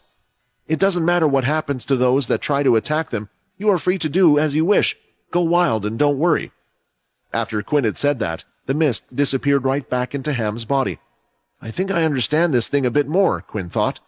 Ham started to shiver. "That crazy guy is inside of me," Ham gulped again, and quickly placed his small hand hooves over his mouth. "He can hear everything I'm saying, can't he?" Finally, both Leo and Silver had returned, and attached around Leo's waist was another sheath, a similar size to his other weapon. "Looks like Alex is on top of things here as well. I guess now we have to wait," Leo said. While waiting for a reply or answer from Dwight, Silver had decided to personally go to her father's castle to inform them of Fex's development and what she was doing. All they were doing now was patiently waiting for one or the other to return. The first person they heard back from was Silver. When she returned, she did so without looking the exact same as she had done before. On her back, she had a large box that was slightly bigger than herself and taller. She carried it as if it was weightless. The three there were in the reception area now, just waiting to hear back from Dwight. However, Quinn couldn't help but stare at the large box on Silver's back. "My father says he is happy to hear that Fex has been found, but he's worried about us two going. There are a few problems. If the ceremony wasn't tomorrow, then he would have liked to have come himself, but this is something that can't be delayed. He stated, also, sending a large group might startle the enemy into knowing we are coming, so he has kept his lips sealed for now. So he gave me this before leaving," Silver said, hitting the box behind her. Other than that, she didn't say much else, leaving them to guess about the large box. "If I'm correct, that's the 13th's puppet that's passed down from leader to leader," Vincent explained. "For her father to give her that, he must either be really worried or really trust her. I remember Fex saying one time that Silver would have made a better leader than himself for the 13th family, but in their family they had always had a male leader. I wonder how strong she is with the puppet. Fex was definitely skilled at controlling others." Finally, a royal guard arrived at the 10th castle. First, he bowed and claimed he was here on behalf of Dwight. "I'm sorry that Dwight wasn't able to come himself, Quinn. He sincerely apologizes. But tomorrow is an important day, and many preparations must be made," the royal guard explained. "I work directly under Dwight and am one of his few trusted men. Dwight says he knows what you wish to tell him. He has heard the news that you have found where Fex is. Unfortunately, tomorrow is an event that cannot be delayed. The king cannot wait a day longer. As well, he thinks it's best if only a small group of people go. If it is the bloodsuckers' hideout like we suspect, they should be significantly weakened by no longer having their leader there. Many of them were killed in the attack. He grants permission for Silver and Leo to go, but not Quinn. This means you must find a replacement to attend the ceremony with you tomorrow. Please inform me of who you wish to bring with you so we know beforehand." Quinn paused for a second. He was happy that his request was granted, and knowing more about the area they were going to lessened Quinn's worries, but he didn't expect that he would need a replacement for Leo as his vampire knight for the ceremony. Who to pick, Quinn thought, and one person had entered his mind. "I will be picking Peter Chuck," Quinn suggested, with a smile on his face, although ask Dwight if he can look a little different at the ceremony. Before Leo, Silver, and Ham went looking for Fex, Quinn decided to add one more person to their team. The group couldn't get too large since others would notice their movement otherwise, but adding one more shouldn't be too much of a problem. However, the problem was picking the right person. There weren't exactly many people who could match up with Leo and Silver. There was Paul, but he would also have to be in attendance at the ceremony. In the end, Quinn chose Nate, as he was the one least afraid to go with them. Yet the main reason was him having the shadow ability, which allowed Quinn to come over quickly in case something went wrong. They set off in the middle of the night, with Ham taking the lead. It was always dark in the city, but there were certain times when even the vampires would turn off all the light crystals that lit up the walls and streets. Not wanting to be seen, their group used this opportunity to disappear. "Boneclaw, I hope you listened to what I told you," Quinn silently prayed as he watched the group head off. The next day, Quinn woke up earlier than usual. It was a good thing that he didn't need much sleep, because throughout the night he had been extraordinarily worried about the others. It didn't help that he still had no idea what today's ceremony would entail. The first thing he did was attempt to get in contact with the others. Luckily, Nate immediately answered via the mask. "Hey, I was just checking up on you guys. Is everything going okay?" Quinn asked. "I would love to say yes," Nate sulked. But despite his earlier testimony, that flying little bull can't remember the exact way he came from. We've been stuck going through the forest for a while now. "Hey, I just don't remember this exact part. As soon as we see something that I'll recognize, I'll be able to lead you the rest of the way," Ham could be heard yelling from the background. It seems that Ham had been so incredibly tired on the last part of his journey that he couldn't recall that part with great clarity. Perhaps them taking a little longer isn't such a bad thing. If we can get this ceremony over and done with, I'll be able to quickly follow them, Quinn thought. "Please endure a bit longer, Fex." According to Vincent, it wouldn't be proper for Quinn to appear in his regular clothes, so he suggested Quinn fetch something from his old room. Vincent guided him to his former quarters, and it turned out that the former 10th family leader had occupied a room on the top floor, next to the room Edward used to stay in. As he passed by Edward's room, he briefly glanced inside before continuing onward. We're doing this so things like this can stop happening, Quinn reminded himself. Entering the room, he was surprised by how tidy it was. I didn't do this. I can only assume that Edward had tidied it up and left it this way, Vincent theorized. The room was large, and it made the king-size bed look small in comparison. However, the only thing Quinn was interested in was the walk-in wardrobe that was attached to the room. There, Quinn was introduced to a style of clothing that made him feel sick. This is what you want me to wear? It all looks so lame, Quinn judged the other's attire. You know, during my time I never understood you people. I've lived a very long time, and it allowed me to notice that what you humans, or even some of us vampires, refer to as fashion was always going around in circles.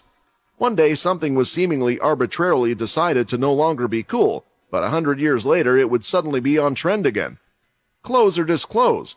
Besides, you need to wear something more formal, and these ones perfectly fit the bill.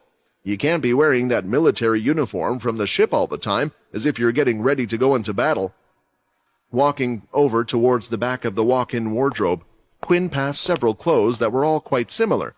They were arranged into sets, each of which had a bright color on the inside and a dark color on the outside. It took some time, but eventually Quinn spotted something that took his fancy. "Will this do?" Quinn asked, pulling his choice off the railing.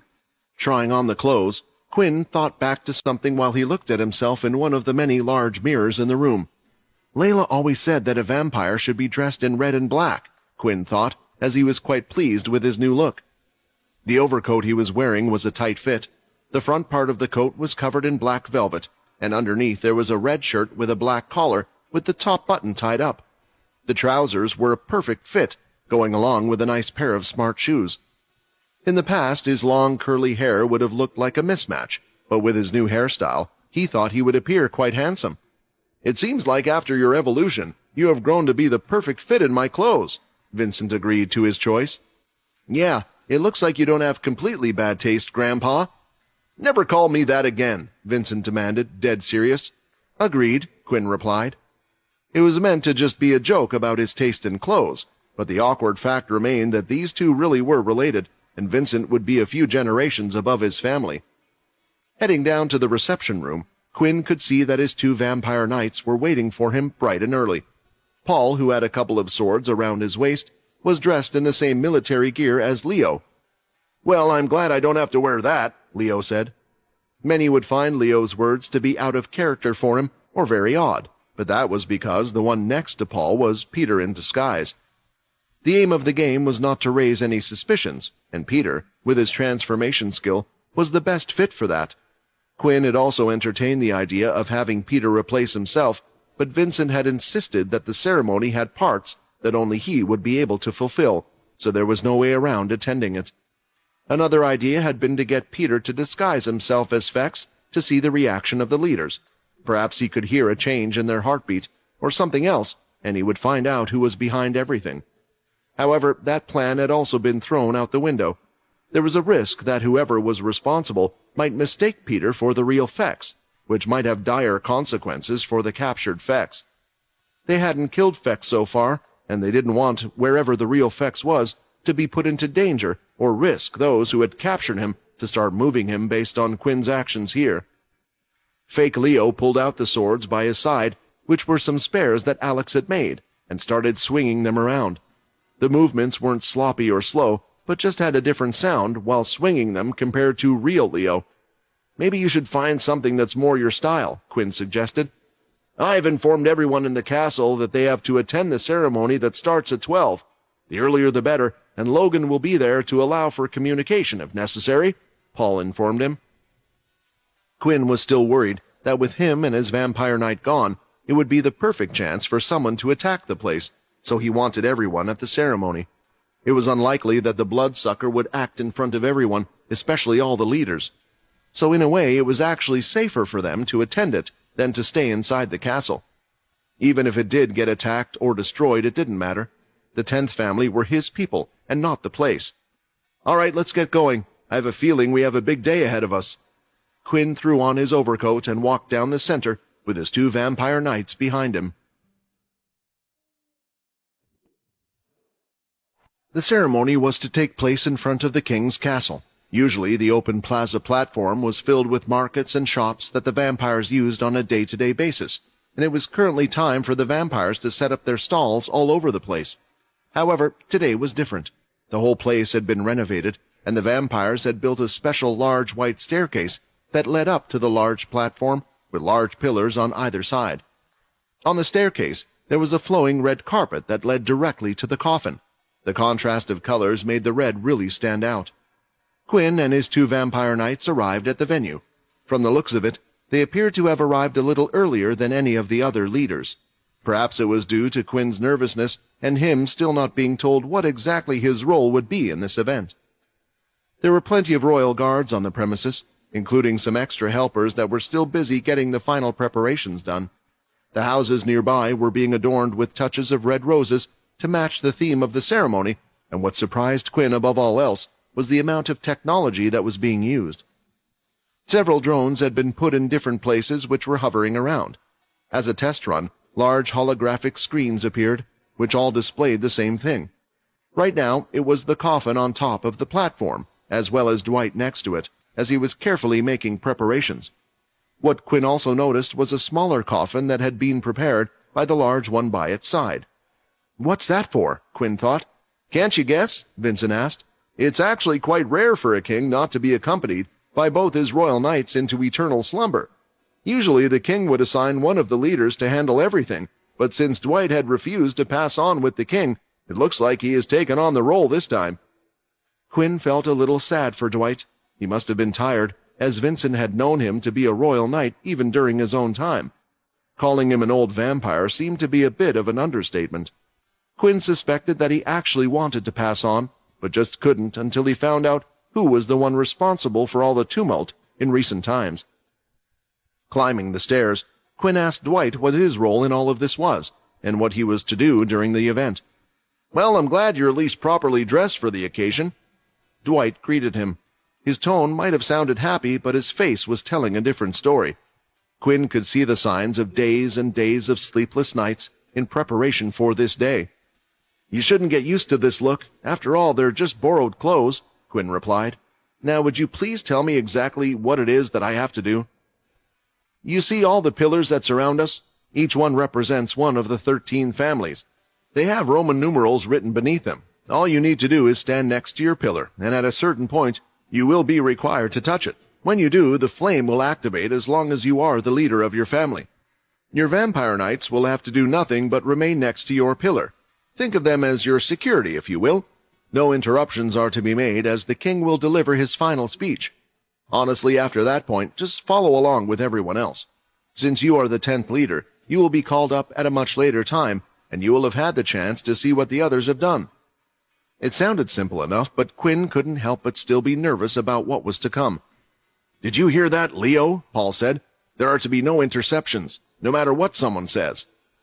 Peter just looked at Paul and scoffed before he went towards their pillar. Paul was worried and would have much rather had the real Leo by his side, but Quinn had chosen Peter for a reason.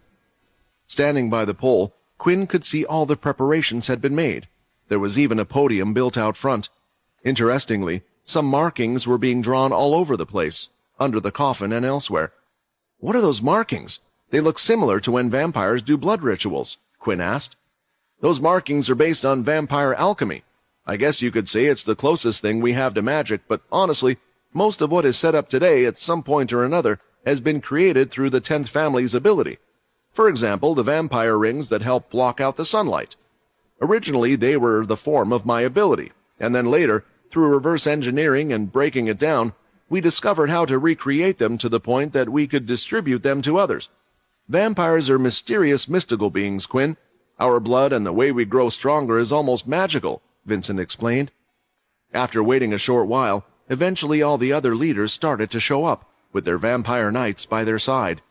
Each one passed Quinn, who briefly talked to Dwight before they got into their position. The ones that gave him the most menacing stares were both Bryce and the new 6th leader. It looked like they still held a grudge against Quinn for killing their leader. When Cindy came up, she noticed that someone else was giving her a menacing look. "That's the infamous vampire knight from the 10th family? I heard he is quite strong, but why is that disgusting man giving me such a look? I don't recall ever seeing him before." When everyone was there, Dwight went through the schedule with them, making sure that each one knew the proper order of things and what had to be done. Surprisingly, neither the king nor his accompanying royal knight Kubit had arrived yet. Finally, though, vampires from all different families were entering the plaza area. They swarmed in like an army of ants, and it looked like nearly every vampire from each family had come to pay the king his last tribute. "Since we never leave the settlement, I didn't know there were this many vampires," Weevil noted, surprised as he looked around. The Cursed family had also arrived, and they chose to stay together. It is mostly led by Linda and Dennis.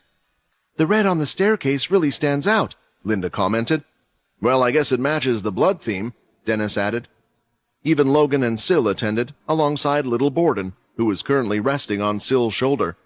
It turned out that with a few costume changes they had succeeded in passing off Borden as a familiar, and there weren't many who batted an eyelid at seeing him as well.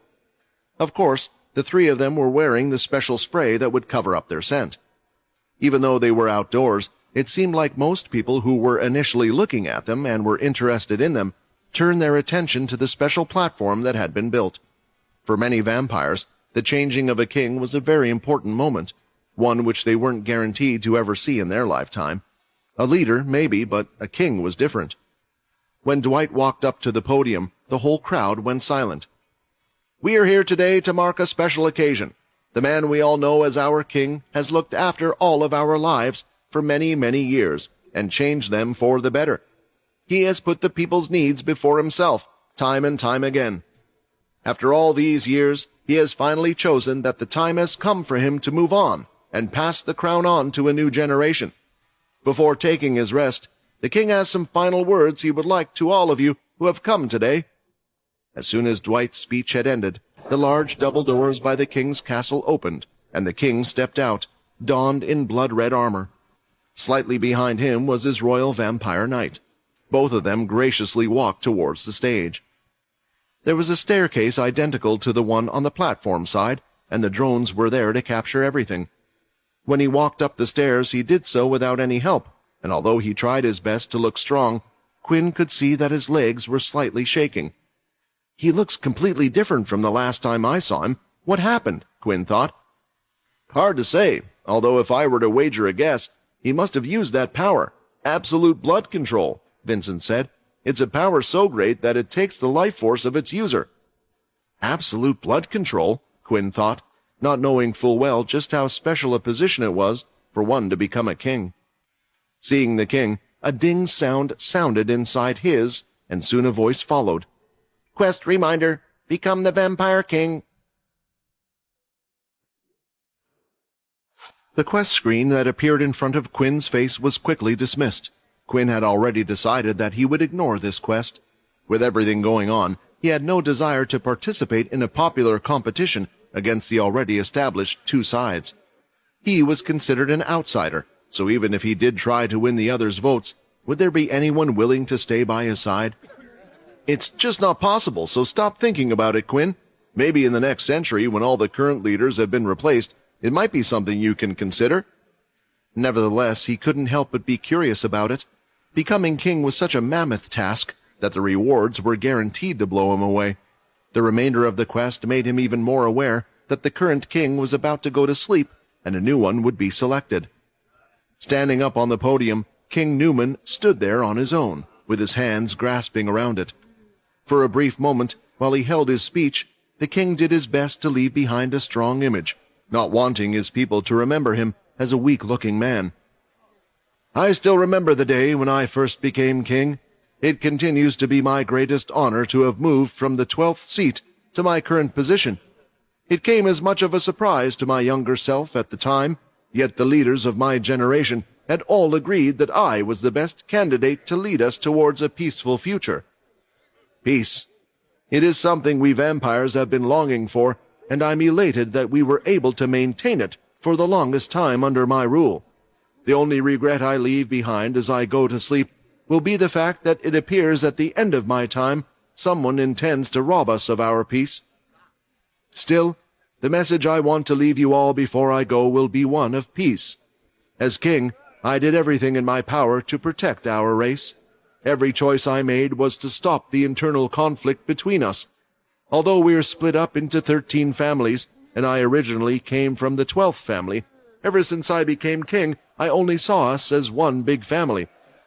And so, I hope that this generation's leaders may select someone who might share my ideology, and who I would happily acknowledge as my successor. May we all continue living a fulfilling life for the future." The king finished his speech, and roars of cheers erupted so loudly that it felt like the whole planet was shaking. This king, it's a shame I never got the chance to witness his rule during my time. He seems to be loved by the people, Vincent commented. You know, Quinn, you have only had a taste of what it's like to be a leader, but haven't had many difficulties due to the circumstances you are in. Still, your followers all wish to follow you and are indebted to you. However, the same can't be said for someone like the Vampire King. There are those that may hate him or despise him, yet he must still rule over them with a cool head, placing their needs on the same level as those who deeply care about him. I know you want to create a certain type of world for humans, but there will always be those against you who think there is a better way than the one you envision. After the king finished his speech, he stepped back, allowing Royal Knight Cubit to also leave behind a last speech. His was short and sweet, and at the end, he also received a round of applause, yet unsurprisingly, it paled in comparison to the king's.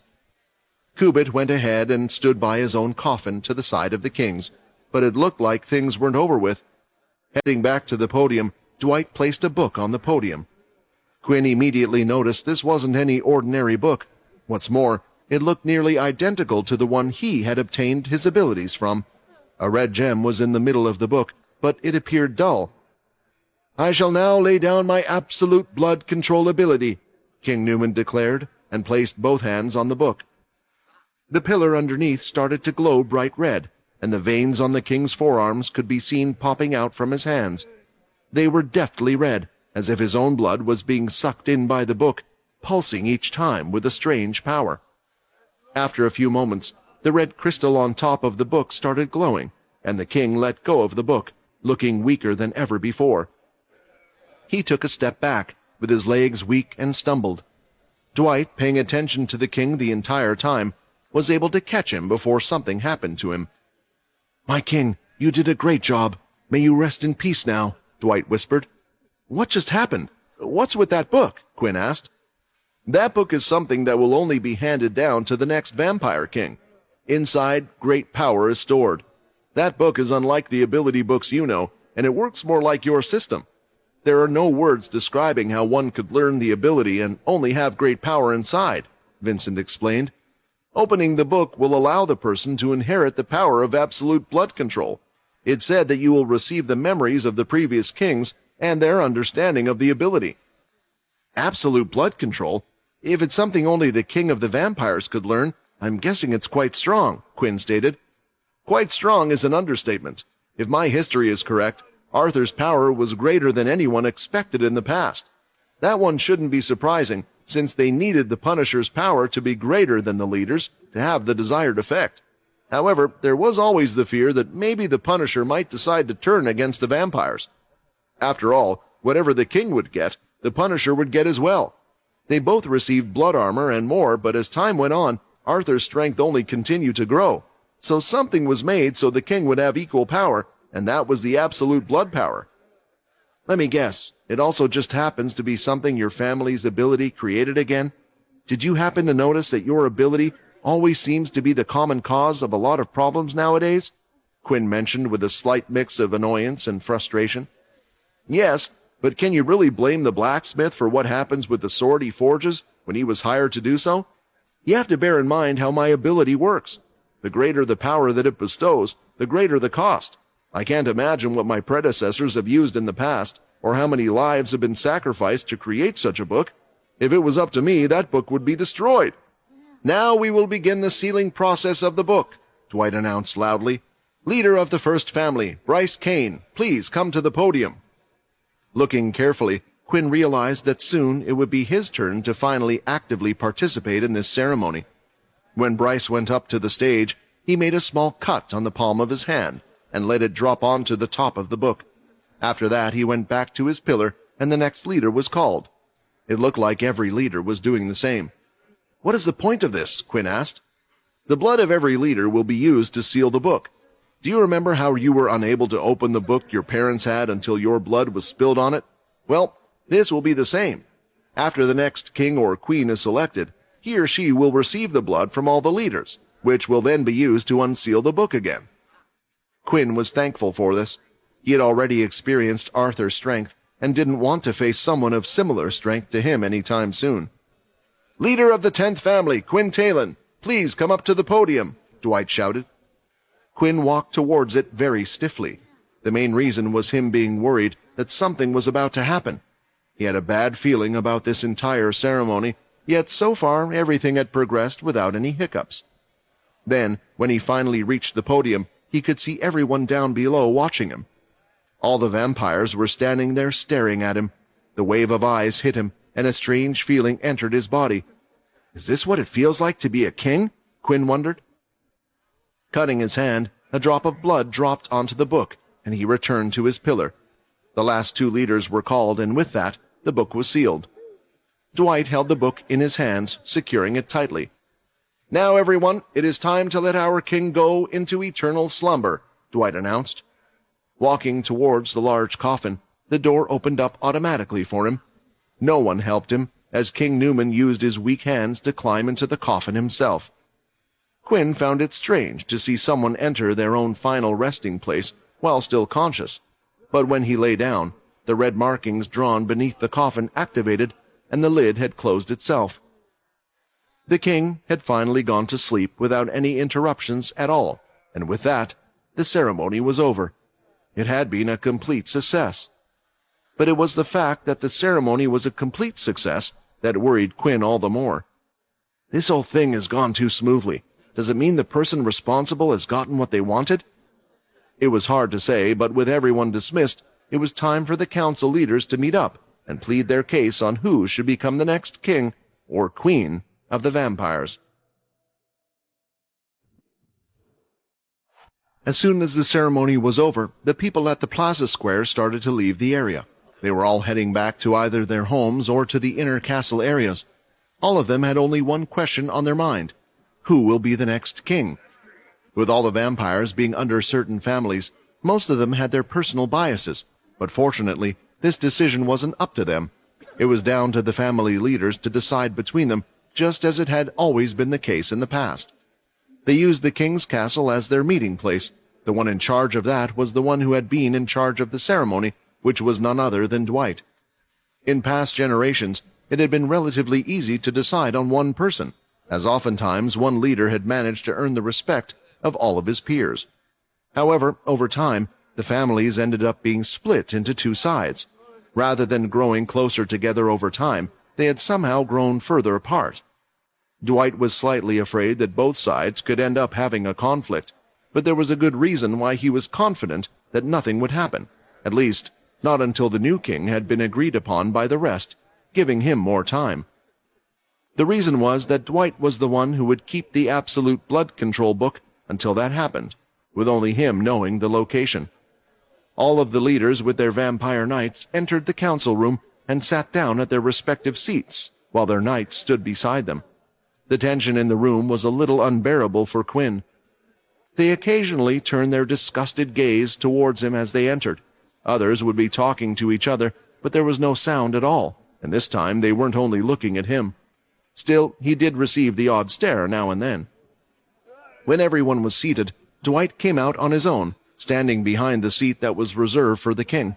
It was a little odd just seeing Dwight, but there were still the royal guards in the room who would listen to his commands until the next king was chosen.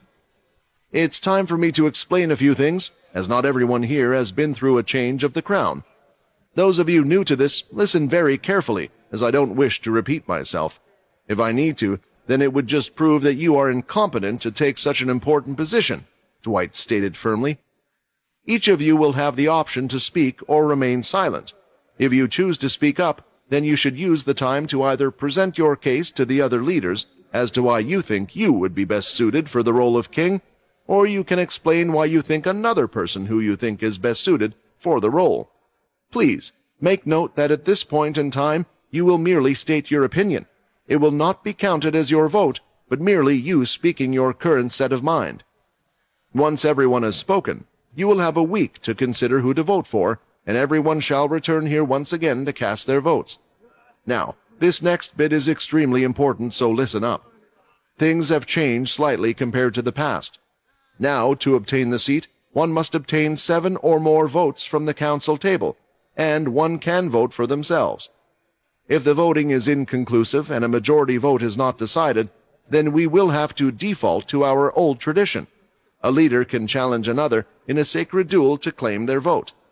What? How stupid is that? Quinn screamed internally about this nonsense way of handling things. What's the bloody point of us voting in the first place, then? For the longest time, the tradition in the past has stated that the strongest vampire should become the leader. This was because it was something that pleased the public. The vampires would at least be willing to follow who they believed to be the strongest. Besides, a good king should have been able to get the other leaders on his side beforehand, don't you think? If the leaders agreed together on one person who was most suited for the role, then the vampires and their families would naturally comply, believing in their leader's decision. In the end, this was decided just as a way to stop arguments and two sides from clashing. All families at one point or another have agreed to these rules, Vincent explained. If it comes to that, if one side can't get the majority vote, then does that mean Bryce would become king just because he's stronger than all the other leaders? Quinn asked. Vincent chuckled internally. Only if he wins against the person he chooses. Theoretically, if he chose you and you beat him, you would get his vote. Essentially, the duel is also a double-edged sword because you would also obtain his vote after beating him. So a leader must be confident when it comes to this. Okay, we will now start with the first leader, who I believe doesn't need any introduction, Dwight said, taking a seat next to the king's throne. When one was ready to speak, they would stand up and state their point, and as the first family leader, Bryce got the first chance to do so. Us vampires have lived on this planet in hiding for far too long. We hold such great power, yet for some reason we force ourselves to live in the dark. We now have technology better than anyone else in the other world. With the help of our rings, we can even walk under the sun, yet we still continue to stay here. I, for one, want a better life for our race, where we don't have to worry about limiting the number of people we have, where we don't have to hide in fear. Do I want war?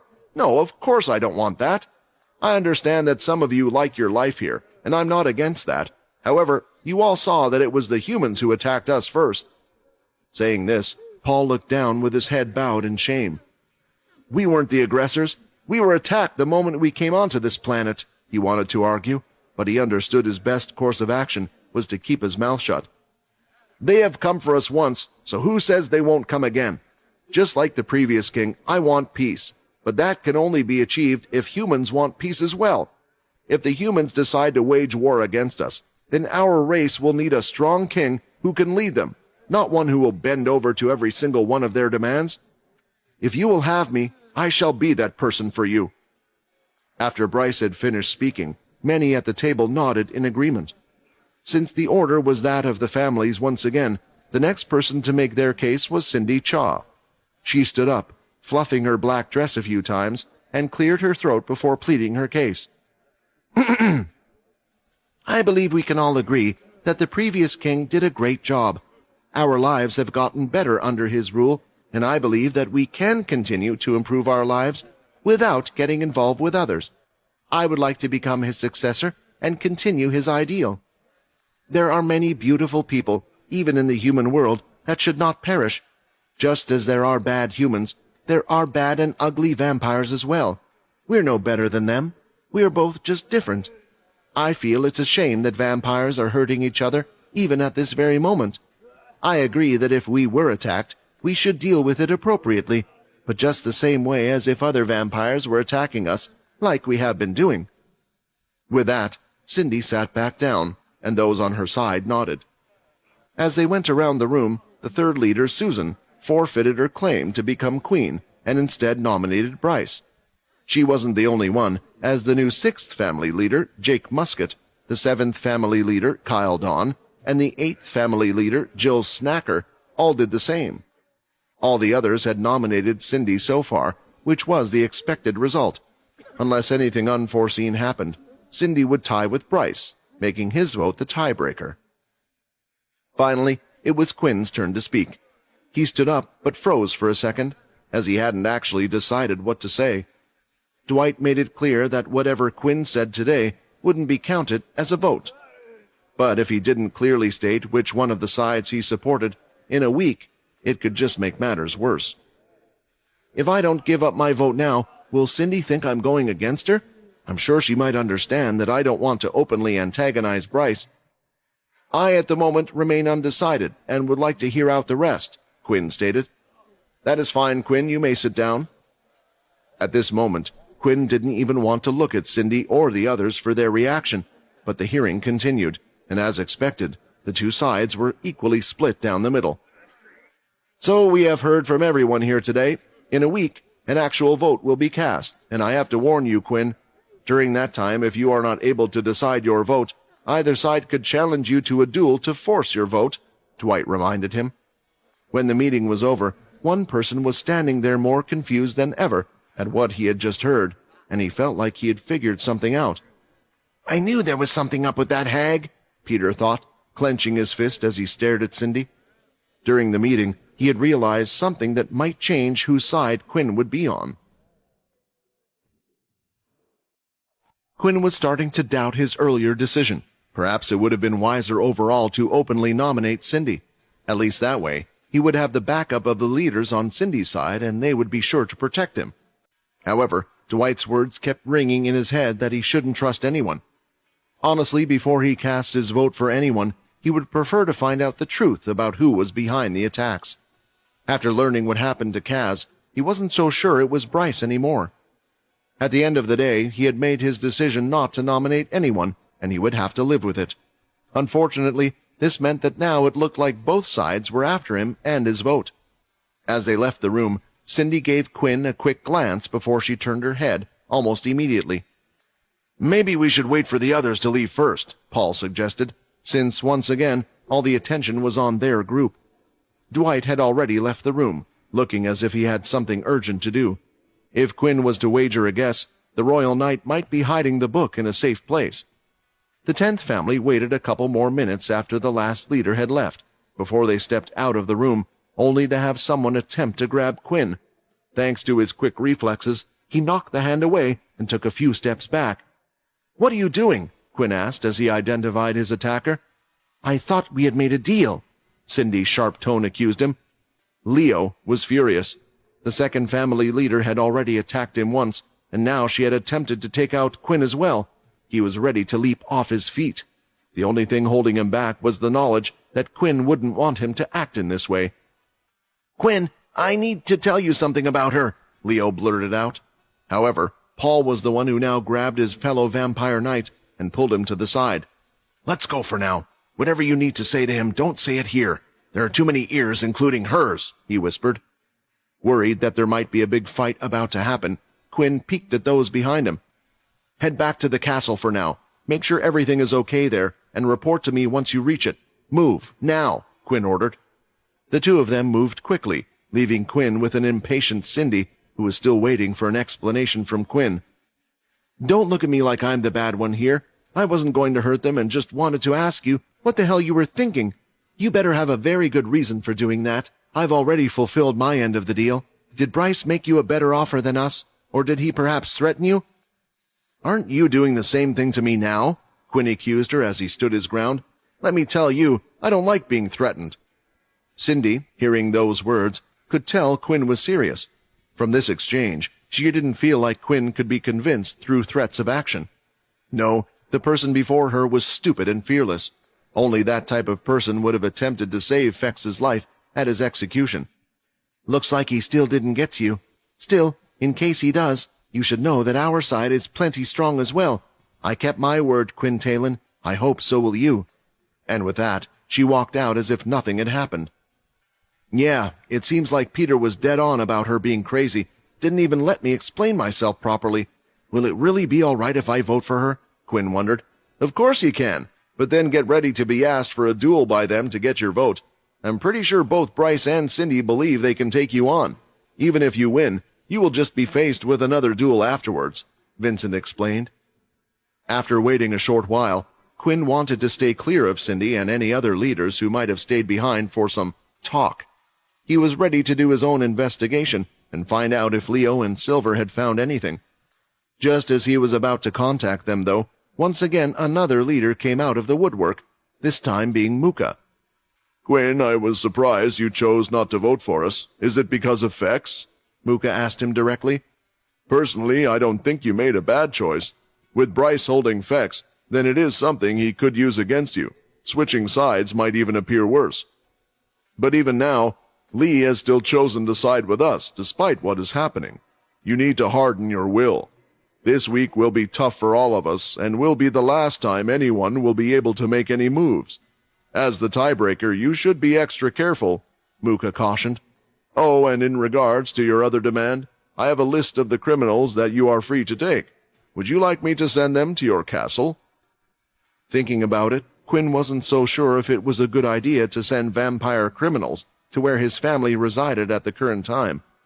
According to Vincent, it was hard for vampires to actually punish each other due to the family bonds, and with punishers no longer being a thing, the only thing they could do was lock them up, unless their crimes were so grave. For this reason, none of the leaders really minded handing them over to Quinn. At least that way, it would be his family's problem to deal with them. No, what Quinn was afraid of was that some of them might add a couple of spies into the mix, who might attack the 10th castle from within. They had few people in the first place, and he doubted the other families would help them keep control of the captives. Leo, Silver, you will just have to wait. I promise this will be better for us, Quinn thought. Would it be possible if you could take me to them instead? Quinn asked.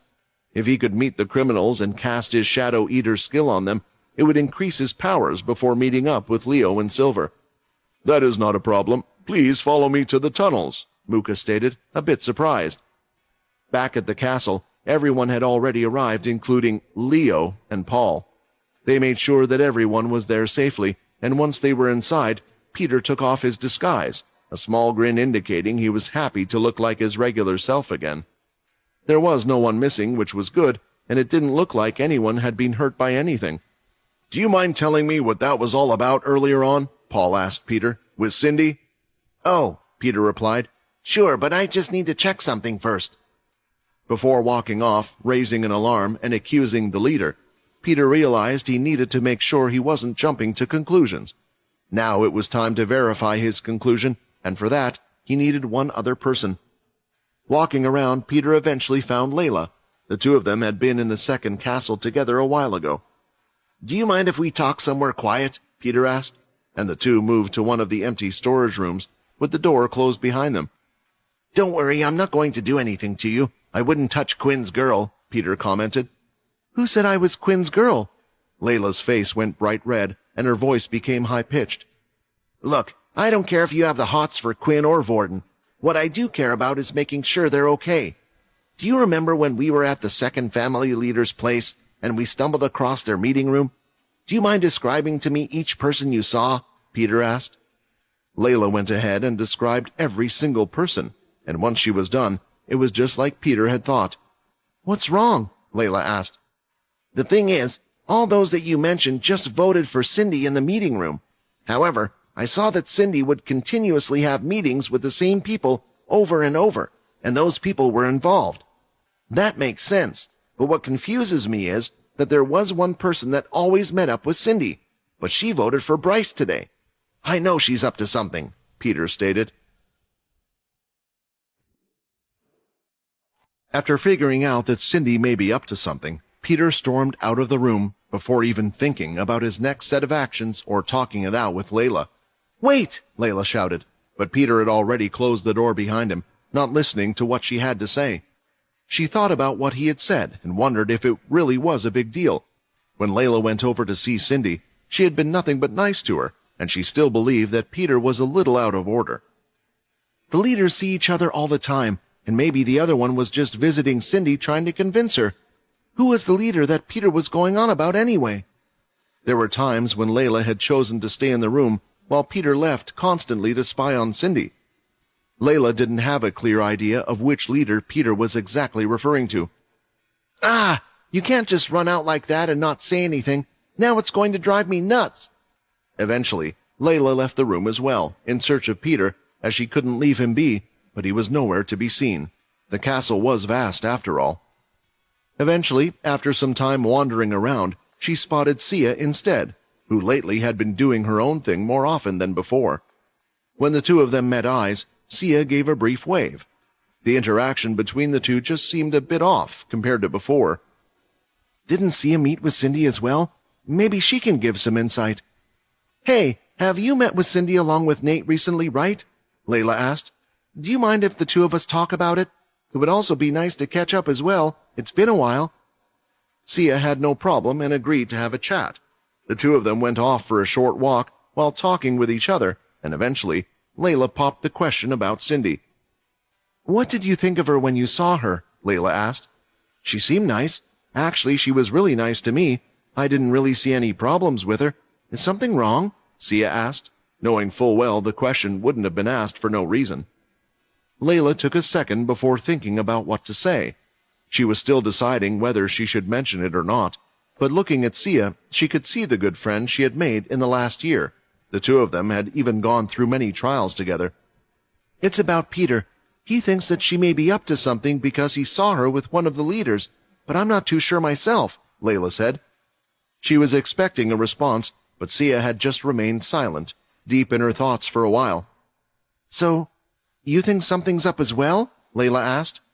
No, not at all. I was just thinking about something unrelated. I'm sure it's like you said, just an overreaction. Anyway, I'm feeling a little, so I'm going to go ahead and take a nap, Sia said. Soon after, she quickly took off down the hallway to where her room was, but once she had lost sight of Layla, she no longer headed towards her room. Instead, she was heading out of the castle and planning to meet a certain person.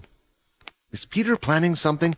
If so, I should at least inform Cindy of it, right? Sia thought. Being escorted by Muka through the underground tunnels, Quinn was staying cautious. Muka was the leader that had access to the codes that allowed him to travel between each family area, and it certainly was something that would be of use if one was to attack the other families. No matter how nice Muka was to Quinn, he couldn't clear him off as one of the suspects. After walking through a maze of complex tunnels, they eventually came to an area Quinn had never been to before. Even the tunnels looked slightly different and were wider than the last time. Criminals imprisoned for petty crimes are kept near my castle at the moment, but for those who have committed crimes that are more severe, they are sent here, Muka said, as he unlocked another one of the tunnel's locks. The tunnel led them to the surface, and when they got out, Quinn could see that they were now standing in front of a castle that had clearly been left untouched for a long time. The 14th castle, Quinn blurted out. Yes, before criminals would be brought here regularly. I don't know if you know much of our past, but there is a reason why executions aren't done by certain families, Muka started to explain. Of course, knowing about the reason why Arthur was made Punisher in the first place, Quinn knew about the original vampires. The two of them carried on walking through the abandoned castle, eventually coming across several more locks. Whenever Muka would open these doors, he would use a specific glove. Is this to do with his ability? Does it allow him to unlock all the doors or something? Quinn wondered as he watched. No, Vincent replies. The Ninth Family's ability is a little unique. Let's just say an element of luck is involved. As usual, Vincent liked to speak to Quinn in riddles, even if Quinn thought it wasn't the appropriate time for it. The two of them didn't enter the castle's numerous rooms, but instead arrived in the inner castle area, where there was a large square building in the center. The outside had no windows at all, and there was only one entrance at the front, with the same lock system the tunnels had. I know you didn't get a chance to look at the reports, but the criminals have been here for a long time, and trust me, if they are in here, they have done terrible, unspeakable crimes, said Muka. Then why did Fex receive such a harsh punishment? Quinn questioned. A lot of that was pushed through Bryce, as stated. I felt like he had an ulterior motive back then, just as he did now. At the same time, the difference was that his crimes were to do with the leaders, whereas crimes composed of just vampires between themselves aren't as publicly punished as others. Eventually, Quinn and Muka entered the strange building and walked past a variety of different types of creatures in cells. There were many creatures that Quinn had never before seen. What are these? Quinn asked. When the Punishers left, some of the subclasses that are uncontrollable were kept here, and in some instances, they could be used for fighting. Don't you remember when Paul's men came, and how they sent an army of Wendigos? Well, this is where they kept them. Do you have an interest in these creatures as well? Muka asked. No, these are just wild beasts, Quinn replied. The truth was, he couldn't use the skill Shadow Eater on anything but other vampires. In front of the two there was a cell, and inside there were 10 vampires, whose eyes appeared dead. They had no reaction whatsoever to Quinn or Muka entering. They sat there completely still and lifeless. They looked hungry. It was clear they were only living on the minimal amount of blood to survive. Do you want me to bring them over to your place, or is there something else you wish to do with them? Muka asked. I just want to make sure that I've heard you right. You stated that these criminals have already been told that they will live here forever, suffering. There will be no punishment for what I do to them, Quinn stated.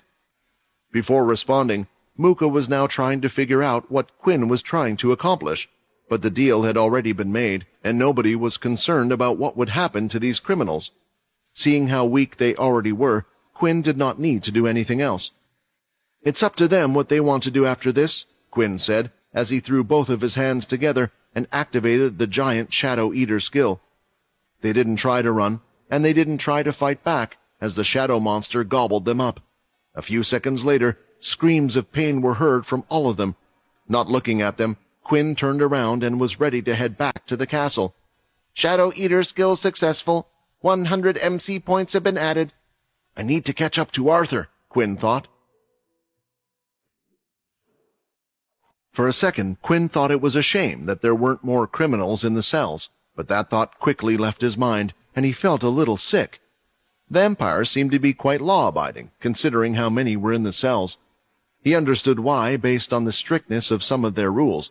It seemed like it was ingrained in their culture to follow their leader's orders. Some do not even have a choice with the bond. Still, just like in any society, there would be those that broke the rules. One of the agreements for Quinn's vote was to hand over any criminals that hurt the 10th as well.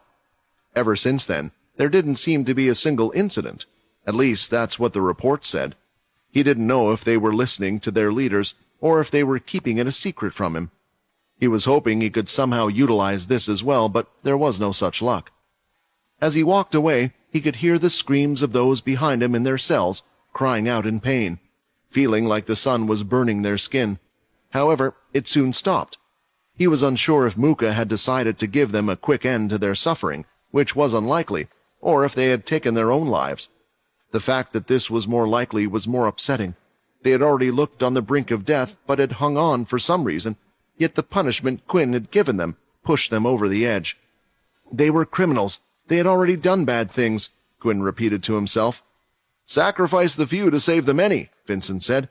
It seems you are starting to understand the way the leaders on top have to start thinking. Yes, every person is important, but at some point, you really do just have to look at them as numbers. At the moment, Quinn had a total of 300 MC points to use for his shadow ability, and that was just from 10 criminals. Seeing this number, Quinn could only imagine how many MC points Arthur must have gathered.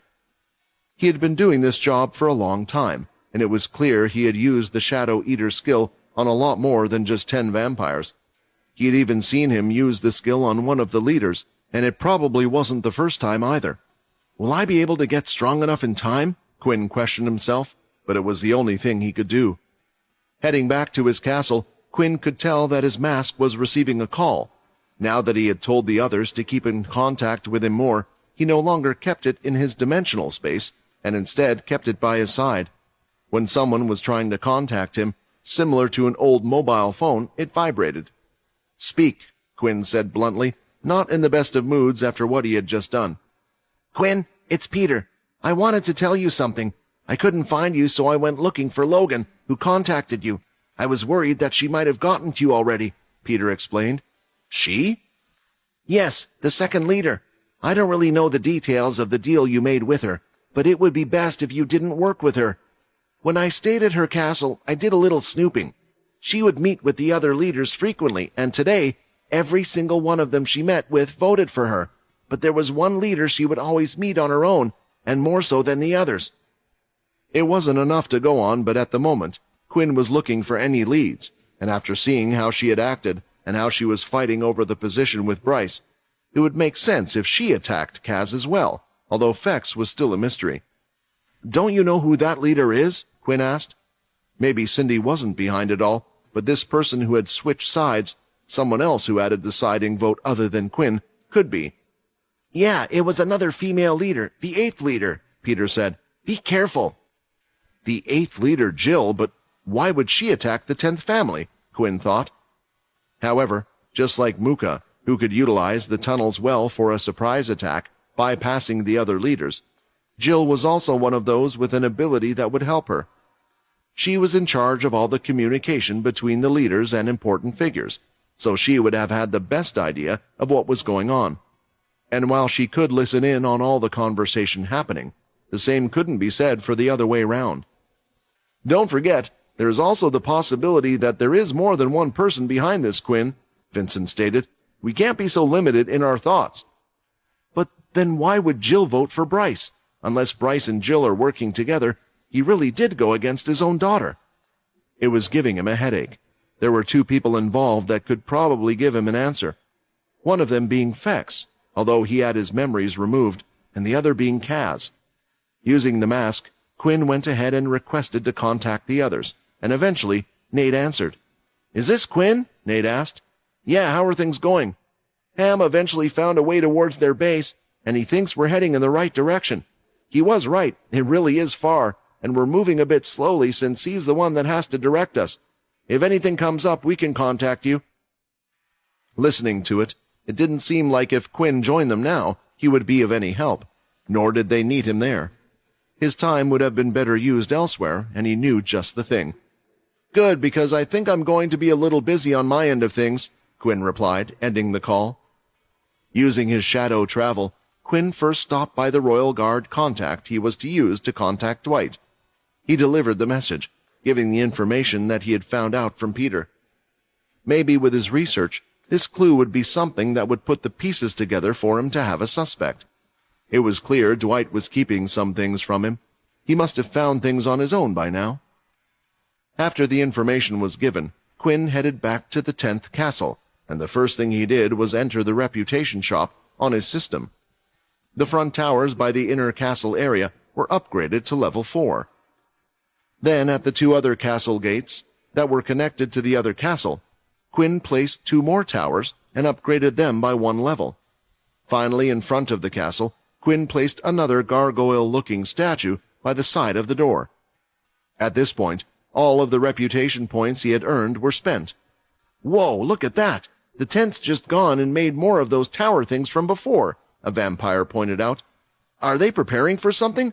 Why would he build such things in his castle area? It's like he thinks a war is going to happen or something." "Well, they did get attacked not too long ago. Maybe he just wants to make sure it doesn't happen again. I guess the leader really cares about his people."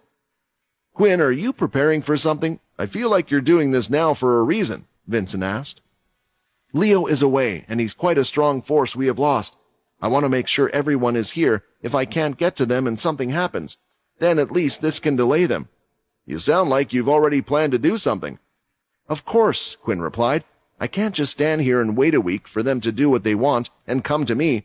Hopefully, Leo and Silver can save Fex, but with his memories gone, that won't help us at all. But there is one person that Bryce has been keeping away from the others, and it has to be for a reason. So, I'm going to sneak into the First Leader's castle and ask Kaz what happened that day." It had been days since Kaz's beaten body was found pinned up on the back of a house down a dark alleyway, and yet there was still no word from the First family about the incident. Was it pride, anger, or something else that made them hide this information? But what concerned Quinn more than any of these things was that no one had seen Kaz either. Covering up what had happened to her was one thing, but as a vampire, healing wounds was easy as long as they had blood, which meant Bryce was hiding something by keeping her indoors. With the other group approaching Fex's location, Quinn believed finding out the truth might just help them out and clear them of a danger they might be running towards. "Are you sure you want to do this? If you get spotted, then there will be serious punishment," Vincent said worriedly. "A leader sneaking into another leader's castle? They are bound to think you are up to no good, especially with everything going on." There are 2 reasons why I think it will be okay, Quinn replied as he took off his clothes from the ceremony. They were beyond uncomfortable and would make him stand out if he was caught. When Muka made the suggestion, part of the reason I didn't want to go was in case it was a setup. It's been a while since then, so he probably thinks I'm no longer going to do this. The other thing is my shadow cloak ability. Yes, it can still be detected by others like leaders and knights, but getting past regular vampires isn't really a problem. Third, even if I do get caught, I won't look like myself, Quinn said, looking in a mirror. In the reflection, Quinn didn't look like himself at all. Instead, he looked like one of the vampires from the settlement. Someone who was from the first family, but not part of the inner circle. Normal, flat black hair with a regular face, and was kind of plain-looking. Perfect! Peter's soul weapon really does come in handy for situations like these, and with Logan's spray, I can't tell the difference between my smell and others, Quinn stated, looking proud of himself. Just ignore the fact that you said 2 reasons and stated 3. Math really isn't your strong point, is it? Vincent commented. Quinn knew that his actions might lead to something big, but everyone seemed to be taking big actions before him, and to match them, he needed to make movements as well. Before leaving, Quinn met up with Paul and gave a stark warning. You need to prepare them for the worst soon. With the king's election coming up next week, I'm sure the other families will make their move, or if someone doesn't get the result, they'll want this whole place to turn into another vampire civil war. And our group just isn't strong enough. What I want for the 10th family is to just not get involved with outside affairs. We will stay here, make a stronghold, and protect everyone within. Whenever I can, I'm going to keep improving everything around this place. With that, it was time for Quinn to make his move.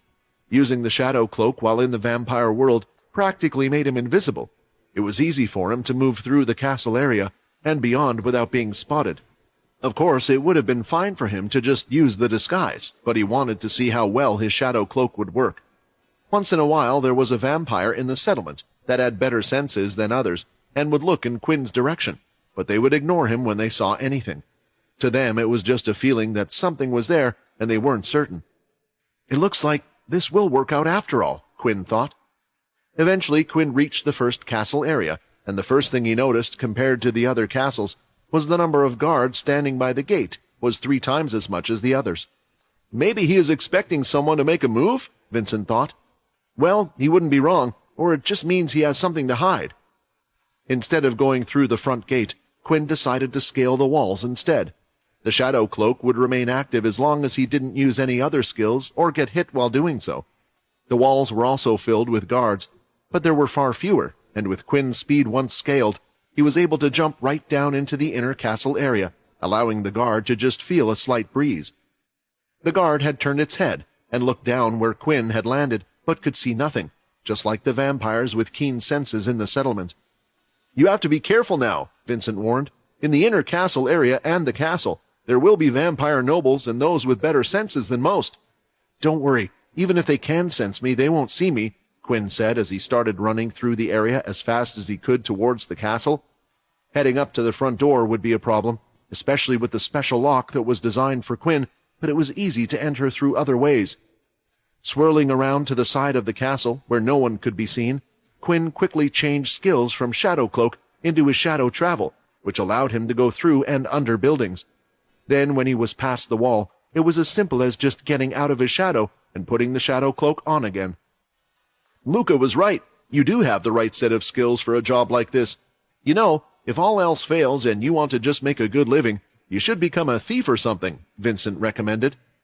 Ah, yes, doing everything I can to become a great infamous thief of the world. That's a brilliant idea, Quinn replied while he continued going through the castle.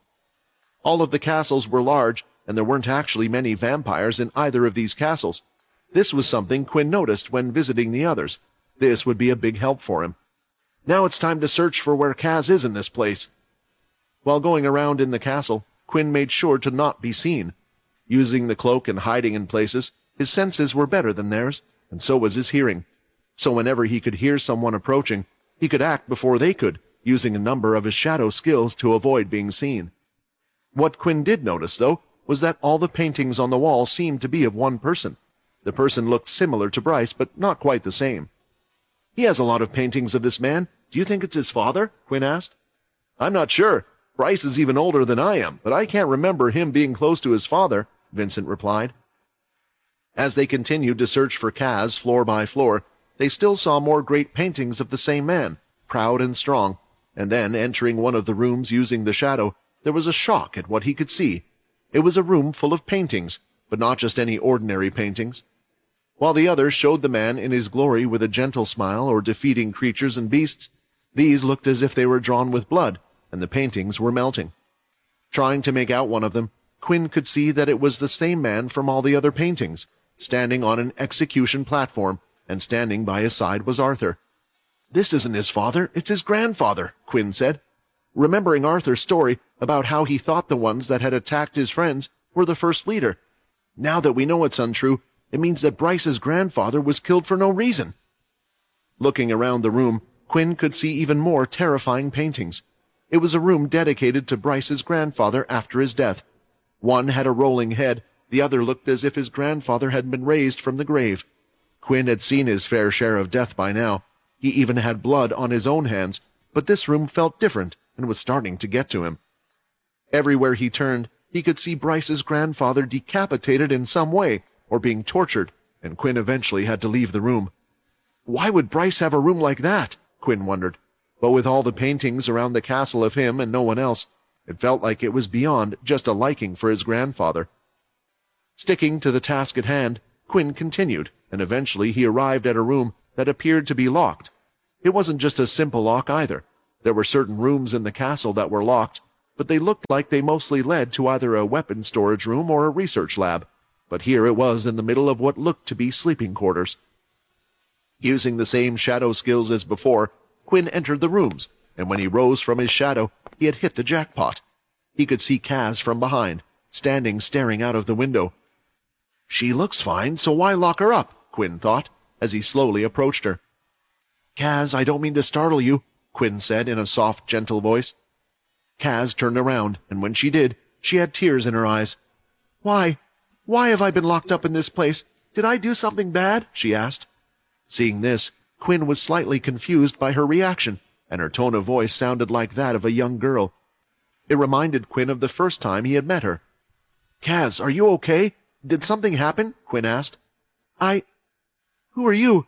Are you with that man? Kaz said, pointing behind him. What's she pointing at? When Quinn turned around, in a dark corner of the room, sitting down was a man with a cane in his hand. The doors from Kaz's room were seen flying into the hallway, not looking like they were once before. They had been crushed to pieces, and following soon after them was Quinn, with both of his arms held up in a cross position. Damn it, this old bastard! Does he really have to be the type to attack first and ask questions later? Quinn thought. You think a leader would be more sensible than this. Quinn, look at his eyes. This isn't an attack that was rationally thought out, Vincent warned. It's one driven by pure anger and hatred. It was a sudden attack.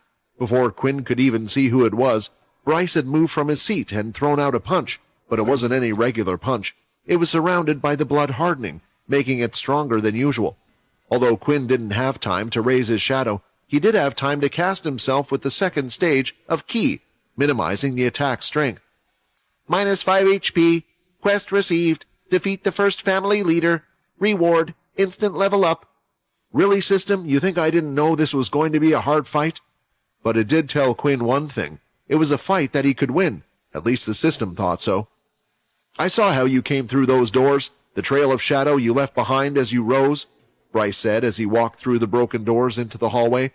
But I've never seen you before. A face I don't recognize, but it doesn't matter because you carry with you that power. The anger in Bryce's voice was felt and heard as the cane in his hand could be seen vibrating. Are you someone that kid trained? No, you're too strong. You blocked my attack, which could only mean a few things. You're either someone working for Arthur, who is still alive from back then, or you're the 10th leader himself disguised. Bryce started unsheathing his blade from his cane and pointed it towards Quinn. You should learn to control your heartbeat, because it seems like one of my guesses was correct, Bryce shouted, swinging his blade. But Quinn was just as fast, as he used his gauntlets to knock the attack away. More swings from the sword came, and Quinn continued to block them with his gauntlets. I can't just keep blocking. Eventually, Quinn got the timing of the attacks down, and managed to raise his shadow to block one of them, at the same time with his hands free. threw out his fist towards Bryce's stomach. The attacks landed, but Bryce was also able to block them with his sword, only sliding him across the floor, down the hallway. I can do it. I can keep up with another leader, Quinn thought to himself. Even though my gauntlets are at the Emperor tier, with my shadow in second stage of ki, I can block his attacks. I wouldn't be celebrating just yet, said Vincent. Bryce is considered one of the strongest vampires for a reason, and he still has a lot to show. He hasn't used his ability or blood weapon just yet, and look at your gauntlets. Looking down at his hands, Quinn could see that they were severely chipped and scratched. With each attack they were getting hurt, despite coating them in second stage ki. Durability 90%. If I continue just blocking the attacks with my gauntlets, they are going to eventually break, and I can't use my shadow for defense either. He's only punching now, but with stronger attacks, my MC points will go down to 0 in no time. Kaz had rushed from the window in her room, and was now by the door, peeking around the corner looking at the two fighting down the hallway. She didn't know why, but looking at the old man fight, a pain was felt in her chest. Are these two fighting over me? But why? She wondered. Fast and skilled. I can't believe that you are the 10th leader, Bryce stated. I waited here for something to happen. I thought someone would come back to get the job done if they hadn't killed Kaz. Maybe they were hoping for me to react or do something, so instead I did the opposite. I made it so no news would leak out about her, and I knew that would worry whoever had done this, and they would come back eventually. What I don't understand is why the remnants of the Punishers have chosen to team up with the other side. Are you with the Bloodsuckers, or with Cindy? Bryce asked. He swung his blade again, this time throwing out a blood swipe with it. It was a skill that looked almost identical to Leo's. Knowing full well its power, Quinn avoided it, but then could see that the real blade from Bryce was coming soon after, this time coated in red blood. Activating his gauntlet's active skill, Quinn summoned the red fire blade of energy out from the top of his gauntlets, and coated it with the second stage of ki.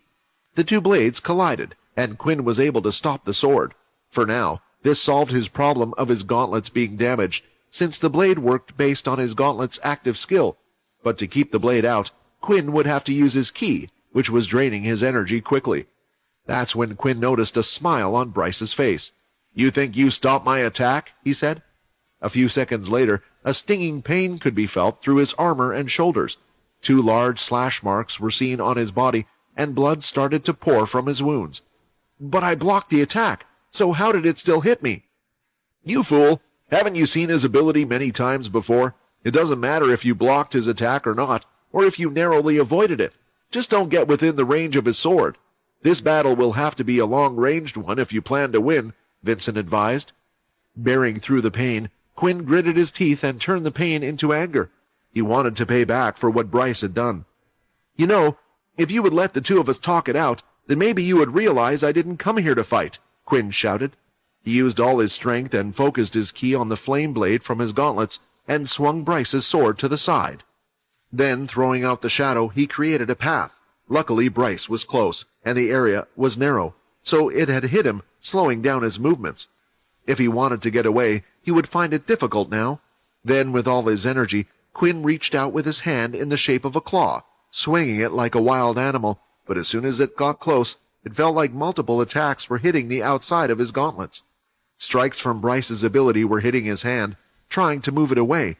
It slowed down his hand, but in the end, his fingertips managed to graze Bryce's chest, just drawing blood before he stepped back away from Quinn.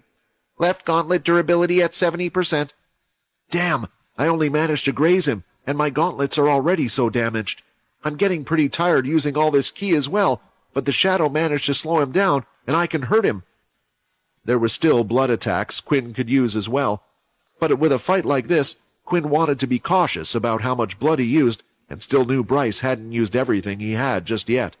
However, Quinn was suddenly surprised as he could see Bryce holding on to his chest, and his face showed great pain, even though he was trying to hide it. You? What the hell is this? Bryce shouted, and soon after screamed, continuing to hold on to his chest. He's in pain from a little scratch like that, but how? Looking at his blood-red gauntlets, Quinn realized what had happened. Since returning, this was the first fight he had with a vampire.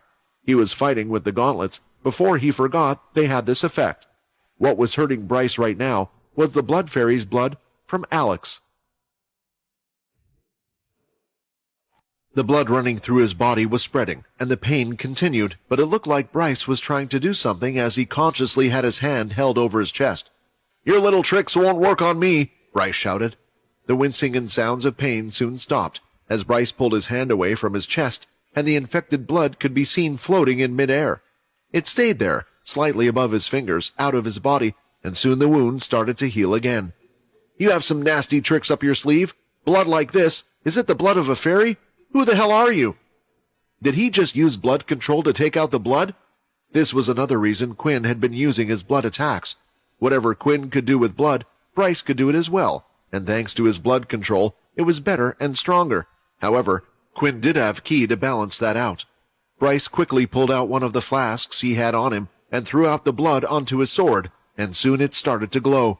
It looked like the sword was pulsating, as if alive, and wanting more of the delicious blood it had just tasted. "Blood weapon!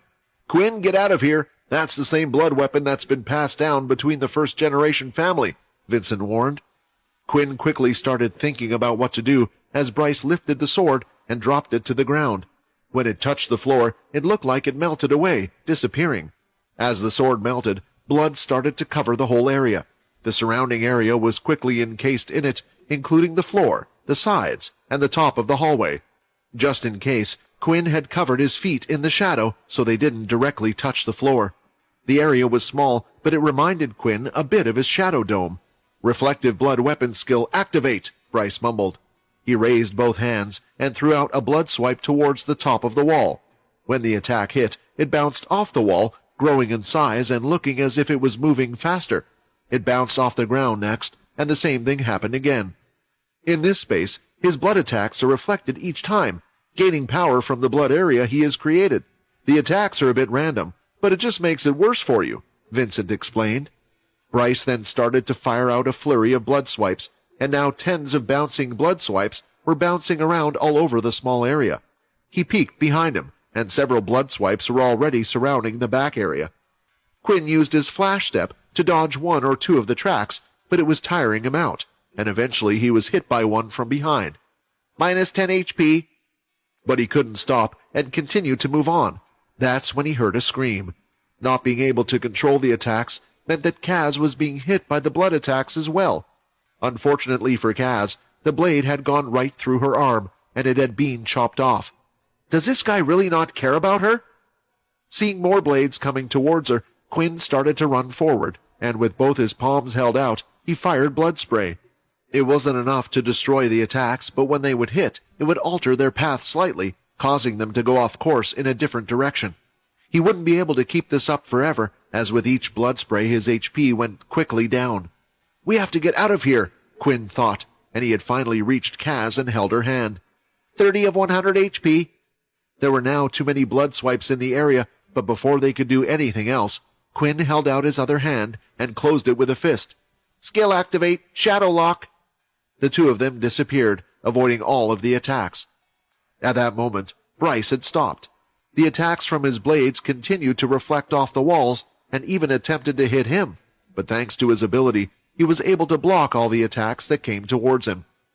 At the same time, the red energy from the walls seemed to dim. They fell from the walls, and all started to head towards one spot in front of Bryce, eventually forming the sword he once had. Bryce walked up to the severed arm on the floor. "Where did they go?" he thought as he started to sniff the air. "They are no longer here.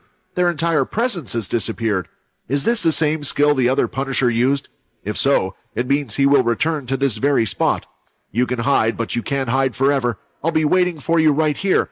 I promise I will get rid of all the Punishers," Bryce said, stabbing his sword into the ground where the two were last seen.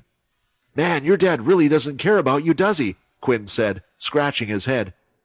Kaz was sitting on the floor, holding her arm from where it had been cut. It looked like she had been hit by a few of the other attacks as well. Seeing her like this, Quinn couldn't help but feel sorry for her, even despite everything she had done. Growing up with a father like that must have been tough. Quinn had seen Bryce not care for lives before with the blood dome, but never thought he would treat Kaz like this. Her arm would heal, though, and even now the end was no longer bleeding. She started to look around the room and noticed that they were in a dark space, one that was completely pitch black with no end in sight. "Where are we?" she asked. "This is part of my ability. Don't worry, we're safe here, at least for now, Quinn stated, but he didn't sound too sure himself. Kaz didn't say much and continued to look at her arm until she eventually spoke. So, it's true, that man really is my father, she said. If that's the case, then why does his eyes look so hollow when he looks at me? Looking at her, Quinn could tell she was upset but didn't really know what to say. He didn't know what the problem between the two of them was, and he wasn't going to act as a counselor trying to fix them. As much as he wanted to help her, he had his problems to deal with. Kaz, I know I don't look like it right now, but it's actually me, Quinn. I heard you were attacked, and I was wondering if you knew who. Maybe if we figure this thing out, I can explain it to your father, and he'll stop attacking us, Quinn pleaded. But there was just silence and sobbing from Kaz. But Quinn was not in the mood for her to act like this. Listen to me, Kaz, Quinn said, shaking her by the shoulders. What happened to Fex? Were you with him? Were you alone? Was it one of the other families? Quinn continued. I don't know, she screamed back. I don't know anything. I can't remember anything. And then the person who calls me father did this to me, she shouted, lifting her arm. I want my family. Where is my family? She continued to scream and cry. Through her few words, Quinn had picked up something. She said that she couldn't remember anything. Wow, you really don't know how to treat people. Can't you see she's having problems? Vincent started to tut. Calm her down and get a clear answer from her. It was stressful being attacked by one of the vampire leaders and thrown into such a situation. Quinn was still in fight mode when talking to Kaz, even though he no longer needed to be. He knelt by her side and lifted her head slightly. Kaz, I'm sorry. I know this must be hard for you. You said you couldn't remember anything. Do you mean you lost your memories? She nodded slowly and continued to sniffle. So, is it like Fex? Did whoever did this to Kaz also do this to Fex? But why? Why the need to remove both of their memories? Is this why Bryce wouldn't let her out? To try and catch the person responsible? And now he thinks it's me. Damn it! The two of us shouldn't even be fighting, but he will only suspect me until I find out who is behind this. Standing up, Quinn had a determined look on his face. Kaz, if we want to find out what happened to you, we need to get out of here. They kept you alive for a reason, and you're not the only one this has happened to. We're going to get out of here? Kaz replied. But what about that man? Isn't he going to attack us again? He seemed to be really strong. Kaz was right. Bryce was strong. But during the fight, it didn't feel like he was impossible to beat, not like another person he had faced before. Don't worry, it's simple. To get out of here, all I need to do is kick your old man's arse, Quinn said, clenching his fist. I'm a leader too, and I'll show him the new 10th leader isn't going to just take a beating. Standing in the hallway, Bryce didn't move from the spot he had last seen Quinn and Kaz. He stayed there, still as a statue. Eventually, there were those in the castle that had heard the commotion going on. They ran up to where they could hear all the fuss going on, only to see the hallway partly destroyed and Bryce standing there with no injuries on his body. Sir, is the first castle under attack by someone? The vampire in front of the others asked. Bryce didn't look away from the spot while giving a reply. Leave this place, and if you hear anything, do not come back to this place. Make sure everyone stays away from here. The vampire guard gulped before ordering the rest of his men to do as they asked. How long will I have to wait? Bryce thought. At that moment, a black shadow portal started to appear. Bryce gripped his sword, ready for what was to come. He swung right at the shadow as soon as he saw a red gauntlet appear from it. A loud clang was heard as the two objects collided. However, unlike before, the clashes of power weren't equal, and instead, Bryce's hand was flung back, nearly chucking his whole body with it.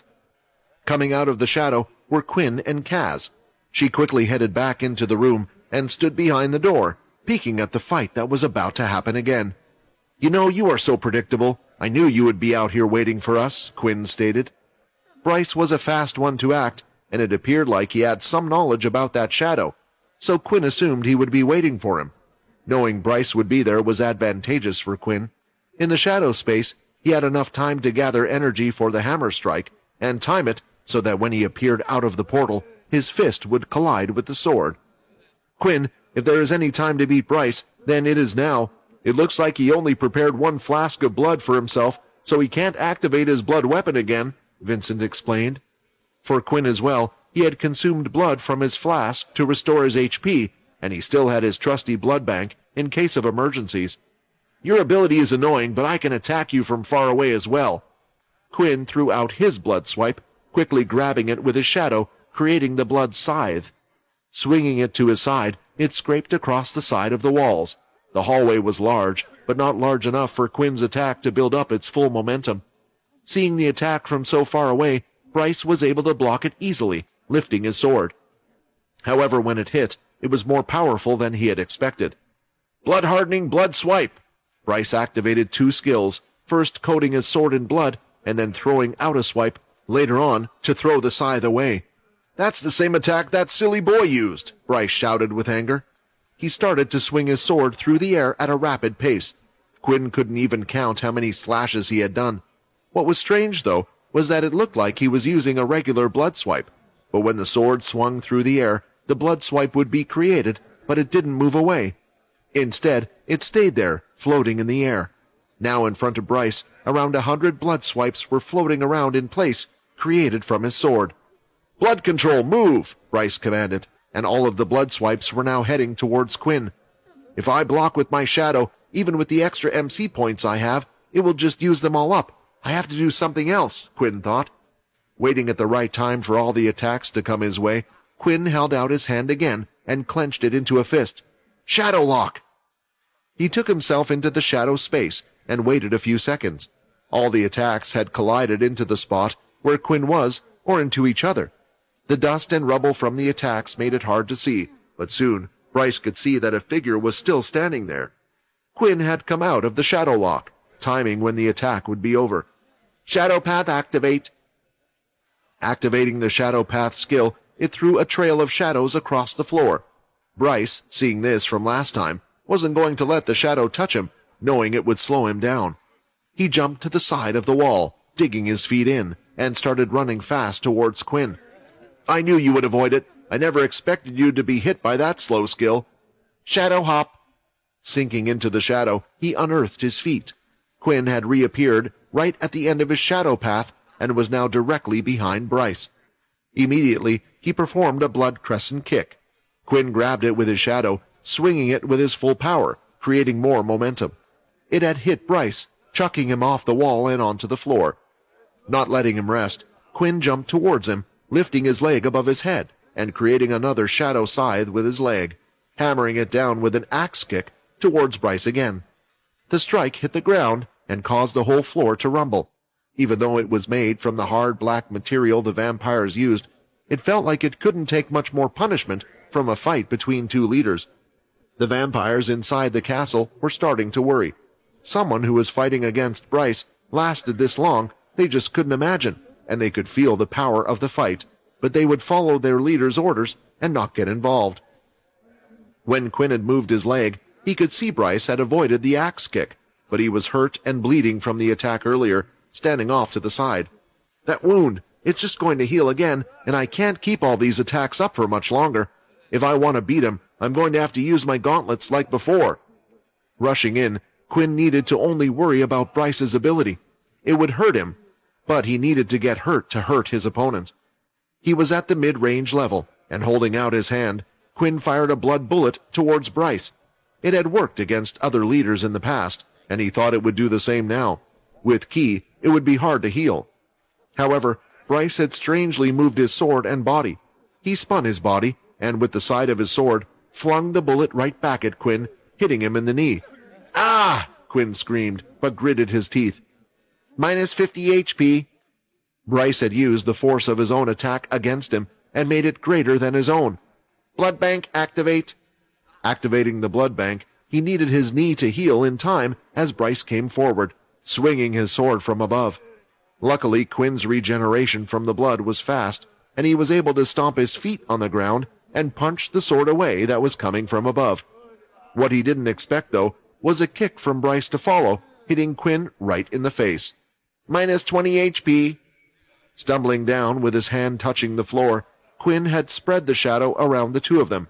It was risky, as Quinn's shadow MC points were low. If Bryce attacked the shadow now, he would have none left, but allowing it to touch Bryce would slow him down. Quinn lifted his leg while falling to the floor. He hit the back of Bryce's head, then used all of his ki, encasing his gauntlets in them with the second stage and powering them with the first stage. Quinn threw his fist forward, piercing right through Bryce's stomach. Ripping through the clothes, Quinn could see that Bryce had also been using the blood-hardening skill through his whole body, but it seemed useless against Quinn's ki-covered attack. As Bryce was about to fall on top of him, Quinn sank his body through the shadow and hopped to a different place. He looked at Bryce on the floor, sweating and in pain, and he wasn't getting up. Walking up to Bryce, Quinn wanted to make sure that Bryce was dealt with, so he would no longer cause him any trouble. "Please, please don't kill him," Kaz pleaded from the side. Looking at her, Quinn wondered why she still cared for him, even though she had no memories of this man and how he had treated her. Was it because they were family or the vampire bond? But her eyes, filled with tears, said it was something much more than that. Grabbing Bryce with his leg, Quinn moved him so he was now lying on his back instead of on his belly. His face was full of pain, and the wound around his stomach wasn't healing like before. Bryce had his hand over the wound as if he was trying to remove the poison again. At that moment, Bryce chuckled and started to laugh. "Ha ha! You really are the kid, the 10th leader I lost to you," Bryce said. "The vampires really are doomed, having lost to the Punishers and vampires." Touching his face, Quinn realized what had happened. When Bryce kicked him in the head, the mask had broken and fell. "Listen, old man, I never wanted to fight you in the first place, but you were the one who attacked me without asking questions. I just wanted to ask Kaz, who the heck did this to her? I'm looking for the people who attacked my people, and that's all I care about." Quinn looked at Kaz one more time, and then looked back at Bryce, before deciding to walk away. "Just remember, I spared your life when I could have killed you. I'm not the one behind all of this, and you should treat your daughter nicer. If I was her, I wouldn't save you right now." Quest complete. "It looks like I'm finally strong enough to face the leaders, but I'm still a long way off from facing Arthur," Quinn thought.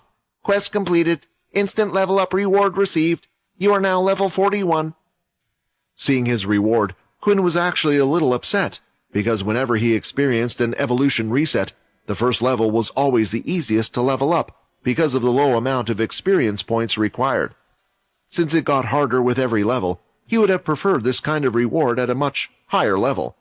Still, he figured he shouldn't complain about it. For now, he decided to put the stat point into his strength, bringing it up to 65. From the fight, Quinn learned that as long as he kept his beast gear on, he could pretty much keep up with the leader's speed and power. Of course, Bryce's natural attacks might be a little bit stronger, but Quinn had ki to make up for that. He would just have to be careful to not allow his ki to run out. Fights between vampires could be long and tedious.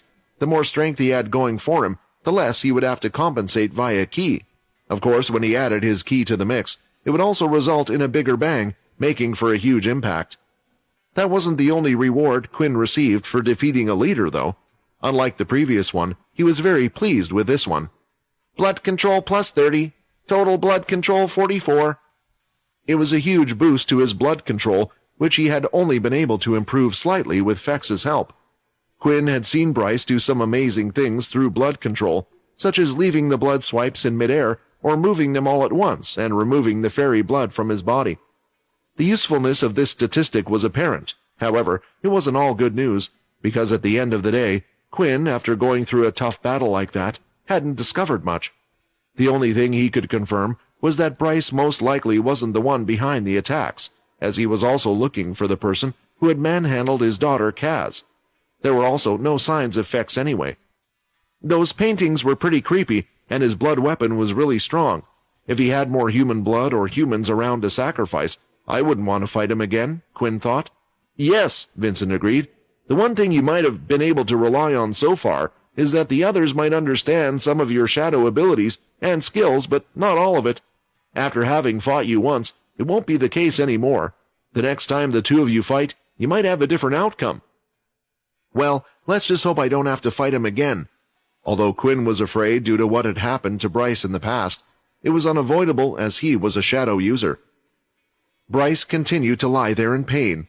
He could tell that whatever was affecting his body wasn't enough to kill him, but it would prevent him from moving for a good while. However, he didn't have to wait too long. Kaz eventually approached Bryce and opened up the flask. As she opened the lid and tried to pour it into his mouth, Bryce placed his hand on the flask, stopping it. He couldn't move well, yet he had summoned the will to not receive help. "Where did you get that?" he asked.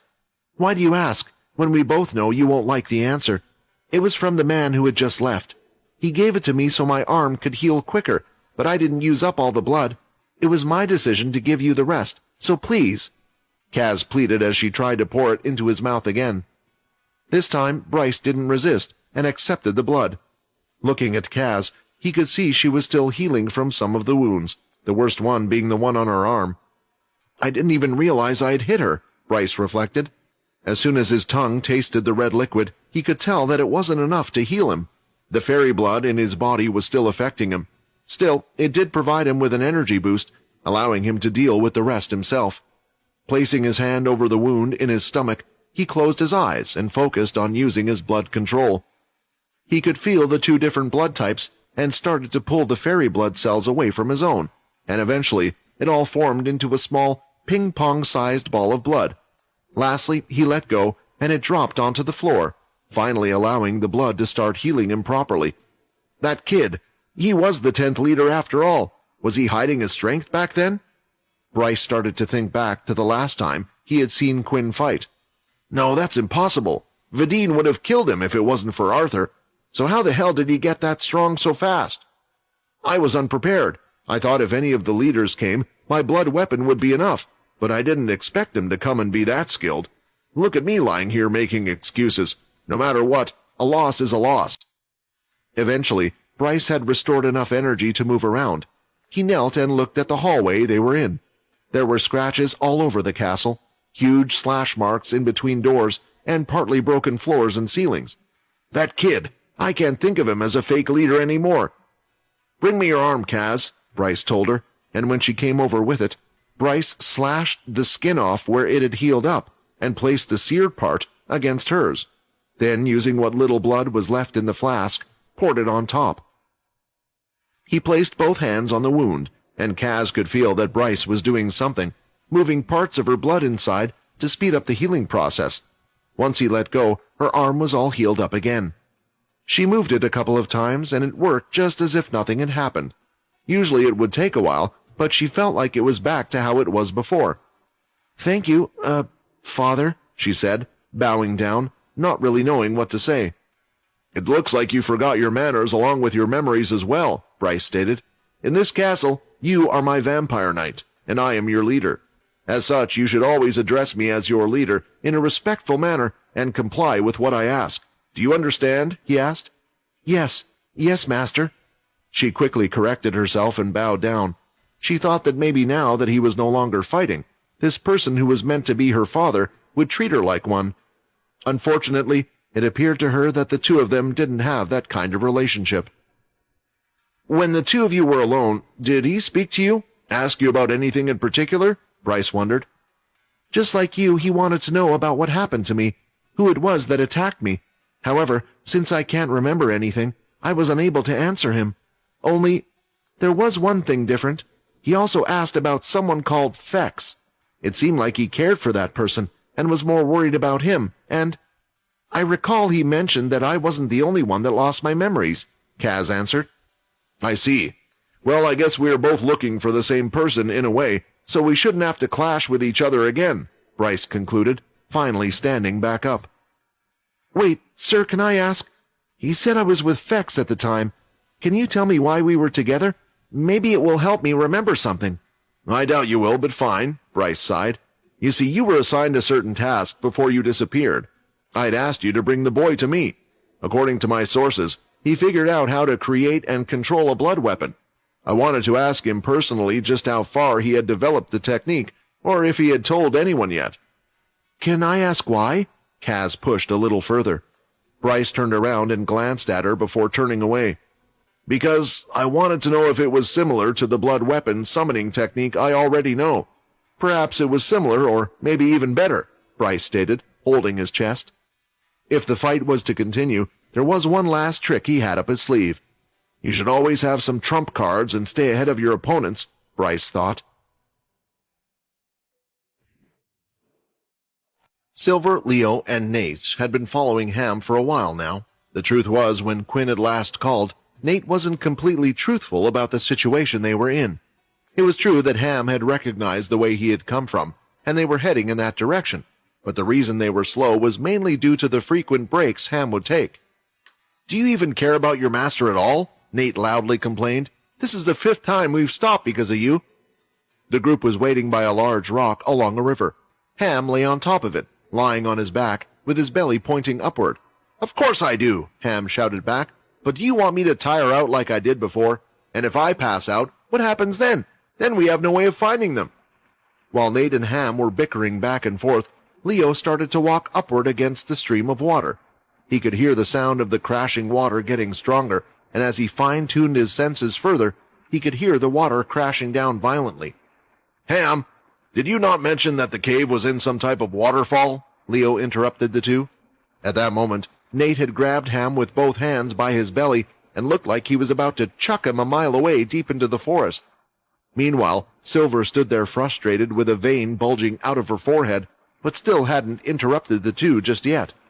"Yeah, when I came out of the cave, it was from behind a waterfall," Ham replied. "It looks like we're close then. You might not have to lead the way anymore," Leo stated, and now the group was following him. Rather than move up the river, the group was moving through the forest by its side. The reason for this was that the base was apparently filled with crazed bloodsuckers, according to Ham. Moving through the river would just make the enemy aware of their position. Their footsteps were softly treading through the forest, as they attempted to make as little noise as possible, at least most of them. Nate was the one who was having the most trouble and would constantly step up on twigs and leaves now and again. Eventually, Silver had enough. She turned around and grabbed Nate by the collar, pulling his face next to hers. "Look, I stayed silent when you were taking out your anger on Ham because I partially agreed with you. But if you make this much noise and they find out that we are coming, it affects finding my brother in any way. I will kill you and make you bring him back from the dead for me. Now do something about those footsteps of yours." Although Nate was a skilled martial artist and could perform complicated footwork, something like treading lightly was never his forte, which was why he had gone for the hardening ability in the first place. However, right now, he couldn't really think straight, as a beauty like no other was right up in his face. Letting go, Silver stood there waiting for Nate to do something. If he didn't, she wasn't going to let him come with them. No matter the reason, Quinn had asked them to take him. "Man, she's serious. I don't want to be left out again," Nate thought, then came up with a brilliant idea. Activating his shadow, he placed them on the soles of his feet. He attempted to walk. When doing so, it made his footsteps almost silent. Nate was talented, so he had more MC cells compared to the others when it came to using the shadow. Still, he didn't have the best control or skill, but doing something like this was achievable. They continued to move along the river, and eventually the others could hear the sound of the waterfall as well. "It's here!" Ham shouted, and Silver, near enough, pulled Ham from the sky and almost ripped out his wings. "Oh, right, don't say anything, but I miss Fex," Ham thought, on the verge of tears. If he knew his tears could make no noise at all, he would have cried there and then. What they didn't know was that even though Leo told them to stop, it wasn't because the enemy was near, just that he could sense them from afar. He gave a hand signal to tell the others to wait there for a moment while he went in on his own. Silver and the others agreed and stayed. "Wow, she's letting him go on his own?" Ham thought. "I've never seen Silver trust someone so much. This bald guy must be quite special if she trusts him. She nearly does everything herself." On the outer edge of the forest, Leo could see that there was a large lake where the waterfall would fall into. On the outside there was no one, but on the inside it was a different story. Leo and the others went further back, just far enough so no one could hear them. "So is this the right place?" Nate asked. "Yes, it has to be," Leo answered.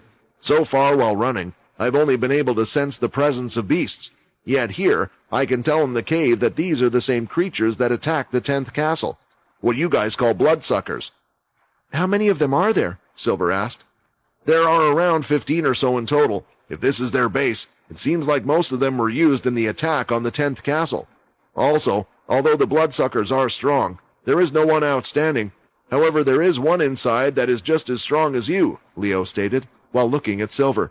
Not just that, but they don't have the same presence as the bloodsuckers. They feel like just another vampire. Could you tell if Fex was in there? Said Nate. No, but Ham confirmed this is the place. My aura couldn't reach that far, so there may be more inside the cave than what I could sense, and that might be where Fex is, Leo explained. Hearing that there might be someone as strong as Silver perked up her ears a bit. Yes, she wanted to save her brother, but at the same time, she wanted to find out who was responsible, and she was hoping this vampire that was with the bloodsuckers might be an important figure, possibly a vampire knight of one of the other families. Nate pulled out the mask and attempted to contact Quinn. This was the protocol for when they reached the cave, as Quinn had asked. It rang a few times, again and again, but there was no answer. Should I try someone at the castle? Maybe they know where Quinn went, Nate asked. They tried calling the castle, but the one that answered was Paul. Paul informed them that Quinn had gone off to do something, and maybe he was too busy to pick up at the moment. Should we wait for Quinn? Nate asked, but he could see the look on Silver's face. Now that they were here, she wanted to rush in and try to save Fex, and to see how her brother was doing. I believe we are strong enough to take them on, Leo suddenly said. Due to my ability, I have a good idea of their strength. I will take responsibility for this. Quinn will not be needed. Also, we don't know when Quinn will be free, and the more time spent here could mean Fex is closer to his death. Nate didn't like it. He could imagine an angry Quinn telling him off, but telling off Leo was something that was hard to imagine. Well, you're my vampire knight, right? So as long as you say so, then sign me up, Nate cheered. With the three of them ready, it was time for them to act. Heading back to the castle, Quinn was sluggish in his movements. He hardly had enough energy to escape from the first family's area without being seen, and knew something needed to be done to get his MC points back up to where they were.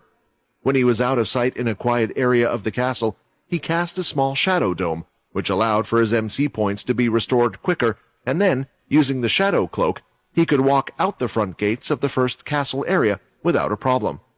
However, he soon realized that when he left the gates and was no longer using the shadow cloak, his whole arms and legs were shaking with each movement. His body was drained, and it was getting worse.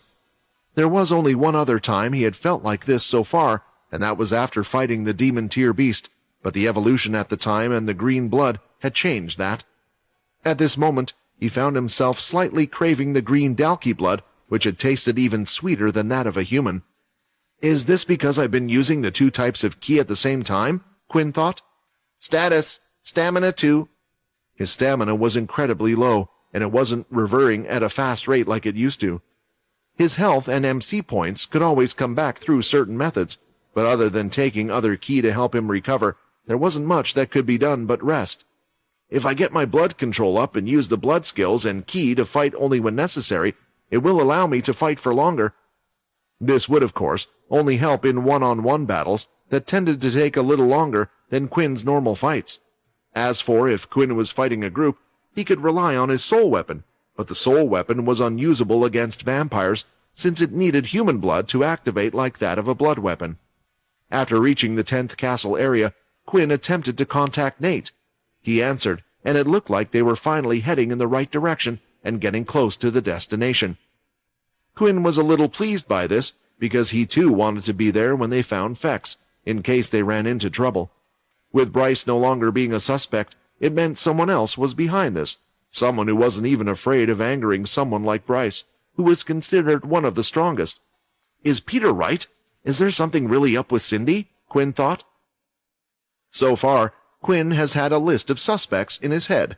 Jill, the 8th leader, who Peter had seen meet up with Cindy. Cindy herself, the 2nd leader, and lastly, he also suspected Muka.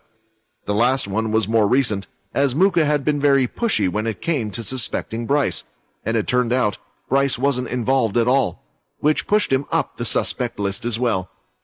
Of course, there were all the other leaders that Quinn didn't have a clue about. Maybe someone Vincent had angered as the 10th in the past, but couldn't remember. Trying to get the king seat makes sense, and if they wanted to achieve their goal of weakening the king with the bloodsuckers, then it worked. But why attack the 10th and not one of the other families? Why not attack Bryce? Maybe they thought the 10th was an easy target, Vincent replied. They knew you were away. Rowan was a strong leader in the past, but Bryce might have also been able to take him on to the point where the king wouldn't be called. It makes sense, but I can't help that they wanted something, which is why they even went after Fex now. Quinn would rest in the castle for now, and was hoping that by the time the others contacted him and found Fex, he would be fully recovered. Still, he didn't want to sit around and do nothing either. He called on the royal guard that he had direct contact with, as he wished to call a meeting with Dwight. Bryce surely was one of his main suspects, and Quinn wanted to inform him of what had happened so far.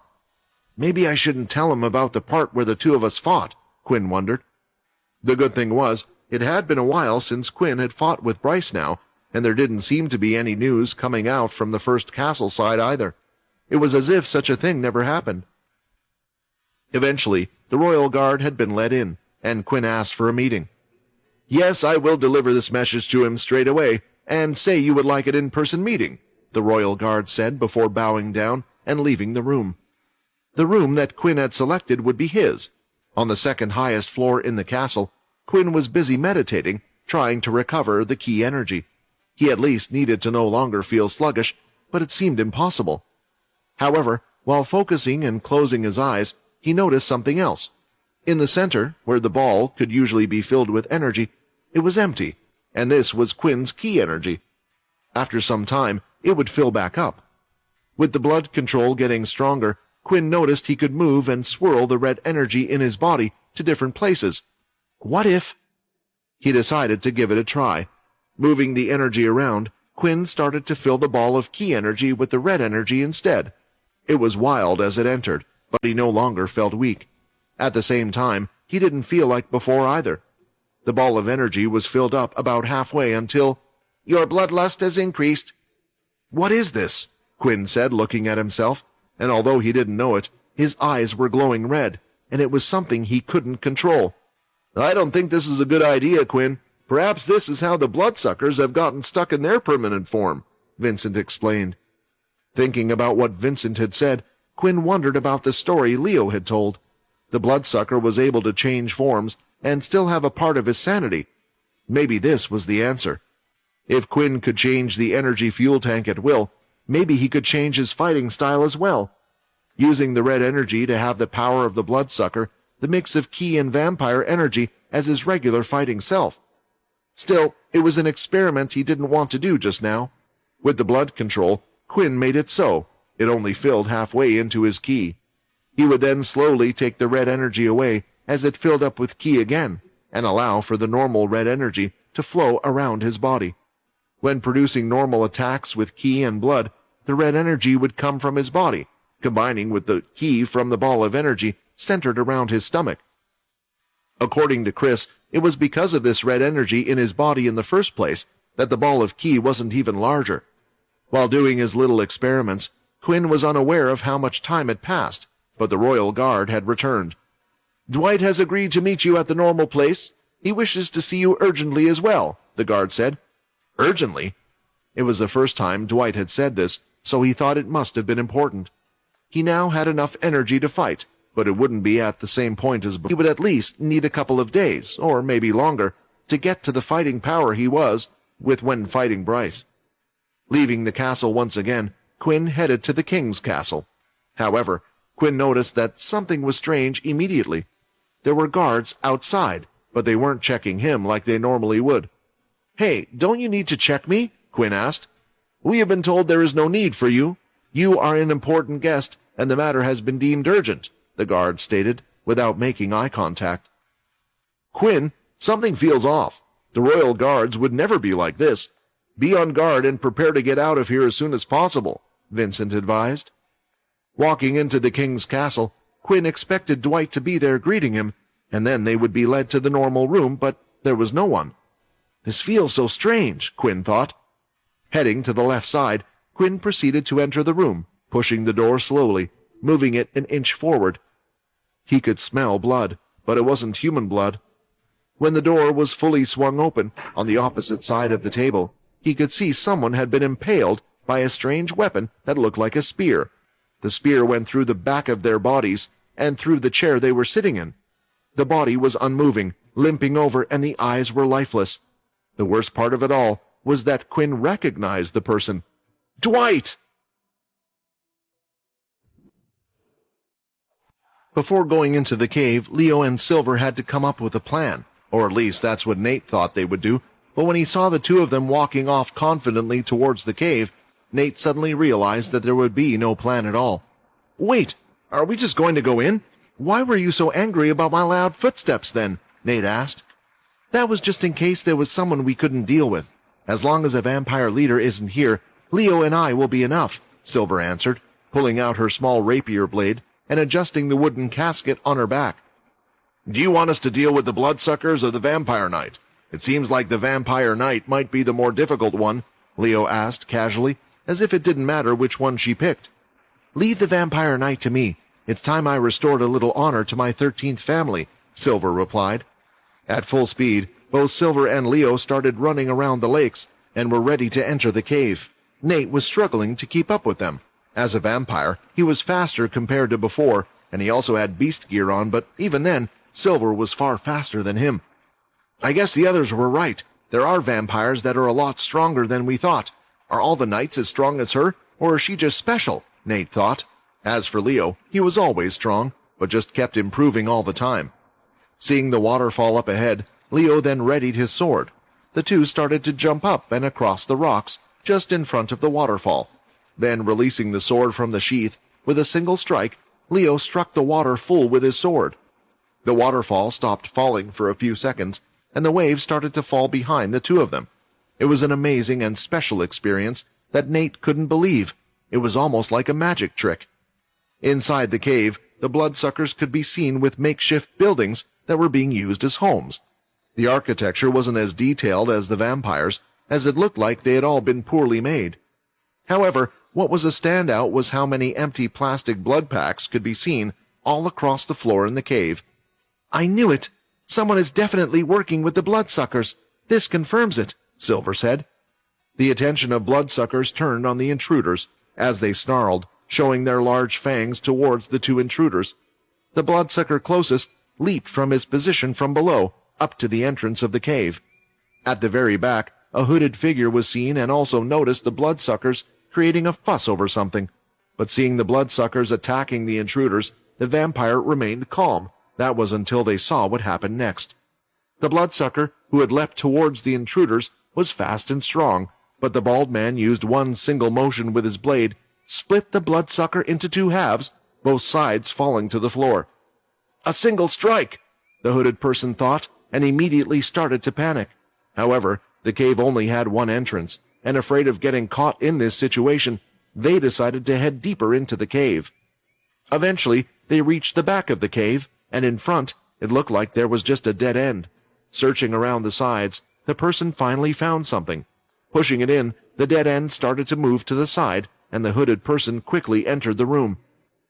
The door closed behind them soon after. Hey, have you finally decided to let me out of here? A voice said, accompanied by some shackles. The room the hooded person was in was the one with Fex. You! It was you, wasn't it? How did you manage to call them? The hooded man said, approaching Fex with anger. You think being saved will stop us? Stop any of the plans we had? You know we already got what we needed from you. All you needed to do was wait, and we would have returned you with no problems. Calling them has just caused you even more trouble. What is this person talking about? Did that little pig manage to get help? Is the person they called Quinn here to save me? Fex thought, getting excited. Hey, I'm in here! Fex shouted at the top of his lungs. Then, even from the room, the sound of fighting could be heard from the outside. Screams of pain and growls were heard, and vibrations were felt through the floor, but it didn't last long, and a few seconds later they stopped. Leo had dealt with all the bloodsuckers. Any of them that would try and get in Silver's way, he would slice. Nate, who had followed from behind, felt useless. By the time he had reached the cave, there were no bloodsuckers left. He looked at their bodies and wondered what they were. They kind of look like vampires, but a bit different. A little ugly, Nate thought. I really don't know if these two are really strong, or if the enemy is just weak. Eventually, all of them had reached the back wall, where the cave had come to a dead end. It's here! It's definitely in here, Ham said, flying just outside the entrance. How do we get in? Nate asked. Silver, using her fist, used blood hardening to harden the outside of her hand. It was encased in the red aura and went to punch the wall as hard as she could. The whole cave shook slightly, and an indent had been made, but the wall was still there. "Be careful. If you use raw strength, then you could cause the whole cave to collapse," Leo said. "Let me take care of this." He popped his sword back into its sheath. Leo prepared him and pulled it out, quickly striking the wall and placing it back in. There was no sound, but soon a large cut could be seen, creating 2 slab pieces in the cave wall. Silver wasted no time pushing it and entering the cave, only to see the hooded person gripping her brother's throat. "Get off him!" Silver screamed, as she rushed forward and threw her red blood strings out. They wrapped around the hooded person's arm, and soon their whole body was being yanked away. However, the vampire's strength was great, and they pulled back as well. While the two of them were in a power struggle, Leo walked past and towards Fex. "I will not get involved as you wished, but I shall free your brother so you no longer need to wait for him," Leo said, as he swung his blade, cutting and freeing Fex from his chains. "Thank you so much, Quinn," Fex said. Leo smiled at the comment. "I am not Quinn, but he is the one who sent me to save you, so you can leave your thanks to him later. Right now, you should see your sister fighting and paying back the vampire who has brought you here." Sometimes rage would cause one to fight wildly, and it was easy to predict their movements, but watching Silver, they could see she was using this to power her strength, not even taking a single breath. Both Silver and the hooded vampire were equal in power. They had the same strength and speed, so one would think the fight would be equal, but it was not. There was clearly one stronger than the other. "I don't need to use this on you to win this fight, but I will give you a gift from the 13th family," Silver shouted. The hooded vampire came forward with its claws out. Silver then turned around, and her fist had hit the casket, surprisingly not breaking it. Soon the door opened, and the hooded vampire took a few steps back. A few seconds later, a strange-looking doll appeared out of the casket. It had 6 arms and 2 legs, and looked more like a spider with the way it had more than one joint at the elbow. The doll itself had a blank expression, and what was even more frightening about it was that it wasn't made out of wood or anything like that. It was made out of flesh, and if Leo's nose was right, it was human flesh. In each of its hands, the doll had a normal-sized sword, but Silver, who was controlling it, was able to control each hand and do so perfectly. It was strange because the strings had been attached to the doll so quickly, and Silver just stood in one place. She had set up a system of complex strings linked to the dolls. She would control it with her sword, using the tip to touch and bend a certain string. It would then move the doll in a certain way. Seeing the doll in action as it swung its blades, the hooded vampire was getting hit with at least one of the swords each time. "This swordsmanship! I'm finding it hard to spot any holes myself," Leo thought, as he continued to watch. Eventually, the match was coming to an end. The hooded vampire was too injured from the blades, and Silver eventually got the doll to restrain the vampire. Even in terms of strength, it couldn't match up. 4 hands were trapped around the waist of the vampire, with its hands tucked in, while the other 2 had 2 blades pointed at its neck. "Now let's see which family is behind all of this," Silver said, as she slowly walked up to the vampire to unveil their hood. Quinn rubbed his eyes a few times and even pinched himself to check that he wasn't asleep. It was safe to say none of it worked, because the scene in front of him didn't change. After realizing it was all real, he still couldn't believe his eyes. "Hey, you're also seeing this, right? The one on the table is Dwight, isn't it?" Quinn asked the only other person who could see the same thing as him, hoping he wasn't going crazy. "It certainly looks like Dwight, but we can't be sure until we check. Make sure you lock the door behind you, Quinn. There is obviously something very strange going on here. Hurry, there's a chance we might be able to save him," Vincent stressed. Still save him? Quinn thought those words were a long shot, since he was unable to hear a heartbeat. Of course, there was the possibility that the scene in front of them was fake, but the smell of blood at the scene certainly made it seem real. Quinn approached the body carefully. He didn't want to disrupt the possible evidence, yet at the same time he was listening outside to see if the others had already noticed. Based on how the other guards had reacted, it would appear that he was the first one to find him like that. If they were to storm in and see him with Dwight like this, it was clear who their number 1 suspect would be. "It's too late," Vincent said in a sad voice. "There were cases of recently impaled vampires, that had been saved by an injection of human blood directly into their hearts. Their brains had still been intact, so the next important organ would have been the heart. But from the way the spear is stuck in his body, his heart is clearly pierced beyond repair. Whoever is behind this wanted to make sure Dwight would remain dead. Vincent had claimed to have done research on many different subjects many times before, and Quinn had experienced certain types of research. Some of them had seemed cruel, but there had often been a sincere desire to help behind them. Checking a bit more, there were no indications of who the weapon belonged to, no markings and such, and surprisingly, there were no indications of a struggle either. There was blood, but only Dwight's, while the rest of the room was in perfect condition. How? Just who would kill someone like Dwight this perfectly? As important figures, I thought the King's Royal Knights were supposed to have roughly the same strength as a leader. Quinn pointed out the condition of the room. I find this difficult to understand as well. Dwight was a cautious person, so whoever it was had to be someone he trusted. Maybe there was a meeting set up before yours? That would explain why he looked so calm in his seat, and then at the worst time had been stabbed by that person from behind, Vincent theorized. Quinn wanted to touch the spear, but at the same time didn't want to either, as it would just confirm the reality of the situation. Time and time again, it looked like his allies were getting killed. Dwight, you only wanted to find out the truth and help the vampires, and this is what happened to you, Quinn thought, looking at the body. At that moment, Quinn could hear the sound of footsteps coming towards the door and some light knocks on the door. To conceal himself, he used the shadow cloak and hid in the corner of the room. After a while, the person on the other side slowly opened the door. It turned out to be another leader, Muka. The look on his face was nearly as shaken as Quinn's had been. He quickly closed the door behind him and went up to Dwight's body, making sure he did not touch anything. It was almost a repeat of what Quinn had done until he looked into the corner of the room. Quinn, is that you there? I can sense your presence, Muka asked softly. Of course, the cloak was not as effective against other leaders. The guards told me that you were already in a meeting with Dwight. I was meant to have one after him, so I thought it could save us all some time if I were to join you. What happened here? Was it— Muka paused before finishing the sentence. Of course it wasn't me, Quinn replied in an angry whisper. I came in only a few moments before you. Besides, do you really think I would be so stupid to announce myself to the guards and stay behind, waiting for someone like you to come in and catch me? Before you interrupted me, I tried to inspect the scene just like you were right now. Muka thought about it for a while and started to inspect the room at the same time, seeing the same things Quinn had seen. It has to be Bryce.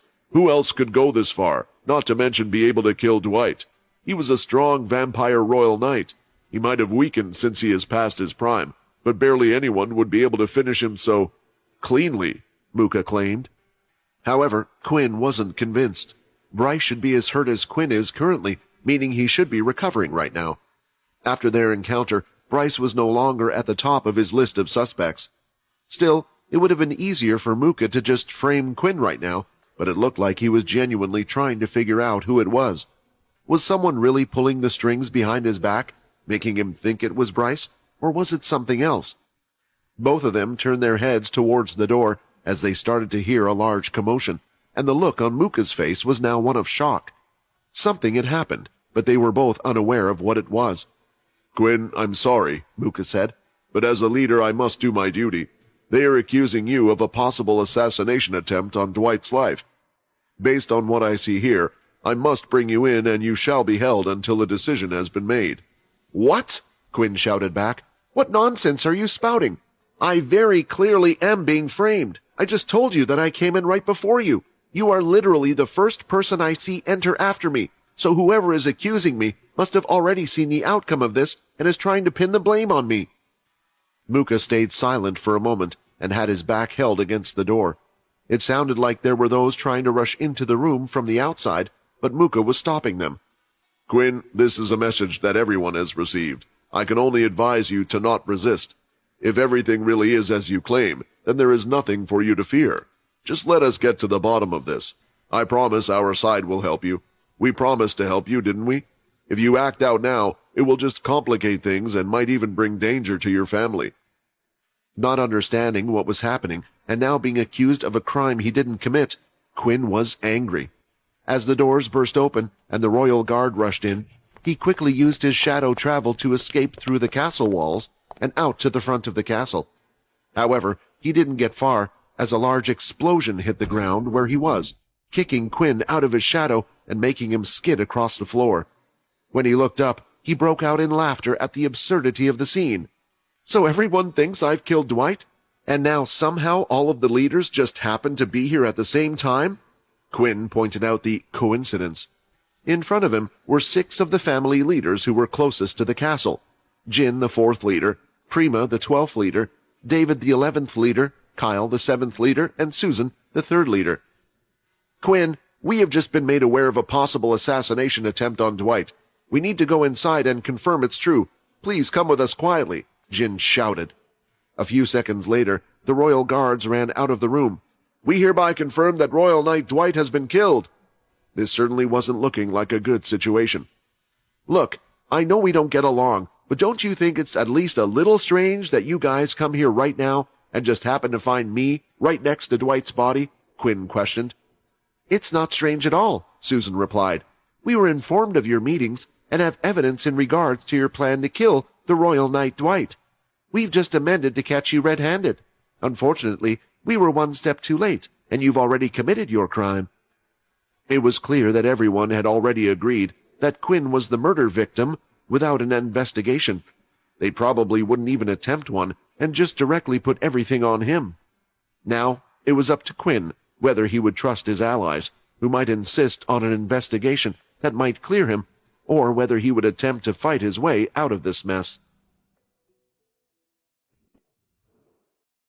Looking at all the leaders in front of Quinn was quite daunting, especially considering he had just had a large fight with one of the leaders in a one-on-one fight. Now there were 6 in front of him. Perhaps Bryce was considered the strongest of the leaders, but each leader was strong and had their own fighting style. The strength between each leader was different by leaps and bounds, so Quinn couldn't see himself getting out of this through a fight, nor could he picture any of the other leaders either. But maybe he could, Quinn thought, comparing him to a certain person. "Quest revived. Escape. Quest reward." While thinking about this, it seemed like the system had agreed with him as well. There was only one time the system had given him a similar quest to this one, and that was when Quinn was on the Blade family island. Back then, the system was very accurate, because there was no way Quinn saw himself winning the fight against the Blade twins, and it felt the same way now. Still, the question remained as to what he should actually do. Once captured, there was a low chance that he would ever be set free. He was practically giving his life to them. Many of the leaders disliked him and would just see this as an excuse to get rid of him. In terms of escape, Quinn could use his shadow to transfer himself back to one of those at the castle and protect himself there, but based on the situation, he would have to face the power of all the other leaders attacking his castle. This would put the others in danger, and there was a low chance they would survive such an attack. Finally, the words of Muka rung through his head. If he was to fight back and resist, then what would happen to the 10th family? They would deem him an enemy of the vampire settlement. How far would that go?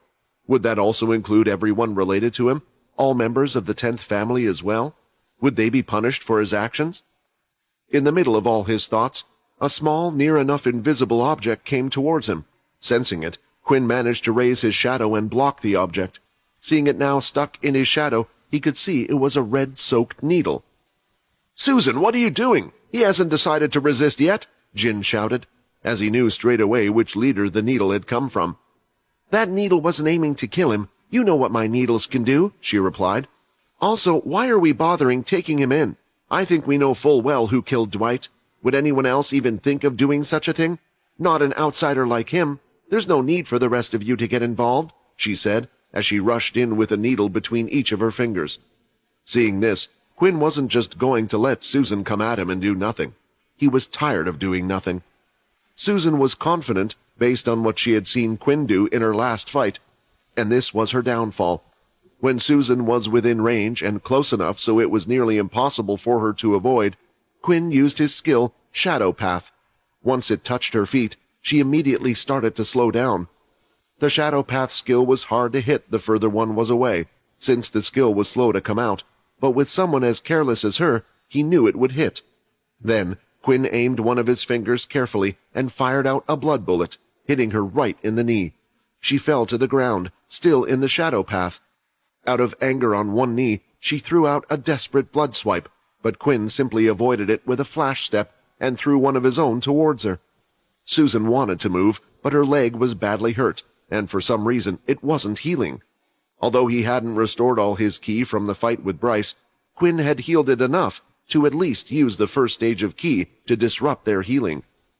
With the blood swipe coming towards her and her leg hurting, she raised a blood barrier, but when the attack hit her barrier, it smashed right through and continued to move forward. The leaders who were casually watching were shocked and now knew the real danger Susan was in. This caused a movement between the leaders who were only watching at the moment. The 7th leader, Kyle, and the 12th leader, Prima, were on the move. First, Prima had moved Susan off from the shadow and off to the side, while Kyle took off the cape on his back and at the right moment had engulfed the blood swipe from Quinn. He blocked my attack, but that blood wipe was infused with ki, Quinn thought. That cape is related to the 7th family's ability, which is why your ki has not disrupted the flow of energy, Quinn fighting 6 leaders at once with all their abilities. Vincent didn't want to say any more, for his words would only put pressure on Quinn even more. "You scum! What are you trying to do?" Prima yelled. "Didn't you all see?" Quinn shouted back.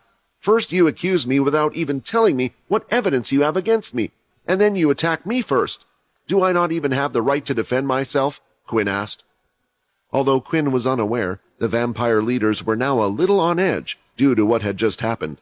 The weak leader they knew from before was able to hurt Susan badly, and it looked like Quinn had done everything so casually. What was worrying them most was the fact that, despite there being 6 leaders in front of him, Quinn wasn't scared. "Quinn, you were only on Earth for a short time. What happened to you?" Jin thought, remembering their first fight. "Quinn, I don't know what you plan to do, but if the message was really sent out to all the leaders, then the others would be here soon. If you have decided to fight, then you have to beat all of these and get out of here," Vincent urged. But it looked like the others were deciding for him, as both David, the 11th leader, Prima, and Kyle charged forward at once, each with their clawed hands covered in the blood armor. "Well, they've already made a choice. They won't even give me a chance to explain myself, and I can't let the others get involved," Quinn replied. Using Shadow Equip, Quinn equipped the mask on his face and made contact with the castle. The message got through and eventually reached Paul.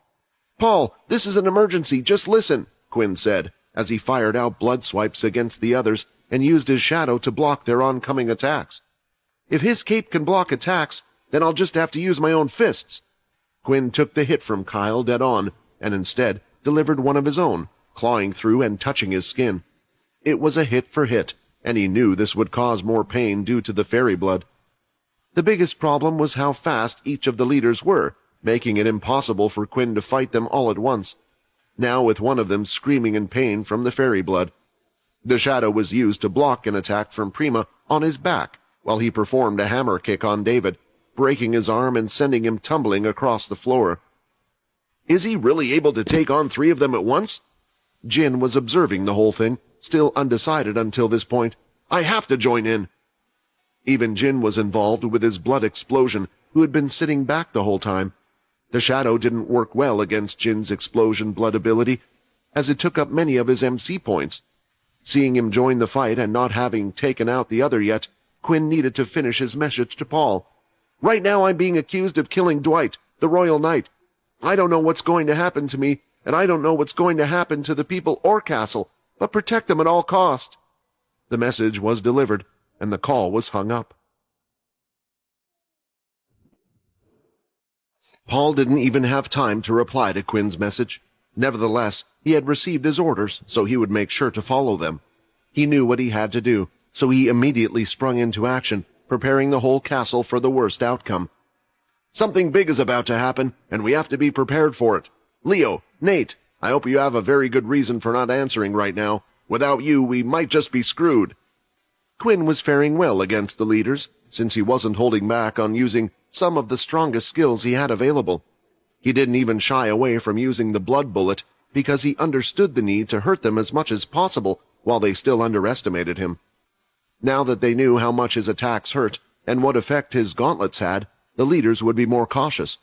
The one giving him the biggest headache at the moment was none other than Jin. "I'm sorry, Quinn, but the quicker I subdue you here, the higher your chance of surviving the aftermath until we manage to get the truth of the matter," Jin thought as he took out his blood weapon, the special shield. He threw it out, and the small blades from the outside opened, making it spin. Quinn had already fought against this once before, and it had completely destroyed his shadow dome, ridding him of MC points, but he had made some preparations in case he had to fight against it once more. Quinn opened his hand up, ready to use the shadow lock skill. However, before he could close it, it had been stopped by Prima's hand. It was very strange, since he had stabbed his fellow leader with his rapier weapon, David, only moments ago. Yet Prima's speed had somehow skyrocketed through these actions, allowing him to reach Quinn before he could react. "You think this is the first time I have fought against a Punisher?" Prima whispered. "I'm not letting you get away." The next moment, he kicked Quinn in his stomach towards the shield, while the others got out of the strike zone. The blood from the spinning shield was closing in, leaving Quinn no choice but to surround his whole body in shadows. Explosions went off one after the other, continuing for a brief period of time. Quinn could see his MC points plummeting until the explosions finally stopped. He came out with a blood crescent kick, aiming straight for Prima, who had dashed to the front again, but the 12th leader's speed allowed him to dodge. "Damn, he's faster than Bryce, and I don't have my shadow to slow him down. It seems that taking on more than one leader at a time really is impossible." No longer having any shadow and unable to hit the leader in front of him with his blood, Quinn was at a loss for what to do. As he fell to the floor, he punched the ground as hard as he could to lift the rocks up in the air, causing debris to fly everywhere. He gambled on the off chance that it might allow him to fight them one-on-one, or at least create a gap in their awareness so he could run away this time.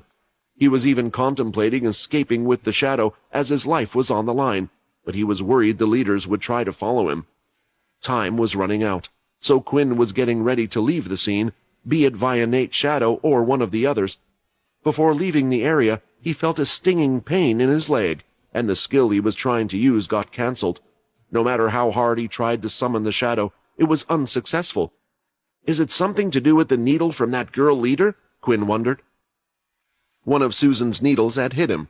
The leader had been far away in the back, yet that didn't mean she had just been waiting around.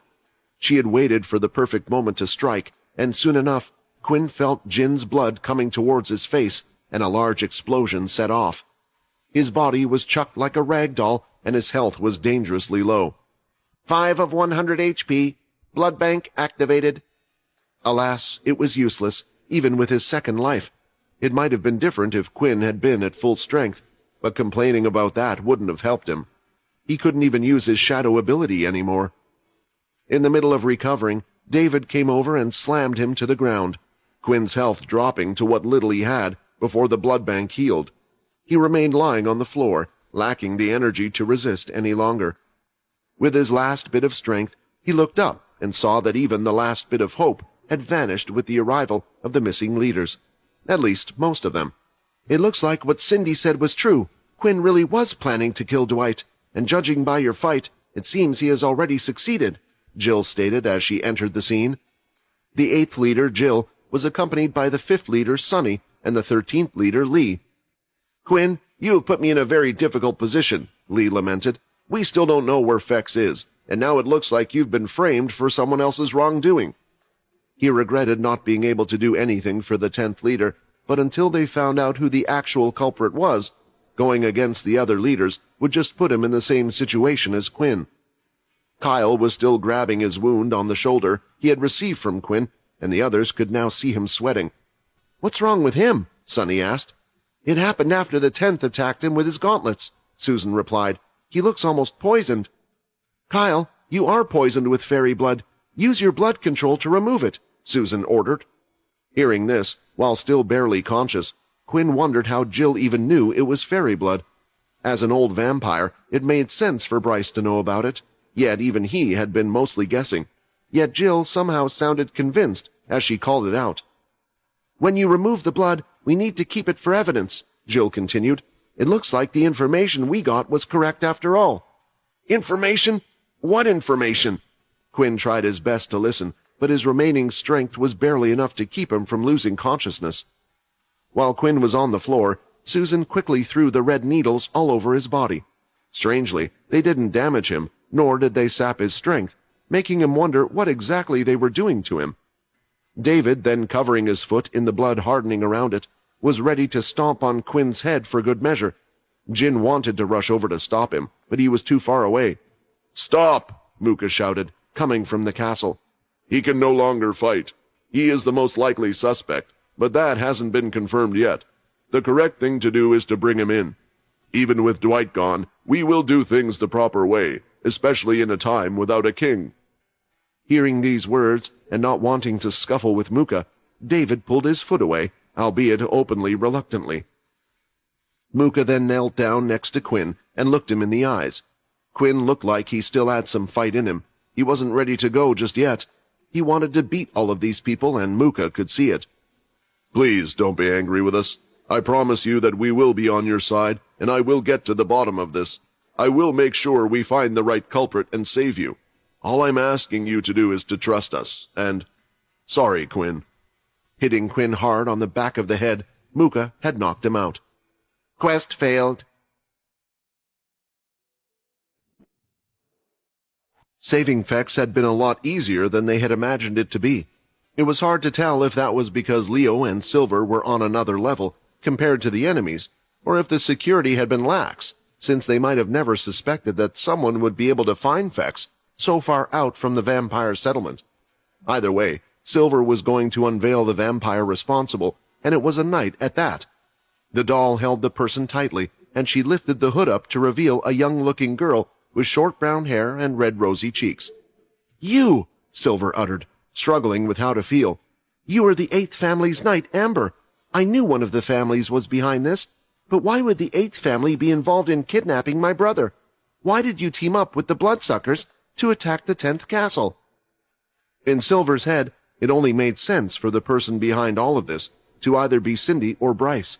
They were the likeliest candidates to have teamed up with the Bloodsuckers to get rid of the king, which would directly benefit them. So what did the 8th family get out of all of this? Were they just being used so the ones in the background could deny being responsible? Or was there something more to all of this? Amber merely smiled and soon after fell into a hysterical laugh, which echoed through the whole cave. "Have you forgotten what our family's ability is? Did you really think finding this cave would solve everything? No, I've informed them that you are here. They know that you most likely already have Fex and me right now. Our plans are still in motion, and you will be lucky to make it back alive." At that moment, Leo sensed something within Amber. She was doing something to the energy inside her body. Although Leo wanted to let Silver handle her alone, he decided to intervene because she was an integral part of all of this and couldn't be allowed to proceed with what she was doing. He stood in front of the two girls and placed his hand on top of Amber's head. Not long after, the laughter dulled as the defeated knight realized that her plan wasn't working. "What are you doing, you bald man? Get your hand off me!" Amber screamed. "With the doll restraining you and me having taken your energy away, you have no chance of killing yourself. Once we get back, you'll share your little story of working with the Bloodsuckers with all of them. Even if you don't want to, I'm sure some vampires can pry the information out of your head," Leo said. After realizing what Amber was about to do, Silver wrapped plenty of string around her and placed her in the wooden box they were carrying. She could still control the puppet while walking. It was just more annoying to do it this way.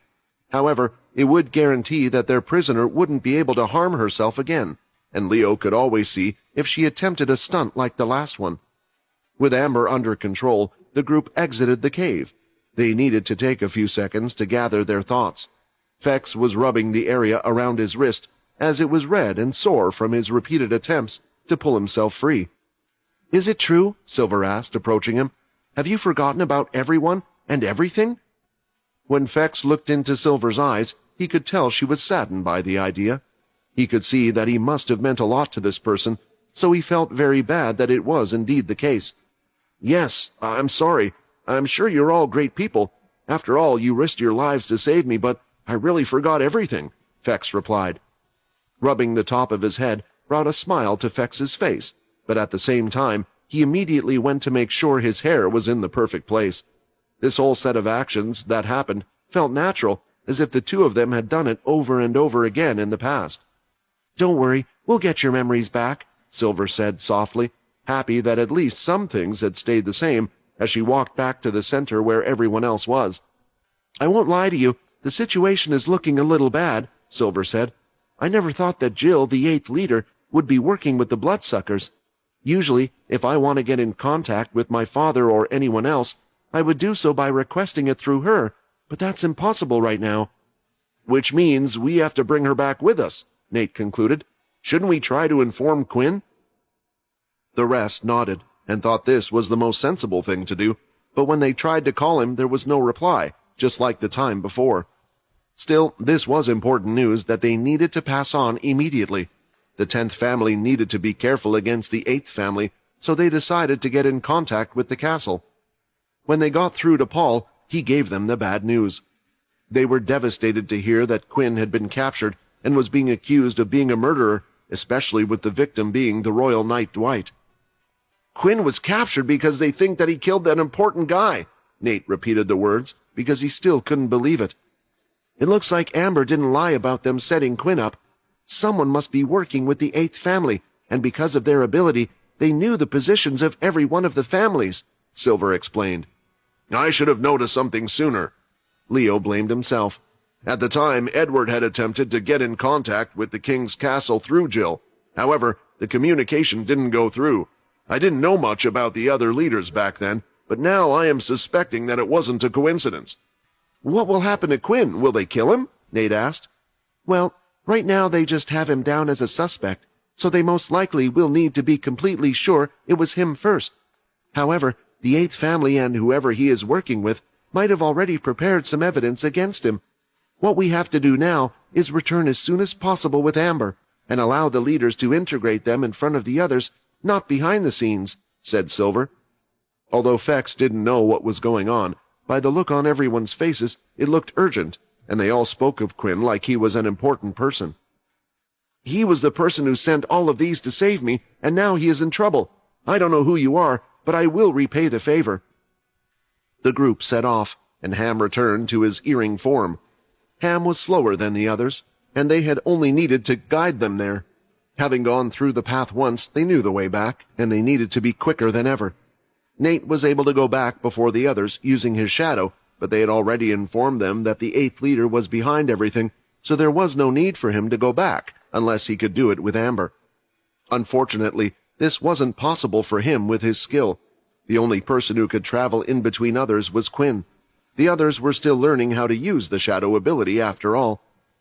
Rushing off, they headed back into the forest and traveled at a good pace. Nate was starting to tire, but forced himself to keep up, even though he knew he couldn't keep it up forever. At the moment, he wished he had learned the shadow travel skill to make it easier on himself. At some point, he had lost the two of them, but it didn't matter as he and Fex would continue on their own. Soon, though, they saw them again, and for some reason, they had frozen in place, and their weapons were drawn. "What's the matter? What's wrong?" Nate asked in exhaustion. "Get ready. We are under attack," Leo shouted back. Once the two young vampires caught up, all four of them had their backs facing each other, covering all angles, along with the doll. The sound of the trees rustling was heard, and Nate knew there was more than one enemy. What worried him most, though, was that, unlike the expression Leo had when entering the cave, this one looked like he was worried. "What is it?" Fex asked. "I sense a few of those creatures like in the cave. Less than 10 in total, but they are just as strong, so don't underestimate them," Leo answered. "The real problem, however, is another one. The last one has power nearly as great as the leaders, or perhaps even a little stronger." "Are you talking about Rowan? But he should have been dead," Silver shouted back. "No, they're not as strong as Rowan, and they're vampires." A vampire could be seen coming out of the woods into the space they were in. A middle-aged man with long black hair to his shoulders and a mustache that twirled. It was a vampire that Leo had never seen before, but when Silver set her eyes on the man, she could only match it with images she had seen in paintings. "This? Impossible! What is an original vampire doing here?" A message was sent out to all of the vampire knights and family leaders informing them that the 10th family leader, Quinn, was currently being treated as a high-level threat. There was evidence suggesting that he plotted something against the vampire kind. Paul had also received that message, informing him to keep an eye out for the possible traitor, with the order to inform one of the other family leaders, or royal guard, so that he could be brought to justice. Based on the short amount of time Paul had been in the vampire world, and the expressions on the other leaders' faces he had seen in the council room, he knew something like this was bound to happen. He had experienced this a lot in the past, when he was attempting to rise to the position of head general. The difference was that nearly everyone was against Quinn, and he didn't really have any allies amongst the other leaders. Whatever deals he would make would only be tempered with and would benefit the others. Paul sprang into action and ordered all vampires in the inner castle area, aside from those guarding the gates near the tower, to enter the castle itself. They were each given a mask that had been created by Logan. Although Quinn would have preferred to limit the masks to those in his inner circle, the situation was now clearly different from before. At least Paul knew he could trust his people, especially the 10 directly under his control as vampire knights led by his second-in-command, Ashley, who had been the first to volunteer during the mass turning. Everyone knew something was up when they were called in, but Paul didn't share the details. This only made them speculate and more anxious. As time went on, eventually he received another message a short while later. "The 10th leader has been captured and will be held captive until a decision has been made by the council." The content was short and was delivered personally by Jill, the 8th leader. However, it was the worst outcome Paul had expected. He called a meeting in the dining room next to the throne room. It included everyone who was close to Quinn and whom he deemed important. Communication with Leo's team was impossible, making them believe they were in the midst of their rescue mission. Once everyone had gathered in the dining hall, there were those facing back and forth, some standing up, and a few sitting down in the empty seats. "I'm sorry that I've called you in without saying anything beforehand," Paul began. They were all already aware that it had to be something about Quinn. When he had been in the middle of his fight, getting beaten by the others, they had all felt it, a horrible feeling in the bond between leader and creator getting stretched. "Someone has framed the murder of the Royal Knight Dwight on Quinn, and the other family leaders have now captured him, holding him at the moment. I'm sure a lot of you have many questions, but I honestly don't have all the details either. However, I fear that there is something much bigger than this going on in the background. It doesn't make sense for the mastermind to just get Quinn captured. If they wanted his vote, there were a number of ways they could do it. So I think there is something bigger going on, which is why we need to focus on protecting the castle," Paul explained. The first one to act after hearing this was Peter, as he slammed his fist down on the table so hard that the corner piece of it had broken off. "Bull crap! How could they frame him for this crap? It's that second leader," Peter claimed. "They're the ones behind all of this.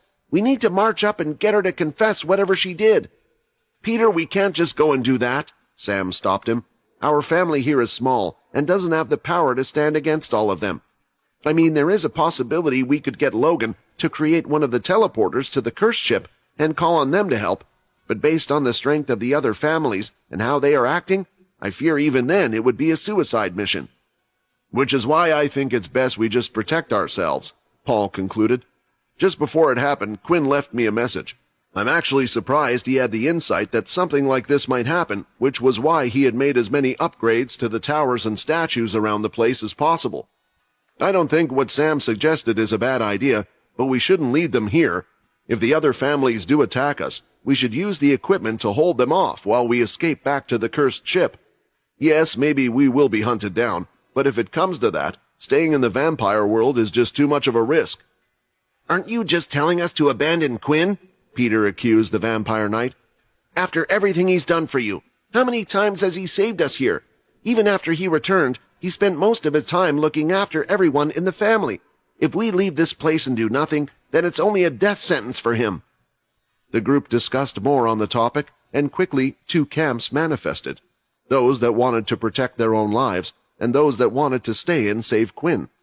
Unfortunately, they lacked any details about the evidence the family leaders supposedly had against him. On top of that, there was no news from Leo and Silver.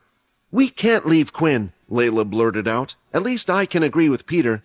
If it was any one of us in his situation, then he would have stayed to help us. He made the cursed faction to protect others, and even you, Paul. I know that as a general you tend to think about what's best for the majority of people, but this time I think you got it wrong. I think the majority of the people want to help Quinn." Hearing that, Paul looked around the room, and he saw the faces of everyone in the cursed faction show determination, including some of those that had stayed at the castle, such as Timmy and Aaron. "It seems I got you all quite wrong on this one. Very well, but I forbid anyone to do anything before we find out the decision that is to be made with Quinn," Paul declared. "Also, we shall wait for the return of Leo. In the meantime, I want Aaron to take Leo's group of vampires that he had trained and protect the East Gate. I will send Ashley and my group over to the West Gate, while Sam, you will be in charge of the main entrance, the North Gate. I'm not telling you to engage, but to only be on the lookout and slow them down. Quinn showed me what these towers and statues can do, and if the other families do attack, they will be in for quite the surprise," Paul said, with the meeting coming to an end. Some were dissatisfied, especially Peter, since he wanted to storm in and attempt to save Quinn right now, but Logan calmed him down with reasoning, saying it would do Quinn more harm than good. One person, though, had left the room a little more worried than when they first came in. "Hey, are you okay?"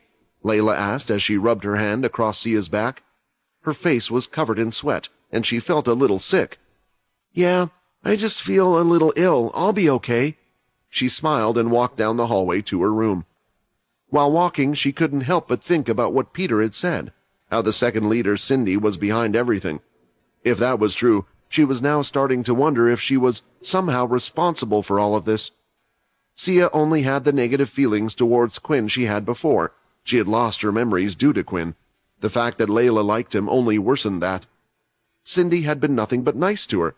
To make it so the vision she saw didn't come true, she decided to inform Cindy of what Peter had seen, and how Peter had claimed to see her with the 8th leader. She thought maybe this would be the misunderstanding caused between the two that caused Quinn to kill Cindy, but when she went to visit her again, something odd had happened. "Is it really all my fault?" Unaware, Sia had done something unbeknown to her that made Cindy aware that Quinn had in his possession none other than something called a blood fairy, which would be the start of a slippery path for the 10th family. It was dark, but it usually always was on this planet. Only this time, Quinn could tell he was in a complete pitch-black room due to his eyesight changing. Usually, there would be at least a few lights powered by crystals here and there, but not in this place, wherever that was. So this is the outcome in the end, Quinn thought to himself, as he tried moving his hands but couldn't budge an inch, and it was the same for his legs as well. Even without a light source, Quinn could see due to his vampire eyesight, and he could see that he was in some type of cell room. His hands and legs were cuffed up. In front of him was one of the doors with special circular locks. It's not that Quinn could reach the lock anyway if he wanted to. Not only his arms, but his legs were tied up, but they were up against the wall as well. There was no chain, his limbs were spread out, and he was unable to move. "Did you see what happened to me after After you had a beating, unfortunately not. When you go unconscious, it looks like I do as well. However, I can take a good guess. Do you remember underneath the king's castle? There were special cells for certain types of people, protected by those from the 9th family. My guess is it's the same place they kept Fex, which means they are waiting for a trial before they decide to do something with you." "Well, time to get out of here, I guess," Quinn said with confidence, as he tried to use his strength along with his key to break the locks. However, it was useless. He thought this might be the case. They had to have something that could at least restrain leaders, right? So the next step was for Quinn to try to summon his shadow, and maybe he could get out of here that way. "What? It's not working," Quinn said in a panic, finally realizing that he might just be stuck here for good. "I was going to tell you, but I thought you would try it for yourself anyway. Do you remember Susan when she threw those needles at you? Those aren't just any needles. It's based on her ability. It works similar to how Nathan's bubble at the school you went to works, although a little different. Each needle that hits your body limits your ability for a certain amount of time. It also depends on where the needle hits your body. I don't know how much she can create at one time, since it varies on the leader's power, but I imagine they put as much as they could into you while you were asleep." Not that Quinn was counting on getting out of here, but he wanted to at least know he had the option. Now he was just left wondering up on the wall what had happened and what would happen next. Soon the sound of the combination of the lock being undone was heard. Quinn still had no reference to how long he had been down there, but it wasn't long after he had woken up that he would be getting a visitor. When the person had entered, though, Quinn could only see a hooded figure who also had a clown mask with an unhappy smile covering their entire face. "Great, a sad clown has come to cheer me up," Quinn said. "Is this some type of special vampire ritual they do to prisoners?" "Be careful, Quinn. We have no such thing. This person is clearly hiding their identity for some reason," Vincent warned. It also looked like the clown was unresponsive, and instead, while walking towards Quinn, pulled out a large syringe from behind its back from the cape it was wearing. "Thank you, Quinn," the voice spoke, clearly altered by the mask they were wearing, giving Quinn no clue who this was. "It was hard for me to find a way to get blood directly from you. I was thinking of storming the castle, but now seeing you here like this, there is no need." The person moved forward and pushed the syringe into Quinn's vein on the other side of his elbow, and the tube slowly filled up. "What's the need to hide under that mask?" Quinn said. "I already have a good idea of who you might be. Is it Cindy?" Quinn paused before speaking again. "Perhaps Muka or one of the other leaders." Quinn carried on speaking, mentioning name after name. He was hoping for a reaction or a change of heartbeat, but there was none. When the syringe had filled up, the clown left. "Quinn, maybe me and you want the same thing." This was said before the door shut again. What was that all about? Why did they take my blood? Quinn wondered. "Think about it," Vincent replied. "What can be done with the blood of a leader?" "I can think of two things. They can use the blood to raise one that has been put into eternal slumber, and the second one is to use the blood to unlock the ritual that has been put into the king's absolute blood book. Either one of those doesn't sound good, but who has recently died who has hidden such a book?" Quinn had finally clicked on what Vincent was saying. Dwight wasn't just killed to frame Quinn. They had killed him to get the book he had hidden away. But don't they need the blood of all the leaders? How could a leader possibly do that without the others knowing about it? At that point, something clicked in his head. "Now you're thinking like me. The blood doesn't have to be from the leaders themselves. Although those that are turned by a leader's blood aren't pure enough, a direct descent of a leader's blood is good enough." "And that explains why they went for Fex and Kaz that time," Quinn replied. "But I don't understand. If it was Cindy, she would have become king anyway with my vote. She would have received the book anyway." While trying to figure out the last few parts, the door was seen opening again, and Quinn wondered if the clown had returned for something else, but instead, two other leaders had walked in. Both Jin and Muka. Quinn, although he didn't have anything against them before, didn't like how the vampires had treated him just because he was a suspect. They could have fought for his innocence at least. "I know you are upset with us, Quinn," Muka said, reading the expression on his face. "But trust me when I say this. Me and Jin don't believe you are the one that killed Dwight. It's why we are here to see you. Our investigation has unfortunately come to a standstill, so we were wondering if there was any information you could provide on your end." Although Quinn didn't want to tell them anything, it would have been stupid not to when they were trying to help him. He was sure that the person behind this already knew everything Quinn knew anyway, somehow. For now, what had just happened with the clown and what he had figured out, he would tell them after he found out what he wanted. "First, what evidence do they have that I killed Dwight? You saw me in the room with you at the time, and judging by the fact that you haven't set me free, I'm guessing the evidence shows me as the killer," Quinn asked. Both Jin and Muka looked at each other before replying. "There is a warning put out about you that you may be hiding a blood fairy in your castle. Because of this, you were put on high alert. When Dwight was killed, we weren't too sure, but through the investigation, it turns out that he was first poisoned with fairy blood," Muka explained. "This was how they were able to overpower him. Then when we took your beast gear from you, we found that they were made with fairy blood, and that's what had injured Kyle." "I'm afraid the evidence is heavily stacked against you," Jin added. Learning of this, Quinn thought back to a certain thing that happened after the fight. Jill had shouted out about the fairy blood. Was it because of this? But how did they know about Alex? Not even Kaz knew what Alex was. "So, do you have anything to say?" Jin asked. Quinn took a deep breath, and while down here not able to do anything, he only could talk to these two about what he had found out. He went on to tell the two all the details, including the meeting with the clown he had just had, and the look on their faces told him they couldn't believe what he had just said. "So you think it's Cindy?" Jin asked. "I find that very hard to believe. She would have become queen anyway with your vote and gotten the book. It makes no sense." "Then you don't have to believe me, but believe what I have found out," Quinn said.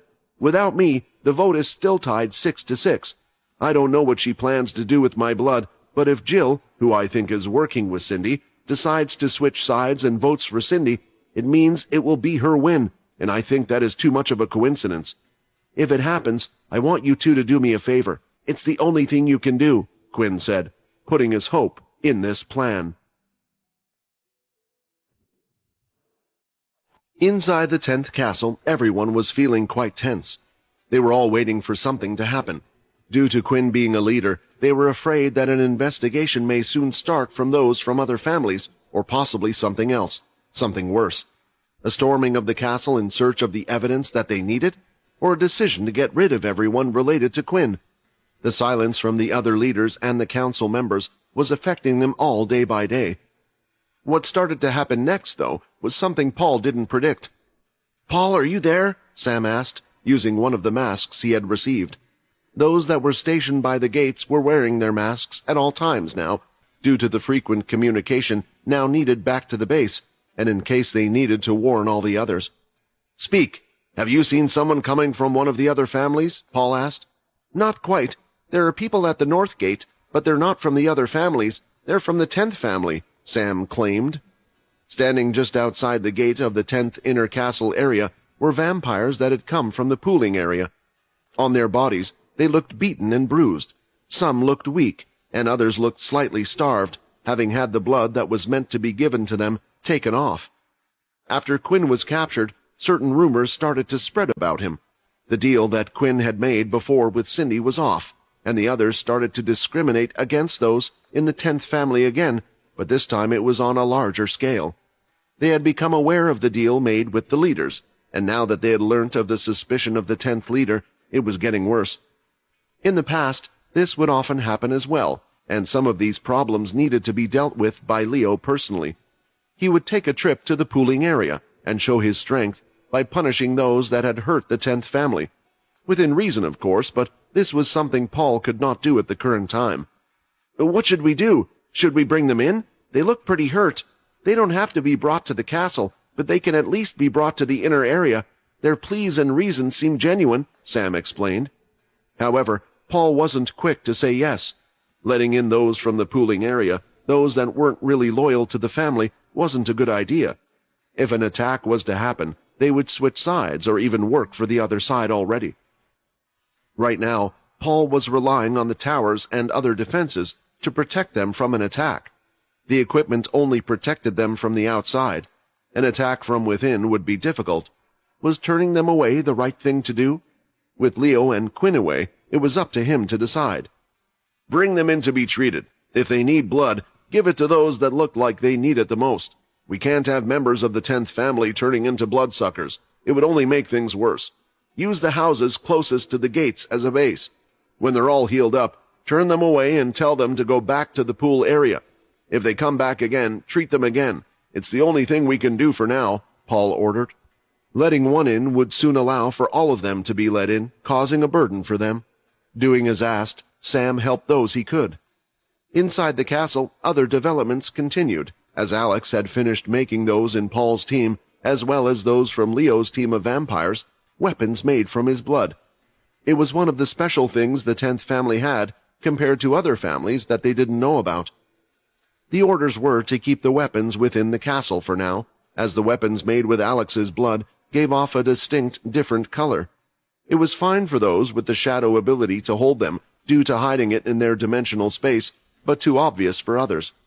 Learning of this fact, Sia was now even more concerned with what she had done. She was in her room, lying down, and by the side of her bed was a red whip, a weapon that had been given by Alex. Those that knew the shadow ability were all given weapons by Alex a while ago. This was due to their dimensional space ability, and Sia had learned how to use this as well. However, after losing her memories, she had also forgotten how to use the shadow ability and was unaware that they were even supposed to hide their weapons. after visiting Cindy to inform her of what she had learned from Layla about Peter. Cindy had requested to see something, the whip that she had been carrying around her side. Something about the special red color was calling out to her, and it caught her eye. At first, Cindy assumed that it might have been a blood weapon, and wondered how Quinn was able to give the others blood weapons without having to kill vampires. But after testing it out a little, and even grazing it against her own skin, she felt a searing pain run through her body, and she immediately knew what it was. It was only later, when Sia had returned and learnt a bit more about the weapons, that she realized that they were meant to be kept secret. Of course, later, through general curiosity and asking leading questions, she figured out that Alex was slightly different from them. "She only looked at my weapon, and I only told her what Layla told me. It's not your fault, and it might be the same for Cindy. Maybe she was the one who had passed on the message to the other leaders, and they were the ones who acted on the information," she told herself. But she knew that it wasn't true. Through her years of training and learning to read people, she felt a little off the second time she visited Cindy. She didn't know why, but ever since she had informed her of her own death, she started acting strange. She had decided that she would no longer meet Cindy and report what the 10th family was doing, like she had been doing. Since being here, everyone had treated her nicely in the castle, and if Cindy was planning to hurt these people, then Sia didn't want that. She may have disliked Quinn, but not enough for everyone else to be punished as well. She was just afraid that it might have already been too late. Eventually, a few days passed with more and more people coming to the castle from the 10th family. They had heard of those that were treated, and it started to spread, but Paul was adamant about not letting anyone in. If the people didn't listen, then soon he might have to start hurting their own. But then a week passed, and it was the original time when the king's vote was to be decided. No decision had yet been made on what was to happen to Quinn, and the others knew he was still alive due to the connection they had. Inside the dining room, Paul had called for another meeting, gathering the important figures in the 10th family. "I have finally received an update on the situation. Today, the Vampire Council will have a meeting without anyone from the 10th family," Paul stated. "The reason why they haven't been able to progress further with what happened with Quinn is because they need to select a new king or queen first. So today the vote will go on, and once a king or queen has been selected, then Quinn's trial will eventually take place." There were worried looks around the room, as they knew that depending on who would become the vampire king or queen, they could very well decide Quinn's fate. Usually, the vampire settlement would be filled with vampires going about their day-to-day business, working in the marketplace, crafting arts and more, but today had been marked as a special event. It was almost like a public holiday for the vampires, as they waited in their homes for the announcement to be made of who would be crowned next. All the leaders had entered the vampire council room and had taken their seats, each with their vampire knights by their side. However, it felt a little odd in the room as it was emptier than it had been the last time they were there. This was all because of a few empty seats and missing people in the room. The 14th seat at the end would be accompanied by the head punisher, although that seat had been empty for years. The 10th seat that only recently filled by its true leader. Today, there weren't even any of the 10th's vampire knights. And finally, the king's seat, along with the 2 vampire knights. On top of this, Bryce had only brought 1 leader with him, and it was the same for Lee. Seeing this scene and display, the vampires couldn't help but feel that their power had weakened during this generation, and something needed to be done to get it restored. Standing up to address everyone was none other than Bryce. He often took care of the duties when the royal knights were away, and in the past, with the king being frail and weak for a long period of time, they were used to Bryce doing this for a while now. And if there was one thing Bryce did know a lot about, it was the rules. This is why no one had a problem with his decision. "First, to explain to everyone what we are here to do today," Bryce stated, placing his cane on the floor. What the other vampires did notice was that only 1 knight was with him, and Kaz was not present, which was a first for Bryce. "Based on the nominations made last time, there are only 2 that are in the running to become the next king. I, the first family leader, and Cindy, the second family leader. Unless anyone wishes to nominate themselves right now, or someone else they think is more suitable, then please speak now." There was a moment of silence and odd glances around the room. 2 of them came from both Muka and Jin, who looked at each other as if they were ready to do something, and they were, as they had Quinn's plan in mind, but nothing was spoken from them. "Good," Bryce stated, stomping the cane on the floor. "Now, due to the situation with the 10th leader, we have agreed that the 10th family will not be able to cast a vote. After all, we don't know how involved he or his knights really are in this whole mess, so we are to do a vote with all the leaders present here. If there is a tie again, like last time, then we all know what will happen, but I hope through discussion we will be able to choose the right leader," Bryce explained. "Furthermore, once the king or queen has been selected, they are free to choose 2 leaders to become their royal knights. Those leaders can choose to refuse or accept the position, but if there are no more volunteers, then the king will have the final say." "Or queen," Cindy interrupted, quite bravely, as Bryce was in the middle of a speech, but she seemed confident and unafraid. Nevertheless, Bryce continued without saying anything to Cindy, apart from a couple of glares. "After the royal knights have been selected, you must choose a time to make everyone aware of who will take your position as leader. I hope everyone has prepared their next leader already, just in case?" Bryce asked, looking around the room. This was another reason why they were given a week. Because of this, a few of the castles needed to prepare a few things, just in case they were elected as royal knights. With a new king, it was time for a new generation, and it wouldn't be a surprise if a few of the leaders decided to select a new leader and enter eternal sleep themselves, although maybe not with this group of leaders, as they all seemed more stubborn than ever. What came as a surprise was that one leader had raised their hand, and that leader was the 13th leader, Lee. Bryce nodded, showing that he was allowed to speak his turn. "I wish to make a request. Although I'm sure I won't be selected as a royal knight, as I am not close to any of the contenders to be the next king or queen, I was unable to prepare my next in line. As you all know, the one I wish to take my place can no longer take it, but I believe I do have a candidate that is not able to take that position at the moment. I wish to have Silver take my place as a leader, and for you to lift the title of her being a vampire knight to allow me to do this." The others were quite stunned at the request, not because the request was out of order, but because of which family it had come from. The 13th family had always had a male as the leader. It was tradition, and even Lee wished to follow this tradition with him, but now he has requested to change it. "I don't think there will be a problem, but I think we will have to wait for the new council to decide when it has been formed.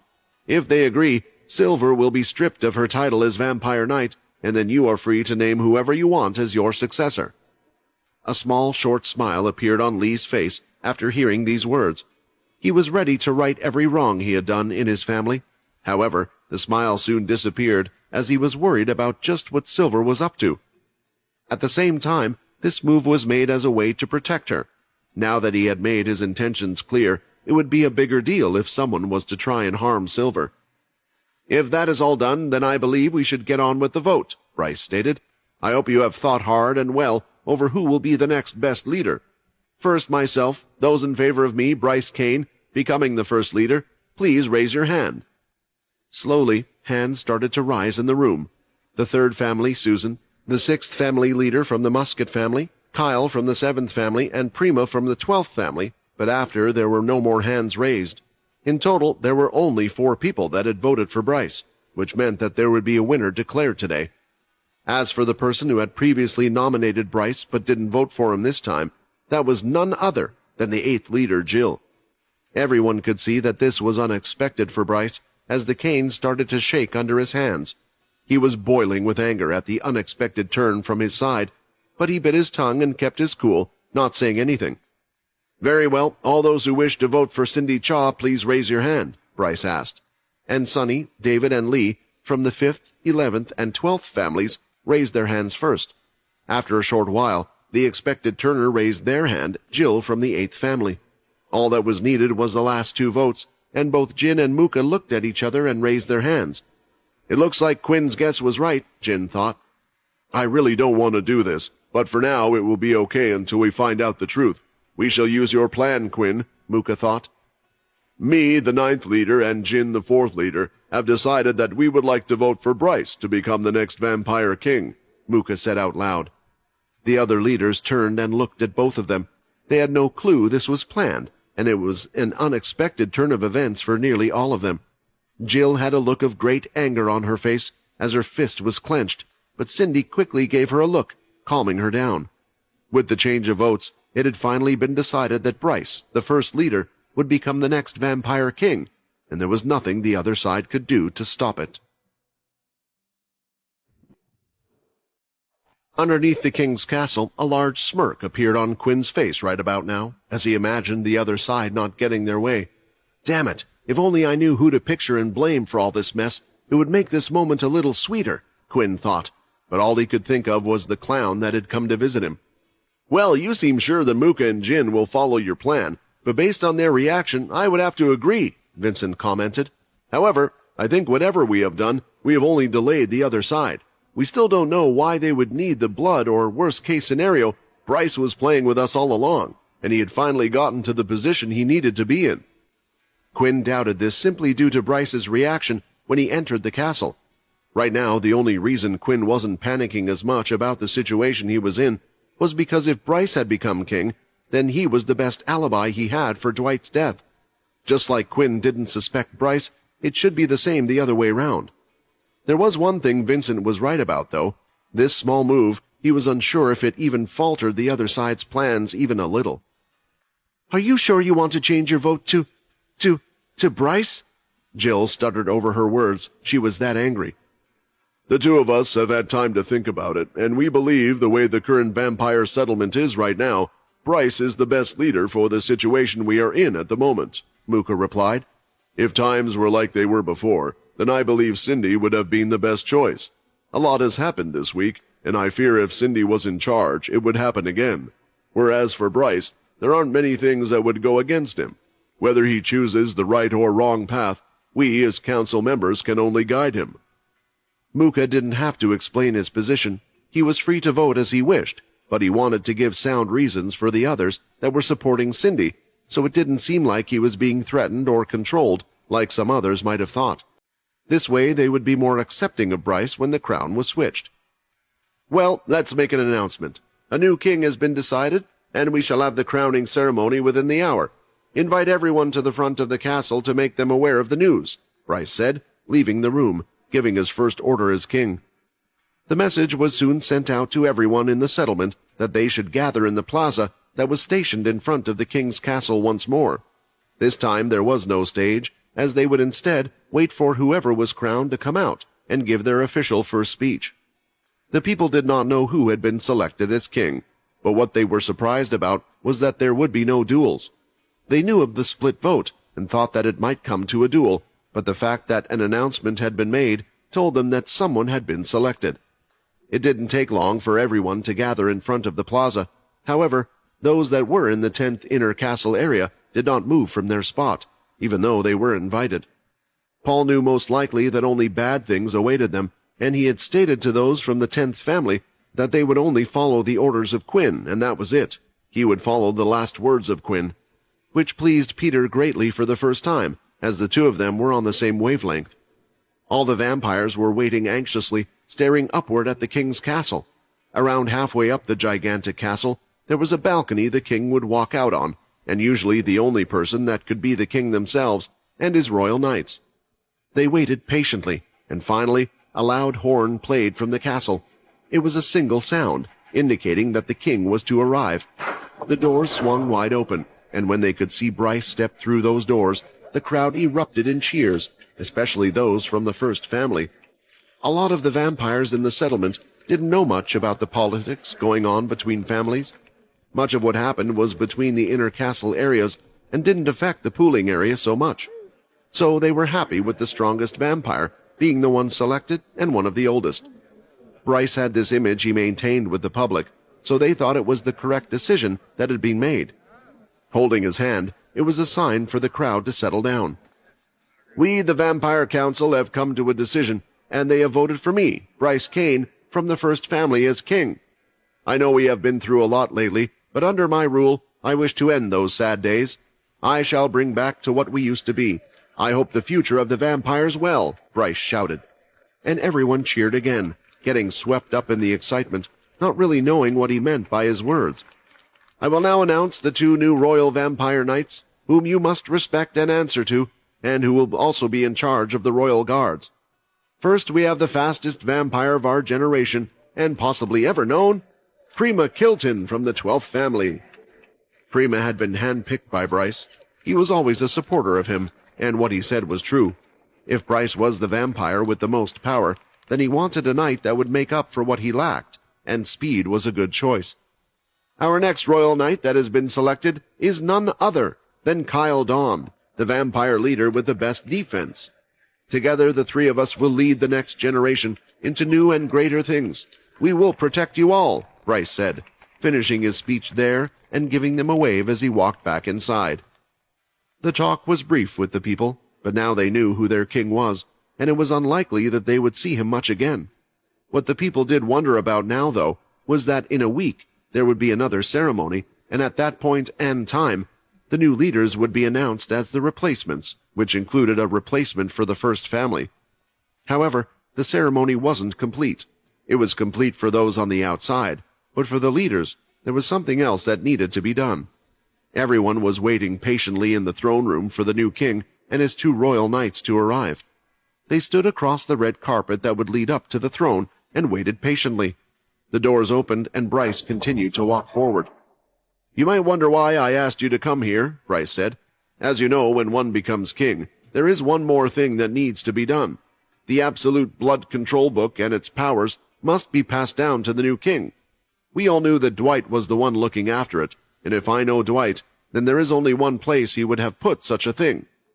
In his hand, Bryce was holding a flask, and he continued to walk up to the grand throne. When he reached the last few steps, the royal knight stopped as he approached the chair. Using his almighty strength, he pushed the chair to the side with ease, and behind it was a vault with a strange marking. A circle with many different patterns inside looked to have been drawn with blood. "You vampires have never seen a new king elected, so I doubt you knew about this, but there is also a vault that can only be accessed with a drop of blood from all of the 13 leaders. This is where the book is kept at all times, including the blood armor while not in use," Bryce stated, while throwing the flask of blood against the pattern. The red marking started to light up for a few seconds, and soon the sound of something unlocking could be heard as a large piece of the wall opened up and moved over to the side.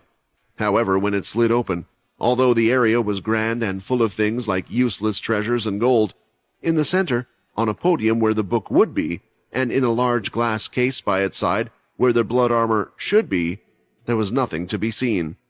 Both of the items were missing. Before the ceremony had actually begun, Bryce had gone around asking all the leaders for a drop of their blood. This included Quinn, who was still locked underground as well. Although Bryce wasn't the one that had directly gone down to see him, it wasn't the time for them to meet just yet, he thought. The flask with all the leaders' blood was made in preparation for him to unlock the absolute blood control book and obtain its powers. Now that he was king, of course, all the leaders had complied. Something only the king should have been able to do. Looking at the vault, he was enraged with every cell in his body. Just how was the king's vault opened before him? "Whoever did this, come forward immediately," Bryce shouted, stomping his cane so hard into the ground that the outer wood casing that had never broken before, despite how angry he was, finally smashed to pieces, revealing his sword under the case.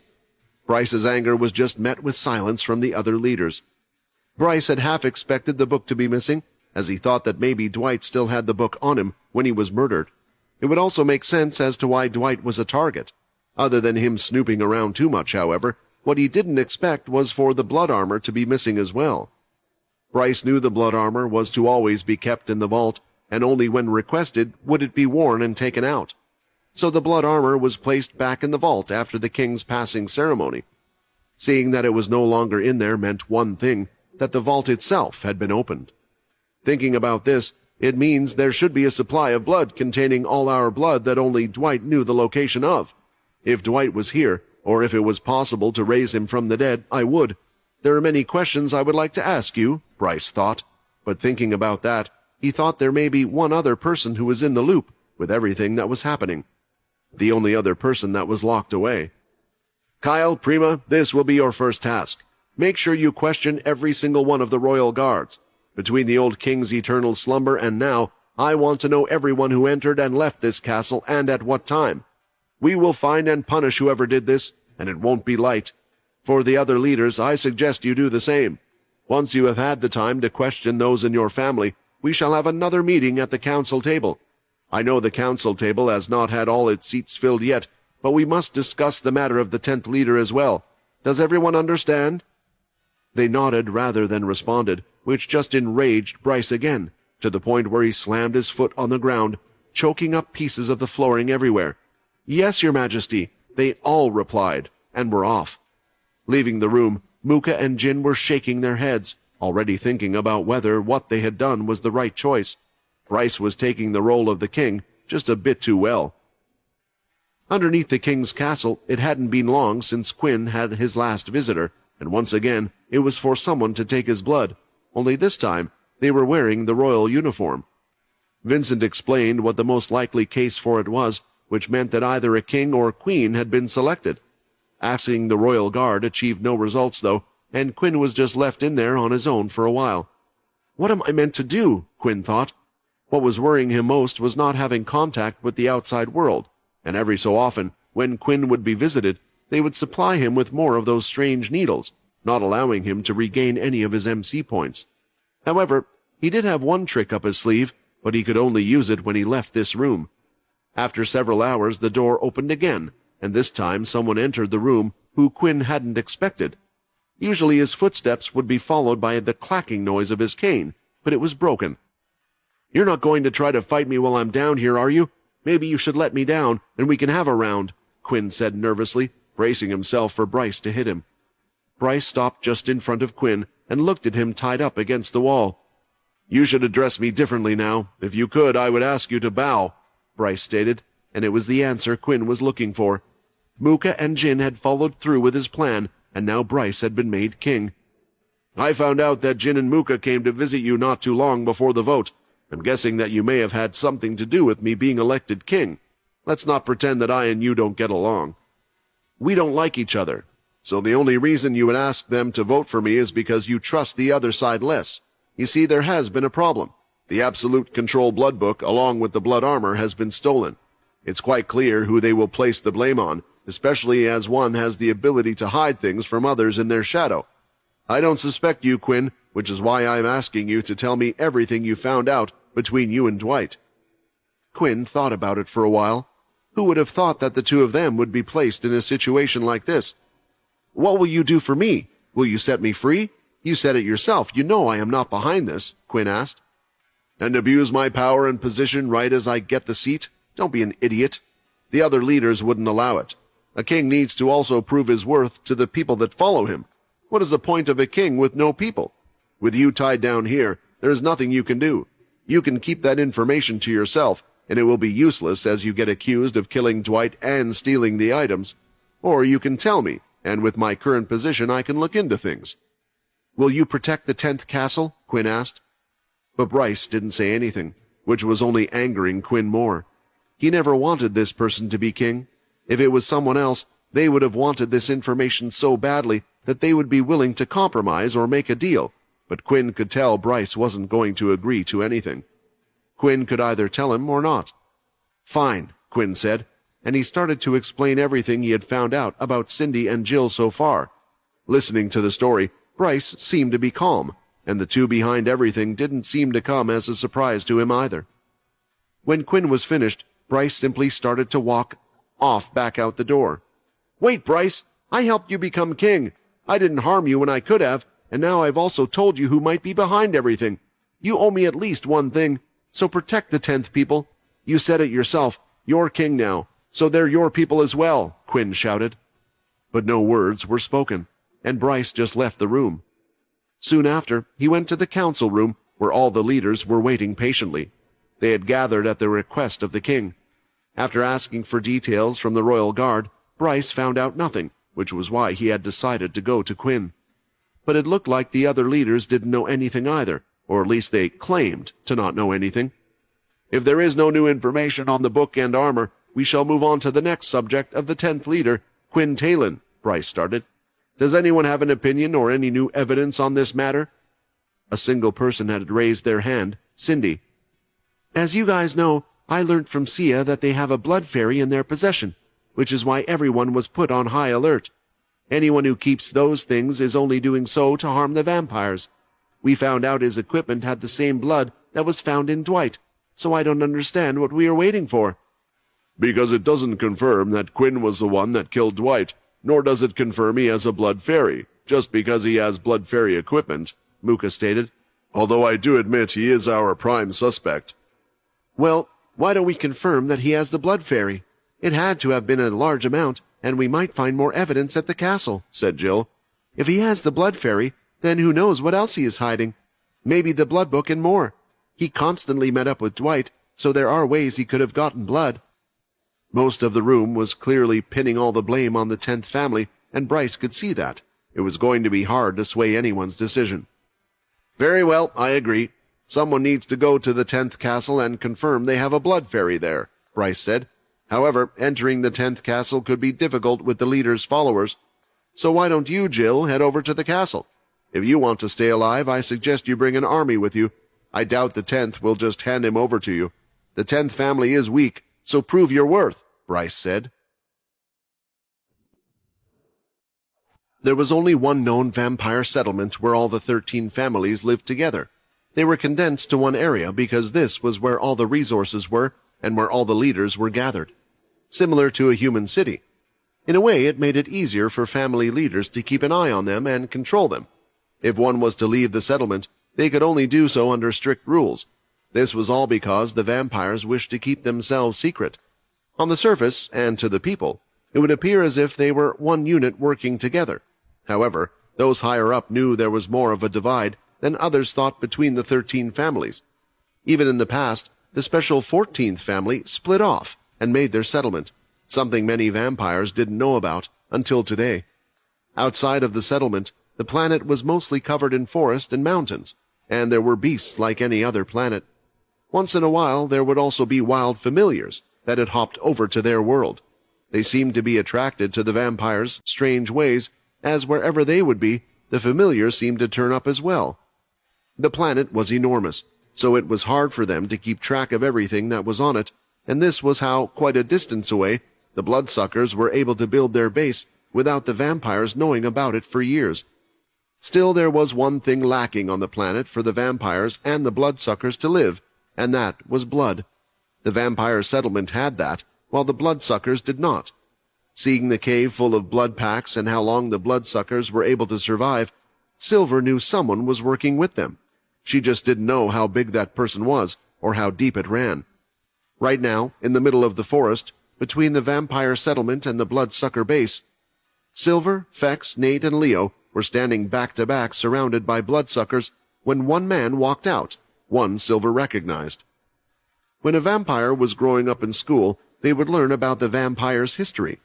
Although a lot of it was altered, they all did learn one thing, how the vampires originally started with the 13 original vampires.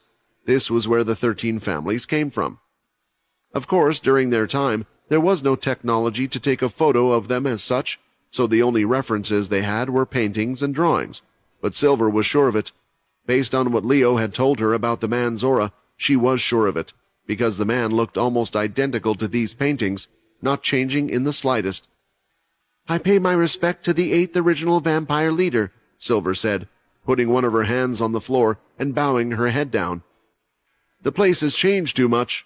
Do vampires not even know our names anymore? All of you were born or turned by us originally, and everyone seems to have forgotten that." "She was right, things have changed," the vampire said, as he lifted his hand and swung it back. "You shall remember my name as Remus Snacker." Shouting out these words, they seemed so powerful that Silver could feel her body shaking, and soon after, his hand swung back out, heading straight towards her. She could feel that Remus, the original, was about to do something to her, but she didn't know what to do. These were the originals. Should she move or take the hit?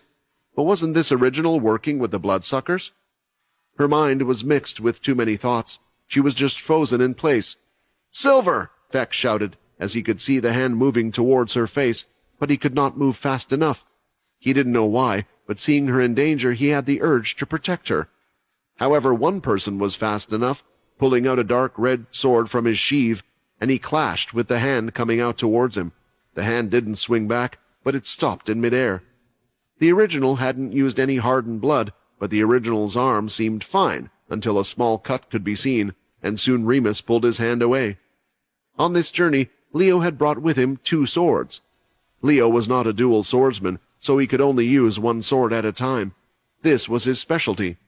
The reason he carried 2 was because before leaving, he had grabbed a sword created by Alex. This sword, made with legendary tier crystals, was far stronger than his last one.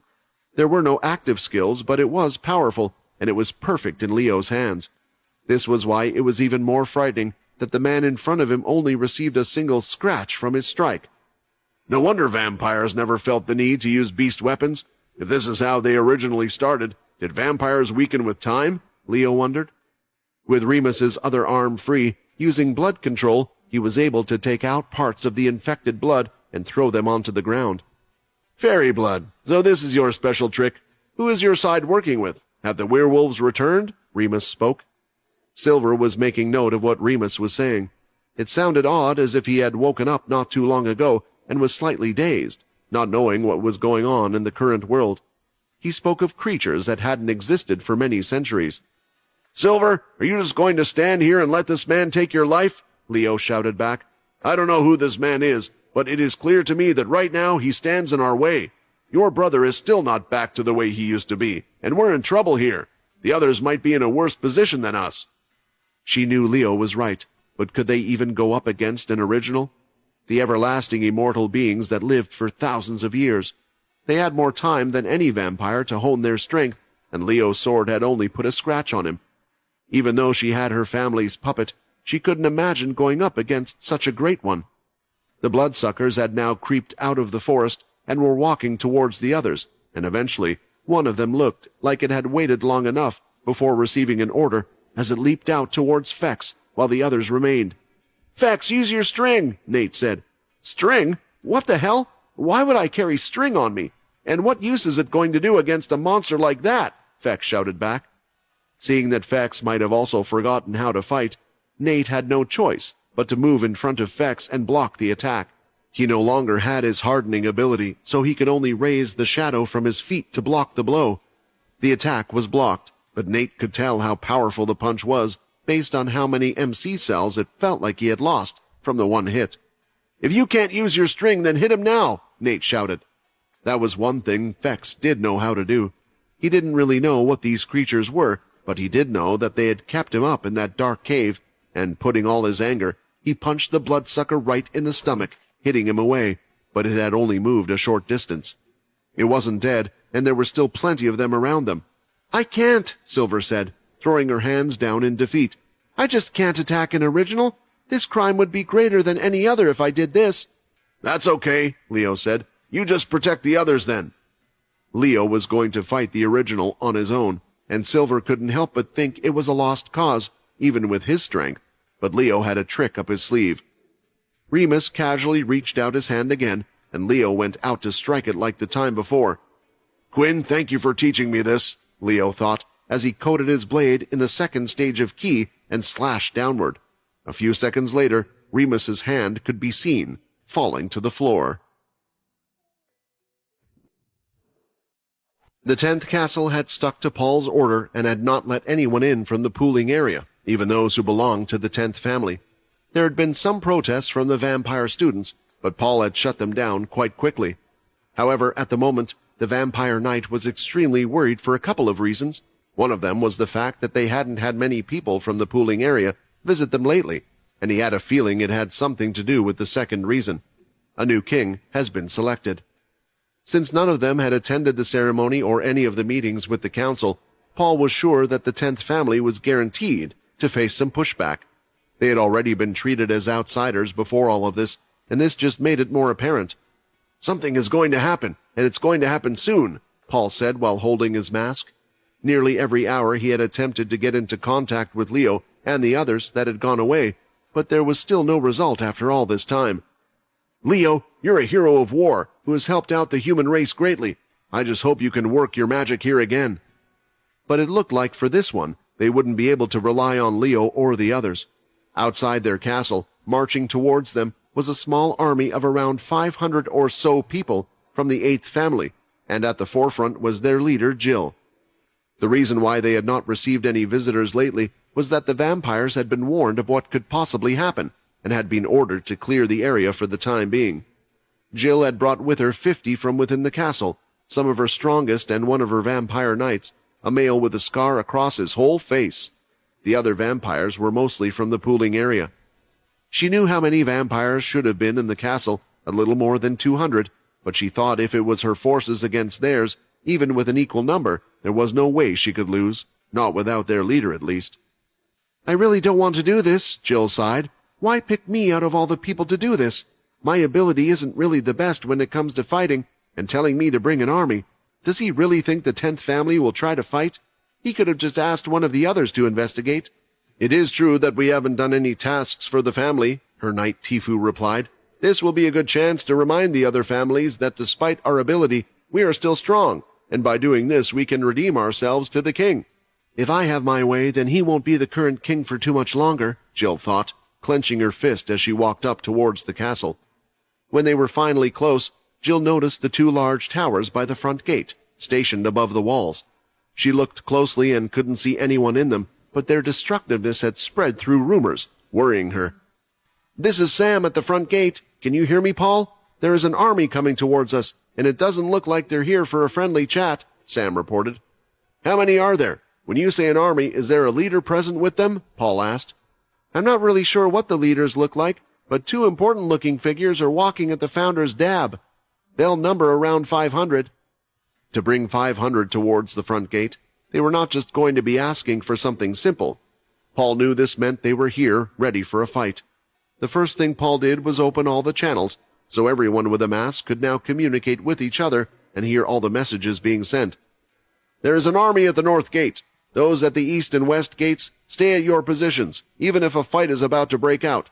Try not to aggravate them, and find out what they want first before we do anything to escalate the situation," Paul ordered. Knowing what would come, he started to gather those in the castle and was getting ready for battle. Sam nodded and confidently started to walk out, with Linda to his right and Peter to his left. Those that were at the north gate included Layla, Sia, Weevil, and Dennis, while the ones that had stayed in the castle were Syl, Logan, and Alex. There were a few reasons for this. The most prominent one was that Syl and Logan were both still human. Syl, in particular, wasn't as strong in this world, but he did have Borden on him at all times in case something might happen. As for Alex, he wasn't really a fighter, and at the same time was a secret to the others. Sam bowed down, approaching them, and motioned to the other 2 to do the same. His legs were shaking slightly, and he made sure to stay a good distance away from the other group, ready to fall back at a moment's notice. He had gone through meetings like this many times before, while helping out Quinn with the cursed faction, but for some reason, the vampires had a different pressure coming off this time.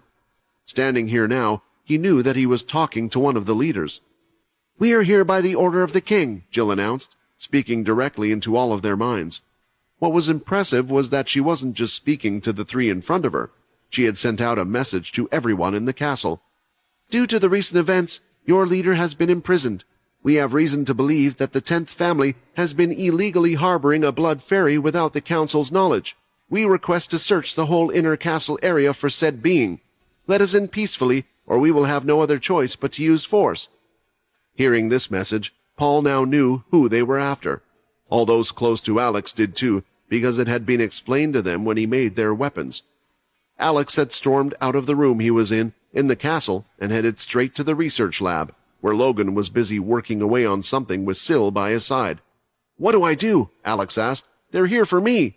He panicked, and the look of dread was on his face.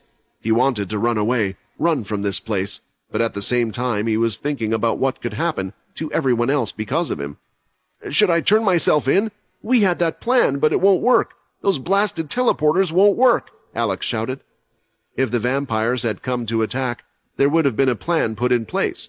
In the worst case, they would use the teleporters to head back to the cursed ship. Alas, testing that plan ahead of time, Paul and Logan had discovered a very big problem. For some reason, the teleporters weren't working. This reminded Paul of when he had transferred over to the vampire planet for the first time, and they had attempted to go back. For some reason, they were unable to at that time. The vampires did have technology beyond what the humans had or understood, and even Logan's great mind was stumped on how to solve that issue. Logan put down a tool he had in his hand on the workbench and walked up to Alex. "Alex, don't you understand Paul by now? He hates vampires more than anyone here because of what they did to him and his people. Why do you think you refused to go to the king's ceremony? And why do you think we have been making preparations this whole time? Whether they want you or anyone else, his response will be the same." Outside, lifting his head, Sam couldn't believe what he had just heard Paul tell him to do. Paul had just requested them not to agitate them. "I guess the request ruffled his feathers a bit," Sam said with a smile. Hearing his words, Sam's legs stopped shaking, and he looked at both Peter and Linda, nodding towards them. "Prepare for war!" Sam shouted. While the vote for the next king or queen had been taking place, Paul had decided that he needed to be best prepared for whatever was to happen next. At that point, there was still no news about what was going to happen to Quinn, and with Leo's group still missing, he could see that the situation would possibly turn for the worse. Because of this, Paul wanted to make sure that the people were safe first. Logan had claimed that it might be possible for him to create a teleporter back to the cursed faction ship. He had noted down the coordinates many times, and the vampire settlement, including the equipment in the 10th family's lab, had plenty of equipment for him to do so. Paul had agreed to the creation of the teleporters for 2 reasons, one of them being the fact that it would allow them to call for reinforcements if needed. However, that was more on the theoretical side. Ultimately, how many people would heed his call for help without Quinn? The second reason was for them to escape, so that they would be able to live to fight another day. Paul was a cautious man, and there was something bugging him, so he wanted Logan to create the portal and put it for a test run. The creation process had gone without a hitch, but that was when the bad news started to come in. "That's strange. The portal from the lab in the mountains worked fine, so why is this one having a problem? Is something interfering with it?" Logan thought. No matter what he did, the portal just wouldn't turn on. This was exactly what Paul had feared would happen, for something similar had already happened to him before. At least until they searched the whole place, Paul's plan had been to hide Alex on a cursed faction ship, but now they had no other choice. "What do you mean Alex just can't escape?" Quinn asked, quite shocked as he talked to Vincent. With the recent allegations of Quinn using fairy blood to kill Dwight, Quinn was concerned for Alex and was hoping that if they did come after him, then at least his people could teleport back to the cursed ship, but Vincent had just told him that wasn't possible. "Remember when I told you vampires created the technology in the first place? Well, it seems that whoever introduced it to humans also introduced our old technology. Put bluntly, you humans haven't kept up to date," Vincent explained. "The vampires can create a zone with a special device that stops all of your human teleporters from working. Usually they only do such things when they know they are under attack. I suspect since the problem with Dwight had occurred, they had already turned it on thinking that some of your people would attempt to escape. But there is more they can do than that. They can also redirect all the teleporters to a certain point while within a zone, or can redirect the teleporters to a different place altogether, even into the pit." Quinn was greatly concerned for those in the castle. "Let's just hope I left them with enough to protect themselves," Quinn thought. "Prepare for war? Are you a child?" Jill shouted. "This wouldn't be a war, just my 8th family slaughtering your 10th. This is not something we want to do." Activating her telepathic ability again, she made sure everyone in the inner castle area and the castle area could hear what she was saying. "Listen up. We are only here for the Blood Fairy. We know they are among you. As long as you bring him or her to us, then no one has to get hurt. However, if you continue being stupid enough to think you can protect them, then we will have to force our way in. Just give us what we want and save the stupid people who are running the 10th family," Jill shouted. She waited a while for a type of response or anything, but there was nothing until Sam eventually spoke. "I can see what you're trying to do. You're trying to turn those in the 10th family against us, so we fight amongst each other. We are more like a real family and won't fall for your tricks," Sam said. "We don't have your stupid blood fairy, so go back to where you came from." Jill looked down and clenched both of her fists, and soon started to chuckle to herself. This whole thing just felt so degrading. "Why doesn't anyone listen to what I have to say?" she mumbled. "If you weren't hiding a blood fairy, then you would have no problems letting us search the castle," she screamed, while swinging her arm out and activating her blood swipe. It shot out toward Sam, and with an attack this strong, there was only one thing he could do. He raised the shadow from beneath himself and blocked the attack. However, he couldn't hold it for long, but it gave him enough time to move out of the way of the attack. The strike continued going forward through the ground until it eventually dispersed. The vampire's eyes opened wide, and even Jill could feel her heart take an extra beat. The reason was that they had seen someone other than Quinn and Arthur use the shadow ability. "Don't tell me! Did that arrogant buffoon really teach them how to use the shadow?" Jill shouted.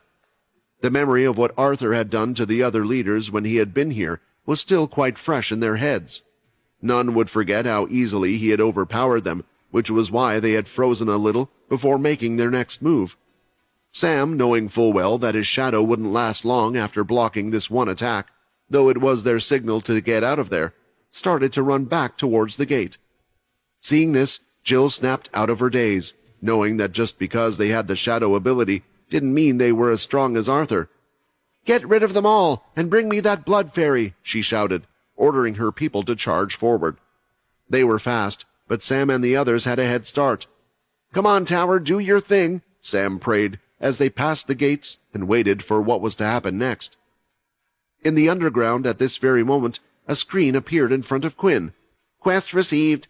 The 10th family is under attack. Eliminate all enemies or make them surrender." Seeing this quest message, Quinn knew something was up, but how was he meant to help out while stuck in this cave? It was as if the system was taunting him. Just then, another screen from the system appeared in his vision. It was a digital map of the 10th area, just outside of it. On the map, Quinn could see his forces in green, while the enemy was displayed in red circles. Around the map, certain buildings were highlighted in blue. "The blue buildings! Those are the towers and the statues I placed." From the system screen itself, Quinn was still able to upgrade, repair, and do more to the towers, and while in the underground cellar for the last few days, his reputation points had increased. He didn't know why, but Paul's actions had benefited Quinn greatly, despite the accusations that were going against him. Unlike other leaders of the past, or when they had no leader, Quinn was the first to think about protecting and looking after his people first and foremost. On the map, he could see the green dots had just made it safely past the gate, and then the red dots were chasing after them. There was a circle around the tower, and when the red dot got within that circle, another option appeared.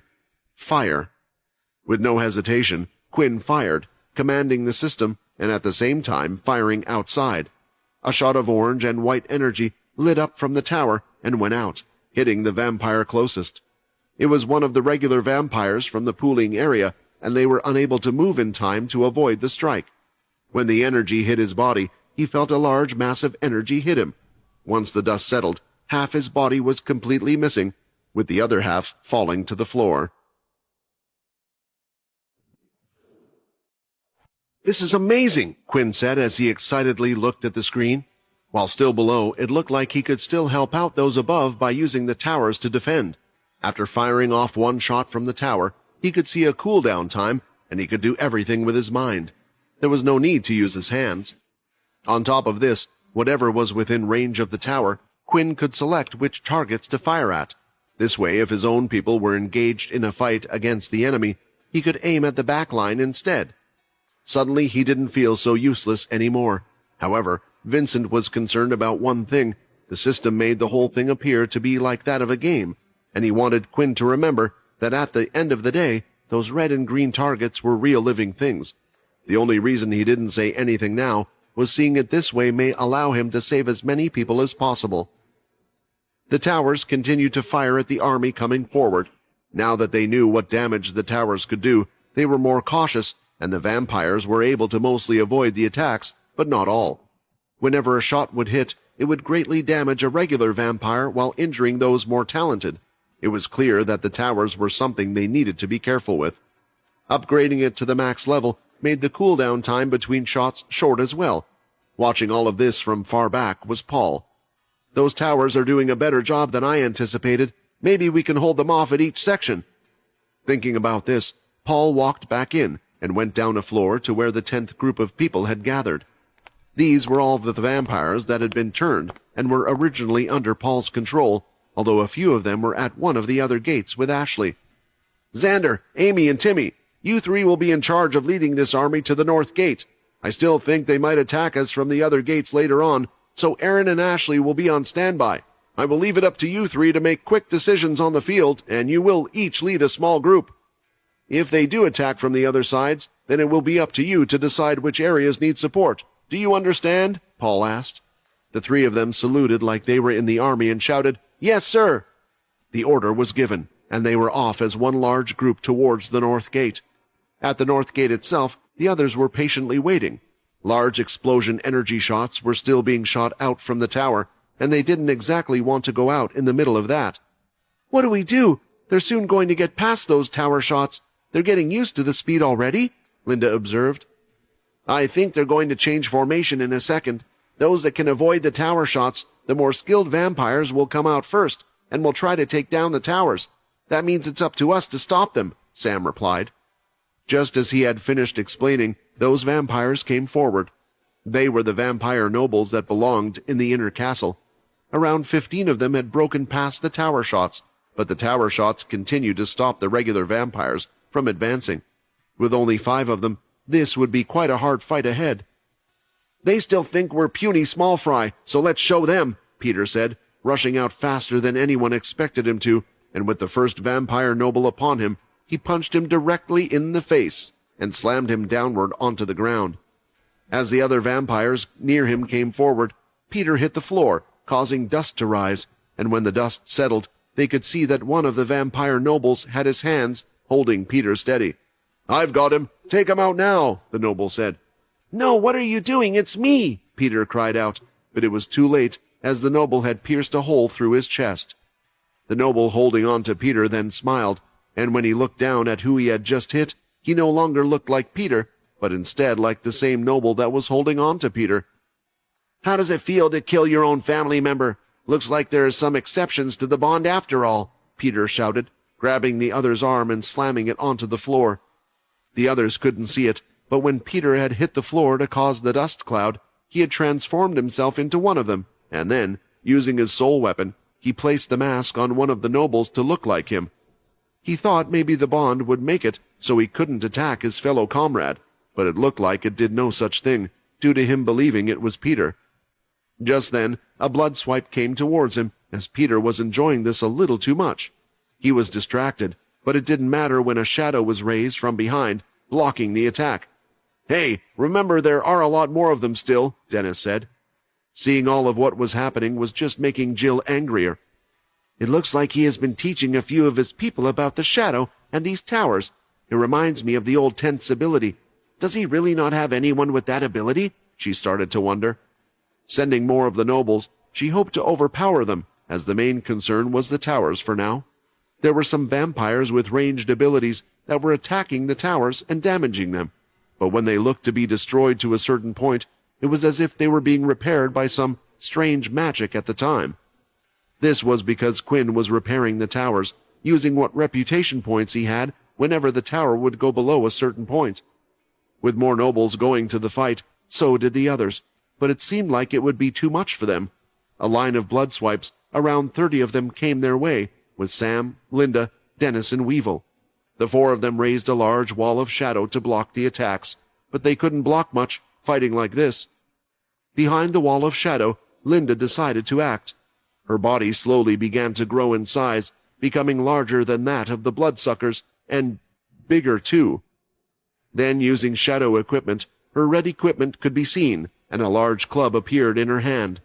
She was using her skill as a great draugr to change her size, and she had the new equipment made by Alex ready. "Lower the wall!" she shouted. With the shadow wall going down, the huge club was swinging towards the vampire nobles. They thought with all of them they could hold back the great swing, but when their fists and bodies touched the club, they could feel a burning sensation that went deeper than their skin. It affected them, hurting and making them feel weak.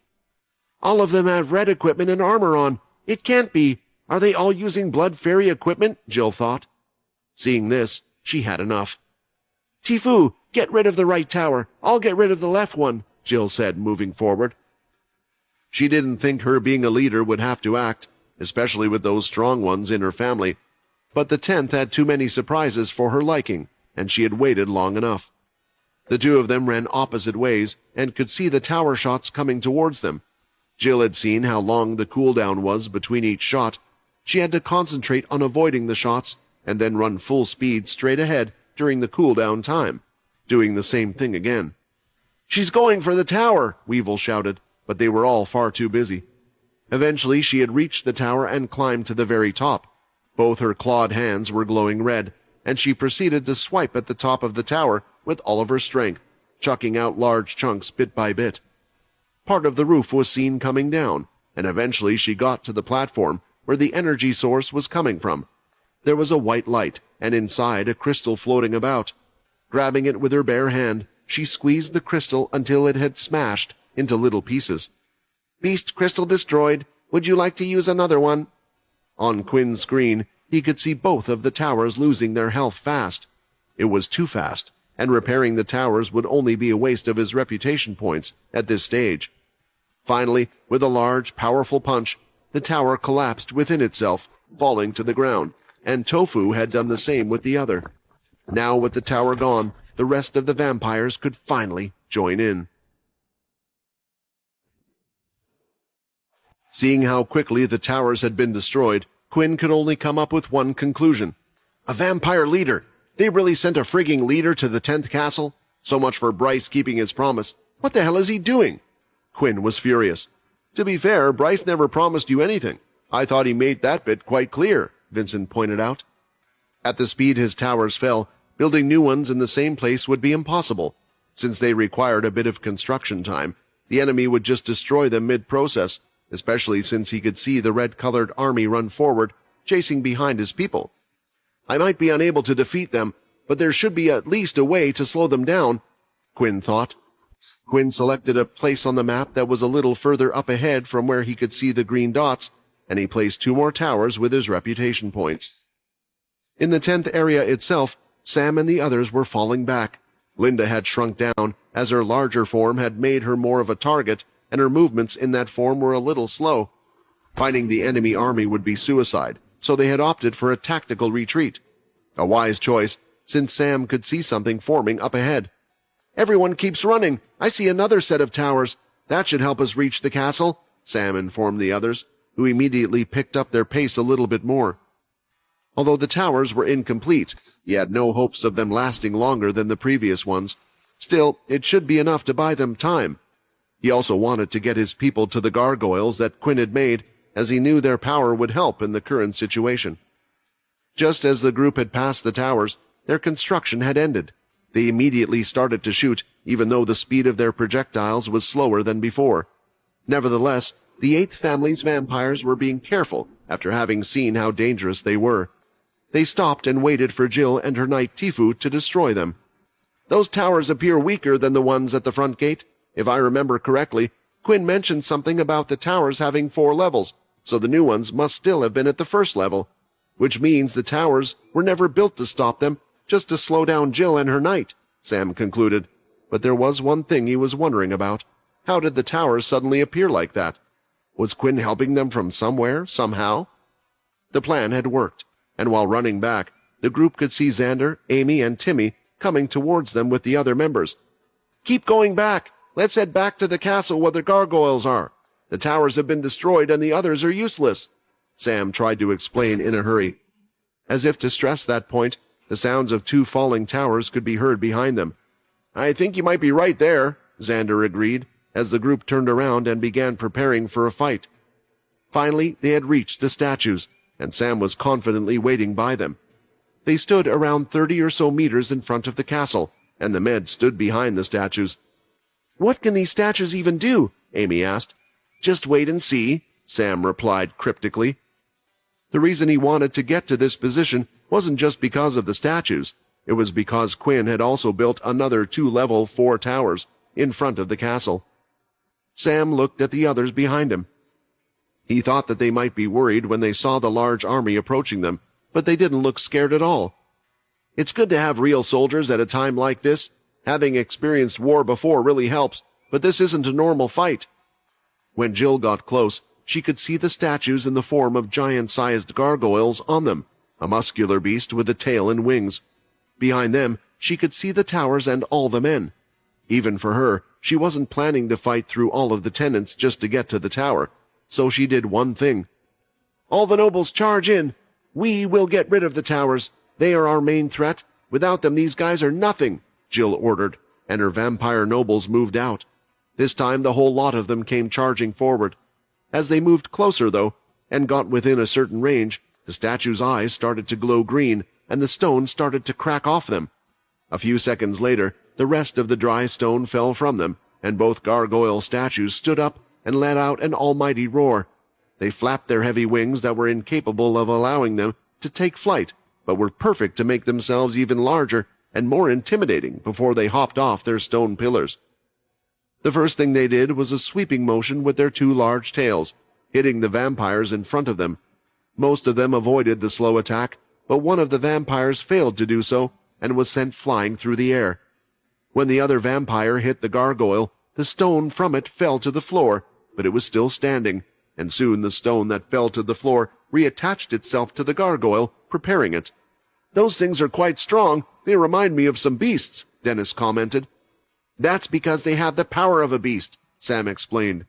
"Quinn told me that the level of crystal put into those things determines how strong they are. They don't have separate levels like the towers, and unless the beast crystal is destroyed, they can keep on regenerating. With these and the towers, we should be able to hold them off for a long time." Seeing the gargoyles, Jill felt like she had no choice but to join the fray again. She didn't want to do this, but the only option was for the whole group to attack at once. All of them charged in, the original group of 500, which had only been dealt a small blow to their forces. Tower shots came out from behind, and the gargoyles continued to fight. At the same time, on the other hand, everyone else had joined the fight. Xander did his best to protect those he knew using his mist ability, while Amy was looking for weakened vampires, and when they weren't paying attention, she would use them to turn against their allies. The soldiers didn't have access to their familiar beast gear, and were still getting used to their vampire selves, and this inexperience was showing. Alex had been unable to outfit everyone with weapons made of his own blood, so only a few had them. Still, with the help of Quinn's equipment, they were able to hold the line. The real threat that needed to be dealt with was Vampire Knight Tifu and the 8th family leader, Jill, who was concentrating on getting rid of the gargoyles. Tifu started to make his way through the crowd of fighters going on, and was eyeing up one of the gargoyles, when a small dagger came out, so fast he only had a little time to react. "I can see what you're trying to do, and I won't let you do it," Weevil challenged him, a dagger in his hand. "Huh, I thought it was a strong opponent, but it's just a small fry. What even are you? You don't smell like a vampire." Tifu started to be intrigued. "That's right, because I'm not an ordinary vampire," Weevil said, as he began his transformation. Over on the other side, Jill moved forward and was directly underneath the other gargoyle. She threw a fist right towards its chest, where she had seen a faint light before, thinking this was where its power source would be, but before she could hit it, her blow was stopped by another fist. "You're not that Cindy bitch, but you will have to do it," Peter yelled as he punched her face, sending her back a few meters. The blow was strong, and he was able to see my punch, Jill thought. Standing by his side were 2 more whites that had been raised during the fight. "I just can't think of him as any ordinary white." "Peter!" a voice shouted from behind. "Help out the others! Let me deal with her!" Peter turned around to see that it was Paul who had left the castle. Since the fight was already at their doorsteps, there was no point in hiding inside. "You have a more important job with your whites. Don't let anyone get inside the castle. Your skills are better suited for that than mine," Paul ordered. Peter wanted to give Jill a beating, but he could see the tower shots not acting quickly enough, and some running towards the gate, trying to scale the wall to get into the castle without going through the doors. If they got in, then Logan, Syl, and Alex were very much in danger. "If you don't beat her, I'll beat you and her together," Peter said before he ran off. "Oh, the little toy I was going to play with ran away. Well, let's see how powerful the 10th second knight is," Jill said playfully. "Let's see indeed." Paul lifted his hands and activated his soul weapon right off the bat. Although those from the 10th family were fighting well with all the support they were getting, they were nevertheless struggling to hold the line against the sheer number of vampires the 8th family had brought that day. Those with the shadow ability stayed a little further back and were using the shadows as best as they could to limit the number of injuries their family members received. When one was badly hurt, some members like Dennis would carry them off and enter the castle, closing the doors once again to keep them behind. They were trying to keep the deaths to a minimum, and luckily, vampires were quite resistant when it came to dying.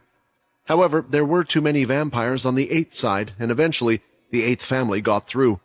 Even with the door closed, they began to scale the wall.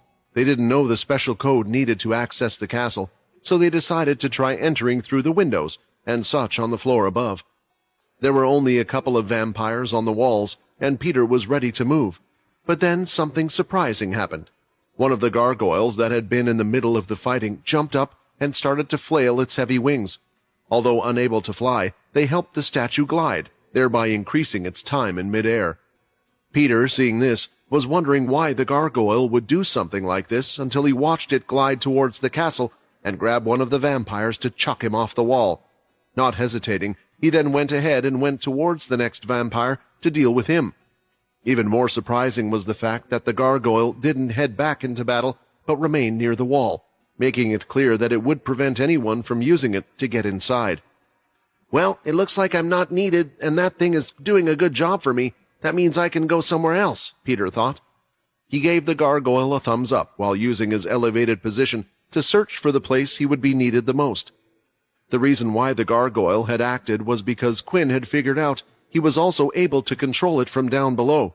As soon as he saw the red dots breaking through and getting to the castle, he decided to add some defenses of his own. "Guys, I don't know what you're going through, but I'm going to do everything I can to help you," Quinn thought as he concentrated more than ever on the battle going on in front of him. The other gargoyle was still in the midst of battling, and thanks to its regenerative abilities, the vampires were having a very difficult time dealing with it. This was why Tifu had set his eyes on taking it down, but a certain individual was making sure to stop him just before he could do anything. That was none other than Weevil.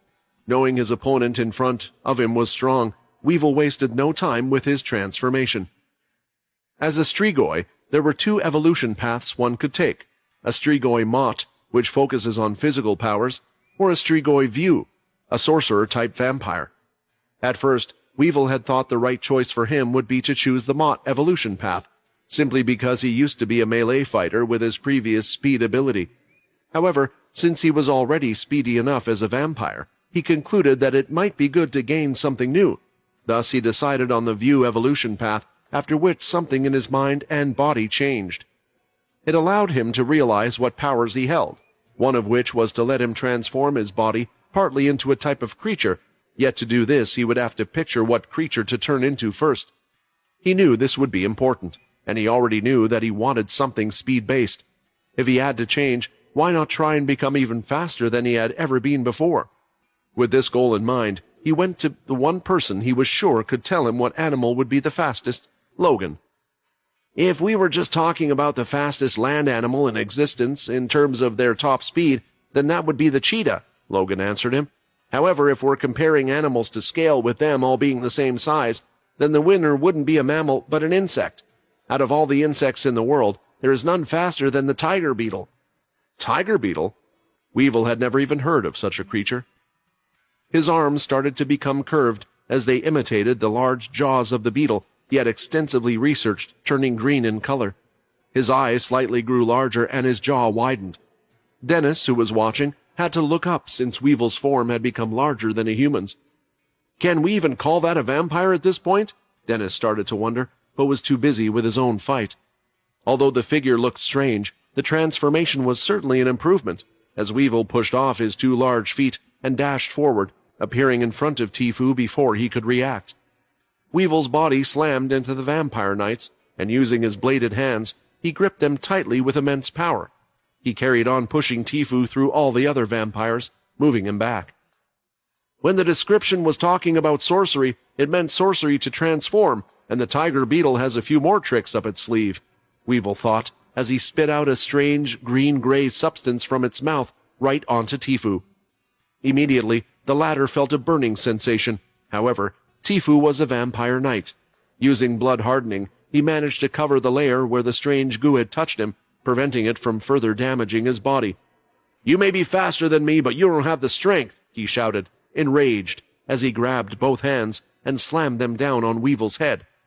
The force was great, and the transformed boy felt his legs were about to tumble. His speed soon slowed down, but he didn't let go of the other. "Good job," a voice praised from behind. "It doesn't matter if he doesn't have the strength, because I do," Peter shouted as he threw out one fist after another, hitting Tifu as hard as he could. Every fist was heavy and strong, filling his fists with blood.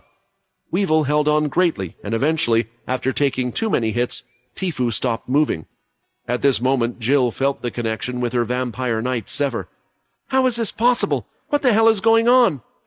She looked at Paul in front of her and started to look at the battle. It should have been an easy one-sided battle, yet now it was clear that they were on the losing side. It seemed like it was impossible to get into the castle. She hadn't fought against Paul yet, but even if she did join the fight on her own, could she really do much? Swallowing her pride, she eventually decided to get in contact with Bryce himself. "Bryce, the 10th family is resisting as we've expected. They have more tricks up their sleeves than we thought, so I'm going to need some help. You need to punish them by coming down here yourself, or at least do something. They're disobeying a direct order from you as their king." Bryce had accepted the call, and when he heard the news, he had to do everything to not show the smile on his face. "I knew that Quinn would have some surprises ready. When he came to attack me, he would have had something in case I retaliated.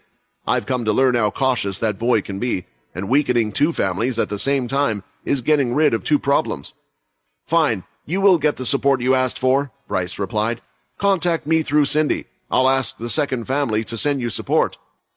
"Come on, I'm rooting for your family members to get rid of all my problems," Bryce thought, no longer resisting the temptation to laugh out loud. As soon as Paul revealed himself, for some reason it looked like Jill was staying back and not engaging with him.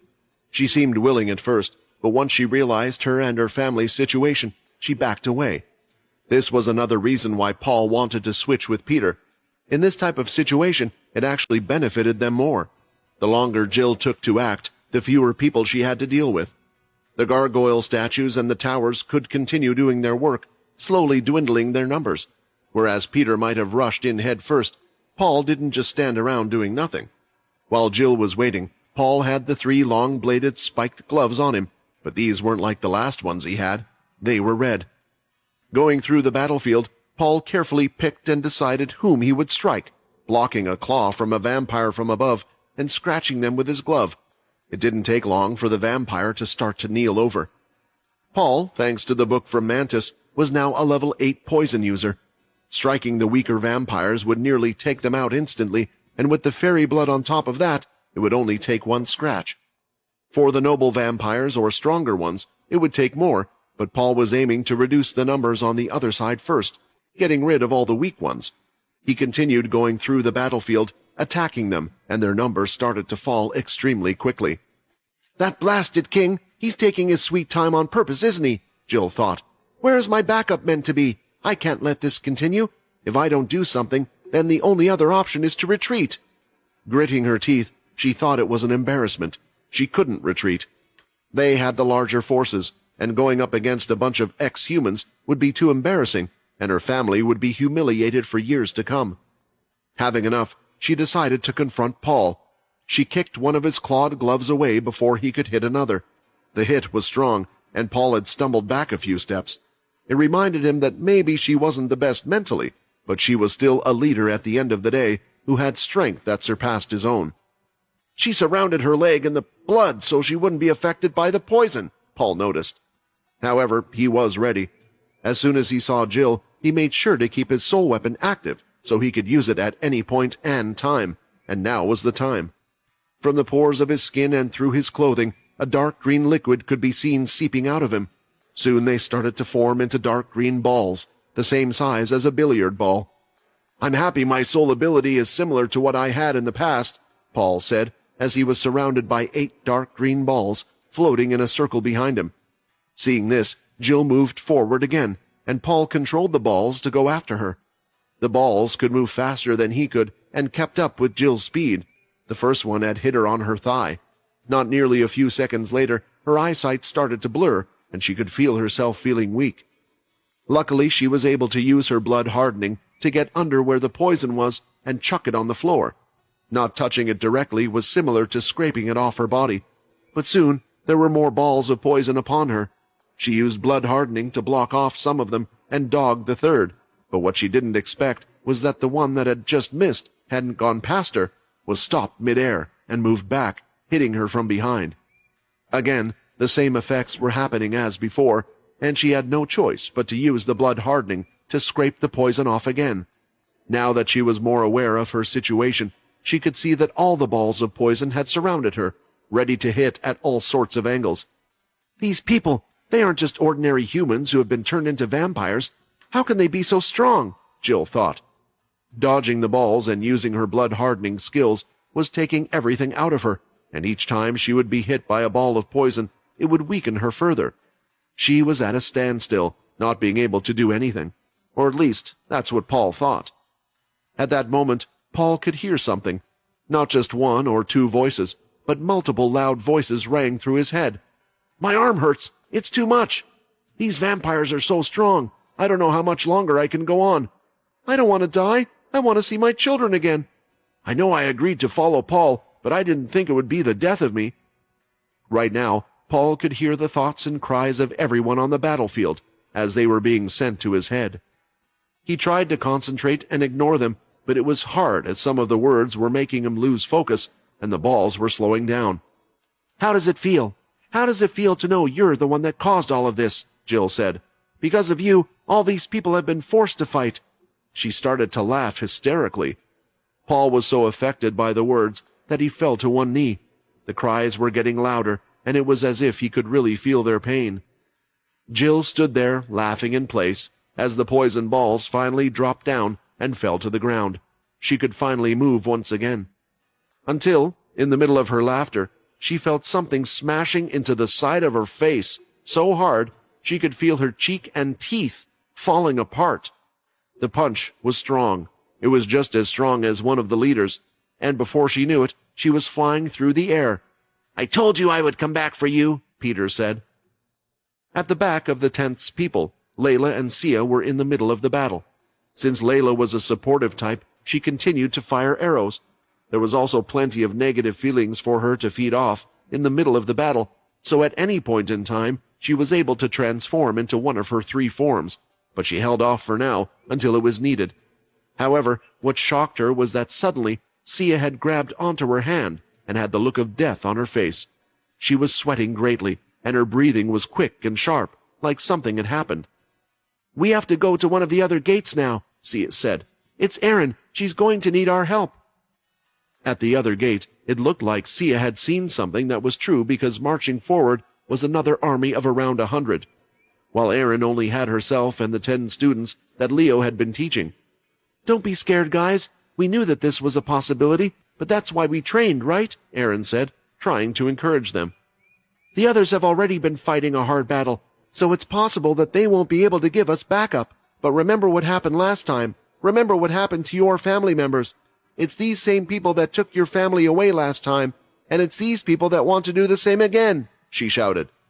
Those words were enough to give the students resolve, as they remembered saying goodbye to their loved ones after the last attack, and the brave ones from the 10th family before that had risked their lives to save them.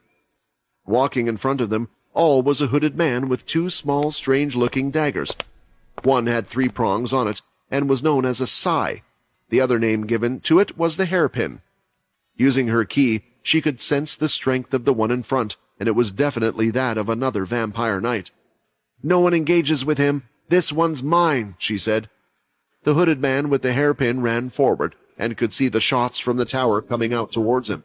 He had dodged the first one, but the second one managed to successfully hit him. The students cheered as they saw the power of the towers, and when the hooded man came out, his clothes were destroyed, and part of his flesh had fallen to the ground. However, he continued running forward, and it looked like he was healing on the go. "It's the ability of the second family. He can reverse the damage. Be careful," a student shouted, as he went past the towers and was now directly in front of Erin. Pulling out her large blade, she blocked one of the hairpins with her large sword, but the other one directly hit her in the stomach.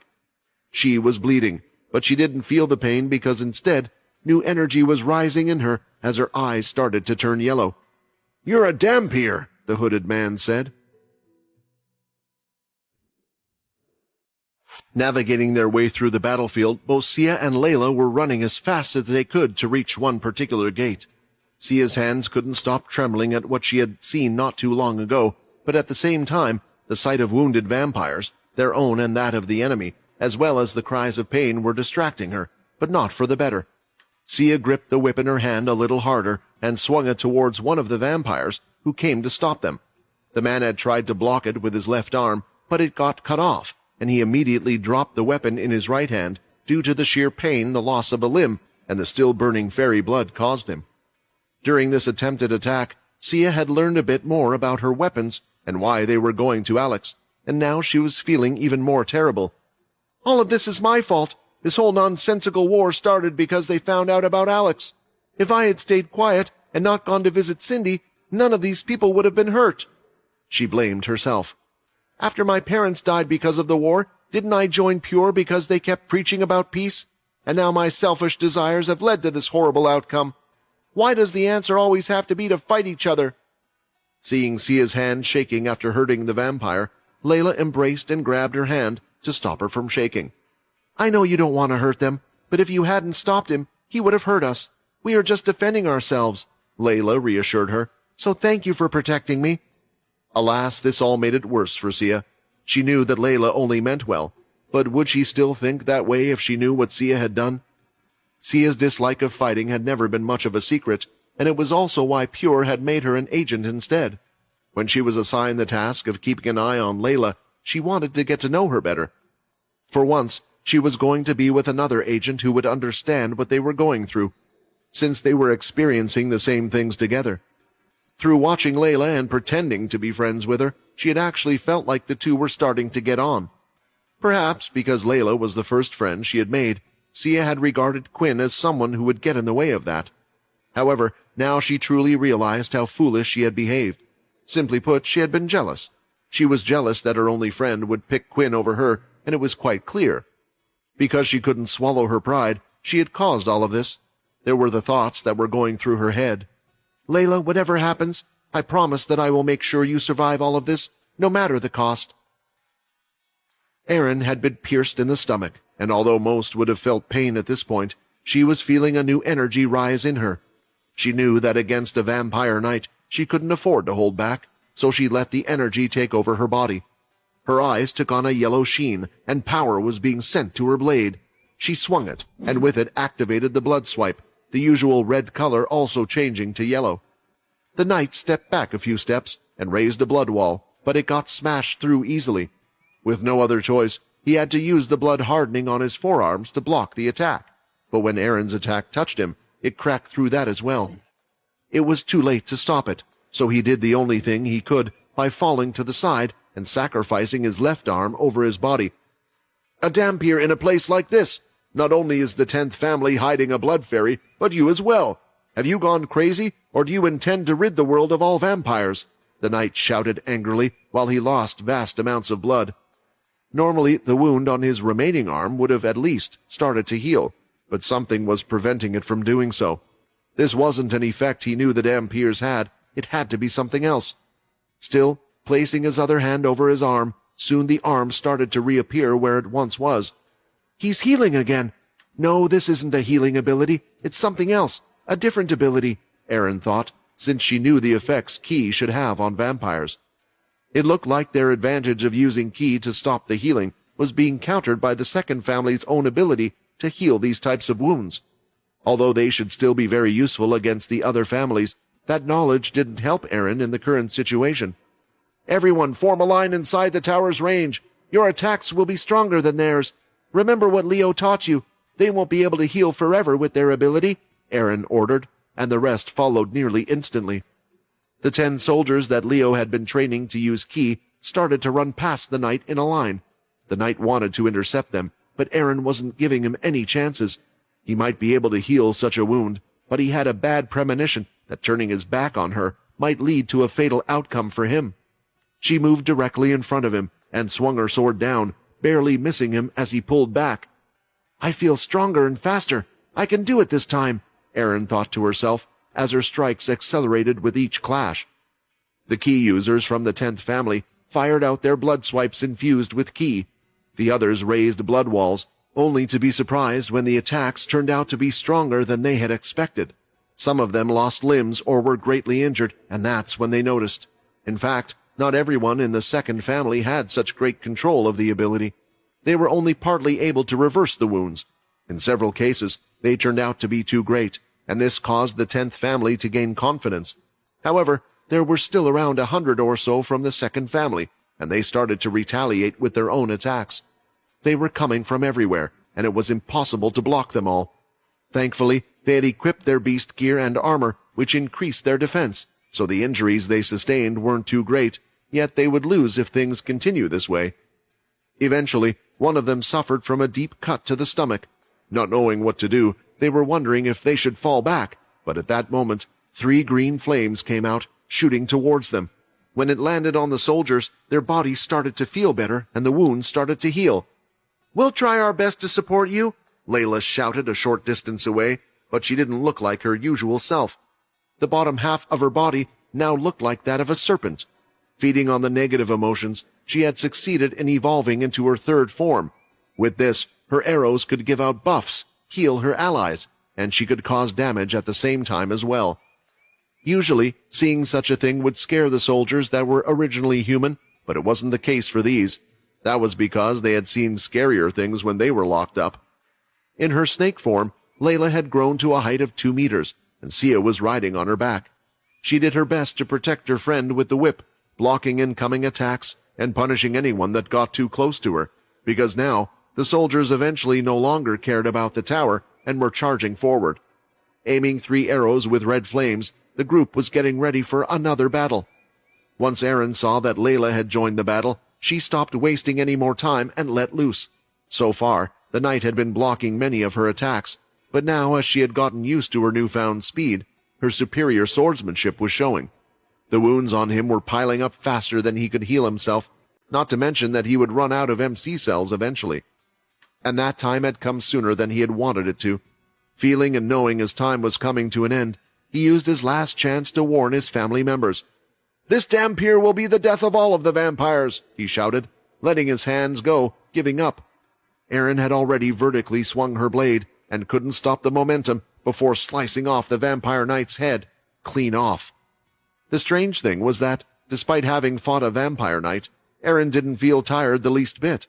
On the contrary, after killing the knight, the energy inside her only grew, and she needed some way to expend it. "Regretfully, it looks like I was a little bit late," a female voice said in a neutral voice. At that moment, the vampires that had all been charging forward and attacking fell back to where the voice had come from, outside the tower's range. For a brief moment, the fighting by the gate stopped. "Leader, what are you doing here? It's dangerous. You should head back," the vampires next to her cautioned the woman, while quickly bowing down. Dressed in her large black Gothic dress was none other than Cindy Chaw. "You've already defeated one of my knights, so how about we end this fight here? After all, it would pain my heart to ruin your pretty faces, girls," Cindy suggested, and at that moment her eyes fell on Sia, who had climbed down due to Layla's canceling out her transformation, something she had learned to do now. "Oh, Sia, I'm surprised to see you here. How about you tell them that there's no need to fight? We can even pretend not to know about the dampier, cutie. All we want is the blood fairy, and you should know who it is. After all, you were the one who told us about its existence." A brief break from the fighting was just what everyone from the 10th family needed, especially since they were outnumbered. Although Layla and Sia came at the perfect time to reinforce them, it wouldn't be enough. The sheer number of enemies was too great, even if they all seemed to be mostly regular vampires. As soon as their line collapsed or retreated, the towers would fall, allowing the 2nd family's army to join the 8th family. That could very well turn the tide of the battle that they were winning at the moment. However, their camaraderie was already being challenged by what Cindy had just revealed. "Sia, what does she mean by that?" Erin demanded to get an answer. She had a deep hatred for those that had attacked the castle the last time, a will stronger than any other on this battlefield to protect the castle this time, and hear it might be Sia's fault. A mixed set of emotions was rising in Aaron as she started to think about what Sia had possibly done. Calm down, Aaron. Clearly this is just her attempt to make us fight each other. We can't just trust whatever she says. I'm sure she's lying. Isn't that right, Sia? Layla defended her friend. Alas, Sia's silence wasn't exactly helping her case. Her head held down, not even looking at the others, made it appear like an admission of guilt. Come on, Sia. Even if it is true, now is not the time. Aaron's too emotional, Layla thought, as she could see the smog above her head. Ever since her eyes had turned yellow, Layla had noticed that Aaron's emotions were getting the better of her.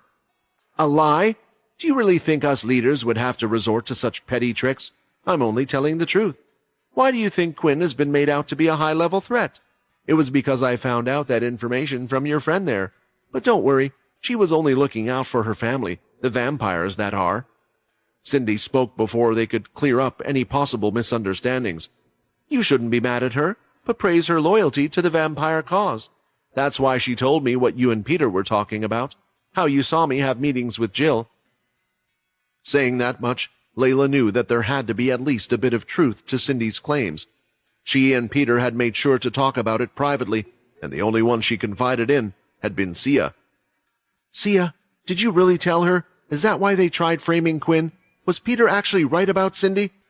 So many questions were spiraling through Layla's mind right now, but the biggest question was, why? Why had Sia decided to tell Cindy about everything? What did she offer her in return? Could it be a deal to bring her memories back? Don't worry, I know much more about you girls than you originally thought. Cindy started to speak in a soft, gentle tone. You three girls don't deserve to get hurt. Each one of you is more special than you think. A rare Hanya, a Banshee, and finally a Dhampir. Although the others aren't much of a problem, you will bring danger to the 10th family if you remain, she said, looking towards Aaron. Don't you see that the boy can't protect you three girls? Because of what you are, you will always be sought after, and the vampires will find a way to get to you. Just like with the Blood Fairy, if you stay with them, they will come and attack the 10th over and over again. Or if you truly value your family members, come and join the 2nd family. With me and my faction vouching for you, I can promise you that not a soul will be able to hurt you. Layla went over to Sia and knelt by her side. She could see her hands were shaking, and when she peeked at her face, tears were dropping to the floor. She already knew that Sia really had done those things before coming over. Sia, I don't know why you did those things, but I can tell that you regret them now. Just tell me, do you think because of what you told her, she's the one that set up Quinn? Layla asked in a quiet tone. Thinking about it, what probably started this was when Sia blurted out that Cindy had been killed by none other than Quinn. After she treated me, I had a vision of her being killed by Quinn, Sia managed to say amidst the sobs. Now to Layla, it seemed like there was a major suspect, someone who knew about the Blood Fairy beforehand, and if Quinn killed her in her vision, it would have been for a good reason. I guess Peter was right about you, Layla said, standing up. You are one crazy person, setting all this up. You're willing to take in Aaron, who you know is Dhampir. Admitting you would hide her, I wouldn't be surprised if you had been hiding your own Blood Fairy from the others, and that's how you set up Quinn in the first place. It should be you rotting down underground, not him, she shouted. Quinn, I guess it's true what Sia told me. You are head over heels for him, Cindy sighed, almost looking depressed by the words Layla said. Oh well, a shame, but I don't need a girl that relies on a man. In an instant, Cindy moved forward as fast as she could and swung out her arm, performing a single-line blood swipe. It was focused on speed, so it came out across the ground faster than Layla could react. She also wasn't a vampire, so her physical traits weren't as strong as others. However, there was one person who was not injured and felt faster and stronger than ever, and that was Aaron. Using the energy in her body, Aaron also dashed in front of the attack and held out her large sword in front of her, infusing it with ki, hoping to either deflect the attack or take most of its energy. Seeing this, a smile appeared on Cindy's face, as she reached out her hand and activated her blood control skill. I won't kill you. You are too special, Cindy said as she controlled the blood swipe to move around Aaron, heading straight for Layla. The attack connected, and blood was seen, flying in the air. Liquid was felt on Aaron's back as it went across her clothes. When turning around, though, rather than seeing a sad face, Aaron only saw one of the smiles falling to the floor. At this moment, underground, Quinn could feel a loss of connection to one of his family members. "A cursed family member has died. 33 of 50 slots remaining." The slots for being able to use the blood ritual had also gone down by 1, and the messages had just confirmed what he feared. A wave of anger rose in him, as he was filled with regret. "No! How could this happen?" Quinn thought, as he tried with all his will to break free from the wall, but it was useless. The blood swipe had hit, and her body had been cut in half by the blood swipe, and for some reason, Aaron could see that she was smiling with her face full of tears, but it wasn't Layla who had fallen, it was Sia. "I knew this would happen," Sia thought. Back at the main gate, the sudden vision Sia had received was not one of Aaron's death or anyone else's, but her own.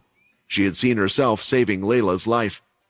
She had accepted it, knowing that this was the fated outcome, as it would save the one person she truly cared about. "Please, continue to live on, Layla. Thank you for having been my best friend." Pacing up and down in the room at a quick pace, biting the tip of his nail, was none other than Alex. His back was starting to ache as it kept his wings tucked in tight underneath his clothing, more so than ever before. They were twitching, begging to be set free.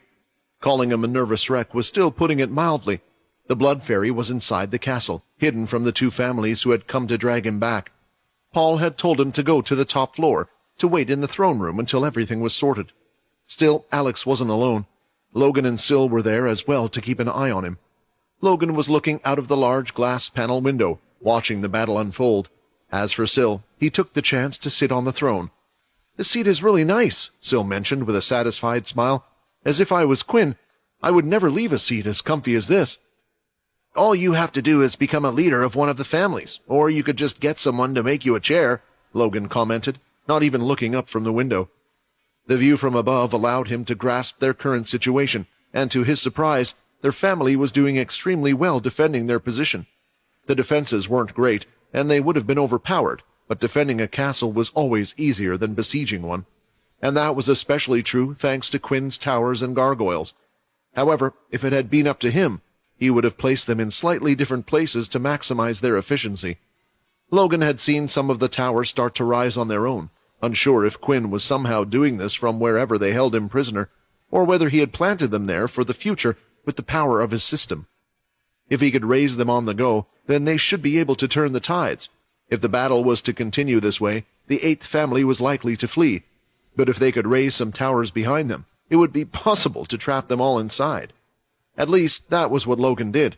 He knew Quinn wasn't vindictive enough to want to eradicate the whole family. Most likely, their leader just wanted the fighting to stop, rather than teach them a good lesson. In the long term, it would probably be the better decision. "How can you two be so calm?" Alex shouted. "There's a whole army out there trying to break into this castle and get us." "You're wrong," Logan corrected him. "They are here to get you, and it doesn't look like they will be able to make their way here any time soon." At that moment, something strange happened. Alex felt a slight pain in his chest. It was a dull pain that was hard to pinpoint, and he soon noticed that it didn't actually hurt, but was more of a feeling as if they had an itch on their heart. The next moment it went away as if it had never been there, yet he instinctively knew what it was. "They're dead. Someone from the cursed family has just died," Alex softly spoke, in disbelief. He thought this was all due to him, due to what he had become. Hearing this and looking out the window, it didn't look like anyone from the castle area had died, which meant it was most likely from one of the other gates. Just then, popping his head through the flap of Syl's side pocket toolbox that was attached to his leg, was little Borden. "Alex, don't worry. You know I'm strong, right? If I'm here, I promise I'll protect you. It's what Quinn asked me to do," Borden said. Although Alex didn't know what a little human the size of a puppy was meant to do, he had heard the stories of how Borden had protected the little kids on the cursed ship when Pure had sent their people in. Seeing the one supposedly responsible didn't really give him much confidence, but he understood that the other meant well. Thanks." At that moment, a strange device that Logan had set up by the throne started to blink rapidly, making a beeping sound with it, and then it stopped. Then it did so again, soon stopping again. "This is bad, quite bad. Someone inside the castle, and they're incredibly fast. Prepare yourself," Logan shouted, immediately recalling the spiders back to his body as he equipped the speed suit on himself. Knowing what was happening, Logan had set up senses in part of the hallway that one would have to pass if they were to reach the room they were in now. What was worrying him, though, was the short amount of time between each beep.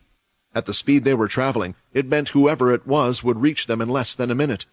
Popping out of the toolbox altogether, Borden was now on the red carpet, while Alex went to hide behind the throne. "Brother, you have no abilities here. It's not safe for you. You need to stay safe as well. We can't save the others if you die," Borden cautioned him. Assessing the situation, Logan could only assume it was bad. Paul had gone out, thinking the castle would be quite safe. Syl was no help at all, and Logan didn't really know what Alex could do. He himself wasn't the best fighter either, which meant the only person they could rely on was little Borden. If only Quinn had placed one of those statues here and here, but I guess he couldn't predict they would be after Alex, only that they might attack this place. Soon the doors to the throne room swung open violently, and a man could be seen standing there with his hands behind his back. He wore a smart white shirt with a long dangling trench coat that had seen better days. It was in tatters, and the one wearing it looked as if he had just been in a fight, but one of his most standout features was the ends of his mustache that would twirl. "I can smell you, bloody fairy," Remus, the original 8th leader, called out. "This place brings back bad memories. Just knowing there is one of your kind inside this damned castle makes me want to tear it to shreds," he shouted out so loudly that the curtains at the very back of the room ruffled from just his voice. "Who the hell is that guy?" Alex whispered, hiding behind the large throne. Syl, who was by his side, could only shrug his shoulders. A few seconds later, though, they heard a loud, crashing bang. Alex couldn't resist the urge to carefully peek over the corner of the throne to see that the intruder that had just entered had been smashed and was currently stuck in the wall. "See, I told you I was strong," Borden cheered, not looking like he did a few seconds before. He now had 2 spikes on his back, as well as scales running up his arm and down certain areas of his face. "Who allowed you inside our throne room, you old man?" Borden shouted. Getting out of the wall, pieces of it had crumbled to the floor. Remus twisted his apparently broken neck slightly. It cracked and twisted, fixing itself, and so did the bones on the other parts of his body. "That hurt far more than I expected. It seems that this era has its fair share of interesting people. Yet why do all of you insist on giving me so much trouble?" Remus asked, clearly annoyed. He looked at the little one in front of him, and before he had time to react, Borden was sent flying by a powerful kick. His instincts had made him to try to block the attack, yet his body had only been able to react when he was already in midair. However, the attack didn't stop there. Remus grabbed onto Borden's head and dragged him across the red carpet before slamming him head first into the top half of the throne.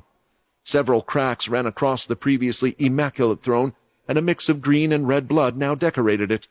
A few seconds later, the top half of the throne fell off, revealing Alex with his legs clacking together. "Looks like I have found you, Blood Fairy." Still on the floor, Alex looked up at the man towering over him as his whole body started to shudder uncontrollably. The man wasn't large, nor did he have a very scary look per se, but as Alex stared into the other's eyes, he could feel the sheer power inside the vampire, power that he could never hope to match. "If you don't do anything, he's going to grab you. Move, Alex, move!" he screamed internally, but none of his body parts were willing to listen to him. He felt like a frog staring into the eyes of a snake, his fate already sealed. That's when he felt someone grab his hand and drag him from their spot. That one person wasn't affected by the man's presence. "My grandfather is a lot scarier than him. Trust me, if he was here, we would all be dead already," Syl joked as he pulled his friend along. "It's useless. He seems to be even stronger than Quinn, and we know how fast he is," Alex protested, but when he looked back, the strange vampire had stayed in place for some reason. "Just let Borden handle him. How have you not realized what he is yet?" Looking over again, he saw that it wasn't the vampire not wanting to move, but more a case of little Borden having his hands gripped around the vampire, and it was only then that Alex started to pay attention to his body features. "Wait a second. He looks like a Dalkey," he stuttered. "That's because he is one, genius. That's why he was so confident," Syl replied, not stopping their escape. Alex had been blissfully unaware that there had been a Dalkey on board the cursed ship the whole time. Yet for some reason, he couldn't say that one was out of place, given their ragtag team under Quinn. Nevertheless, right now he couldn't care less what Borden was. He just wanted him to win this fight. Taking this brief moment of nobody paying attention to him, Logan decided it would be best to try to contact the others, because there was one thing worrying him. Yes, Borden was strong, but there was a time limit to his prowess. "This is Logan. Paul, I don't know what's happening right now with you, but you have to come to the castle right now. We have a visitor on the level of a leader. Logan tried to relay the message, but there was no response. This was because at this moment and time, Paul was being overwhelmed by the simultaneous influx of information coming from all voices on the battlefield. He couldn't filter out what Logan had just relayed. With blood dripping down his head, Borden had a smile on his face. Old man, have you ever fought against a Dalki before? You know, the more you hurt me, the stronger I get, Borden shouted as he crushed the bones in Remus's hands. Lifting in the air was quite the sight for them to see, and soon he was slammed down to the floor. Getting up quickly, Remus was recovering at a rate that would even put a white like Peter to shame. Vampires had great healing abilities, provided they had blood nearby, but this strange vampire somehow managed without, albeit at a tempo he himself was unhappy with. This truly is an interesting era for so many people to be able to actually hurt me. What exactly are you? You smell like a human, but at the same time like a beast, Remus questioned, shaking his arm after a few seconds. Not answering or wasting time, Borden went in again. If one big hit won't finish you off, then I just need to hit you until you can't recover anymore. This time Remus took on a fighting stance with one hand in front of the other, and as the punches came, he would tap them away with his finger from side to side. It was awkward due to Borden's small size, but still the original vampire could keep up with everything that was happening. The swings look wild, but I can tell he is well trained. It seems my bad habit is acting up again. I should stop wasting time with this one and go after the blood fairy. Leaping back away from Borden, Remus made a fist. Blood cannon! Activating one of his strongest skills, his arm churned back and the recoil was strong, swinging his arm upward. A large red heavy ball was shot out from his arm as fast as a bullet, knocking the Dalki back to the throne. Looking at Remus's hand now, it looked completely destroyed as all the skin from his outer arm had peeled off, and his muscles could be seen, but once again his arm was regenerating at a visible speed. That skill! It looks like Quinn's blood bullet, but a stronger version, Logan noted. Using blood bullet once makes it so Quinn can't use his fingers for at least a day, but with his healing speed, it looks like he can use it as many times as he wishes. And soon, Logan would find out. Borden stood back up again, yet he was covered in far more blood than before. For such a little person, it looked like a horror scene, but there was a smile on his face as new energy was building up inside of him.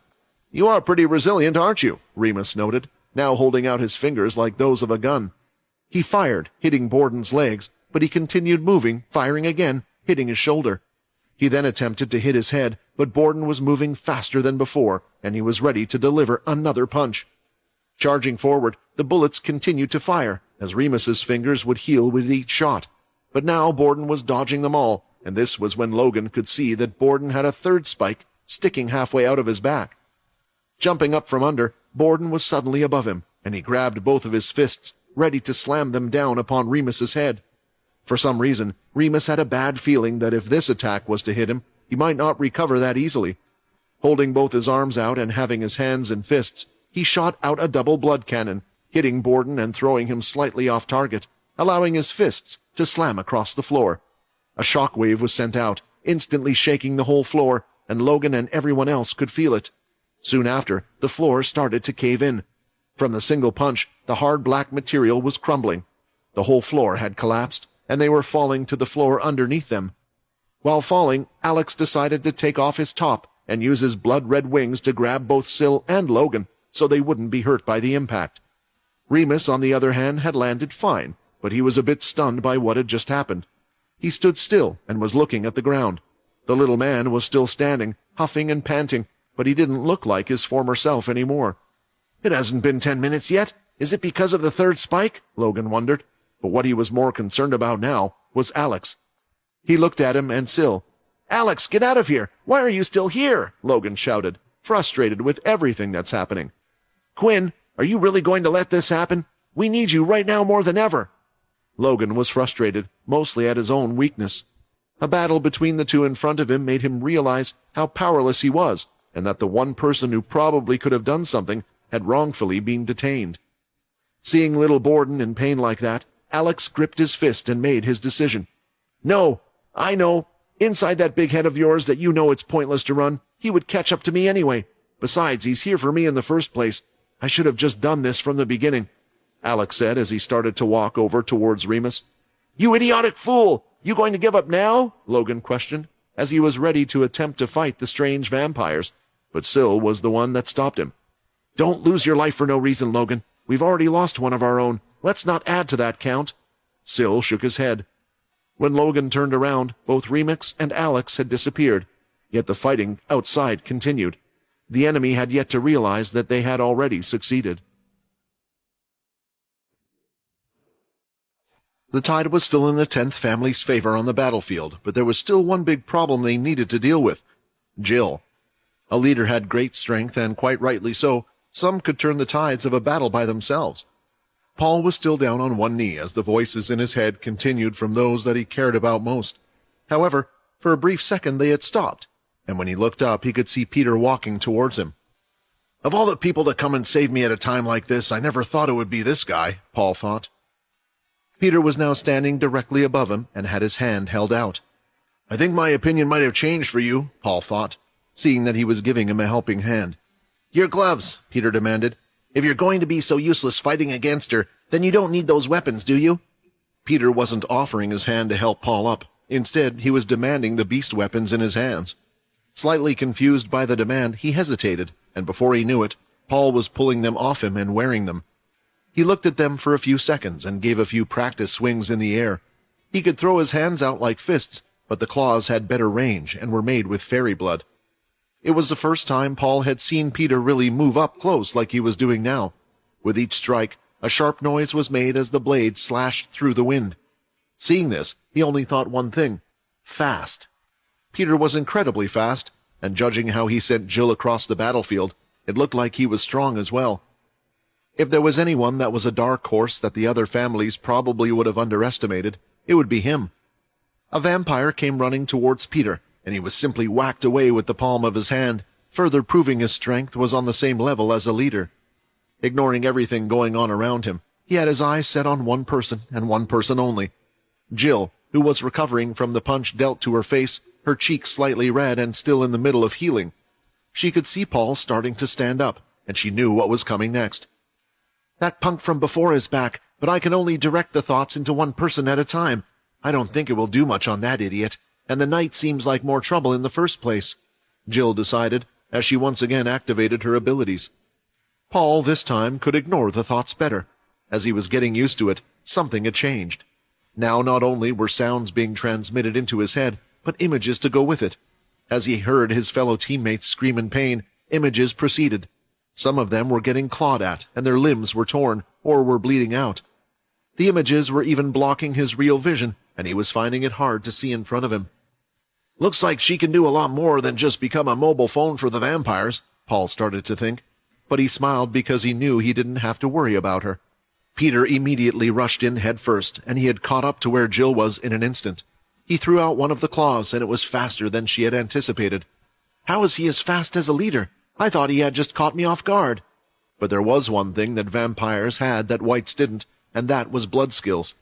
Using the blood hardening, she blocked the powerful attack and threw out a blood swipe, hitting him on the shoulder. However, feeling no pain, the punch continued, and this time when he hit her, it was with the claws from Paul, causing immense pain throughout her body. Using the blood control took time, same with the blood hardening, and Peter was ignoring his body damage to deal blows to Jill, knowing full well she would be hurt more by it. "Damn you!" Jill screamed, as she gritted her teeth with a mouthful of blood from the hit she was taking. She attempted to slash Peter's head right off, but both his arms and weapons had blocked his head, with another pair in front of them. Looking at it, Jill could see that the other pair of arms belonged to someone she knew. It was her knight, Tifu, that had been raised from the dead. "Protect the head! It was the only lesson Edward taught me, and it's the only lesson I need!" Peter shouted. Tifu grabbed onto Jill, and Peter stabbed one of the claws right into Jill's thigh. The blades dug in deeper than before, and the effect was taking over her whole body. I can't win," she had finally admitted to herself. "Where the hell is my help? Just wait, Bryce. Let's see how you deal with this failure." 1 second Peter could see her, standing in front of him, proud, and the next second he could see her running off, and soon after the rest of her people started to follow her. Finally the image in Paul's head stopped along with the sound. Is it over? Paul wondered. As the battlefield in front of him was clearing, the 8th family had retreated. Although the fight was over in front of the castle, there was still a fight at one of the other gates. Aaron had just witnessed Cindy attempting to kill Layla, and in the end, another was sacrificed in her place. Seeing the blood of someone she knew, someone fell in front of her again, reminding Aaron of her past. "No, it's going to happen again, everything. They're going to take everything away," Aaron thought as she gripped her sword and dived into the enemy's side, right in after Cindy. "She was the one that was attacked. She is the problem I need to get rid of," Aaron thought, as her anger had reached a boiling point so strong that she was crying inside to get rid of the energy that had built up. The whole situation had been calm up until this point, and the others didn't know what to do. While Layla had transformed into her serpent form and was placing her green flames on top of Sia's wounds, it was doing nothing. The slash in her body had nearly gone through. It was that strong, but it had torn everything inside with it, giving her almost an instant death. "Sia! Sia!" Layla cried. "Come on, I lost my mother. You can't leave me now as well," she screamed at the top of her lungs until her throat was sore. She continued to cry and used all her energy to produce bigger green flames. Her voice was nearly torn to shreds as she continued to shout. "Wake up! Wake up! Who is going to help me find out about my mother? Didn't you just remember who you are? You can't just leave like this." However, there was no answer, and her eyes were lifeless, with a soft smile on her face. Seeing Aaron rushing towards Cindy, the other vampires around her started to gather, pushing her towards the back. They were clearly worried about their leader, who wasn't known for her combat abilities, but instead was known for her actual ability. "Please, leader, stay back. None of your noble vampires are here," one of the vampires ordered. Cindy had only brought one vampire knight along with her, along with the regular vampires from the pooling area. She didn't bring any from her inner castle area or from the castle itself. This was why the vampires were so worried about her, and at the same time were trying to make an impression, hoping to be promoted. "Don't hurt her too badly," Cindy shouted, strangely concerned for Aaron. What the vampires didn't realize was what they were getting themselves into. It didn't take much for Aaron to beat them. All the blood swipes coming towards her could be blocked with her sword, and with each strike of her own, a vampire would fall down and never get back up. That's when Cindy noticed something. Every time she strikes down a vampire, her attacks get faster and stronger. It wasn't just her imagination either. Aaron could feel it. Every time she killed a vampire, a surge of energy was increasing inside her. This was the special treat of the vampire hunter. "I have to get stronger, stronger," Aaron screamed internally. No longer was she worried about herself or the others, but she was just looking at the next vampire to go after. The vampire stepped back a little, and she leaped forward, launching after them, swinging her sword when a sudden clash was heard, swinging her sword upward. It was the first time in this fight where she felt her blade was overpowered. "Who did that?" she shouted. "Don't get consumed by your power, Aaron," a voice said. When she finally saw who had just blocked her attack, she recognized who it was. "Teacher!"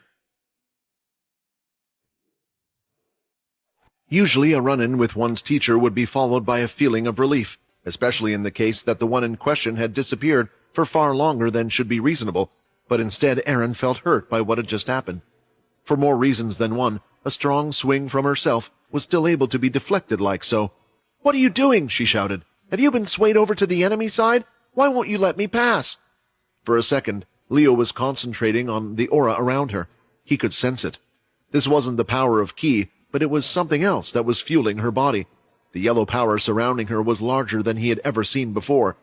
What exactly had happened in the time they were away? What made it so you had to resort to the power taking over, Leo thought. "I'm sorry," Leo responded. "I'm sorry I wasn't here. I've neglected my responsibilities as this family's knight. I should have been here for you all. However, I can't let you hurt these people, not when they have already given up and lack the will to fight." "What do you mean? Stop making excuses," Aaron asked, confused by his words. She dashed in, not wanting to wait any more, and swung her blade high, towering over her head. "Do I have enough energy left?" Leo wondered as he could see the power inside of her. "I have no choice. It will have to be done." He placed his blade in his sheath again, crouched, bending his knees slightly, not moving from the spot he waited, and when the blade started to descend. That's when Leo unleashed his sword. Suddenly, Aaron could feel something pulling her sword in a certain direction. She could tell if it continued on this path that it would be blocked, but she couldn't do anything about it. It was as if her arm was being guided, and it now had to follow that path. At the right point and time, Leo's blade struck the large blade and stuck it into the ground. but Erin had more than one weapon on her. She also carried a new katana-type blade made from Alex's blood. As she was attempting to draw this out, Leo kicked her hand, hitting her knuckles, pushing the sword back in, and then his hand laid on top of her head. Soon the energy from her was distributed to Leo himself. Erin's head was clearing, and all the anger in her body started to dissipate. What he was doing right now was a form of Leo's soul weapon, and it was the same as before. Learning how to use the second stage of ki also opened up more ways for him to use his soul weapon as well. When the energy died down, her yellow eyes began to dull, and that's when she noticed the look of those around her. The vampires from the second family no longer looked defiant. No, they looked frightened, as if they were looking at a demon, their weapons drawn and shaking in their hands, and even those that were on her side had great concern for her. Once the energy was transferred to Leo, he lifted his sword and struck it into the ground. Cracks started to appear in the ground, and yellow energy could be seen coming out from them. The area of attack wasn't large, but an attack deeper than one's eyes could see was created in the ground itself. "Leo," Erin spoke softly, having come to some of her senses. "I'm sorry I didn't mean to attack you." Don't worry. You have too little experience with this type of energy and failed to control it. That is what teachers are for, and that is why you are still a pupil and not a teacher," Leo replied as he put his hand on her shoulder. Now aware of what was going on, she realized that Leo was right. For some reason, the second family was no longer attacking them, and instead, they just stood there watching the scene in front of them. The reason why Leo knew they were no longer planning to fight was because their aura told him so. It had retreated and was no longer on the attack. "What are you still doing here? Do you need an extra invitation to leave?" Leo questioned. "Do you think I would take orders from a vampire knight?" Cindy talked back. "Remember, I am still a leader." Leo turned his head to see if he had his hand gripped on the hilt of his blade. Although the others had put their energy away, there was still one person prepared to fight. "No, I don't expect you to take orders from me, but I do expect you to listen to the orders you have been given. I'm not in the best of moods right now. My duty is to protect the 10th family, and if you dare to step a single foot forward, I will do just that." Cindy appeared calm, cool, and collected to everyone on the outside. The expression on her face hadn't changed in the slightest, but Leo could tell those words had angered her greatly. She was unable to hide it with her aura, as it went about fiercely over her, like a rabid cat. "Everyone, we shall retreat for now," Cindy ordered, turning around, and the rest soon followed. Erin didn't understand what was going on. Why would they retreat now just because Leo had turned up? Things were certainly confusing, but as the whole area was quiet, there were sounds of sobbing that could be heard. Looking at where the sounds were coming from, Layla was no longer in her serpent form and had her head pressed up against Sia's chest. "Everyone," Leo shouted, "the fight is over. Return to the castle. Get your wounds treated. Afterward, we shall pay our respects to those who have given up their lives for us." Walking over, Erin could see Sia wasn't moving, and she hadn't been for a while now. She looked cold. She dropped her large sword to the floor as she fell to her knees. "I'm sorry. My last words to you." She couldn't even get the words out she wanted to say. A small tear fell from her left eye. "It's okay. I'm sure she knew you didn't mean it," Layla said, with a forced smile through her tears. "Look, she's smiling.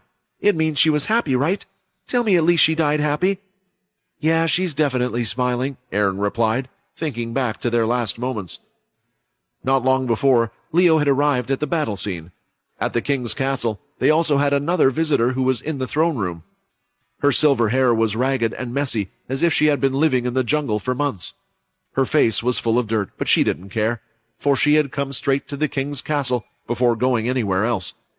Silver was bowing down, and standing in front of her was King Bryce. "Silver, you truly are an amazing person to have found all that out. Who would have thought they would be involved?" Bryce noted, with a big grin on his face. "The request has been made. Those attacking the 10th have been ordered to withdraw. You may leave now." However, Silver remained. She had gone through all that, and that's all Bryce was going to say to her. "Sorry, Your Majesty, but may I ask, what will happen now?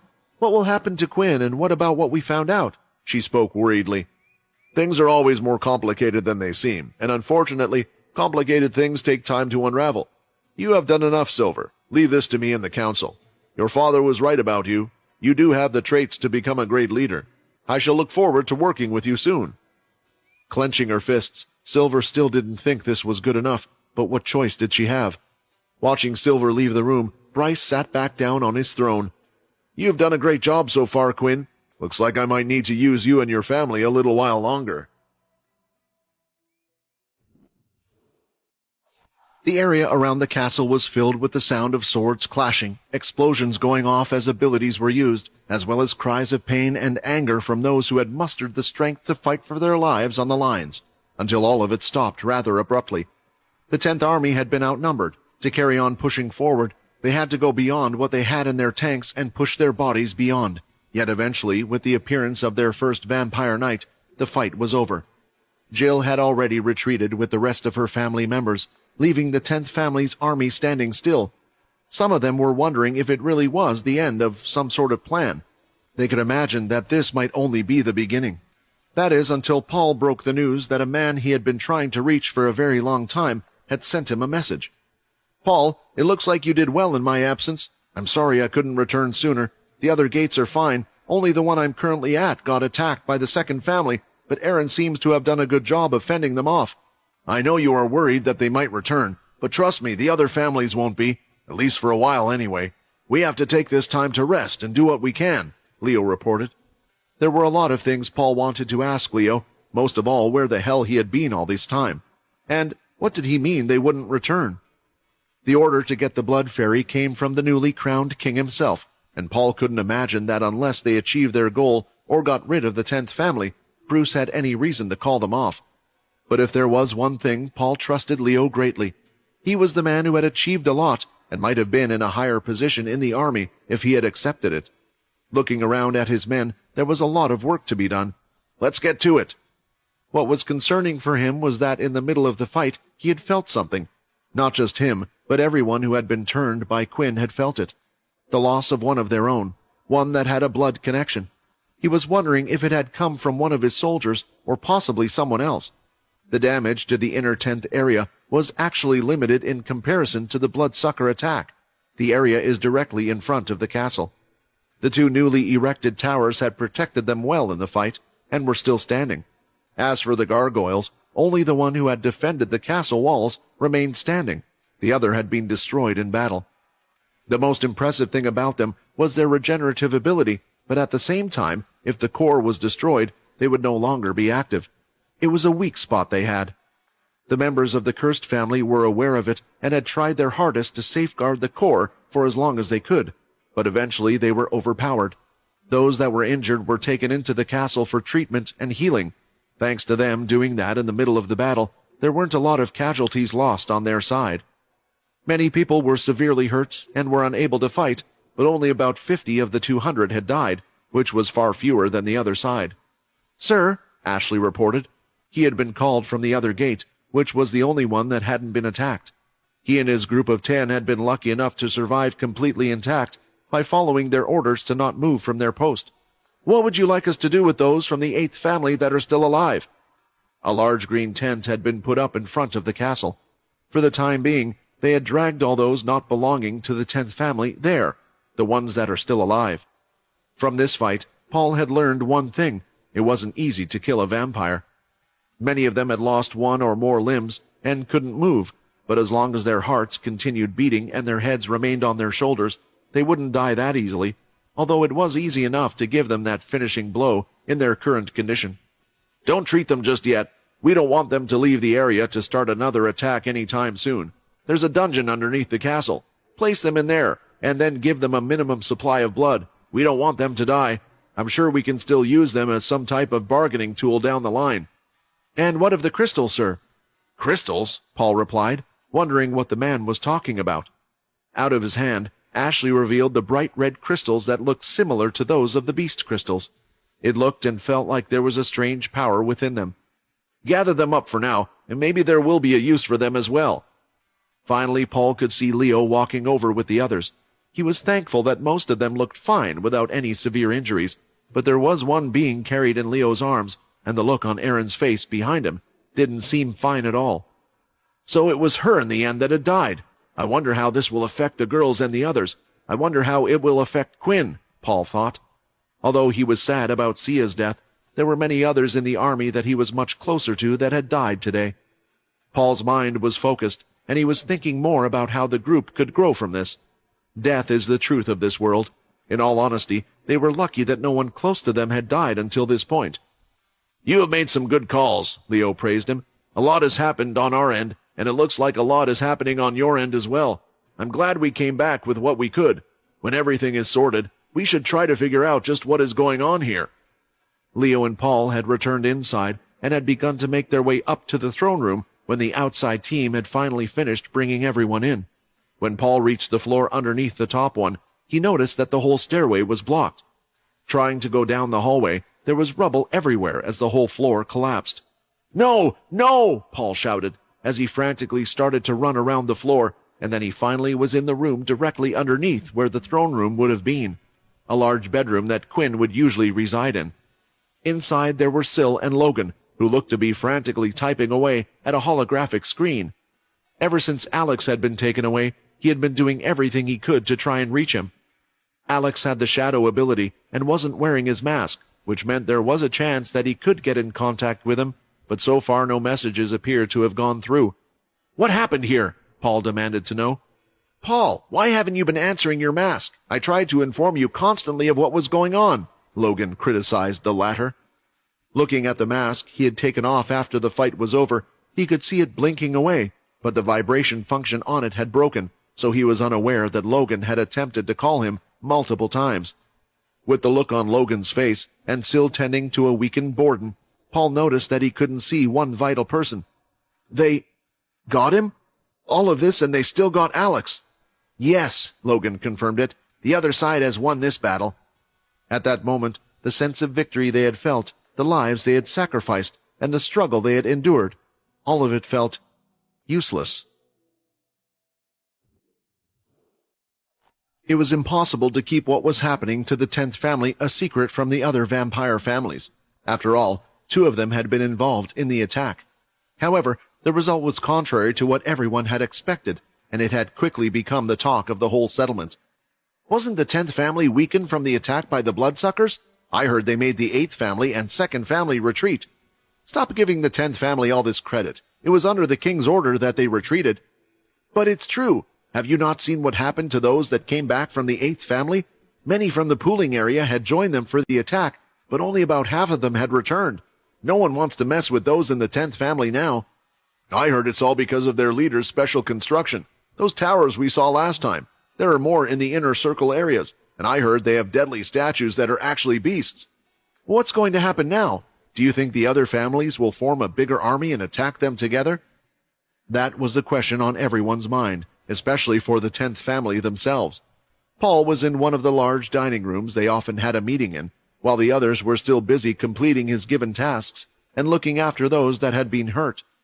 Paul had just informed Leo about everything that had happened during his absence, catching him up on why exactly they were after Alex. The biggest shock to the first vampire night was the fact that Quinn had been captured. "I see. So it's difficult for us to make a move currently. I wonder if what we found out will be enough to let him out. Have you had an update from the king?" Leo asked. "No," Paul shook his head. "I've heard nothing, and it looks like you might know more than me.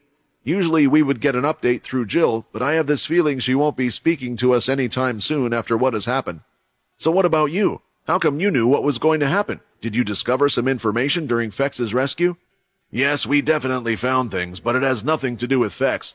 It was just like his familiar said. Someone had removed all his memories. It would be best for me not to say anything just yet. At least until we hear back from Silver on how things will proceed, it would be best for me not to say anything just yet. For now, we should keep an eye on those in the castle. Quinn brought a lot of these people together, and without him, they are being torn apart. They will have to find something else to rely on and push forward. They are young and have never experienced things like this before. Even in my time, I did things I regretted." Leo was right. There were many of those that had been affected by the loss of their comrades. Walking down the hallway, Peter was looking at the gloves that he had taken off Paul. Paul had asked for them back, but so far Peter had ignored his request and was happily testing them out. He had never used a weapon, but these gloves suited him quite well.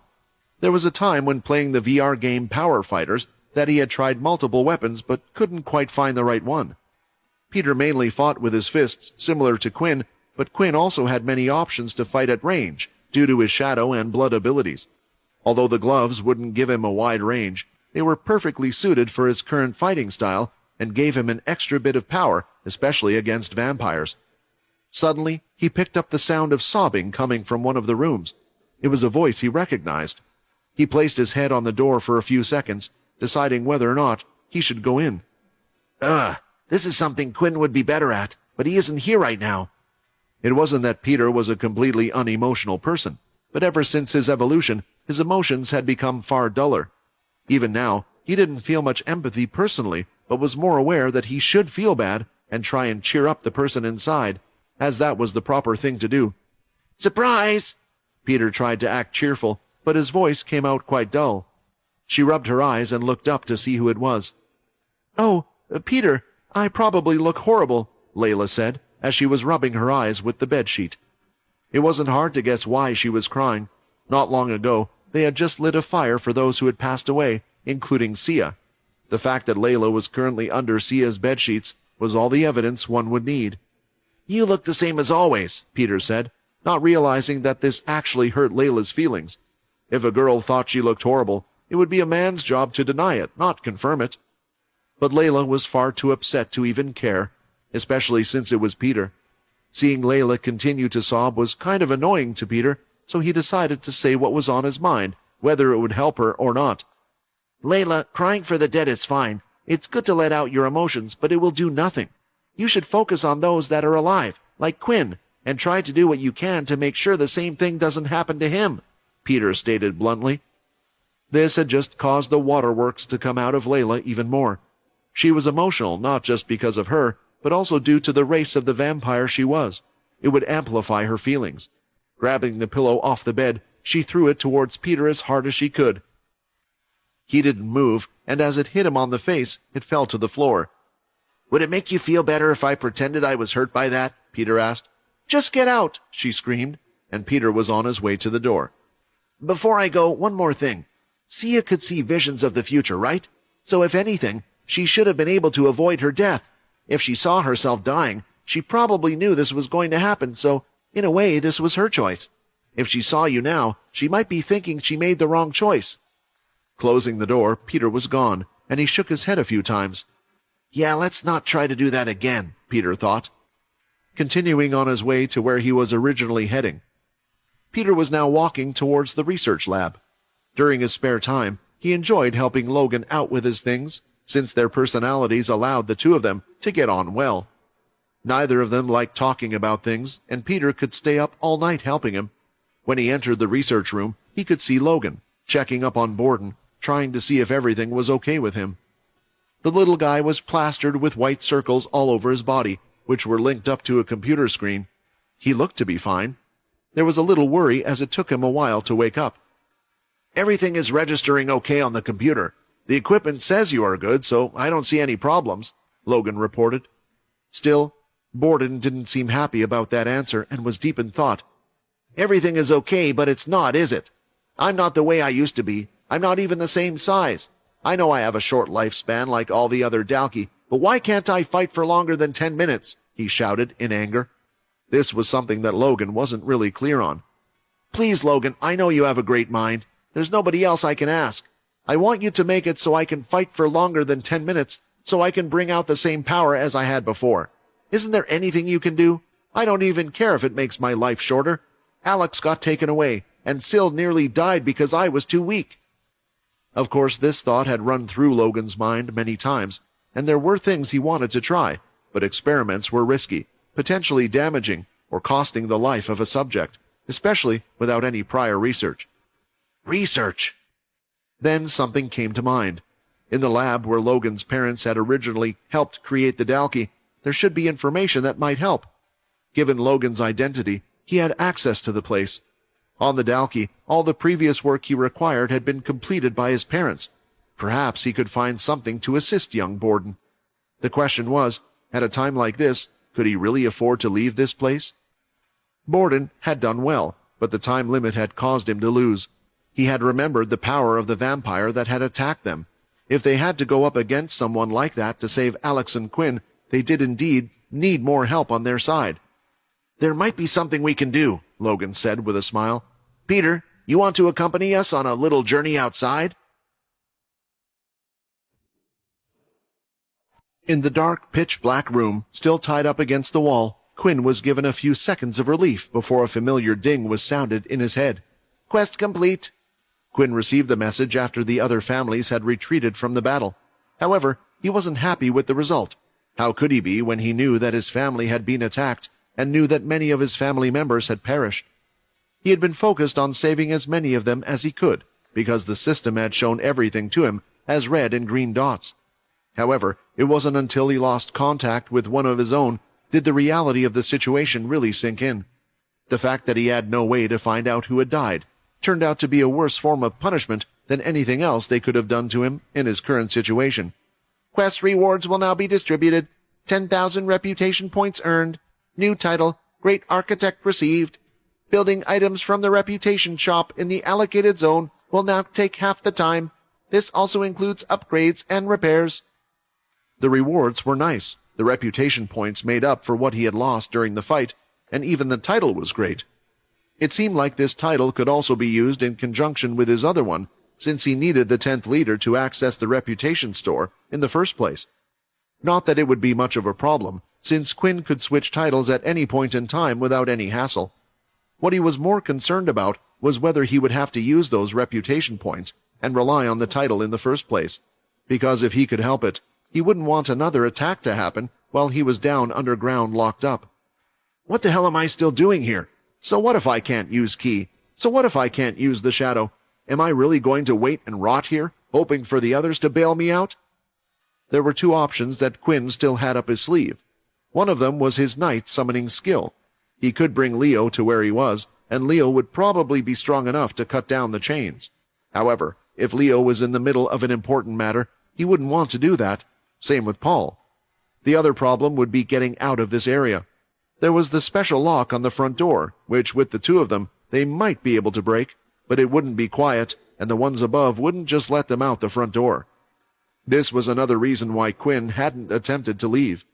Leaving, in a way, was admitting to his captors that he was guilty, but since nothing had happened to him for so long, Quinn could only deduce that they either lacked evidence against him, or that it was not solid enough. At least the vampires are fair in that sense, even if they get the evidence through illegal means, Quinn thought. But there was a second way for Quinn to escape, something he had figured out not too long ago. He still had one power source on him left that he could use, his blood energy. The vampires that would come in so often had been feeding him blood, and it was to the point where Quinn's blood bank had also been filled. It wasn't like he could use his blood skills to get out of here.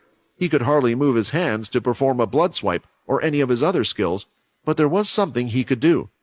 Susan's ability was strange. It prevented him from regaining any of his shadow powers, and it appeared to have done the same to his Ki as well.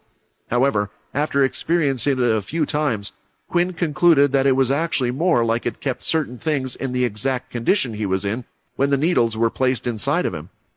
Unlike the other forms of energy, the feeding of blood did allow him to restore his blood energy. He closed his eyes and started to focus. Looking at the ball of energy that would usually be filled with Ki, it was empty.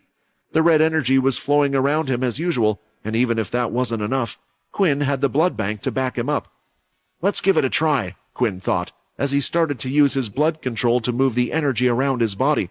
He did so while pouring it into the Ki ball slowly, bit by bit. "Your bloodlust is increasing." "Quinn, what are you doing?" Vincent asked, stunned, as he saw Quinn's body slightly changing. His skin was tightening, and his muscles were building as his fat was being eaten away. "Have you forgotten what I told you? Doing this could be how you turn into a bloodsucker. Even if you can escape, there's a good chance that they will try to kill you as you escape from here before you even get any proof." "Don't worry, Vincent," Quinn replied while grunting out loud at the changes in his body. He didn't use up the blood in his body straight away. Instead, he was placing it on the edge. Each time he felt his sanity slip a little and his mind start to go blank, he would move the energy out a little, stopping him from turning. When his body got used to it, he would push it further, adding more blood. He didn't mind what state his body had transformed into a bloodsucker. He wanted to do that so he could have the strength to break out of here, but he also wanted to have a clear state of mind. "I know it's possible from what Leo told me, and if someone else can do it, it means I should be able to," Quinn grunted again, as some of the hair from his head fell out. It was a difficult stage to keep, because one needed to be self-aware of themselves the most. If he pushed it just a little too far, then there was a chance he would completely transform into a mindless beast. By this point, he had made it so his body was already starting to change, but was unsure how long it would take. "Quinn, there are footsteps. Someone is coming." Hearing that noise, Quinn didn't want to alert them to his plan, so he quickly moved all of his blood energy away from where his key would reside. His body started to go back to the way it used to be. However, when looking at the cuffs on the wall, Quinn could see that one of them had moved very slightly off the wall. "Looks like my new plan might work out after all, but I also need to think about what I do after. Do I go to Bryce, or do I head to the 10th family and try to get my family out of the vampire world?" Without information, it was a hard decision to make. The door started to open, and this time there were a few more royal guards that had come to visit him than usual. He thought the timing was a bit strange, as they had been consistent with the times when posting him to give blood. Quinn had only met the clown once, thankfully, and never saw them again after. "Set it up," the guard ordered, and the guard quickly moved in with somebody that Quinn couldn't quite make out. The room Quinn was in was large, and they had gone up against the same wall but were around 10 meters apart from where he was. The sound of a few clangs were heard here and there, and when they finally moved away, Quinn could see that they had tied someone up against the wall, just like him. "Alex!" Quinn shouted. Up until the very last second, Alex had been wondering whether it was the right thing to give himself up. After all, in a way, everyone in the 10th family had been dragged into a fight to protect him. Would they forgive him once they found out? Would they blame him for being selfish, for having made this decision on his own? Would they understand what he was thinking at the time?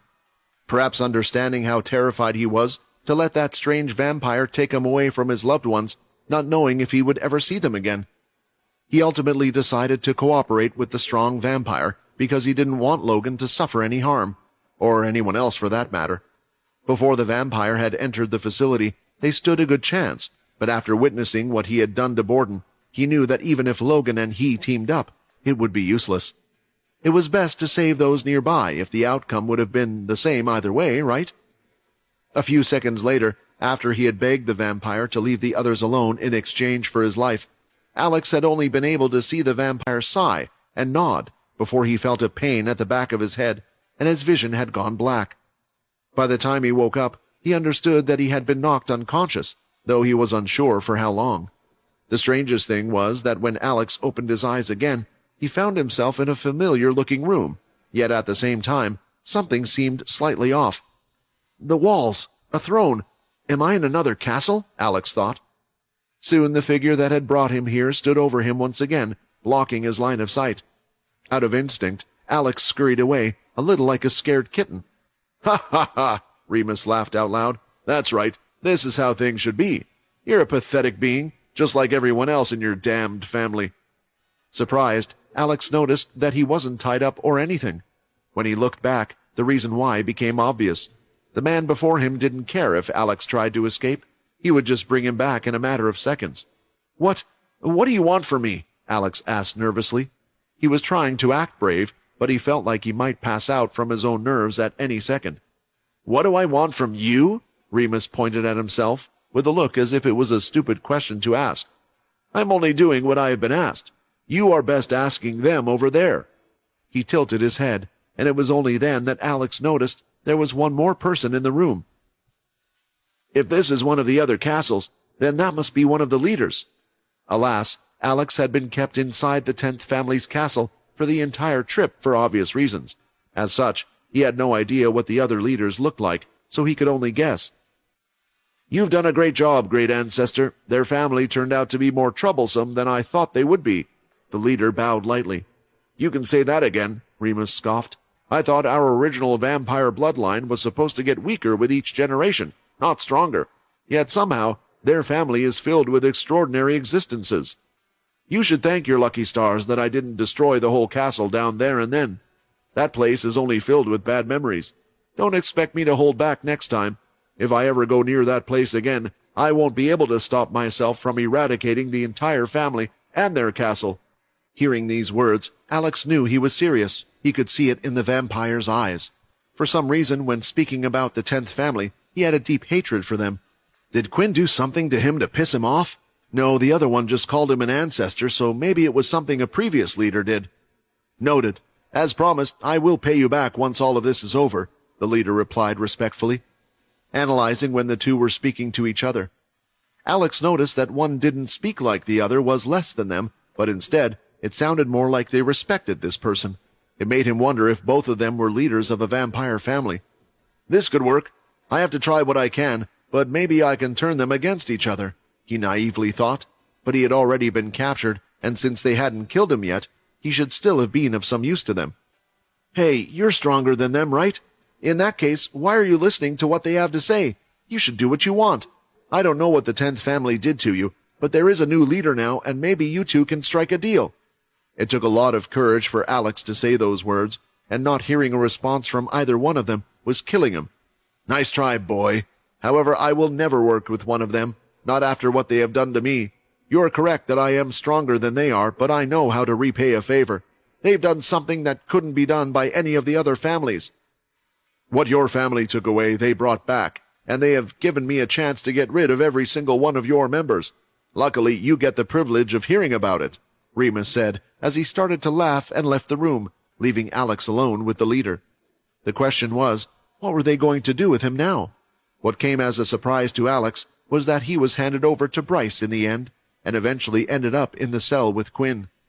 Alex had just finished telling the tale of what had happened, how those in the 10th had been attacked because of what was used on Dwight, how they were after him, and everything after he had been taken.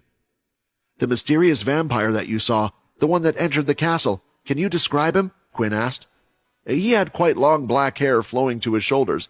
His clothes were all tattered, but I don't know if they were old or because he was in a fight. But the thing that stood out most was his twirly mustache, Alex described. There were a few leaders who came close, but none of the leaders fit the description perfectly. Quinn, I'm not entirely sure what Alex said is correct, but from the sounds of it, the person he was describing is one of the originals. One of the originals? Are you sure? Yes, and not just any original, but the original belonging to the 8th family. If it's true, then what Alex felt and the words he heard might be true after all. Do you remember what I told you about Jim? How he had experimented on one of the original vampires? Well, that was the 8th, Vincent explained. Wait, but didn't you say he had died? Yes, but I don't know the full details either of what actually happened, only what we have been told. But if it is true, then his grudge against the 10th family will run deep, very deep. Once again, something that was completely unrelated to Quinn, but those before him, was bringing pain to him and his friends. He couldn't imagine the experiments Jim must have run on the original for him to be so angry. One more question. Would you be able to describe the leader in the castle that you saw? Quinn asked. Of course, I didn't get a good look at her because she had a black veil covering her face, Alex said. But it was obvious it was a girl because she wore a big fluffy black dress. Out of all the leaders, Quinn only knew of one leader who wore the same dress every time he saw her. It looked like one of his guesses was right. It was Cindy, and they were, for some reason, working with the 8th original leader. A day had passed since Silver had returned with Leo, and since the fighting at the 10th family's castle had stopped, nobody else had come to bother them since. Frustrated about the lack of news, Silver had already decided to ask for another meeting with King Bryce. After the information she had given him yesterday, there should have been an announcement or something should have happened, but there was nothing. Were it not for all the strange things that had occurred, one would have called it a peaceful day in the vampire settlement. However, it was precisely the lack of anything happening that Silver thought was strange, that such an important matter was moving so slowly, especially given that it was the new king's problem.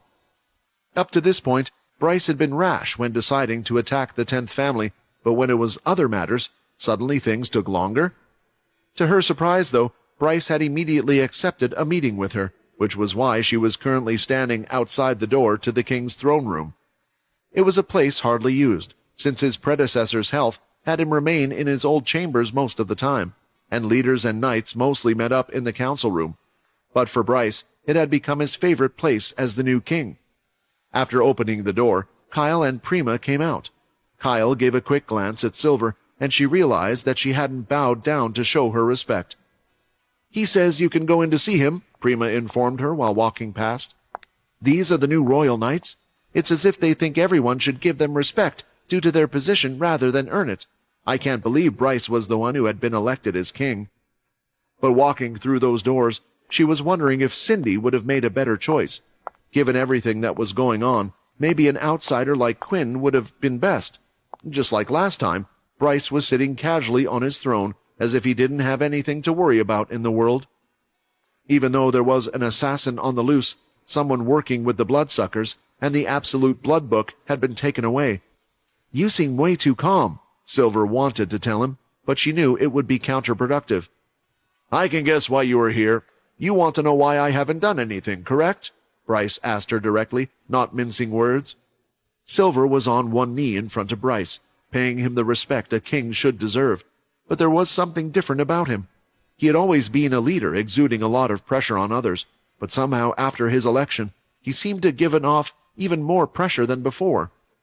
Indeed, with the information I have given you, Your Majesty, we now know that there is an original leader out there somewhere, and we know it to be the ancestor of the 8th family.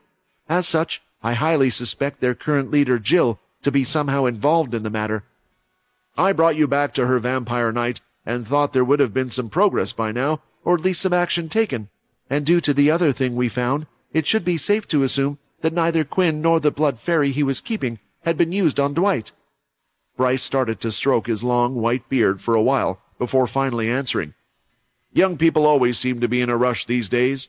The person behind this has been cautious, and due to the 8th leader's ability, I'm sure they already know everything that you or I know as well, which means they are always one step ahead of us. Think back. When you thought you had discovered an illegal in the human world, did you capture the illegal and bring them back straight away? No, you went on to search for the one who had created the illegal. I am taking the same steps here, so taking in Jill now will mean nothing. Instead, I intend to use her to lead us to the rest. Judging from his words, it seemed like Bryce was making his moves in the background. He had always been sneaky as the first leader, and now it seemed like he could be even sneakier as king.